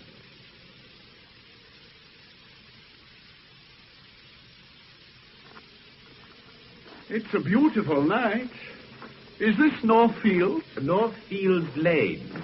There are several rugger pitches in these fields. That's Northfields. The Rhodes house is over to your right. Looks horribly empty even from here.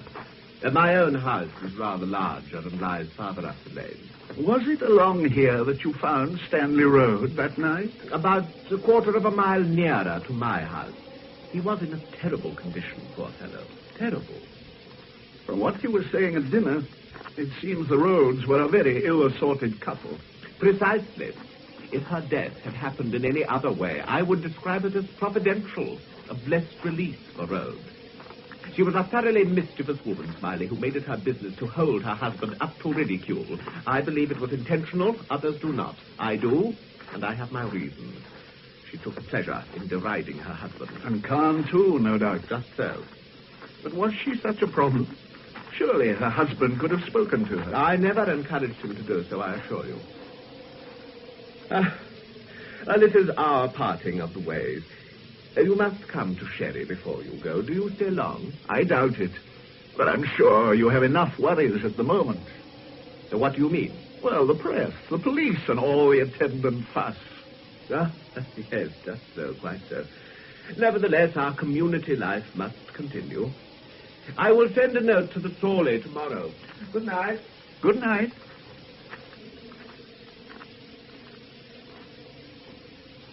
Shall I? Always visit the ground, the scene of the crime. One never knows. Here goes.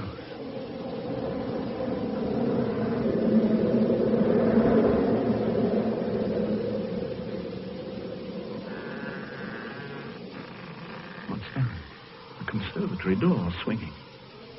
Good God, there's somebody. Or is it a shadow? No. Hello? Who are you? I thought you was the devil, mister. But you got no wings. But you can't do nothing, mister, 'cause I got this holly for to hold you. Yes, Jane. That's a very pretty coat you're wearing, Jane. A pretty blue coat, mister, for to keep me warm. From my darling. Who is your darling, Jane? She not be here no more. But she didn't go with the devil, mister. Lay still she did, with not a word. You saw the devil, Jane? There's not many seen the devil fly, mister. But Janey seed him. Janey seed him. Silver wings like fishes he done had. Janey saw. Where did you find that coat, Jane? Him a bad one. Oh, him a bad one, mister. But I see him flying, riding on the wind. And the moon behind him lighting up the way. Them close the sisters, moon and devil. Flying, was he, Jane? Like this, mister. Like this, riding on the wind. Silver wind. Silver. Oh, damn. Now she won't come back. But she saw something. She saw the devil fly, riding on the wind.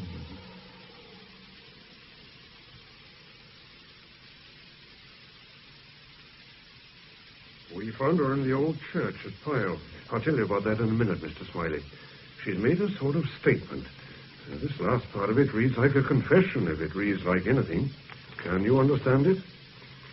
So I tells my darling, I tells her, you are a naughty creature to go with the devil. But her did not hearken, see, and I took angry with her, but she paid no call. I can't abide them as go with devils in the night, and I told her. She ought to have had holly, mister, there's the truth. But Janey drove the devil off. And there's one who will thank me. That's my darling. And I took her jewels for the saints to pretty out the church, and a coat for to keep me warm. The coat? I suppose it is the one. Yes, we've traced the woman who gave it to Stella Road for the refugees. Janey must have pinched it from the conservatory. Did you find any, what she calls, jewels? We found the missing green beads. They were on the altar, on a cross of twigs. The whole place was scarifying. And of course she would go on about the devil, on and on. The devil flying? That's it, flying on the wind. His silver wings stretched out behind him. Like a folk song it is. Do you think she did it? No. Do you, sir? No, of course not. It was quite impossible. But I think she saw whoever did it, immediately afterwards. That's driving the devil off. But why flying on the wind? And why should he have silver wings? What are you going to do with her, Inspector? Hold her for the moment.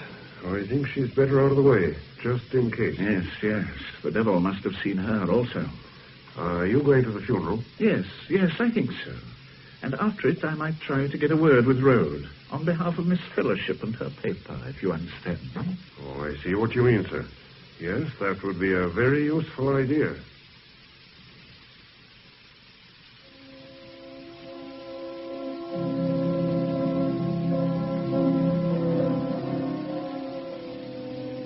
So, my dear Brim, although they didn't use the Abbey, poor Stella Road was given a high Anglican service with a congregation of town and gown. I must say, I prefer the town to the gown from what I've seen of things.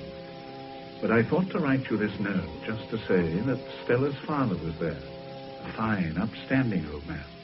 And I had my first glimpse of Stanley Road, a shallow, ordinary face, a short, ordinary body, black, ordinary hair. The odd thing about him was his impassive, almost too easy manner. Another piece of odd behavior. Fielding at the grave, moving away with an expression of strong distaste as Rhodes came near him, and Rhodes not noticing. I think, for once, T. Fielding was behaving in a genuine manner, but I can't think why he should give himself away, sir.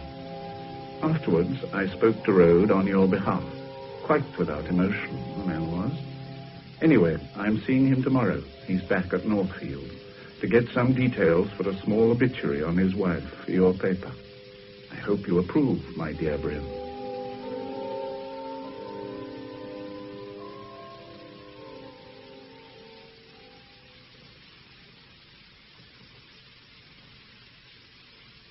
It's very good of you to spare the time to see me, Mr. Rhodes, in the circumstances. Not at all. You were married at Branksome, I believe, Mr. Rhodes. The Branksome Hill Tabernacle. A fine church. When was that? 12 years ago, last September. Did Mrs. Rhodes engage in charitable work in Branksome? I know she was very active here. No, not at Branksome. But a lot here. She had to look after her father at Branksome, you see. Did she take a large part in the social activities at Carn? She did a bit, yes. But being chapel, she kept mainly with the chapel people from the town. You should ask Mr. Cardew about that. He's the minister.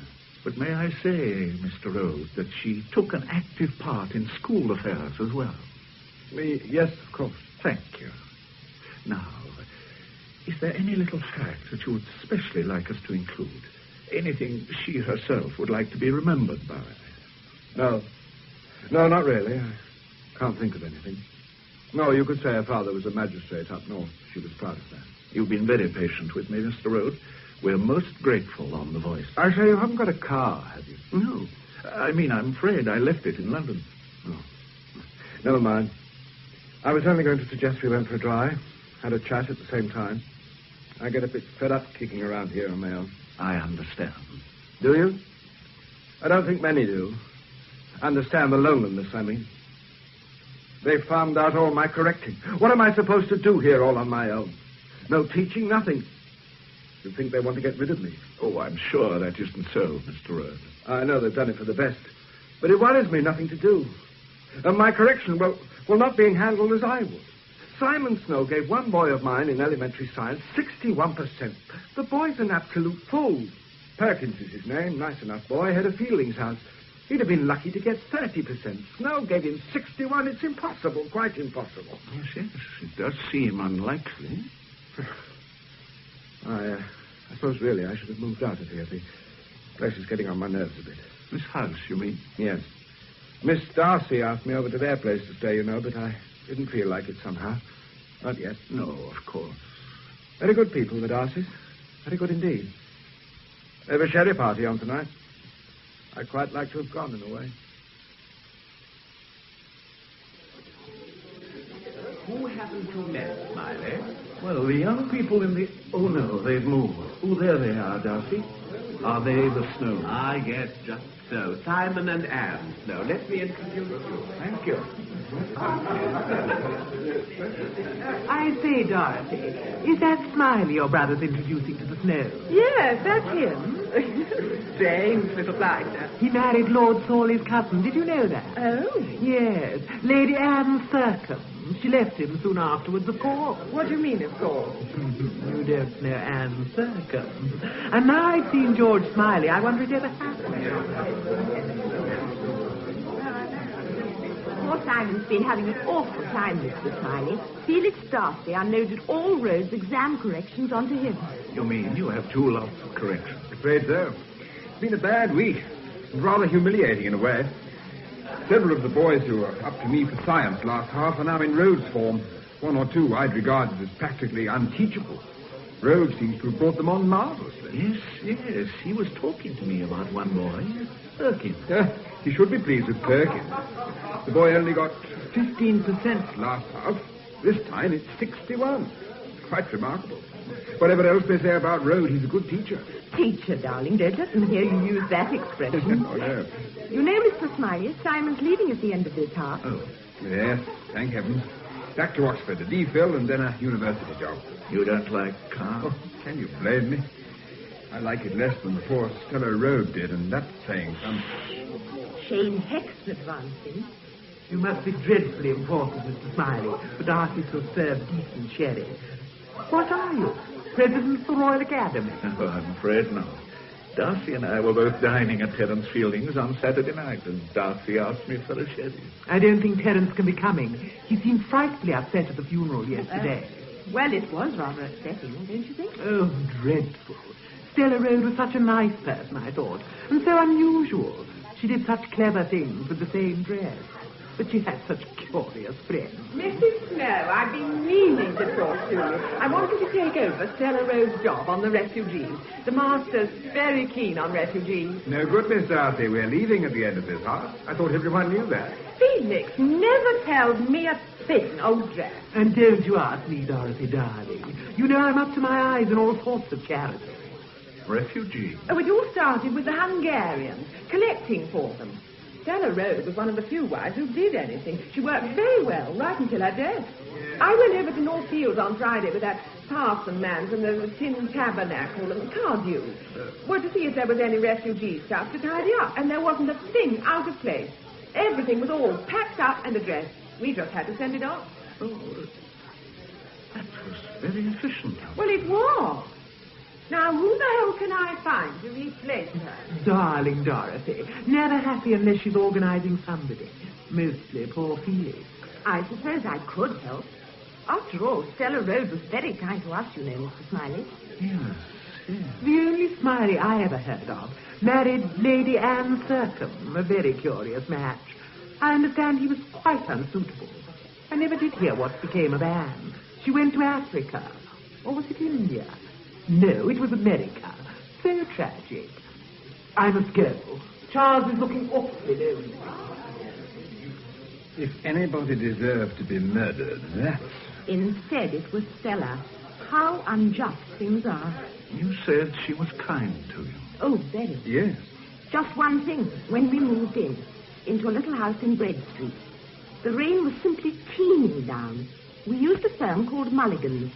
They were absolutely foul. Wanted paying straight away. And I didn't have the checkbook, and Simon was examining for the scholarship. So they even threatened to take the stuff away again. Yes, fantastic. Then Stella turned up. I can't think how she even knew we were moving. When she saw what was going on, she just went to the phone and rang Mr. Mulligan himself. I don't know what she said to him, but she made the foreman talk to him afterwards, and there was no more trouble after that. She was terribly happy to help. Extraordinary story, isn't it? But completely true. Yes, yes. A sort of magic spell. I hope you didn't mind my turning up like this out of the blue, George, but the chance came, and I thought I'd like to see calm. I can't think how the Christian voice will manage without you for a day, Bryn. Don't be sarcastic.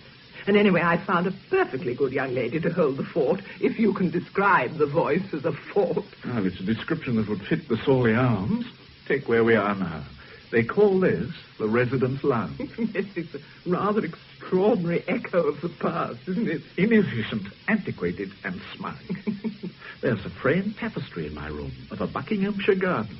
Even I had forgotten such things once existed. And still do, it seems. The one in my room is of the wild garden of Sandringham. Good Lord. I didn't believe it at first, but it's true. I'm glad you came today. Thank you, George. It wasn't road, was it? No, it was impossible. Rigby is keeping one piece of information very close. I can't tell you what, but it lets Road out. Not that he was ever in, not really. Have you any idea why Stella Road accused him as she did? Well, I wrote to you about the minister of the chapel, Cardew, didn't I? Yes, you wrote out everything very clearly. And as you said, cause and effect just don't go together. No reasonable sequence of events. No. Stella's obsession with her death in the long night seems to have been, well, unreasonable. There's one thing, though, Brent. Stella wasn't all of the whole. Not by any means. You mean not a sound, sane, nice Glaston? A pillar of the voice? There are a number of opposing views about her. In Caen, I mean. Darcy dislikes her and seems to have very good reasons for doing so, which he keeps to himself. And there was the dog that didn't bite the... Who was it? Postman. Yes, yes. Well, perhaps she was afraid of someone. But not her husband. Not Rhodes, no. Then at the party this evening, a very nice young couple, the Snows, told me how helpful she was when they moved in the town. Came and saved them when the removal men were being difficult. Rang up the owner of the firm, Mr. Mulligan. Mulligan spoke to the foreman, and all was sweetness and light. What did she say to Mulligan? Well, that the Snows don't know. But Stella Road was of no importance in Caen. If she'd been the master's wife, then it would be understandable that Mulligan would kowtow to her. So she must have had something on the man. Yes, yes. Doesn't signify. It only places Stella Road in another light. Now, what was it Felix Darcy said to me? She was a thoroughly mischievous woman. And then he went on to say how she took pleasure in deriding Road, holding him up to ridicule. Road isn't weeping any tears, is he? No, he's indifferent. And it's an indifference which can only come from a clear conscience. About Road's briefcase, George. Did he really have to go back to Fieldings for it at that time of night? Was he going to sit up marking the papers until the early hours? I don't know. Presumably he was, but I don't know. I know one thing, Brim. Not that it has anything to do with the murder. What's that? Fielding's head boy, Timothy Perkins, has been cheating in elementary science. Oh, it's obvious. His exam marks were unbelievably high. And the science papers were the ones in Rhodes' case. You mean the boy may have had a chance to look at them whilst the Rhodes were at Fieldings? More than likely. You know, George, if Rhodes hadn't gone back for the briefcase, Stella Rhodes would still be alive. And whoever murdered her must have known she was alone. Yes. The Janey woman? Oh, I'm sure not. But of course, Janey saw somebody or something about the time of the murder. And she stole the beads from the body, like she stole a coat from a refugee parcel. Only that doesn't make sense anymore. Why not? Well, at the sherry party this evening, Dorothy Darcy told me that when she went to the Rhodes house on Friday with Cardew to see if there was any refugee stuff to tidy up, everything was packed up, labelled, ready to be sent off. So Mad Janey couldn't have stolen it, or Janey's coat couldn't have been the one in the parcel. But it was. Rigby traced it to the woman who gave it to Stella for the refugees. And the police found the matching belt in the conservatory by the body. Now, what did Janey say? I took her jewels for the saints, I did, and a coat for to keep me warm. But it all contradicts, doesn't it? Well, unless somebody packed the clothes up after Stella died, and before Miss Darcy and Cardew went to the house on Friday. Now, why the devil anyone should do that, I don't know. Good Lord. What? Of course. Whoever killed her must have been covered in blood. He would have needed protective clothing, and to get rid of it... Good heavens. Yes. You must do something for me tomorrow, Brim, in London. Would you? Of course. I was planning to return tomorrow. Where do you want me to go? The Public Schools Committee for Refugee Relief. I'm sorry to be a nuisance, but a friend of mine asked me to make some inquiries about a parcel. My name's Brimley, Miss Brimley. The parcel was from Calm School. It was sent last Friday. Last Friday? Then it would have arrived yesterday, and with luck, I ought to have entered it. It wouldn't have been sent away already, Miss... Just call me Jill. No, we're miles behind. Calm School. That's posh. Let's see. We're in a frightful muddle. But then if we weren't, we wouldn't be the Public Schools Committee for Refugee Relief, would we? Oh, here it is. Calm, parcel post, £27. Oh, good. Is your friend at Calm? Yes. And I bet she's given something to the collection she didn't mean to give. Oh, how clever of you. Yes, at least she thinks she has. An old dress with a quite expensive brooch on it. It's the brooch, of course. The Calm parcel should be over here. Sorry, it's a terrible mess, isn't it? Like a mad post office. Parcels from every corner of the country. Every corner that has a public school, that is. Can we have a quick look inside? I mean, you don't have to get permission or anything. Oh, don't worry about that. Now, it ought to be here in this pile. Calm's label has C4 on it. My cousin went to Calm. Oh, he's an utter wet. Do you know what he told me? During Ascot week, they all... Oh, just a minute. Hello. Here we are. Oh, that is clever of you. Let me take it. Oh, thanks. There we are. I say, Calm was where they had that dreadful murder, wasn't it? They're holding that mad woman, aren't they? Now, let's open it.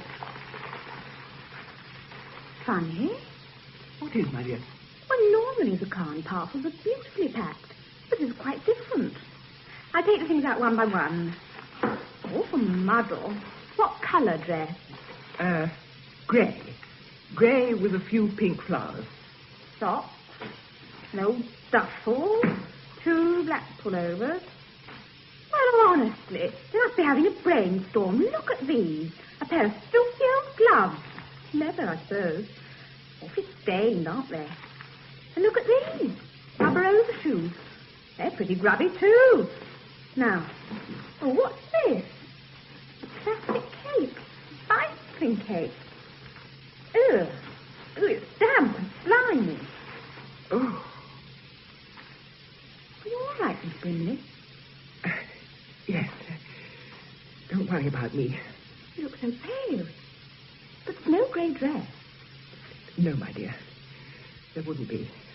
These are enough. I don't understand. This is all mad. Something very dreadful has happened. I must phone. The police will want to know. Leave the parcel exactly as it is, please. Is it blood on those things? Yes. I'm afraid it is.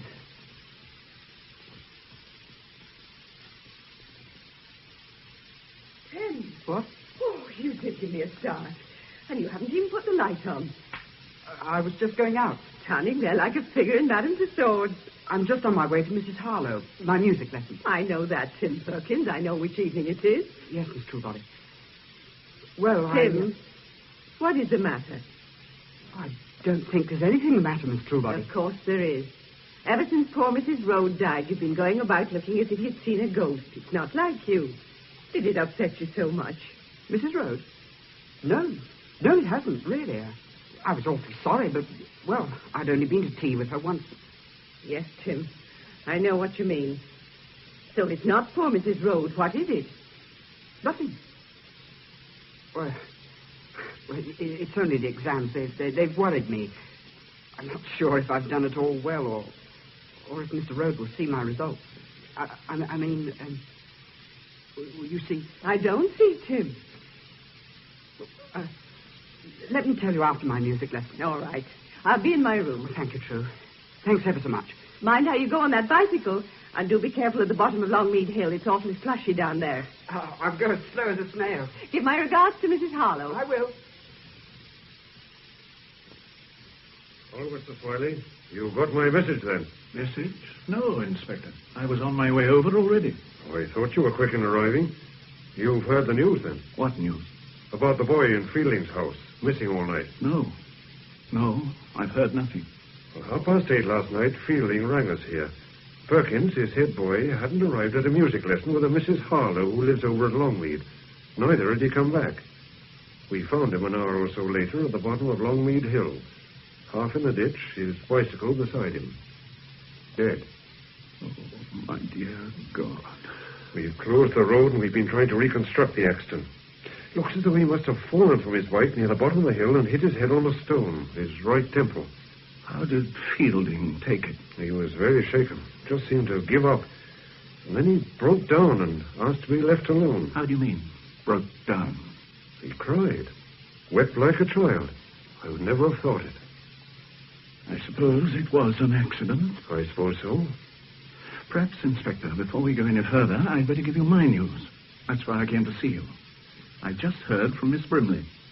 She's been looking at the contents of a parcel. Yes, they're at the refugee relief place at York Square. No, I'm not sure. I'm only hopeful. Yeah. Yes, fingerprints on all surfaces. Yes. I'll come up with the 4:25 this afternoon. At 8:05. Oh, one last thing. I'll be bringing some samples of a schoolboy's handwriting and an examination paper. Yes. I'd like the opinion of a handwriting expert. Thanks. See you later. It's a funny sort of jump in the dark, that one of yours, about Perkins. Well, I've no idea yet what it might prove. But that bicycling cape in the parcel looks like the answer to Jane's silver wings in the moonlight. Someone riding a bike with a plastic cape flying out behind him. Yes, the devil riding on the wind. I shall have to let Janie go, I suppose. I wouldn't, Rigby. Keep her with you, so long as you can possibly manage. No more accidents, for heaven's sake. We've had enough. Then you don't believe Perkins' death was an accident? Good Lord, no. And nor do you you? I put a detective onto it. This is a clever chap we're up against. Everything devised to the last detail, even the weapon you found where you did. Stella Rhodes' murder was a murder with clues cast to mislead. A murder planned to look unplanned. And somehow poor young Perkins got in the way. Or more likely knew something, without knowing it, if you see what I mean. God knows what, except it was important to the murderer. All right. I'll keep Janie in. If you find any fingerprints on the stuff in the parcel, will you have anything local to compare them with? Well, we got Rhodes, of course, and Janie's. But not Fielding? As a matter of fact, we have, from long ago. But nothing to do with this kind of thing. Oh, it was during the war. His brother told me, up in the north of England. It was hushed up, wasn't it? Yes. So far as I've heard, only the Darcys know. And the master, of course. Some Air Force boy. Yes, that was it. Well, I'll be off. Good hunting in London, Inspector. Are you making any calls or anything, sir? Well, I was thinking of dropping in at Fielding.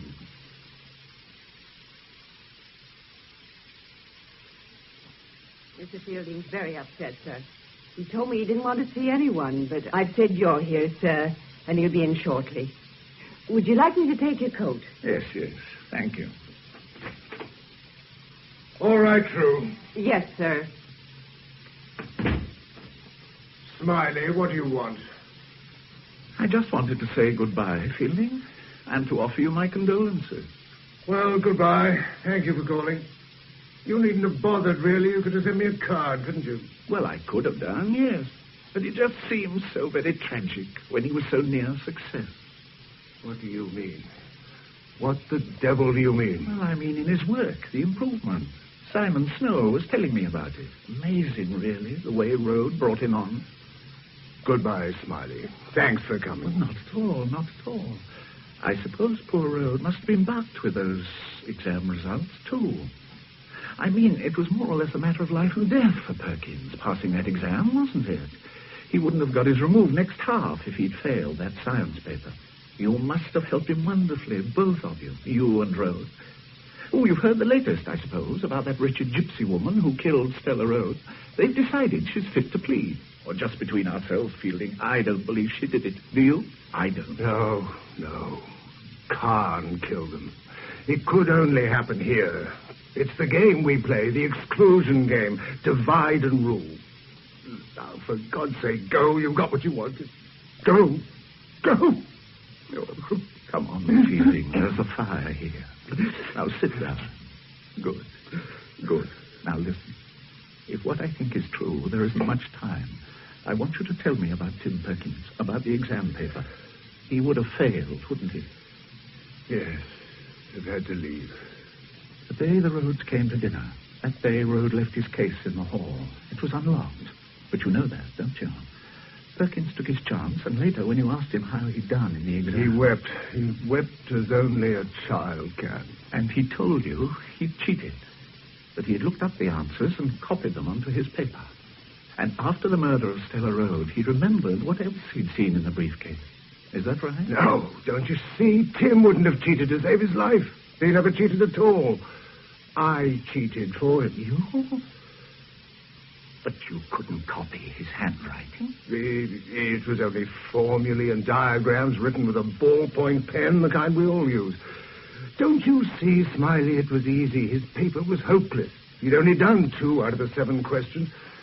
So I cribbed 5 answers from the science book. It was in the case, too, and wrote them in. Then it was you who opened the case. You who saw... Yes, it was me, I tell you, not Tim. He knew nothing. And when Stella was murdered, you knew who had done it? Yes, I knew Rhodes had killed her. Yes. And what exactly was in the case, beside the papers? A sheet of transparent plastic. It may have been one of those pack-away cape things. An old pair of gloves and a pair of homemade galoshes. Homemade? The hack from a pair of Wellington boots, I should think. Was that all? No. There was a length of heavy cable, I presume for demonstrating something in his science lesson. It seemed natural enough in winter to carry waterproofs about. Then, after the murder, I realized how he'd done it. Did you know why he'd done it? Rhodes was drunk with the pride of Khan. It had gone to his head. It must have hurt him terribly that Stella wouldn't take any part in the power and glory, wouldn't share any of it. The night they came to dinner, the night she died, she upset Rhodes. I never told anyone this, but she did. Rhodes was full of a sermon the master had just given. Hold fast to that which is good. Oh, Rhodes went on and on about it. He couldn't take too much drink, you know. He wasn't used to it. She kept quiet till he'd finished, then laughed and said, "Poor old Stan. You'll always be Stan to me." I'd never seen anyone so angry as he was then. He went quite pale. I've watched her, too, at meals, at dinner parties, elsewhere as well as here. I've watched the way she'd peel an apple. Oh, you know what I mean. Well, she must have seen how people do things here, but it never occurred to her she ought to copy them. I admire that. So do you, I expect, but Kahn doesn't. And Rhodes didn't. And I think he grew to hate her for not conforming. He came to see her as the one factor which would deprive him of a great career. He couldn't divorce her. That would do him more harm than being married to her in the eyes of Kahn. Rhodes knew that. So he killed her. He plotted a squalid murder. With his little scientist's mind, he fabricated clues. But something went wrong. Tim Perkins got 61%. An impossible mark. He must have cheated. And to cheat, he must have opened the briefcase, and then he must have seen the cape, the boots, the gloves, the cable. So Rhodes killed him, too. Yes. Thank you, Fielding. I'll have to let Rigby know. Yes, let the sergeant know. I'll have to face the music about the cheating. I feel much better now, anyway. Much. I sent a chap round to collect Rhodes. He should be here any moment. And no arrest, just a chat. Why the hell didn't Fielding tell us about this before? Oh, that's what I'm wondering. It could be that he didn't understand the significance of what he saw until... Until what, sir? Perkins's death, I suppose, Rigby. And that doesn't add up. The handwriting blokes of the yard are convinced that the whole exam paper is in the same hand. Is Fielding a liar, then? Yes. The most accomplished liar I'd come across for a long time. Rhodes could have done everything. He could have dressed himself up in a plastic outfit, killed his wife, then put the cape and things in the refugee parcel. Having done that, he plays the part of the distressed husband. The only trouble with that pretty picture is how he made the weapon fly through the air into a ditch 4 miles away. It just doesn't work. And would he have had the courage to go back in there, playing the distressed husband, knowing that Mad Janie was about? If he did know. Were there any fingerprints? Not a one. And the blood on the gloves and on the length of cable are of the same blood group, which was Stella Rhodes. Nobody knows that you found the weapon, or when you found it. Nobody outside my squad, and yourself. I think I'd better send someone round to Fielding and get a full statement, lies or not. May I suggest something, Rigby? By all means, sir. Speak to Rhodes first. Ask him about the briefcase. As an opening, I mean. And you'll stay, Mr. Smiley? By all means. What motive would Fielding have had? To lie or to kill? Both. I wish I really knew. Well, come in. Mr. Rhodes, sir. Oh, come and sit down, Mr. Rhodes. Thank you. I'm sorry to drag you along like this, but there are just one or two things I'm not clear on. Oh, by the way, you know Mr. Smiley, don't you? Yes, from the Voice. We met the other day. Mr. Smiley is helping us. I didn't feel he was really from the Voice. You didn't quite smack of the tabernacle, Mr. Smiley. Well, Inspector, how can I help you? This business of the briefcase with the exam papers in it. The case I went back for? Aye. Oh, so awful about that boy. A nice boy, but he was very stupid. I suppose he found the case in Fielding's Hall and opened it and copied the answers. He could have only got that mark by cheating. I should have locked it, of course. What else was in the case, Mr. Rhodes? What else? Well, only the papers in the book with the questions and answers. Henderson's Elementary Science, it's called. Well, you've seen the case, surely. It's only a little one, about 18 by 12 inches, 6 or 7 inches across. Well, why did you leave it behind? Was it absent-mindedness? No, not really. I could have sworn Stella was carrying it as we stood in the hall saying goodbye. It wasn't until we got home that she asked me what I'd done with it. She asked you what you'd done with it? Yes. And then she threw a temper and said I expected her to remember everything. I didn't particularly want to go back. I could have rung Fielding and arranged to collect it first thing next morning. But Stella wouldn't hear of it. She made me go. You should have told me this in the first place, Mr. Rhodes. Well, you see, I didn't want to tell anyone about our quarrels. I wanted to keep the truth about Stella to myself. But then... But what, Mr. Rhodes? Well, you must suspect I killed her. And anyway, by now, a lot of people here in Calm know what Stella was really like, the truth about her. You mean that she was not a very nice woman? It was her father, old Mr. Glaston, who first told me, when I said I wanted to marry Stella. I never thought to hear a human being talk like that of his own child. What did he say? He said she was bad. Bad in her heart, that she was full of malice. He told me how she'd lead people on, all kind and warm, till they told her everything. Then she would hurt them. Say wicked things, half true, half lies. He told me a lot more besides. Well, go on, please, Mr. Rhodes. Of course, I didn't believe him. I just thought him a lying, jealous old man who wanted his child to wait on him until he died. So I married Stella. And when did you discover her father was right about her? The realization just crept up on me after a year or so, little things here and there, but... No, it wasn't until we came to Calm that I knew what her father had said was really true. She hadn't been very keen on chapel before, but as soon as she got here, she went in for it in a big way. She knew it would look wrong, that it would hurt me. She wasn't sincere. A lot of people at chapel knew that. Mr. Cardew, the minister, knew. He understood why I gave up chapel. I couldn't bear to see her going there every Sunday and going down on her knees. It was all wrong. Just made a fool of your faith. All she wanted to be was different, to spite the school and me by playing the humble one. My wife and you were at chapel, you know, Mr. Rhodes. Yes, I know that. But your wife never gossiped. Stella said that.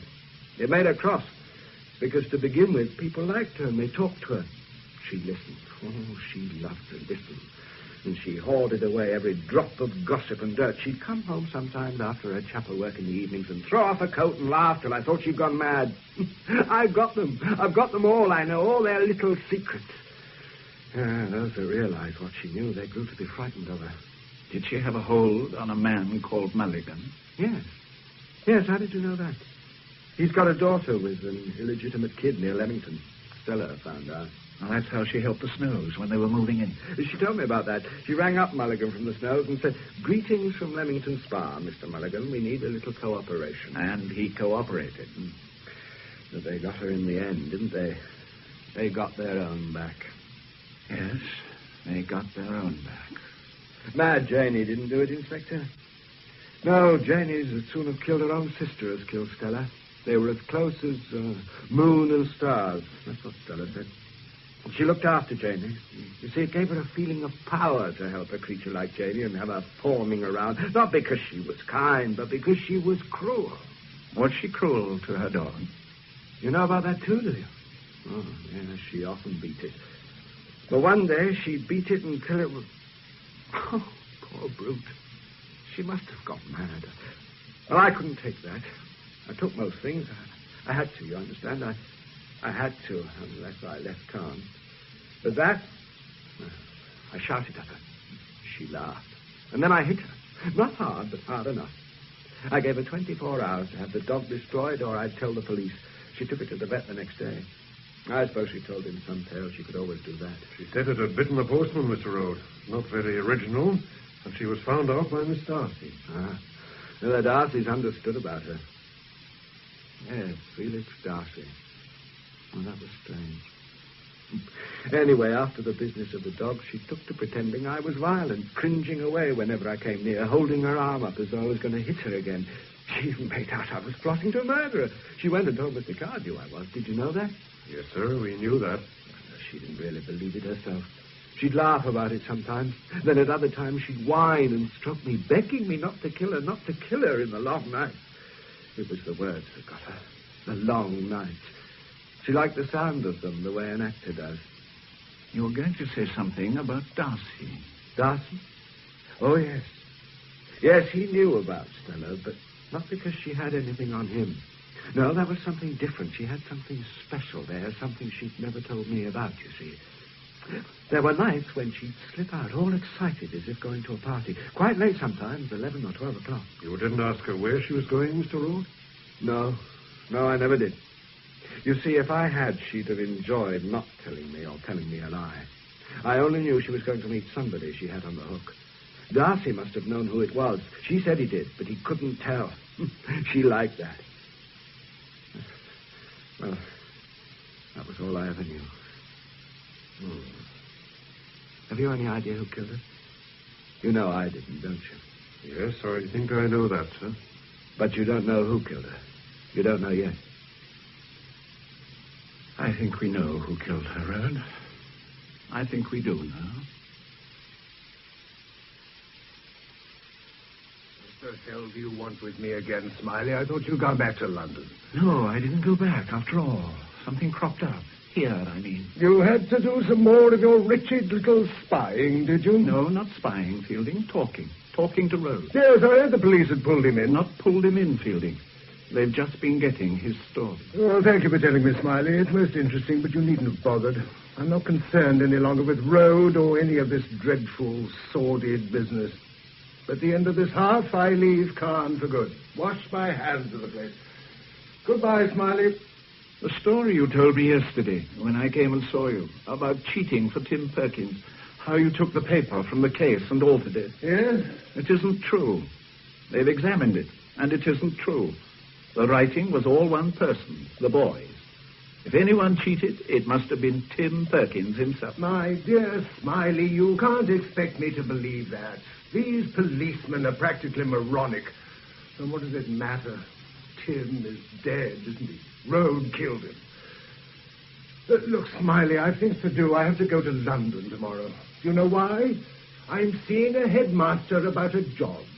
I've no pension when I leave here, you know. I have to go on working. I shall have to teach at a crammer's, a sort of breaker's yard for old dons. Don't you feel sorry for me? Isn't it a nice sensation to feel pity for an old fake like me? Of course, it doesn't necessarily signify anything. I mean, you could be protecting the boy, couldn't you?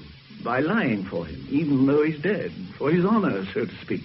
Is that the explanation? I've been playing to an empty house here at Caen, you know, Smiley. They won't remember me for more than a half or two.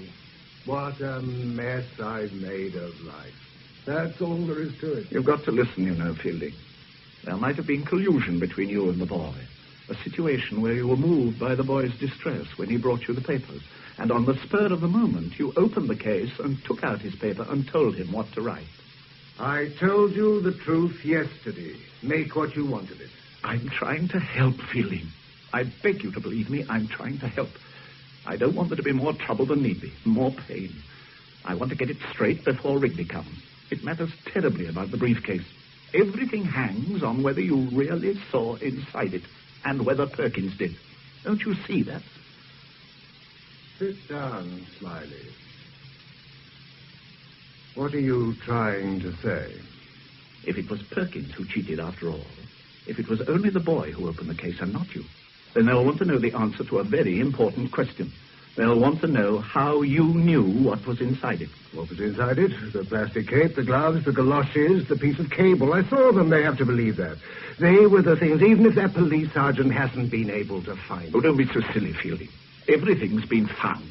It was all in a refugee parcel. All but one thing. Well, Rhodes had every opportunity to do that, put things into one of Stella's parcels afterwards. Well, let's start from the other end. Suppose it was you who killed Stella Rhodes. Suppose you had a reason, a terribly good reason. Suppose you went ahead of Rhodes after giving him the case that night, overtaking him by bicycle. Suppose Janie saw you, like she said, riding on the wind. Then, Fielding, if that were really so, none of those things were ever in the case. You must have made it up, all of it. Of course, later, when the exam results came out, you realized that Perkins had cheated. Then you knew he had seen inside the case, had seen that it contained nothing but the exam papers. And he could have told the police that. That would explain why you had to kill the boy. I hear you. Because you did kill him, didn't you? You waited for him at the bottom of that hill. Twice a week he came down it at the same time on his way to his music lesson. You must have stopped him and then hit him with a stone. It looked like an accident. Looked as if he'd fallen off his bicycle. Poor Tim Perkins. That was a terrible thing to do, Fielding. And it nearly broke you, didn't it? Shut up, for God's sake! Shut up! And why should I have killed Stella Rhodes? What was the reason you spoke of? Oh, I think it was like this, but one thing for certain first. When you were convicted, the RAF boy, in the north of England, the magistrate who convicted you was a Mr. Glaston, Stella's father. So she knew about that. It was the sort of information she would hoard and use. Rhoda has told us the truth about her. She was dreadful, wasn't she? Evil, Rhoda called her. Really evil. Go on, Smiley. She came and told you what she knew. That was all. But she had you on the hook, as Rhoda calls it. You spoke to Darcy about her. Darcy knew of your conviction, and he suggested you played along with her to discover what she really wanted. So she summoned you to meetings at absurd times and places, in woods and disused churches, at night mostly, and she wanted nothing from you but your will. She made you listen to her boasts and her mad intrigues, made you fawn and cringe. At least, I believe it was like that. Although she also had the power to stop you getting another job, and she tormented you with that. You planned to kill her, Fielding. And then on the night when the case was left behind, you saw your chance, and you took it. Did I? Did I? And how did I know Rhoda was coming back for the case that night? It was part of Stella's little game. She left it behind purposely, and she arranged that you were to visit her after Rhoda had collected the case. She made him go back for the case. Then she sat there, waiting for you, Fielding. It was a perfect opportunity. There was only the slight risk that Rhoda might have recalled you riding past him. But bicycles are common in Caen, and with a plastic cape on, you might have been anybody. Sheer fantasy, Smiley. I saw what was in that briefcase. I told you Rhoda must have done it. Of course, you're quite right about her blackmailing me. But she did many worse things to other people, and not least to Rhoda himself. They know Rhoda didn't do it, Fielding. The point was that she could have stopped you getting any job in any school. And I think she would have done.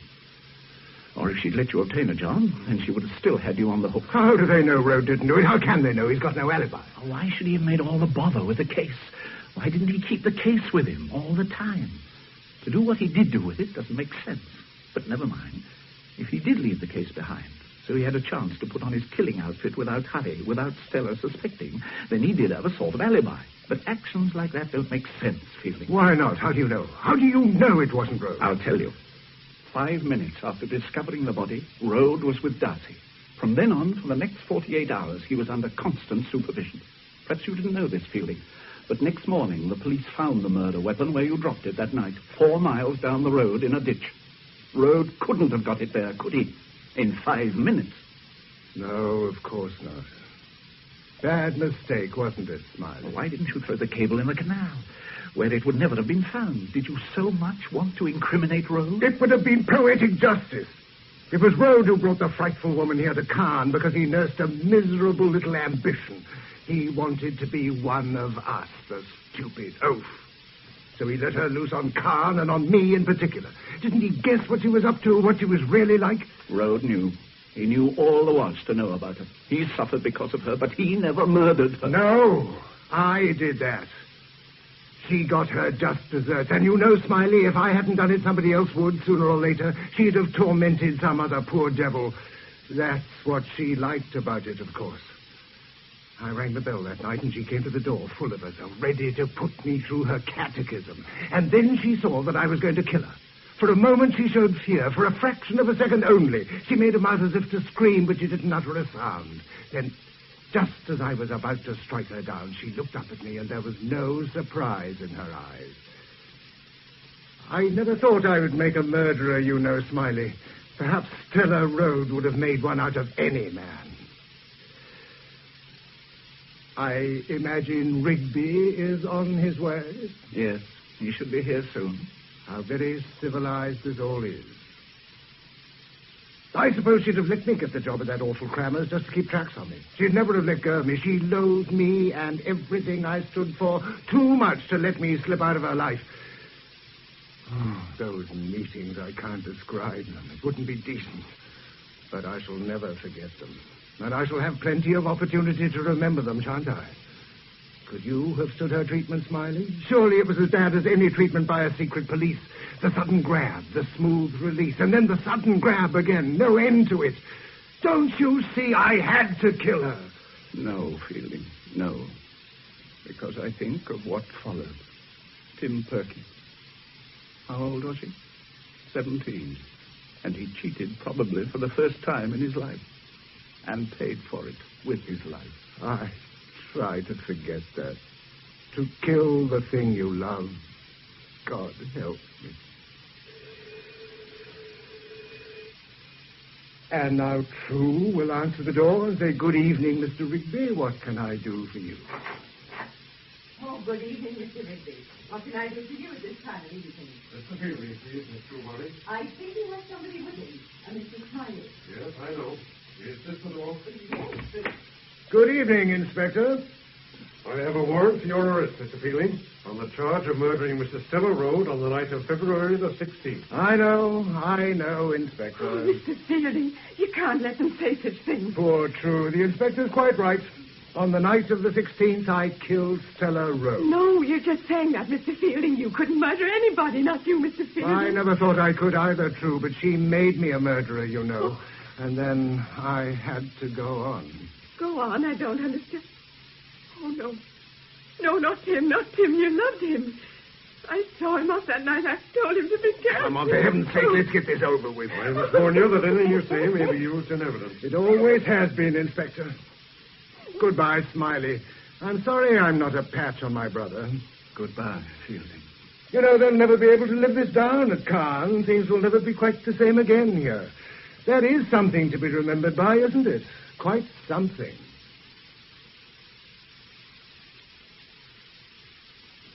Patrick Barr played Fielding, and David Bird, George Smiley, in Frederick Radnam's adaptation of A Murder of Quality, the novel by John le Carré.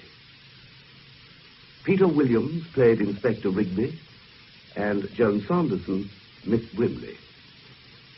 Michael Spice was Rose, Pauline Letts, Miss Truebody, Brian Hewlett, Perkins, Dennis Hawthorne, Darcy, Delia Payton, Dorothy Darcy, Maureen Beck, Mad Jady, Elizabeth Cassie, Jill, Claire Davenport and Edward Dewsbury, Shane and Charles Hecht, and Jill Carey and John Pullen, Anne and Simon Snow.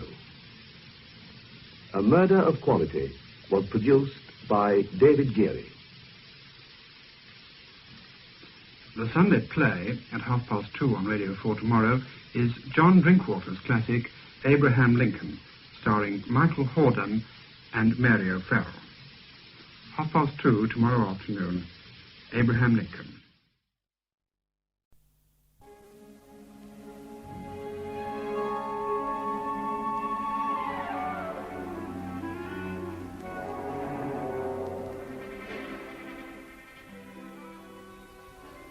Ian Richardson in a stereo production of The House on the Strand, the novel by Daphne du Maurier, adapted for radio by Philip Lever and Kay Patrick.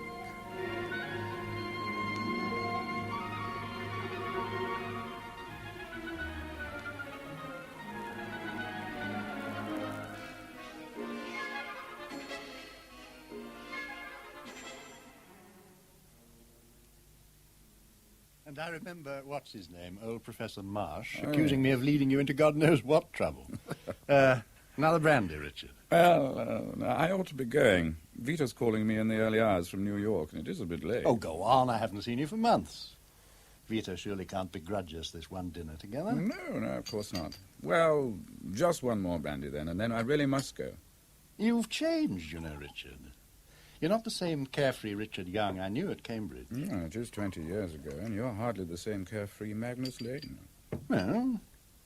Well, probably you're right. Thank you. So, what is it to be? England or America? Have you decided yet? Well, that's the trouble, you see. I haven't decided yet. Vita's keen for me to take this directorship in New York. Her brother's publishing firm. Sounds a little incestuous. So, Vita's pushing you to go to New York, and you'd prefer to stay in London.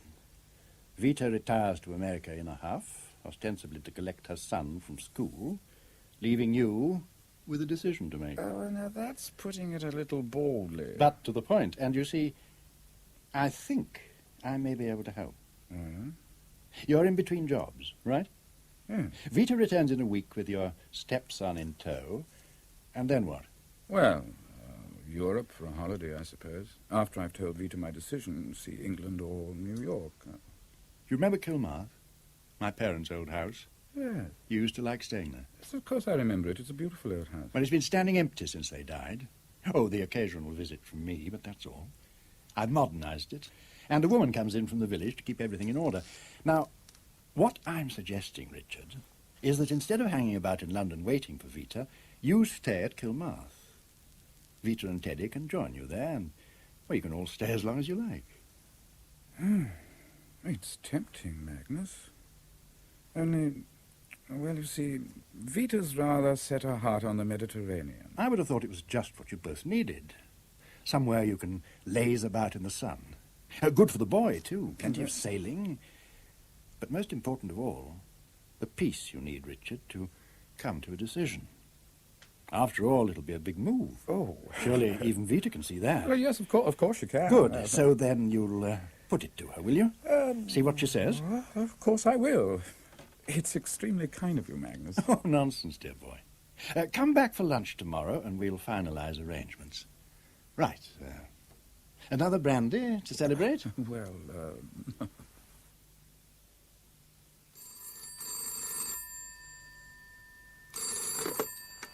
Hello, Richard Young here. One moment, please.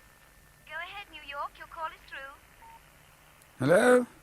Hello? Richard? Hello? Hello, can you hear me? Yes, loud and clear. Are you all right? You sound a little strange. I'm sorry, darling, I haven't been in long. Living it up while my back's turned, huh? No, hardly. Just dinner with Magnus.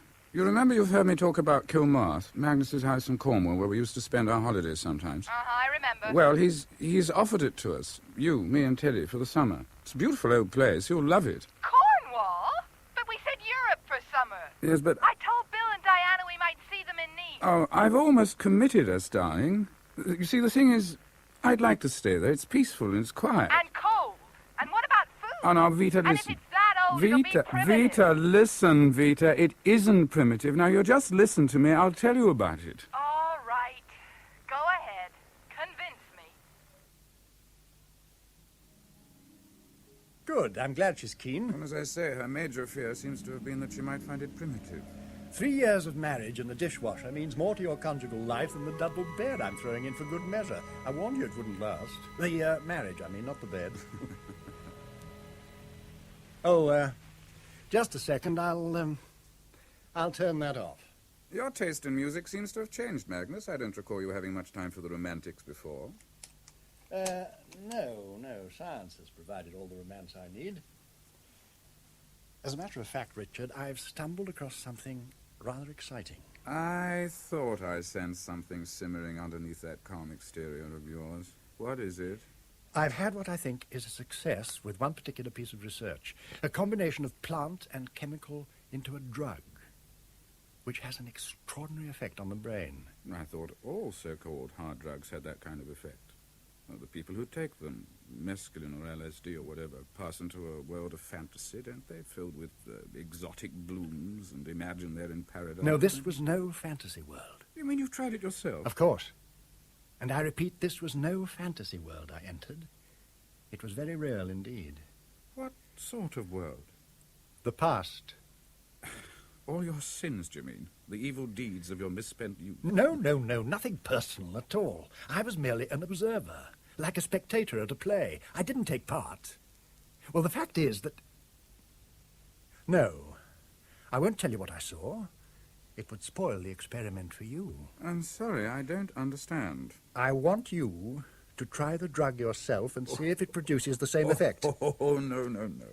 We're not at Cambridge anymore. 20 years ago, I might have swallowed one of your concoctions and risked death, but not any longer. I'm not asking you to risk death. I'm asking you to give up 20 minutes, possibly an hour, of an idle afternoon before Vita and her son arrive by trying an experiment on yourself that may change the whole conception of time as we know it at present. Why me? Why not try it on your disciples in London University under proper conditions? Because it would be premature. And because I'm not prepared to risk telling anyone, not even my disciples, as you choose to call them. I intend to work on it in September when I come down to Kilmarth. I've converted the old laundry into a laboratory. Now, meanwhile, you're going to be alone in the house. You could at least try it once and report back. I need your help, Richard. You're the only one I can trust, the only one who'll understand. You must understand just how much this means to me. Will you do it, Richard? Will you help me? Oh, Vita's right. I never did learn how to say no to you, Magnus. Thank you. Now,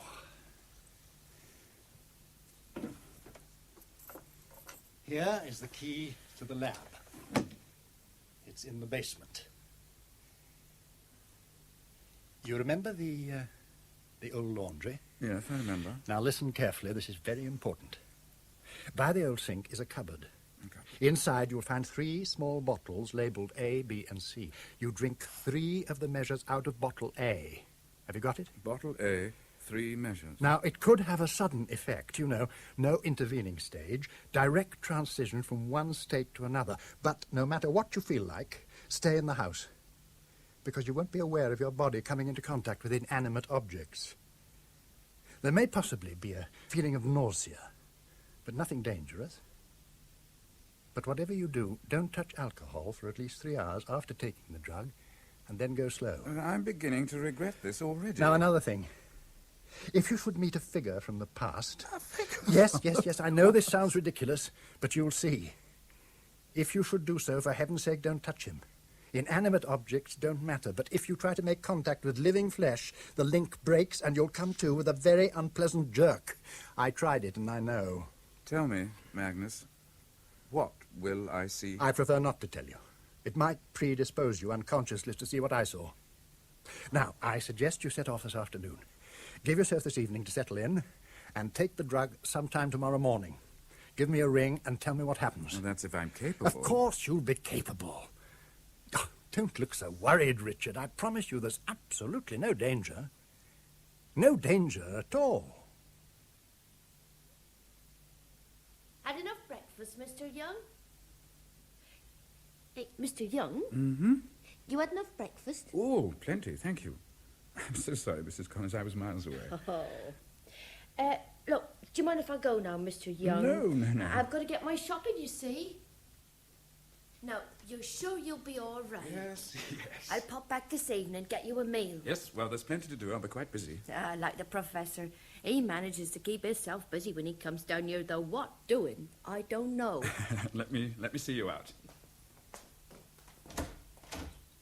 Now, you don't want to lock yourself away like he does. You want to get out, enjoy the fresh air. It'll do you good to walk over the hill to the sea. Yeah, bring some colour to your face. I'll probably do that later, Mrs. Collins. I've got 1 or 2 things to see to first. Well, you know your own business best, I suppose. Well, till this evening then, Mr. Young. Goodbye, and thank you again. Goodbye.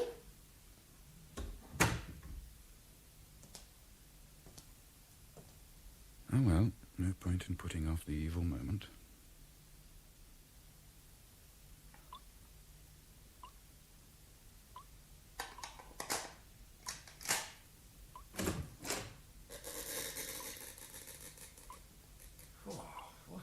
Place.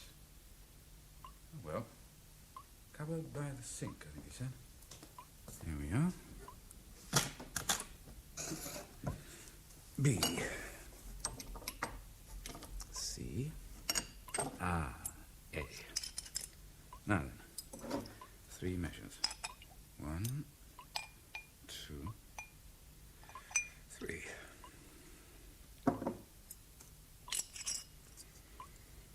Well, Magnus, your health. And mine too, I hope.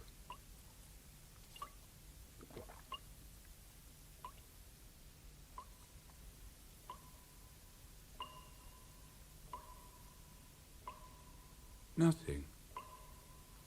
Absolutely nothing. No nausea, numbness. Nothing.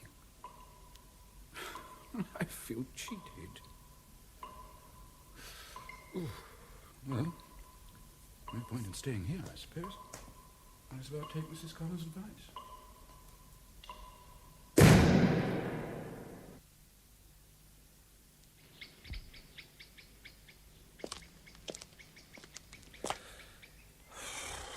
That's better. The beach, I think. What the? Where the hell are you?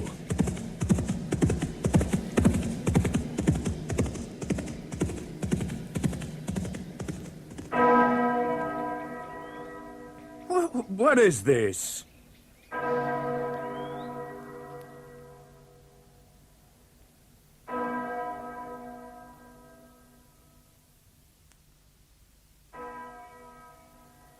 Greetings, Father Prior. Who are you? I rode over to see you. Are you well? I need rest, Roger. That is why you find me in bed. All the rest possible, to be in a fit state to receive the bishop. You've heard the news. Oh, there are always rumours. This was not a rumour. The bishop has already set out from Exeter and will be here on Monday, expecting hospitality and shelter for the night. Ah, His Grace times his visit well. Martinmas and fresh meat for his dinner. He'll sleep with his belly full. You've no cause to worry. No cause to worry? You think I can control this unruly mob? What kind of impression will the monks make upon the new broom of a bishop primed as he is to sweep the diocese clean? They'll come to heel if you promise them reward for seemly behaviour. Keep in the good graces of Sir John Carmino, that's all that matters. Sir John is not easily fooled, and he has his own way to make with a foot in every camp. Our patron he may be, but he won't stand by me if it doesn't suit his ends. Sir Henry, as Lord of the Manor, will take precedence over Sir John on this occasion. He'll not disgrace you, garbed as he is like a penitent. I warrant he's on his knees in the chapel now. As Sir Henry's steward, you should show more respect for him. Henry de Champernowne is a more faithful man of God than I. The spirit is willing, Father Prior, but the flesh... Best not to talk about the flesh before the bishop's visit. No, the reason I rode over was to tell you that the French ship is lying off Kilmarth. She'll be there for 2 more tides if you want to give me letters for her. Oh, why in the name of blessed Anthony did you not say so at once? Oh, I can find nothing in this jumble. Why are my papers never in order? Why is Brother Jean never here when I require him? À votre service, Father Prior? Such promptness could be suspicious to a less trusting man than myself, Brother Jean. Pardon? Oh, never mind. My letters. I can't find my letters. Are these the ones you mean? Huh? Yes. Well, don't dally, man. Give them to Roger. Monsieur? Thank you. Good night, Jean. Father Prior, lose no sleep over the bishop's visit. Good night. Hey, be careful. Look out, man. Can't you see?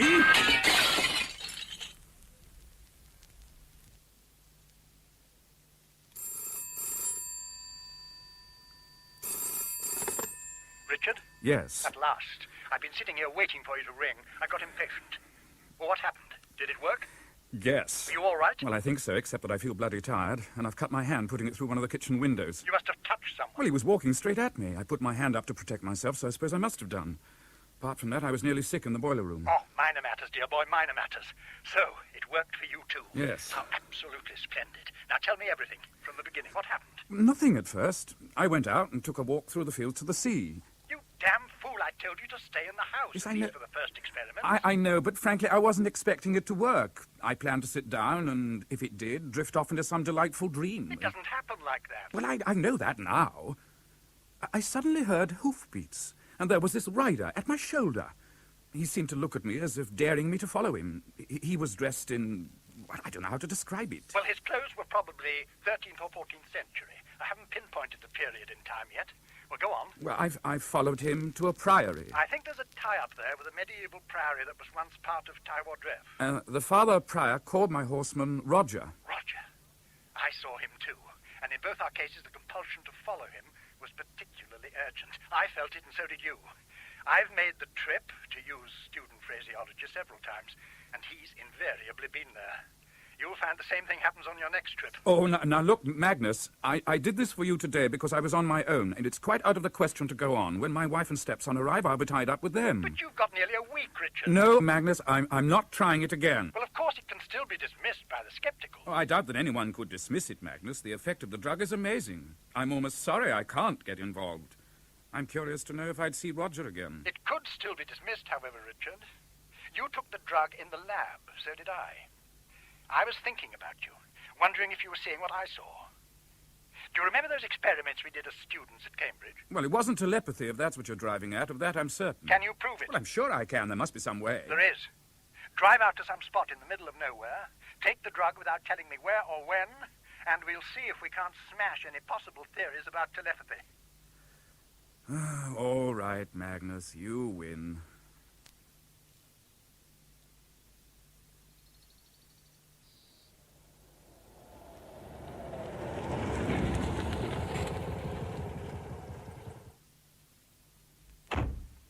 Right, over there, I think, near the church.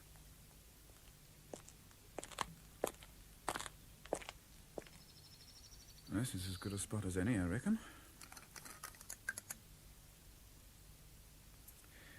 I hope you appreciate this, Magnus.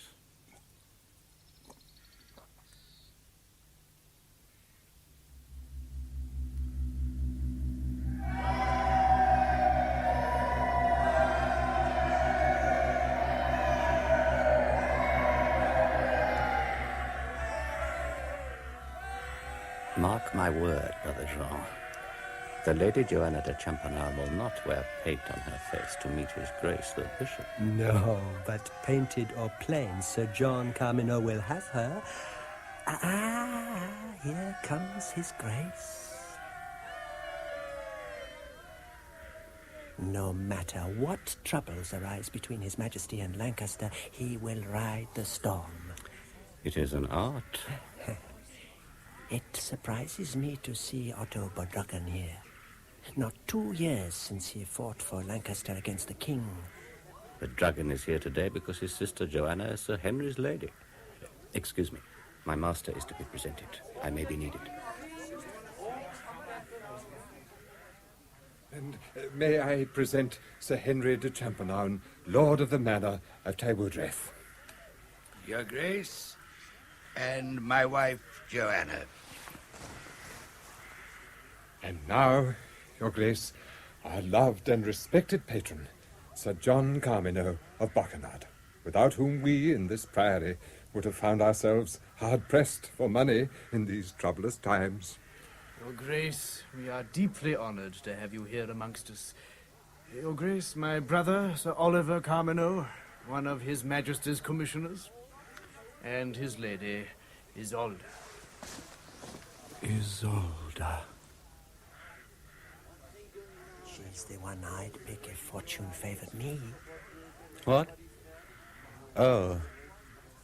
Yes, Brother Jean. And how long, I wonder, will she stay content within the walls of Carmineau and keep a guard upon her thoughts from straying? I tell you one thing, Roger. Otto Bodrugan has an eye to her. Roger, Lady Joanna. Sir Oliver and Lady Isolde lodge with us tonight. See if you can find them. I'm ready to leave now. My lady. And find Sir Henry, too. I don't know about Sir Henry, but the Lady Isolde isn't far. Where? Over there, in the chapel doorway, in rather intimate conversation with Sir Otto Bodrugan. I'll take a wager with you, Roger, on how long she'll keep that guard on her thoughts.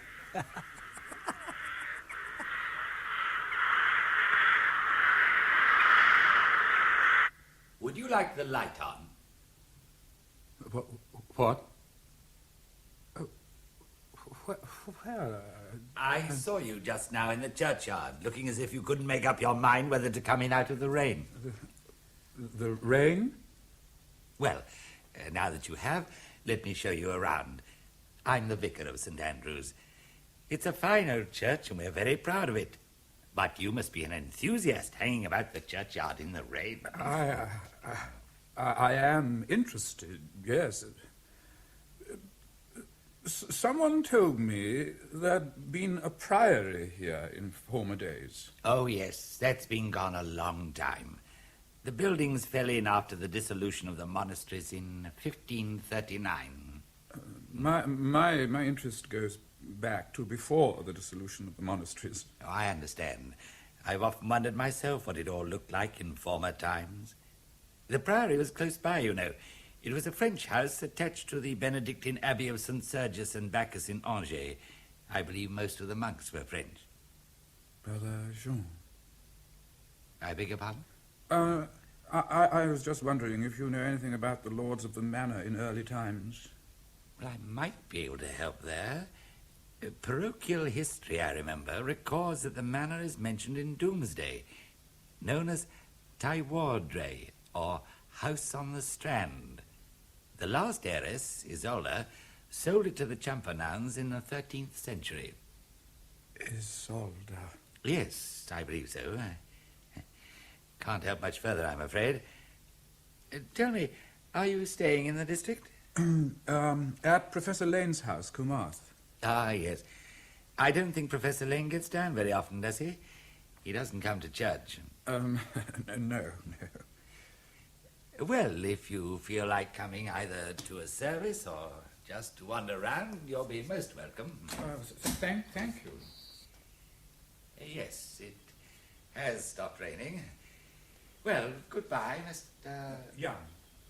Goodbye, Mr. Young. Goodbye. Hope to see you again. Sure. You shouldn't have driven all the way to London. You must have set off at the crack of dawn. Why on earth did you just phone? Well, I felt too elated. It seemed no trouble at all to get into the car and drive up. This trip, I had no feeling of nausea or vertigo from the drug, just elation. I must have broken the speed limit several times driving up. Yes, that's one of the reasons we must test the drug. It could be addictive. Sit down, Richard. Addictive? Yes. And it may not be just the fascination of the experience itself, but the stimulation to the part of the brain affected. If it's addictive, I suppose I ought to lay off it for a while. Oh, it's up to you. Now, tell me what happened after you'd taken the drug this time. Well, first of all, I drove to the church. I had the drug with me in your drinking flask. And? This time, too, Roger was the first one I saw. Ah. I don't think I told you that he used to live at Kilmarth. You know, of course, that the foundations are 14th century. Incidentally, have you noticed how one gets the sense of the conversation without conscious translation from medieval French? I hadn't thought about it at the time. Of course, you're right. Anyway, carry on, dear boy. Well, on my first visit, the bishop was due to arrive at the priory. On this trip, he had arrived, and they were all being presented to him. Sir Henry de Champernowne, and his wife, Lady Joanna, and the Lady Isolde Carmen. You seem to have met the flower of the country, which is more than I've ever done in that time or this. With me, it was the monks' dormitory. So, the point is, none of this can be put down to telepathic communication. Agreed? Agreed. Well, now, let's just think about this. The link for both of us was Roger. He is the brain that channels the information to us. Tell me, did you choose the old laundry for your experiment because the 14th century foundations were as close as you could get to Roger? Now, don't run away with the idea that this experiment is some sort of ghost hunt, dear boy. No. We're not conjuring up spirits from the vasty deep. No, of course not. To reduce it to its lowest level, if you sit in an armchair watching some old movie on television, the characters don't pop out of the screen to haunt you, although many of the actors are dead. And yet somehow one gets the feeling of taking part, not merely witnessing. I intend to do more research into the Carmeners and Champernownes when I get back to Kumarth. One of my students has a buddy who works in the Public Records Office and the British Museum. He's trying to trace one or two things for me. I haven't told him why I'm interested. The lay subsidy roll of 1327 may help, apparently. Oh, and while I think of it, dear boy, the other bottle, B, should be in the cupboard in the lab. Oh, yes, it is. With it is. Well, now, pack it carefully and send it to me, would you? Are you going to be experimenting in London? No, not on myself, on a healthy monkey. Now, any news of Vita? Can you delay her? I mean, tell her the drains have gone wrong or something. Well, say something that'll daunt her. Nothing daunts Vita. Oh. She'll bring a plumbing expert down with her from the American Embassy or something. Oh, well, then we must just work fast. There's a great deal to do. Now, lunch first, I think. And then, if you're to get back to Cornwall before midnight, you'd better set off immediately after. That you, Mr. Young? Yes. It's late for you, isn't it? Something wrong, Mrs. Collins? Oh, I'm sorry, sir, but I was a bit worried about you. You see, you weren't in all day, and your bed didn't look as if it had been slept in, and there was no note, and no one had seen you in the village. I'm terribly sorry, Mrs. Collins. I had to drive up to London unexpectedly, but I should have left you a note. I'm really terribly sorry. Oh, you're all right, are you, Mr. Young?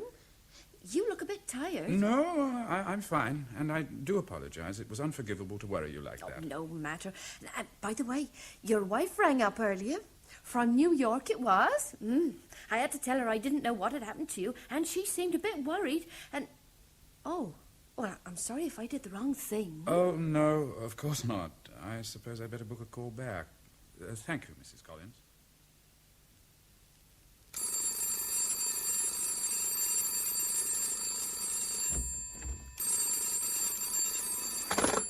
Hello, Richard Young here. We have that call to New York for you now, sir. Hold the line, please. Thank you. You're through now, New York. Hello, Vita. Are you all right, Richard? I spoke to some woman earlier. I could hardly understand a word she said, but it was something like you'd been missing all day. I was worried. That was Mrs. Collins, the lady from the village who looks after Comarth. I wasn't missing. I had to go to London for the day, and I'd forgotten to tell her. I had to see Magnus on business. Oh, so your professor's been putting you to work. That doesn't surprise me. What's he been making you do that's turned you into a performing seal? Oh, endless things turning out junk. I'll explain when I see you. That's why I phoned before. You'll be seeing me sooner than you expected. Oh? I'll be flying to London this evening. Bill and Diana have decided to visit London, and I'm flying with them. I'm bringing Teddy, of course. But that means you'll be here tomorrow afternoon. You needn't sound so enthusiastic. No, it's just that I'm not ready. Not ready? But you've been down there at least 3 days. Look, darling, I can't explain over the phone, but, well, frankly, we weren't expecting you till Monday. We? Is your professor there too? No, I mean Mrs. Collins and myself, of course. She only comes in the mornings. She'll be terribly put out if everything isn't absolutely straight, and you know what you're like. You'll take a dislike to the place if it isn't shining. Oh, what absolute nonsense. Oh, now, listen, darling, don't be obstructive. If you come down right away, it won't be convenient, and that's the plain truth of it, and I'm sorry. Okay. I'll tell Bill and Diana that it isn't convenient for my husband to see me. Oh, Vita. I'm sure they'll find that wildly amusing. Vita! Bye. Oh, damn you, Magnus.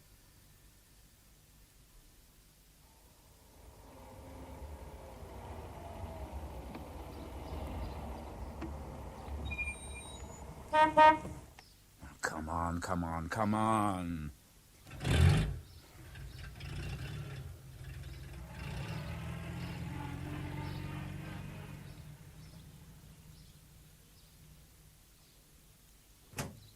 Morning. I think you can get past now. Sorry about the hold-up. The roads are rather narrow in this part of Cornwall, aren't they? Oh, not to worry. You did a fine job getting your caravan clear of the road. I'm used to it. I live here.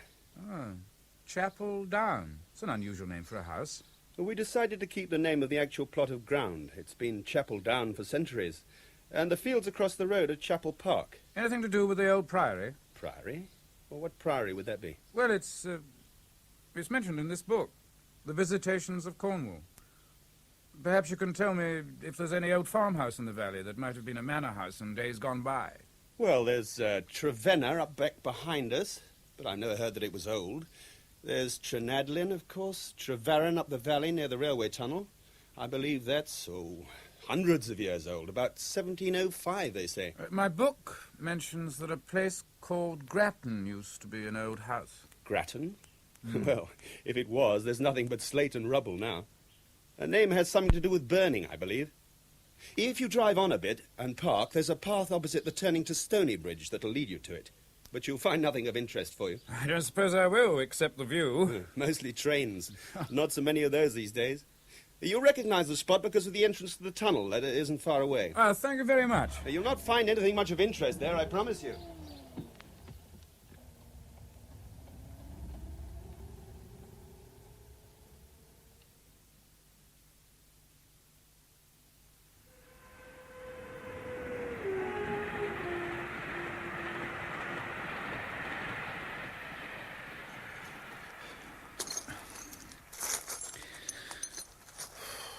Well, he was right.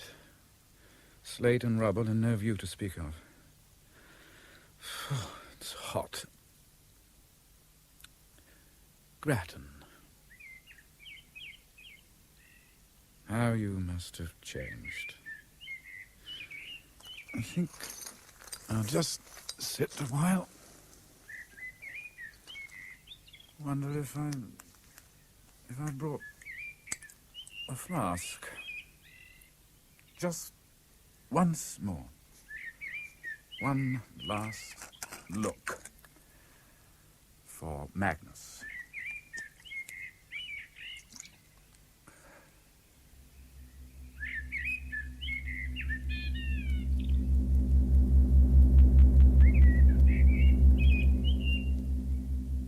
Sir Otto. Sir Otto, over here. What news of Sir Henry de Champernowne? He is sinking fast. There is little hope for him. My Lady Joanna is with him. Sir Henry does not suffer. We have seen to that.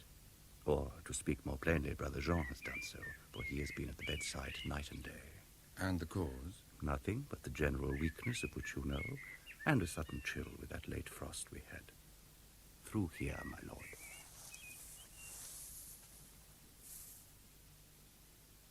Otto, you are too late, I'm afraid. Sir Henry is dead. I'm very sorry, Joanna, that I could not be by your husband's side when he died. My ship was delayed. Have no fear. Brother Jean did all he could for him. My husband would be attended by no one else.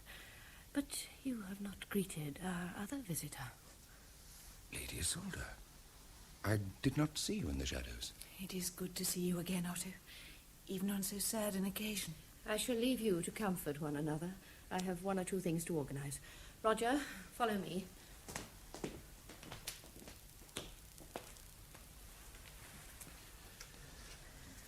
Sir John Carmino has not yet come, my lady.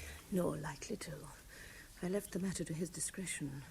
If he is premature in condolence, it might be thought overzealous on his part. The sooner this business is over, the better for all of us. It is only left for me to don the black veil of sorrow. Should I wear it covering my face, do you think, Roger? Unless you can weep at will. I have not wept since my wedding day. You'd better return to Otto and Isolde. I must see Brother Jean about one or two matters.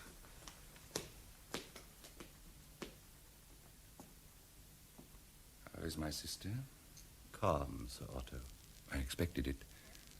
You are aware that Sir Henry's son William, being a minor, will forfeit his lands to the king until he attains his majority?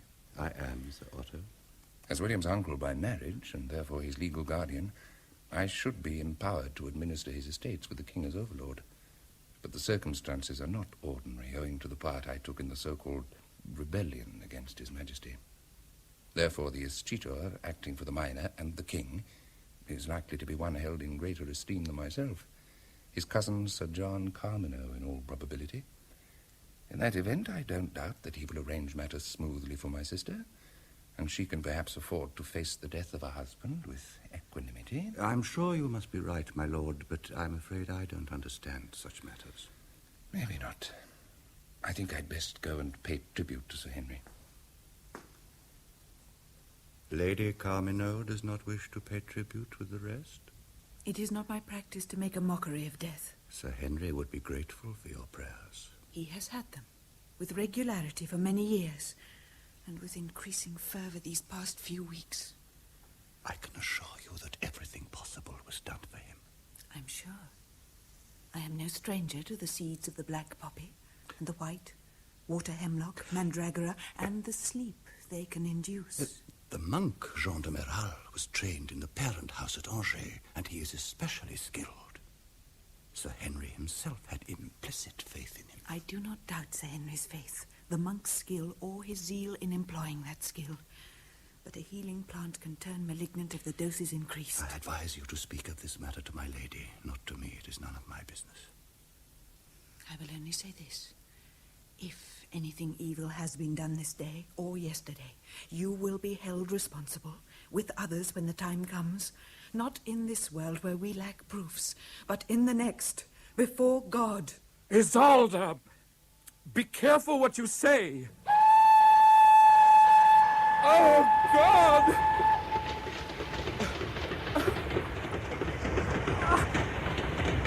How did I get... The car. I must get to the car.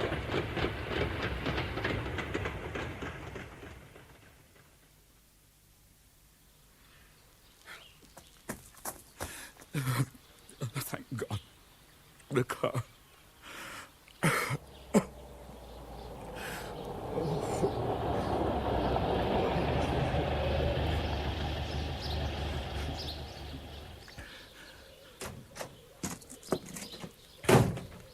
Are you all right? Never again. Never again. You all right? Here, put your head between your knees. You look terrible, old man. Your jacket's torn. You've been in an accident or what? No, I'm fine. I'll just drive home. I do apologize. Thanks very much. Well, that's all in a day's work. I'm a doctor. A doctor? Oh. Well, the fact is, I must have walked up the hill a bit too fast. I felt giddy when I reached the top, and then I was sick. I couldn't stop myself. Well, I suppose a lay-by is as good a place as any to throw up in. And I expect a swallow of, what is it, brandy? Hmm? The flask you're clutching probably did you a power of good. Yes.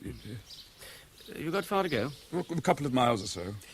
Well, wouldn't it be far more sensible if you left your car here and let me drive you home? Oh, no, I assure you, it was just one of those passing things. Pretty violent while it lasted.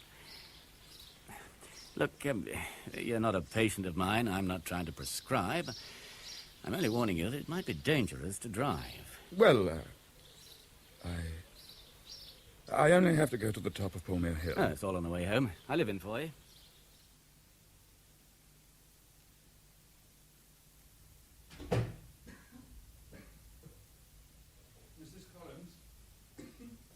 Mrs. Collins? Hello, darling. Surprised to see me? Good God. Vita. You look terrible. Your jacket's in ruins. For heaven's sake, you might have warned me. When we spoke, you said you wouldn't be flying back yesterday. How long have you been here? Half an hour. Dick! Dick, hi! Hello. Hey, we rang and nobody answered. Then a lady came up on a bike, Mrs. Collins, I think, and let us in. Hey, Mom's mad at you. Go and finish unpacking, Teddy. Oh, but Mom, I want to talk to Dick. Hey, gee, you look awful, Dick. Go and unpack. You can talk to him later. Oh, all right. Well, Yes. after you've changed, I suggest you join me in the dining room. I'll get Mrs. Collins to make coffee.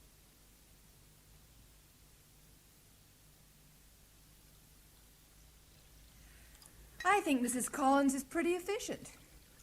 And she's told me all about you. How you lock yourself away for hours among the professor's things. So, I can relax. What do you mean, relax? I was imagining something young and stylish was around when you tried to put me off. I don't trust your professor an inch, but I'm satisfied on that account. Yeah, I see. I drove straight from the airport. Bill and Diana were rather startled because they guessed I'd spend the day with them. But I told them I was worried about you. Joe sends his regards and says the sooner you let him have your decision, the better. Well, I'm sure you can see that. He's thinking of amalgamating with his other firm. You remember I told you. But if they do amalgamate, it wouldn't be before the fall anyway, and it wouldn't affect your job. No. You haven't been listening to a word I said. Yes, I have. What have I been talking about then? You were saying something about Joe's firm, a merger of some sort.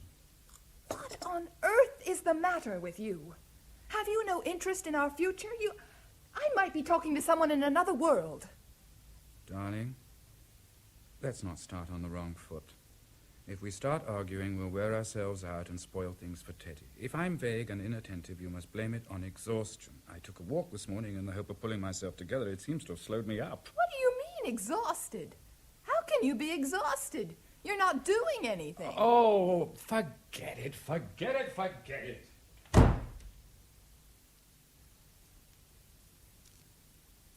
Look, Magnus, I'm phoning from the bedroom. I have to keep my voice down. Vita's arrived. I thought she wasn't due until next Monday. Today's Wednesday. Oh, she's come earlier, worried about me or something. Well, did you manage to make another trip before she arrived? How do you feel? Jaded. I came to find myself practically on the railway line near the tunnel with a train rushing past. It was a place called Grattan. Yes, I warned you about that kind of danger, didn't I? Yes. It's always present. No warning system with the brain under the drug. But even more worrying, I'm getting confused. I find it hard to tell where reality starts and ends. The figures are so vivid. Otto the Dragon and Isolde. She is beautiful, Magnus. Compared to the other woman, her dress is plain. No wimple, just a jeweled fillet crowning golden hair. And her voice. Confusion? Now that's fascinating. Do you know what? I've a good mind to join you so that we can go on our next trip together. I'd like to take a look at this Isolde Carmino. She sounds worth seeing. She's Bedragon's girl, not ours. Listen, Magnus, on this trip, Sir Henry had died. Must have been a gap of months since my last visit. Roger seems involved in it, some kind of foul play. Foul play? Now listen to this. Found by my researcher friend. You remember I mentioned him? Yes. It's an order about the body of Sir Henry de Champernowne from the bishop. He forbids exhumation of the body. He says that no one should afford any help, counsel, or favor for such an exhumation or removal. I wish I understood all the underlying jealousies and rivalries. It's like half reading a story and not being allowed to read to the end. It's strange, but that other world seems more vivid to me somehow than my own now. I know. By the way, how's the monkey? Dead.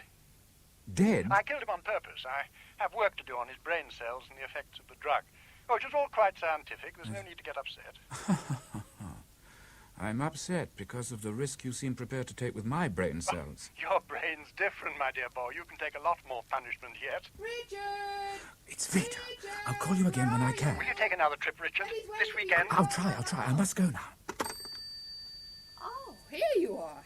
What are you hiding here for? I was just phoning Magnus. Oh, for heaven's sakes, can he leave you alone for 2 minutes? Look what I found! Look what I found! Hi, Dick! What's this horrible thing? Christ, what the hell have you been up to? I wasn't doing anything. There are some rooms in the basement, and the key was in the lock. You've been... There's a dark little room full of bottles, Mom.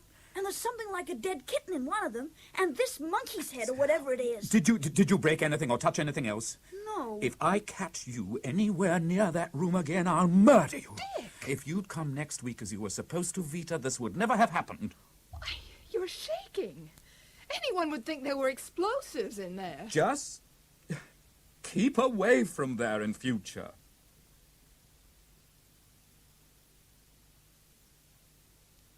So, I just don't know what to make of it, Diana. I've never heard him speak to Teddy like he did yesterday. The poor boy's very upset. And Richard doesn't look at all well. Very, hollow-eyed. He says he's been sleeping badly. Well, honey, it's a good thing you joined him there. A husband on the loose is a husband on the prowl, as I told you before. I've had experience with Bill. Oh, Bill. Oh, we all know Bill can't be trusted out of your sight. Well, let's just hope that darn professor hasn't been putting Dick up to something. I don't trust that man. Never have and never will. I can guess why that is. Oh, don't be ridiculous. He may be like that, but Dick certainly isn't. Very much the reverse. Maybe that's the attraction for the professor. Oh, I gotta go, Diana. That's Dick and Teddy. Dick took him out for a walk to make up for the scene yesterday, Bye. I'll ring you later. I'll just go and add the shell to my collection. You do that. Hello. Well, that's eased the atmosphere anyway. It was the least you could do after the way you talked to him yesterday. Is this letter for me? Yeah. You know, darling, I'm going to love it here. And it's so wonderful to be together. Well, aren't you going to tell me what's in that letter you find so engrossing? Oh, nothing. Just a piece of research I was interested in. Research? What about?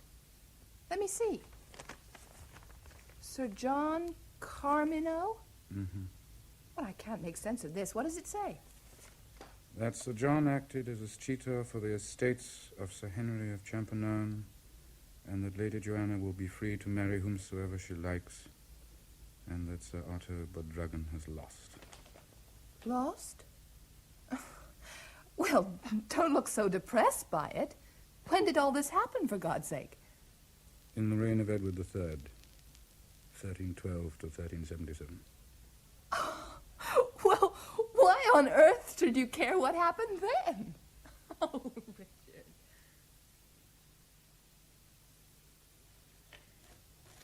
Teddy, honey, don't put so much marmalade on your toast, okay? Oh, morning, darling. Morning.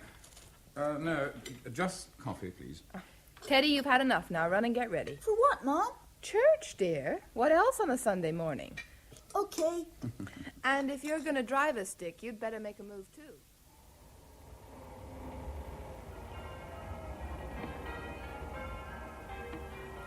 What will you do while we're in church? Drive a little, perhaps leave the car and walk. I'll be back to pick you up, don't worry. Have fun. Okay. Bye. Bye. Bye.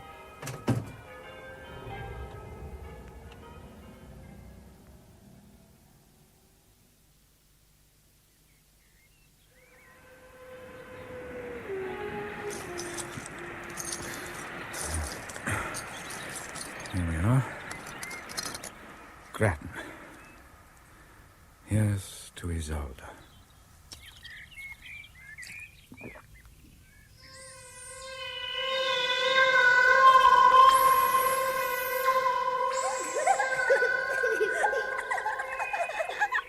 You know what comes about when women scold?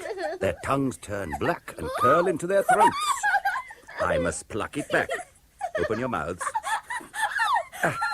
Let's pray God it does the trick. Now, you must behave. I have work to do. We have guests. Let me stay another night and not sleep aboard. I may find myself hard aground if I make sail. What's this? The longer you remain, the more dangerous for us both. You know how gossip travels. To come here anyway was madness with the vessel well known. There's nothing to that. I come frequently to the bay and to this river. It was pure chance that brought you here as well. It was not, and you know it very well. The steward brought you my letter telling you I should be here. Roger is a trusty messenger. With my sister Joanna away at Trelawney, this seemed a safe chance meeting place. A risk worth taking. Worth taking, yes. But I do not trust the steward as you do, and you know my reasons. He keeps our meeting secret for the time because it pleases him. One word to my husband and we'd be lost. Oliver is in London. Malice travels with every wind that blows. Oliver cares not a jot if I live or die. He has women wherever he goes. But his pride would never brook a faithless wife. That I know. My lady, Alice has the children's ponies. They are saddled and bridled. Will you come? Yes, I am coming. Goodbye, Otto. Not for long. I am coming, Roger.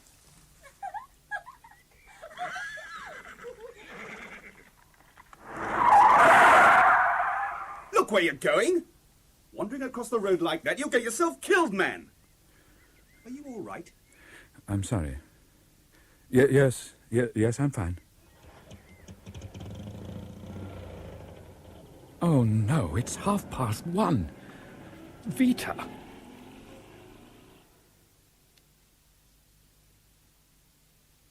I'm sorry, darling. I can't keep saying that, but the car broke down. I'm most frightfully sorry. I wouldn't have had this happen for the world. I can believe it. I'm sorry. I seem to have spoilt your weekend for you. What do you mean? This telegram came for you while you were out. From your professor, naturally. Wired from Cambridge. It reads, "Have a good trip this weekend. Hope your girl turns up. He says, what? Shall be thinking of you. Greetings, Magnus." Now listen, Vita, that telegram is a complete joke, a leg pull on the part of Magnus. Don't make an absolute idiot of yourself by taking it seriously. Look, I've been honest with you. I've been helping him with 1 or 2 bits of research, and this telegram is just his way of wishing me luck. You're not a scientist. What sort of research can you possibly do? And that telegram hardly reads like a serious scientific document. Look, Vita, it was a complete joke. I'm not interested in the professor or his jokes. You share so many of them and keep me out that I'm past caring. Oh, for God's sake, you're behaving like every well-worn joke about wives I've ever heard. The simplest thing to do would be to ring up Magnus first thing in the morning and tell him you're filing a divorce suit because you suspect me of waiting to meet up with some scrubber at Land's End. He'll howl his head off. All right. What were you really doing this morning while we were in church? I've told you, mooching about in a derelict quarry.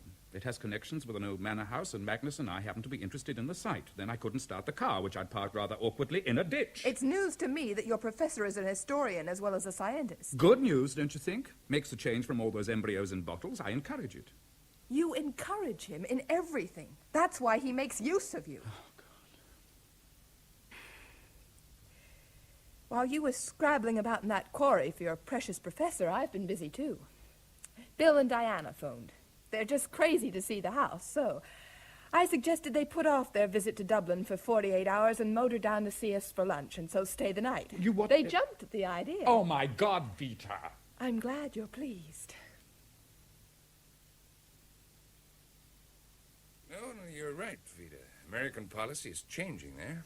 Bill rather hoped to get the embassy, but they gave it to Peters. Remember him, Vita? Oh, do I? Surely he doesn't even know that country exists. No, a diplomat's job is not an easy one. Of course, there's nothing like moving to a new country for giving you new interests in life. Well, you'll know what I mean, Richard. Aren't you going into partnership with Joe? That's wonderful. It's not settled. There's still a lot to be discussed. Well, naturally. I mean, you can't decide on a flick of a coin, but what an opportunity. His firm is on the crest of a wave right now, and you'd never regret it. Especially as I gather you've nothing really to lose this side. No special ties. Of course, Vita would make a home anywhere. She has the knack. And with an apartment in New York and a weekend place in the country, you'd lead a very full life together with plenty of opportunities for travel thrown in. Come and look at the view, Diana. It looks great by moonlight. What? Oh, yeah, sure. Won't be long, boys. Behave now. Hey, look, don't think I'm butting in, but, you know how girls talk. You got Vita worried. She told Diana you'd blown cool over the idea of coming to the States, and she can't figure out why. Women always think the worst. You know, I met this girl in Madrid. Diana was in the Bahamas at the time with her parents, and I was just crazy about her. 19 she was, and a real peach. Of course, we both knew it couldn't last. She had a job at the embassy there, and Diana was due back in London when her vacation was over. I was so wild about the kid, I felt like cutting my throat when we said goodbye. However, I survived, and so did she, and I haven't seen her since. If you think I've got to go around the corner, you couldn't be more wrong. Oh, well, that's fine, just fine. I wouldn't blame you if you had, as long as you kept it quiet from Vita. Right. Now then, anyone for more drinks? Have a nice chat, boys? Fine, just fine. Hey, look here, let me help you with those drinks, Vita. It's a beautiful place, isn't it? Yes. Your professor is very lucky. Talk to me, Dick. I want to know all about your brilliant friend. What's he like as a man? How did you meet him? Hey, Teddy told me there was a room locked up in the basement here full of monkeys' heads. How deliciously creepy. Tell me, Dick. There's a quarter of bourbon left in the bottle, and it's all yours. I'm for bed. Dick? Would you excuse me, please? I see what you mean, Vita. He looks ghastly.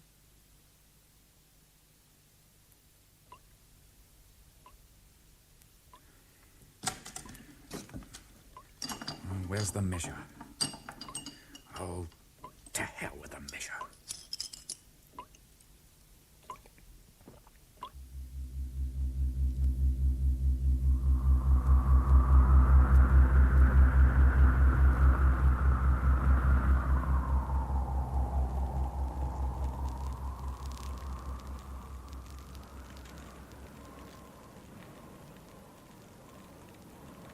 Be impossible to leave him here, Lady Joanna. But to move him in such a gale, Roger, if it should be the smallpox.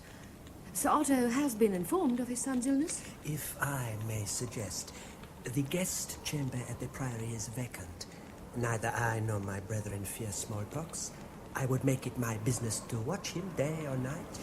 We should have decided on this sooner. Come, we have delayed long enough.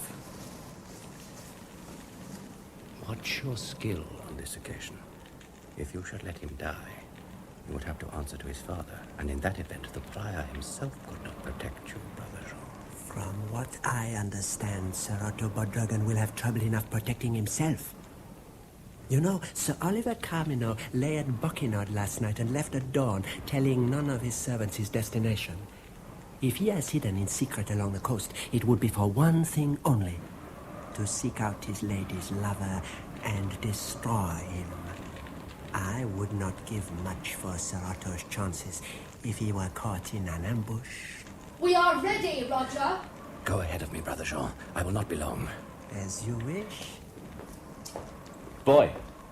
Boy! Sir? Ride like the devil to Tregest. Warn Lady Isolde to stay indoors. The dragon was to have sailed here to the creek tonight, but he'll not venture in this gale. For God's sake, ride like the devil. I will. Roger! Coming, my lady.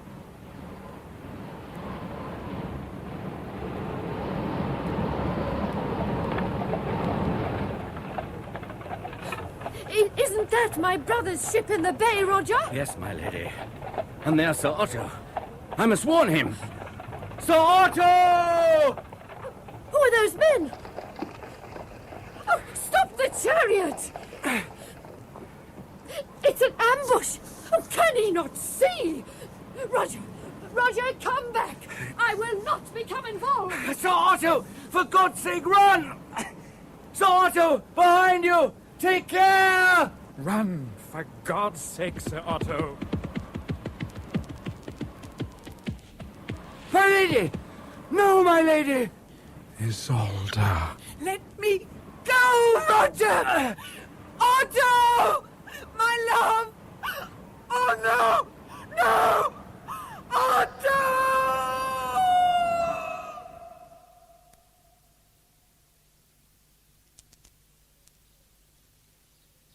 It's a pity we have to leave today, Vita. Frankly, I'm worried about Dick. Hey, what time did you say he set off on his walk of his? Oh, well, I'm not sure. I must have still been asleep. Have some more coffee, Vita. Come on, I'll help you make it. Quiet morning for you, Bill. Helped get rid of all that bourbon.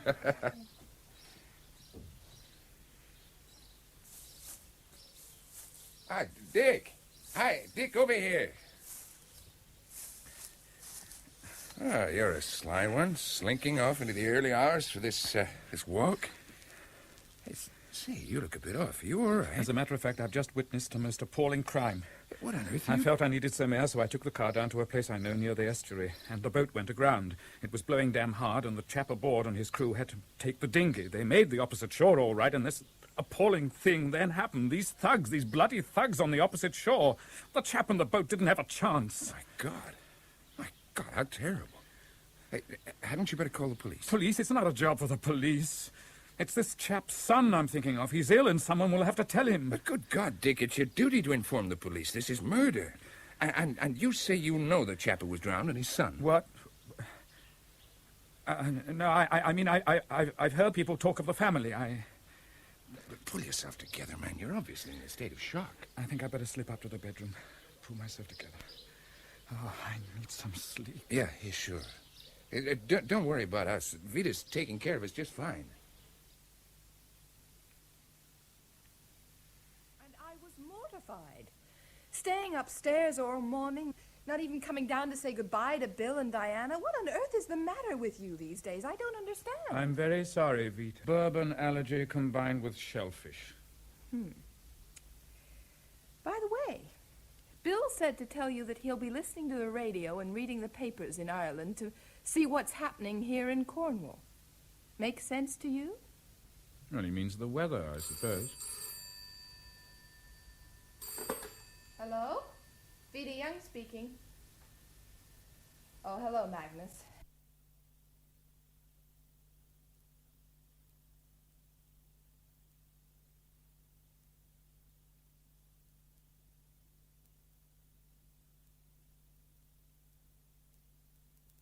It's his house, after all.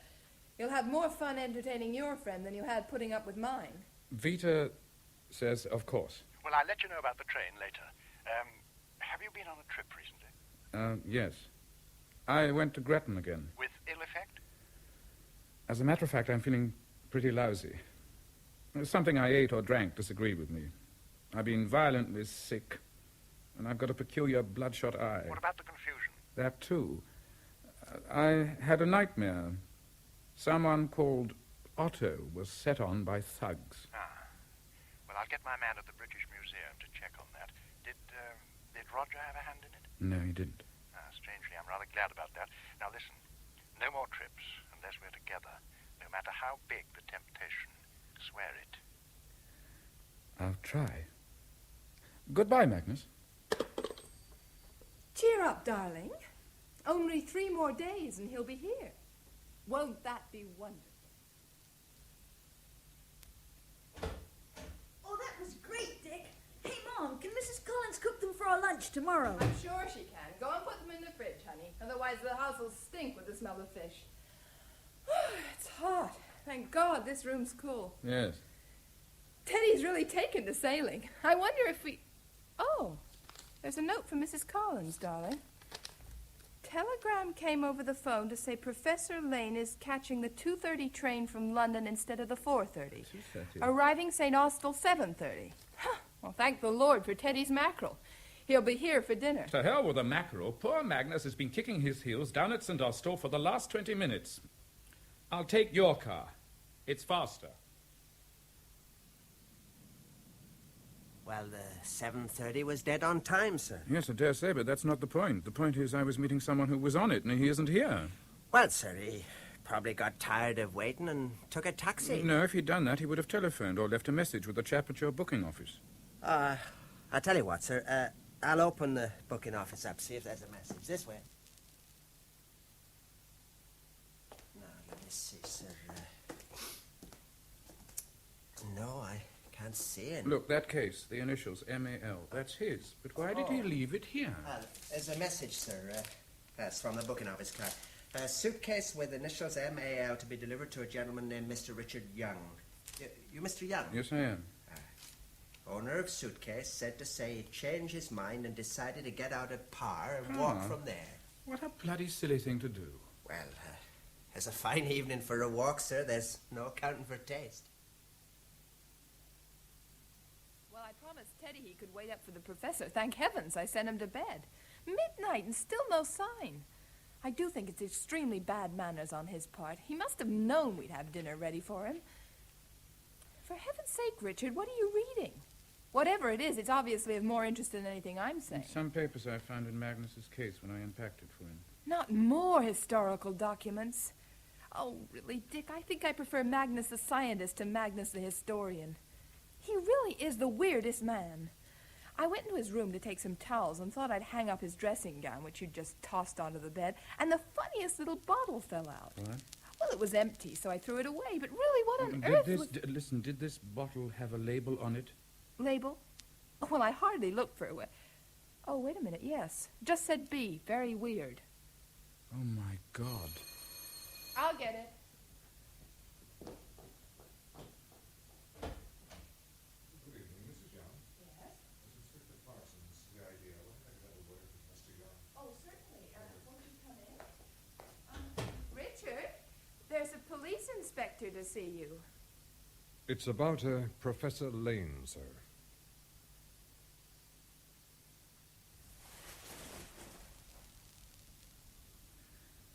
Yes. That's him, Inspector. How? Word came through that one of our patrols had found the body of a man resembling Professor Lane near the railway line, just this side of Treveran Tunnel, not far from Grattan. Grattan? He seems to have received a blow on the head from a passing train, unobserved by the driver and the guard. He managed, apparently, to crawl into a small, disused hut just above the line, and then he collapsed. It looks as if he must have been dead for some hours. Oh, here's the doctor. Oh. Well, he has to be here, sir. You see, there'll be a post-mortem and everything. Mr. Young, isn't it? Yeah. We've met. I don't know if you remember. You Yes, I do. weren't feeling well, and I made sure you drove home safely. Yes, indeed, I remember. I'm Dr. Powell. If it's any consolation, he couldn't have lived long after receiving a blow like that.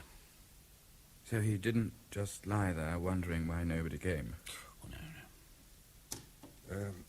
This was his walking stick, sir. Found lying halfway down the embankment. Yes, it's one of many that he had. You realize, sir, that you'll be required to give evidence at the inquest. There might be a question of amnesia, or even, of course, suicide. I mean, How could a grown man walk into a train and not see it? Darling? Darling, some tea. Oh, thank you. How are you feeling now, darling? Oh, I'm all right. It's all over now, darling. The post-mortem and the inquest. Now you must just forget it. It really was extraordinarily generous of the professor to leave you Kilmarth. What do you intend to do with it when we go to America? Oh, for God's sake, Vita, can't you just leave it alone for once? Well, somebody's got to decide something. You just lie there staring at Magnus' walking stick and that letter they found on him. I don't think I can stand much more, Dick. Something's going on, and I don't know what it is. I'm trying to understand. But no matter what the coroner said, I don't believe that the professor just walked into that train or that he slipped on the bank and fell because he was so involved with some historical survey he didn't see the train.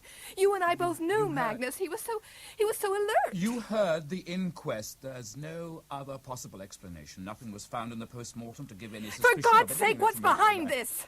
Did you have some secret pact between you both that he would kill himself? Magnus died accidentally walking into a freight train as it was going into a tunnel. Now, for God's sake, accept that and leave me in peace. Yes, so that you can drool over that damn letter again. You keep your secret. Oh. Magnus. Dear Dick, I'm writing this in the train. And it will probably be illegible. There's probably no need to write at all, and by the time you receive it, we shall have had an uproarious evening together. I write as a safety measure. My findings to date are pretty conclusive that we are onto something of prime importance regarding the brain. The particular cells I've been working on, which I will call the memory box, store not only our own memories, but habits of the earlier brain pattern we inherit. With the use of a drug, the inherited older pattern takes over and becomes dominant. Well, by the way, I enclose an account of Otto Bodrugan's death. Poor Isolde. Who will comfort her now? Will we ever know? As to the drug itself, it's dangerous and could be lethal if taken to excess. So, dear boy, if anything happens to me, destroy what remains in the lab. No time to say any more. We are drawing into Exeter. A bientôt, in this world, or the other, or hereafter, Magnus. If anything happens to me, destroy what remains in the lab. Dick, Mom said... Teddy, will you tell Vita that I have work to do, and I do not wish to be disturbed? If anything happens to me, destroy. Only seed left. It must be destroyed. Destroyed completely. But I haven't taken...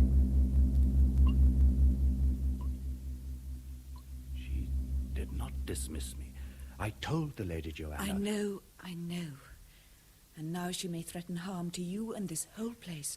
I would not have it thus. But think of your brother. Little Robbie must come to no harm. He has grown to love you, even as I do.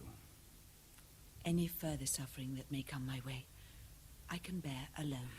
If I have brought dishonor on two houses, my husband's and Otto Bodrugan's, which doubtless will be said about me down the years, I will not do the same to yours. I should leave. I should never have taken shelter here from my husband's anger. This was my father's farm, and will be Robbie's when I die. And had you sheltered here for one night only, and not 15, you would have lent grace enough to last through centuries. 15 nights. And on each one of them, since I have been with you, I have stood looking out across the sea to Chapel Point, remembering that his ship would anchor there. Part of me died with him, Roger, the day they killed him, and I think you know it. Yes, I've always known it. If I have given you cause to believe otherwise, forgive me. Joanna! Have no fear. My lady. In all the 10 years you served my household, you never thought to bid me welcome here? So this is the retreat. And snug enough, no doubt, on a winter's night, apart from the smell of beasts. How do you do, Isolde? I had heard you had fled here. I do very well, as you see. I have lived better here and had more kindness in 2 weeks than in many months or years before. I don't doubt it. Tell me, do both brothers share you here before the hearth? Why, you... Roger! Not as yet. The elder is too proud. The younger too shy. My protestations of affection fall upon deaf ears. What do you want of me, Joanna? I bring you a message from your brother. He has heard of the flight from your husband's house and the disgrace that this has brought to our family and yours. He offers you the chance to retire to the nunnery of Cornworthy in Devon. I'm told the air is mild at Cornworthy. The nuns there live to a great age. There is a second course. To remain here, as drab to my one-time steward. But I warn you, the parish might serve you as they recently served a tenant of mine, and have you riding to do penance on the back of a black ram. What do you say? We could mount one of you on a ram and the other on a ewe and have them jog trot together. Bitch! You bitch! I'll kill you! Leave her alone! Oh, stop it, Richard! Stop it! Stop it! Oh, my God! Vita, darling! Oh, my God! Oh, come on, Teddy! Vita! Phone. I must phone.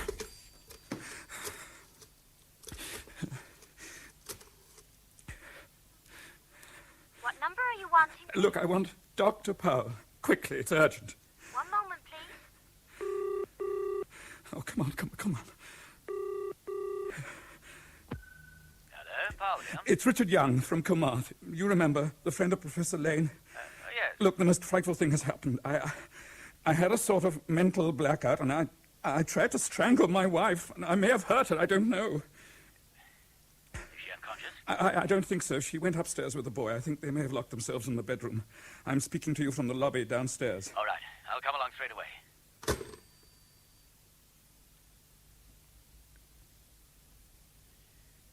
Well, everything's under control. Your wife's all right and your stepson. So now what about you? Have I hurt her? Slight bruising on the neck, nothing more. She insists you were fighting drunk and didn't know what you were doing, but it was a pretty grim experience. She says you don't usually drink. I wasn't drunk. What are you on? On? What drug? That's just it, I don't know. Something Professor Lane gave you. Yes. Was he on the same drug when he walked into that train? Yes, he was. But the frightening thing was, I haven't taken any this time. It just happened. I ought to get you to hospital for observation. Oh, no, please, no. On one condition. That you let me attend you and give me whatever's left of the drug so that I can have it analyzed. Downstairs in the lab. In a bottle marked C. Yeah.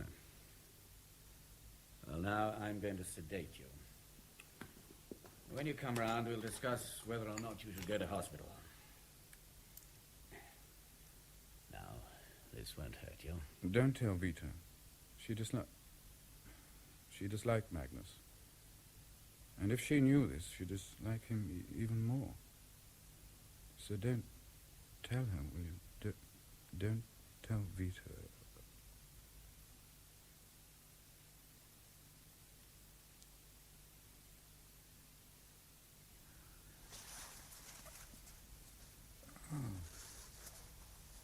Where Dr. Powell. How long have I... 5 days.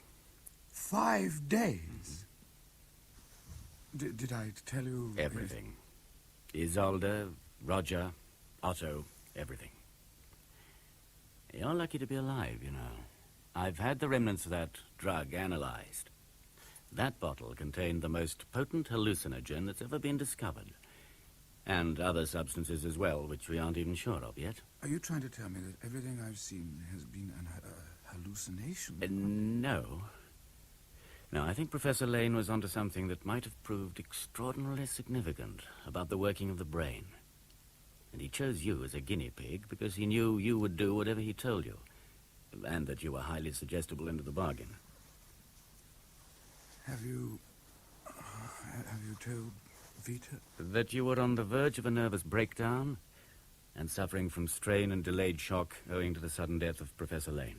That's all. Whatever you say, I did see that other world. The other world? I suppose we all carry one inside us. You can say what you like, but they all lived. I read about them. And the fact remains, I've been in that other world. I've seen it and known it. It was cruel, hard, and very often bloody, and so were the people in it. Except for Isolde, and latterly Roger. But my God, it held a fascination for me which is lacking in my own world of today. Yes, a way of escape, a flight from reality. You didn't want to live either in London or New York. The 14th century made an exciting, if somewhat gruesome antidote to both. All right. What have I to do? Get right away from here, from the pull of Roger Kilmerth. Your wife suggested Ireland. You have friends there, I believe. Supposing I said no? And I'd sent for an ambulance and got you off to hospital. I thought Ireland was a better idea. It's up to you.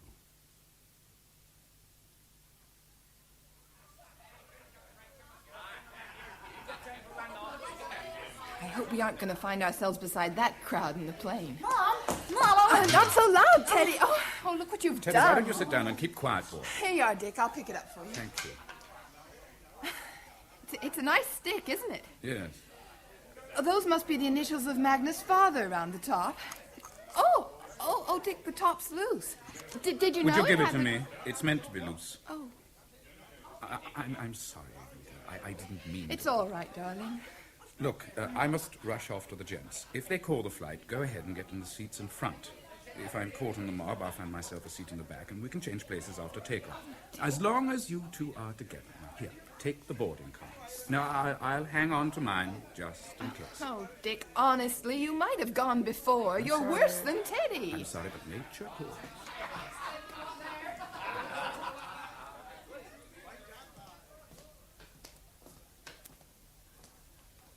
Excuse me. Could you tell me where I can catch a taxi from here, please?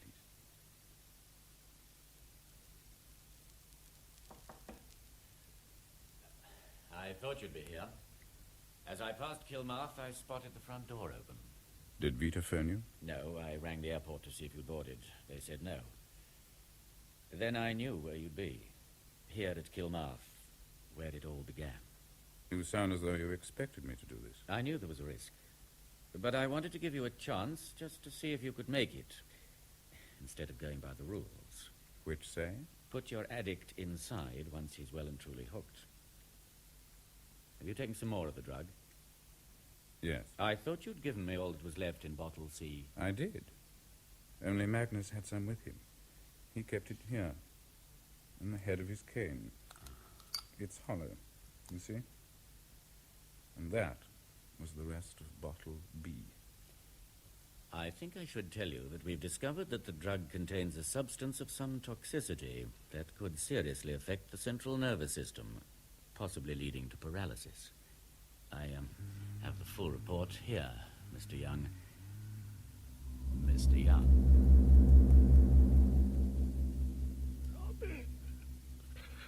Robbie, where are you? Here, Roger. Here, take some water. There's no remedy for this plague, Robbie. The swelling has spread to my throat and blocked the windpipe. My That's comfort enough. Hear my confession, Robbie. There's no priest left to shrive If me. it concerns the Lady Isolde, God rest her soul in peace. I don't need to hear it, Roger. I knew you loved her, and love her memory still. So do I. There was no sin in that for either of us. No sin in loving. But murder, yes.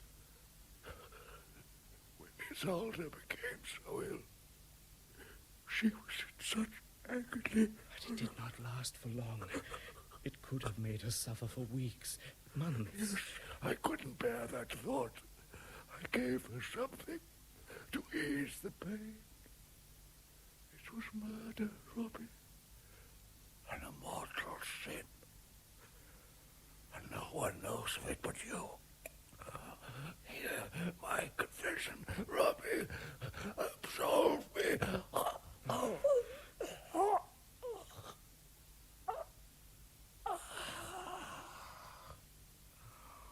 Go forth, O Christian soul, out of this world. In the name of the Father Almighty who created thee. In the name of Jesus Christ, the Son of the living God.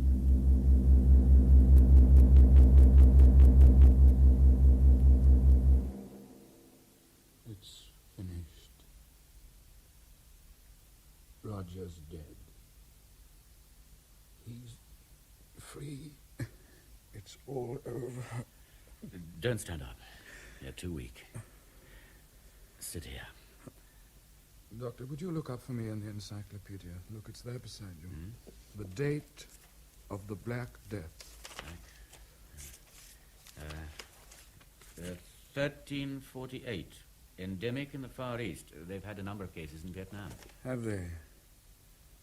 Well, I've just seen what it did in Tyberdrath 600 years ago.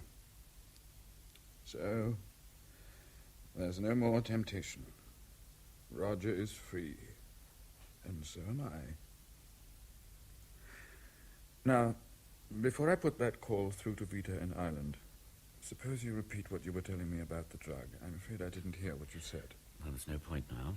I burnt the report with the flame from my lighter when you were on your knees reciting that prayer for the dying. That's no answer. It's all you're going to get. Oh, that'll be Vita. Now for the countdown. Shall I tell her I got locked in the gents and I'll join her tomorrow? It would be wiser if you told her you hope to join her later, perhaps in a few weeks' time, if you're lucky. But that's absurd. There's nothing to hold me back. I've told you, it's all over. I'm free. Answer the phone.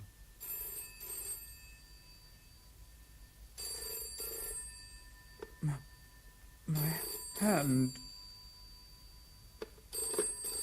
I can't seem to. Paul, I can't. Dick? Dick? Are you there? Dick? Hello? Hello?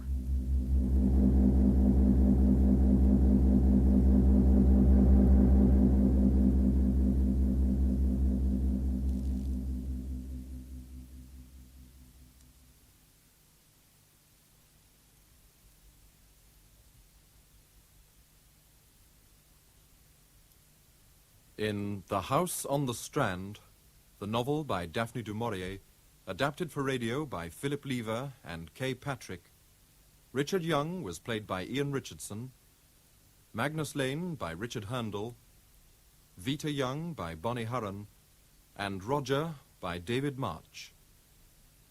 Mrs. Collins, Elizabeth Morgan, the Vicar, Brian Haynes, Caravan owner, David Sinclair, Dr. Powell, Frank Duncan, Teddy, Judy Bennett, Bill, Vernon Joyner, and Diana, Julie Hallam. Father Prior, Manning Wilson, Brother Jean, Anthony Hall, the Lady Joanna, Elizabeth Morgan, Sir Otto, Vernon Joyner, the Lady Isolde, Rosalind Shanks, and Robbie, David Timpson. Radiophonic sounds were by David Kane of the BBC Radiophonic Workshop. and the play was produced by Betty Davis.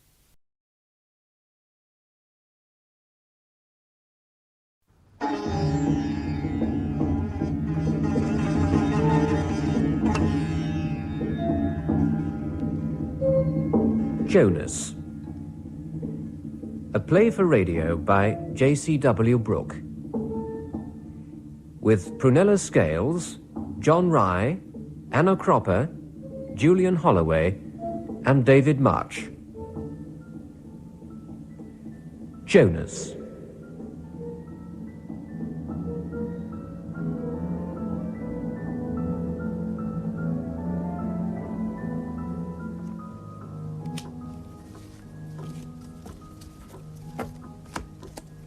Thanks, and the rest are mine. I get a rough and discard on that diamond. Thanks, Pat. Pull the remaining trumps, make the ace-king of spades and rough up. 4 hearts, bid and maid. Well done, darling. Game and rubber. If you don't need that diamond, he must lose a spade. I know that now, darling, but I didn't then. Well, you could have worked it out.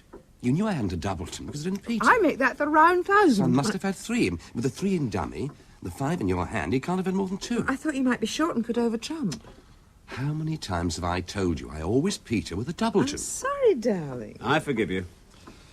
Oh, what's the damage? 30p. That's right. Who's some more coffee, darling? Please. Hugo? Thanks. Pat? Please, do you want a hand? Oh, no, it's okay. Won't take a minute. It's already percolating. Shouldn't take long. You stay here.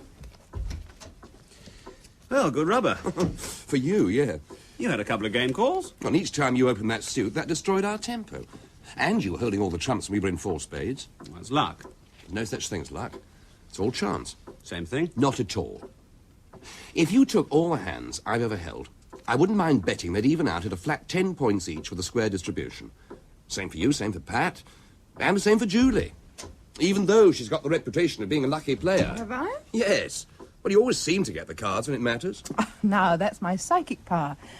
I sometimes know that things will work. I knew, for instance, that we'd make 4 hearts on the last hand. Not against best defence. It looked right, it felt right. And by golly, it was right. Yeah, only against bad defence. Hugo, I've said I'm sorry. Well, I believe in luck. Personally, for straightforward rubber bridge, I'd prefer to partner a lucky player, a lucky bad player, than an unlucky good one. Any fool can make a cast-iron contract, but only lucky fools keeps picking them up. Well, I don't believe in luck. I don't believe in any of those fancy things that go bump in the night. Ghouls, poltergeists, ghosts, luck, God. Careful, Hugo. Your atheistic streak is showing again. Well, sure you don't believe in God, Max. Max will believe in anything to get an argument going, won't you, darling? Well, I must admit that I can usually see both sides of a question. Yeah, we used to call him, what was it? Max the... What was it, darling? Sorry? What was it we used to call Max at school because he'd always argue on both sides at once? Max the... Trimmer. What's his name who taught us history? Fothergill? Oh, yes, him. He called Max the Trimmer. That's right. After the Earl of Shaftesbury, I think, during the Wars of the Roses. Or was it the Civil War? Anyway, he always came down on the weaker side to trim things up again. Max used to do that during debates. So I did. What a good memory you got. Oh, dear. God, it must be all of 14 years. God, that makes me feel old. I'm sorry, Julie. It must be very boring for you. What, hearing about Max's past? I wish you wouldn't talk about me as if I wasn't here. It's the only way to keep you out of a conversation. Thank you. Darling, haven't we better start thinking Oh, no, you're not going yet. I've just It's put early. the coffee on. With plenty of time for another rubber. I told Sally we'd be late. Yes, I know, but... Don't you want to go on playing, Pat? Well, Oh, come on, darling. We must get our own back. Well, I'd rather not. I mean... You're all right, love? Yeah, I'm fine. I just don't want to play bridge for a while, thanks. Well, one more rubber at least. I'd much rather not. That coffee ready, darling? Of course. I'll get it. I picked up an interesting bit of junk the other day. Yeah? I'll show it to you. Yeah. Careful.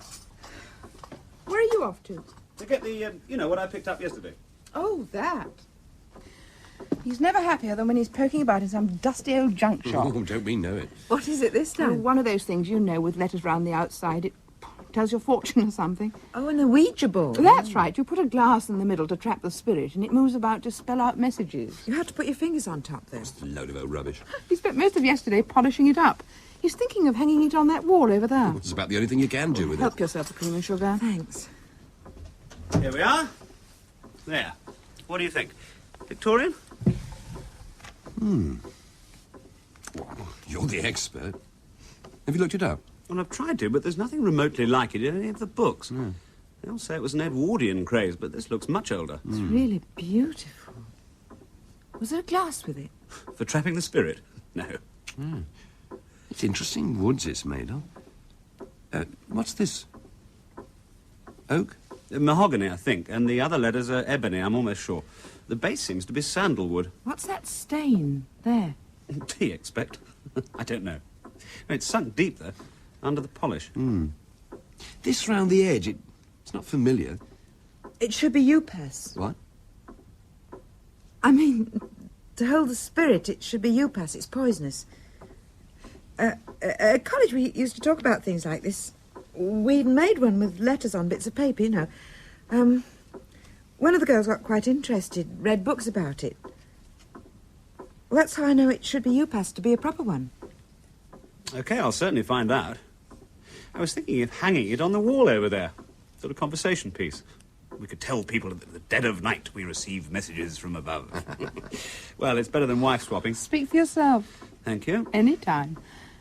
Why don't you suggest we use it? What? Oh, come on, darling. You know you've been dying to see if anything would happen. He's been just like a kid with a new toy. Is it that obvious? Well, anyway, how about it? Should we give it a go? Oh, you're joking. Well, you never know. Might be fun. What about you, Pat? No, she's tired. She doesn't want to. No, I don't mind. But nothing ever happened at college. Ah, now that's because you didn't have the right gear. But with this board, who knows? Come on, Hugo. Say you'll give it half an hour just to see what happens. Well, I'd much rather have another rubber. You can record, darling. Write down what it says. Well, you don't want to bother with this, do you, Julie? I'll get no peace if we don't. Ever since yesterday, he's been dying to see if it works. You're too right, I have. Well, you never know. It might give us the winner of the National or something. Well, things like this intrigue me.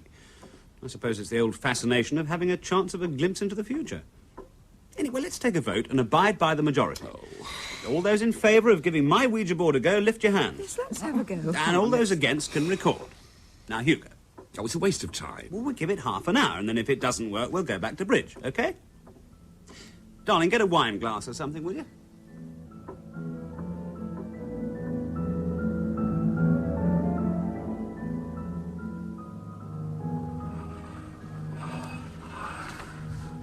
Anything yet? Nothing that makes sense. And there won't be. We're wasting time. 5 minutes more. Try asking it something. That might get it going. It's going. It's just not making any sense. I'm going to see what happens. It's stupid. I feel embarrassed at addressing the empty air. Pretend you're on television. Oh, very funny. Is anyone there? It's moving more positively. What does it say? I-A-M.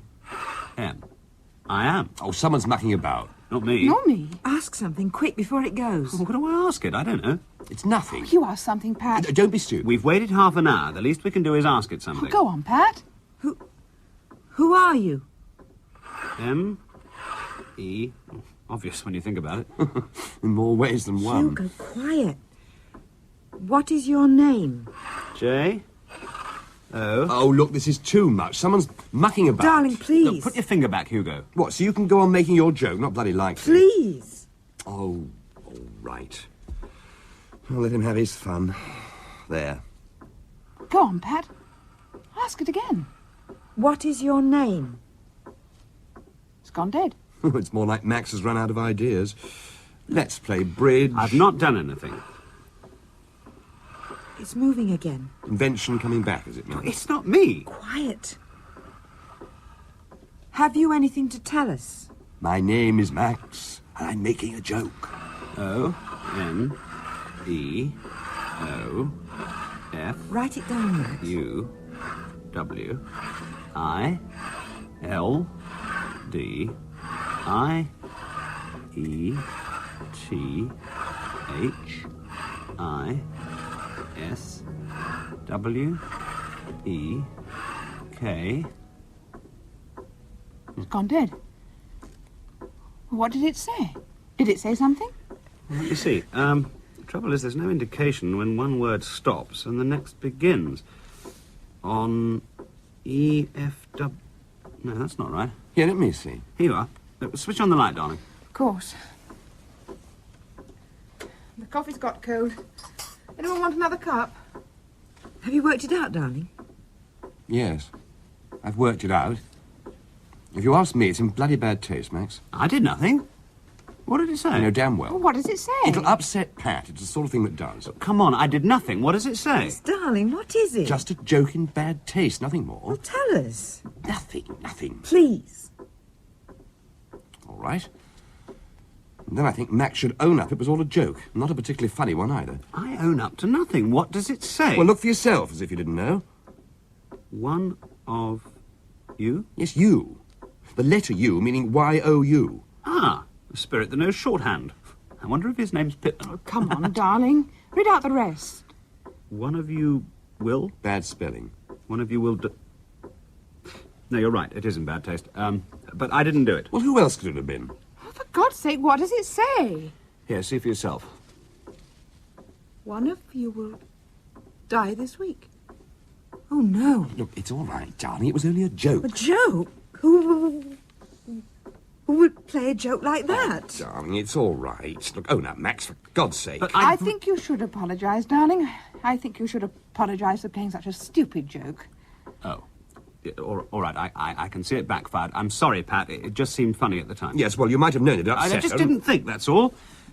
Well, you were all sitting round waiting for something to happen, and my Ouija board didn't seem to be helping, so I thought, why not? A judicious shove here and there, and bingo, a message. I just said the very first thing that came into my head. Look, I'm very sorry if it upset you, Pat. It's all right. Very sorry. But I was so annoyed at Hugo scoffing at my nice Ouija board, so I thought I'd show him. There, darling, you see? It's just the sort of stupid thing he would do. Now, you all right now? Yes, thank you. It was a bit of a shock, that's all. A bit of a shock. Of course. It really was you fooling, wasn't it, Max? Yes, it really was me fooling, and I'm very sorry. Yeah, and so you should be. Anyway, the half hour's up, nothing happened. So, what about another rubber?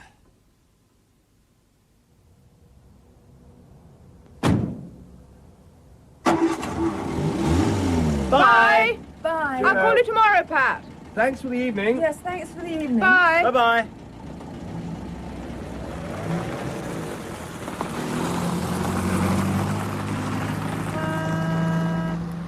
And thank you, darling, Me? for one little white lie. Oh, yes. With you looking such daggers at me, what else could I do?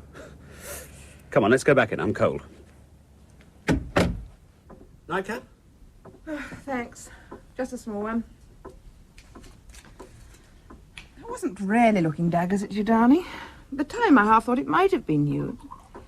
It was only after I'd had a chance to think I realised your taste isn't quite as bad as that. Thanks.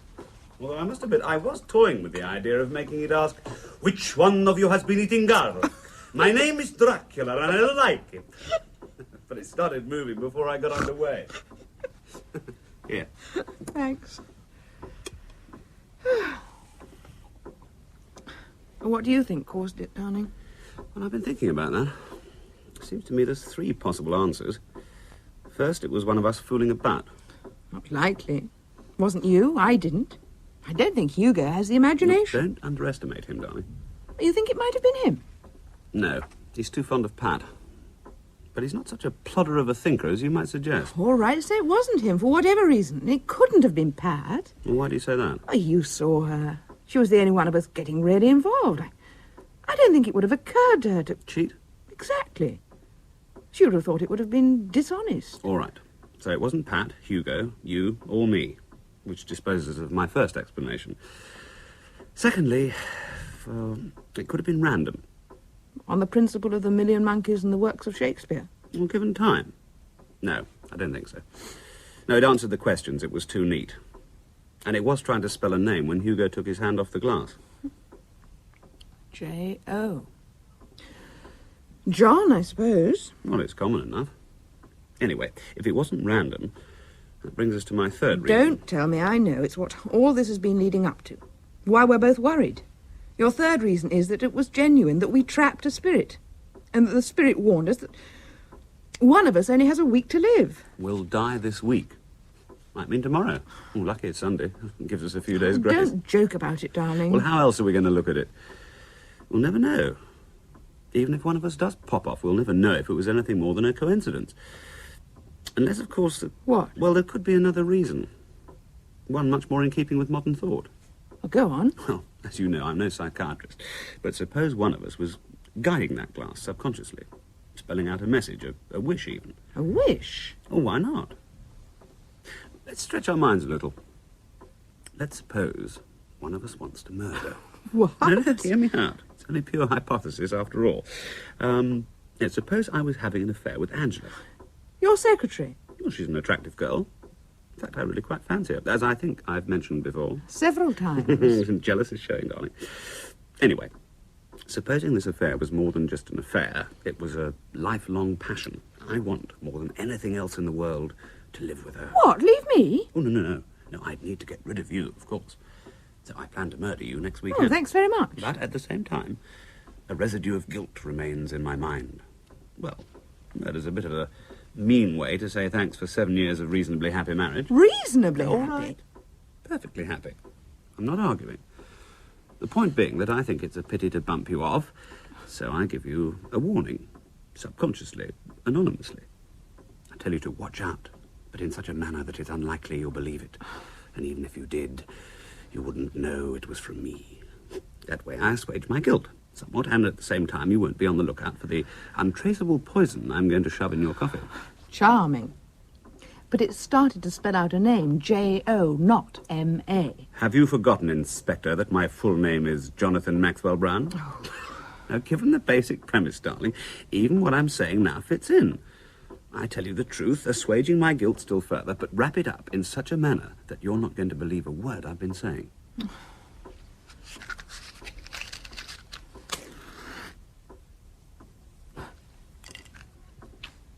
You're not, are you? What? Oh, it's stupid, you and your hypotheses. Oh, shouldn't it be hypothesized? I wish you'd never bought that board. We should have taken Hugo's advice and had another rubber. You believe we trapped a ghost? I don't know what to believe. Well, nor do I. But it's getting through to you, isn't it? What is? That it might all be genuine. That one of us, for some reason or other, is due to die this week. Don't. Well, there's plenty of ways of dying. Car crash, train smash, falling off a bridge. Don't. Even if we locked ourselves indoors, the house might burn down. Darling, please. All right. I'll stop stating the obvious. But your safe, cosy little world has been threatened and you don't like it. Who would? Well, who would indeed? Life is very precarious, darling. Sometimes you realise it and it's a bit of a shock. Yes, it is. And I'll tell you who else realises it as well. Pat? Yeah. Well, she's sensitive.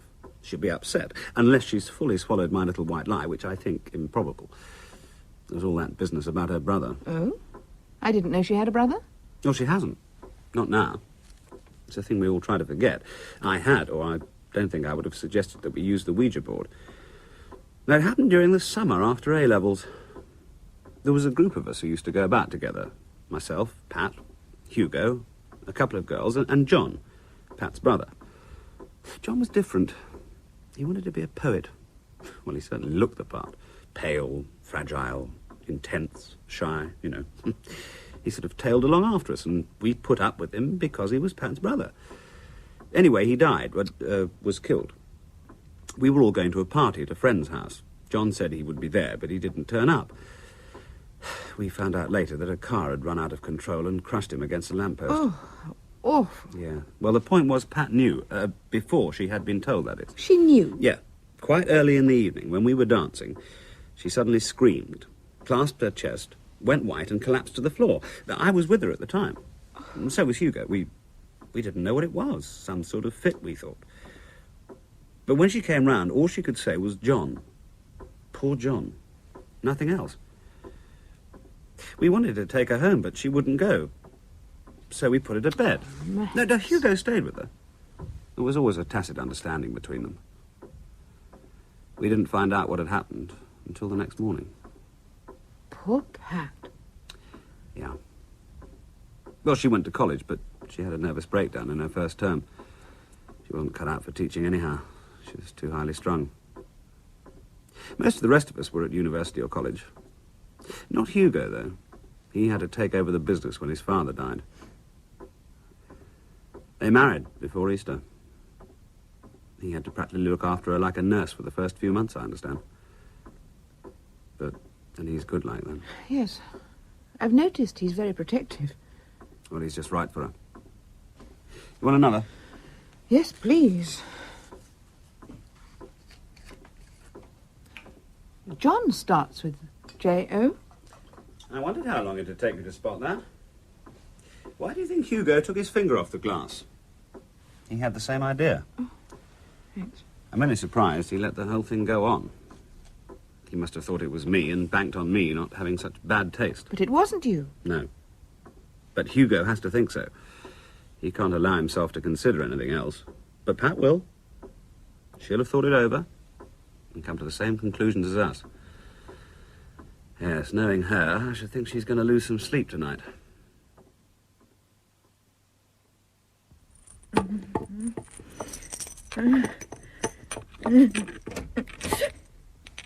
Oh, sorry, I didn't mean to startle you. It's all right. I'm looking for those sleeping pills. Oh, but you haven't needed them for years. You go back to bed, darling. I'll be all right. If I can't find them, I'll make myself a drink and read a book or something. I'll be all right. It's that stupid joke Max played, isn't it? No. I just feel restless, that's all. Too much coffee, you see. You know I never sleep well after too much coffee. It's the caffeine, you see. The caffeine keeps me awake. Look, you go back to bed, darling. You go back to bed. I'll be all right. Oh, it was only a joke, darling. He admitted it. I know it was a stupid thing to do, but, well, he admitted it. You come back to bed. I'll be all right. Now, you come here, love. Come here. Oh, darling. You're freezing. J.O., it might have been John. It might not have been a joke. It might have been John. You silly girl. It was Max fooling. But it might not have been. Now, lovey, listen. It was Max, that's all. Max playing a stupid joke. John is dead, but... Yes, and it's all in the past, a long time ago. Max must have forgotten. He must have done. But... No buts. Now, listen. Put all those stupid ideas out of your head and get back into bed. Switch on the blanket and get warm. I'll find your pills and make a cup of cocoa and bring it up to you, okay? Okay? I'm sorry, darling, I know, lovey, I know. But don't worry. Everything's all right. Now, you get back into bed. Now, go on, off you go. Go on. I don't want to stand about here all night, even if you do, young woman. Okay. Thanks, darling. Well, the best thanks you can give me is to stop these silly thoughts in that silly little head of yours. I'll try. Good. Now, off you go to bed. She couldn't get off to sleep last night. I had to find those sleeping pills for her. Max, I'm very angry about that stupid joke. You could have put it back 10 years. What the hell do you think you were playing at? Look, I really... Look, for God's sake, man. You, of all people, should know what she could be like about such things. Look, is this why you phoned me at work? To meet you here so you could give me a carpeting? Well, of course it was. If you'd seen her last night, you could have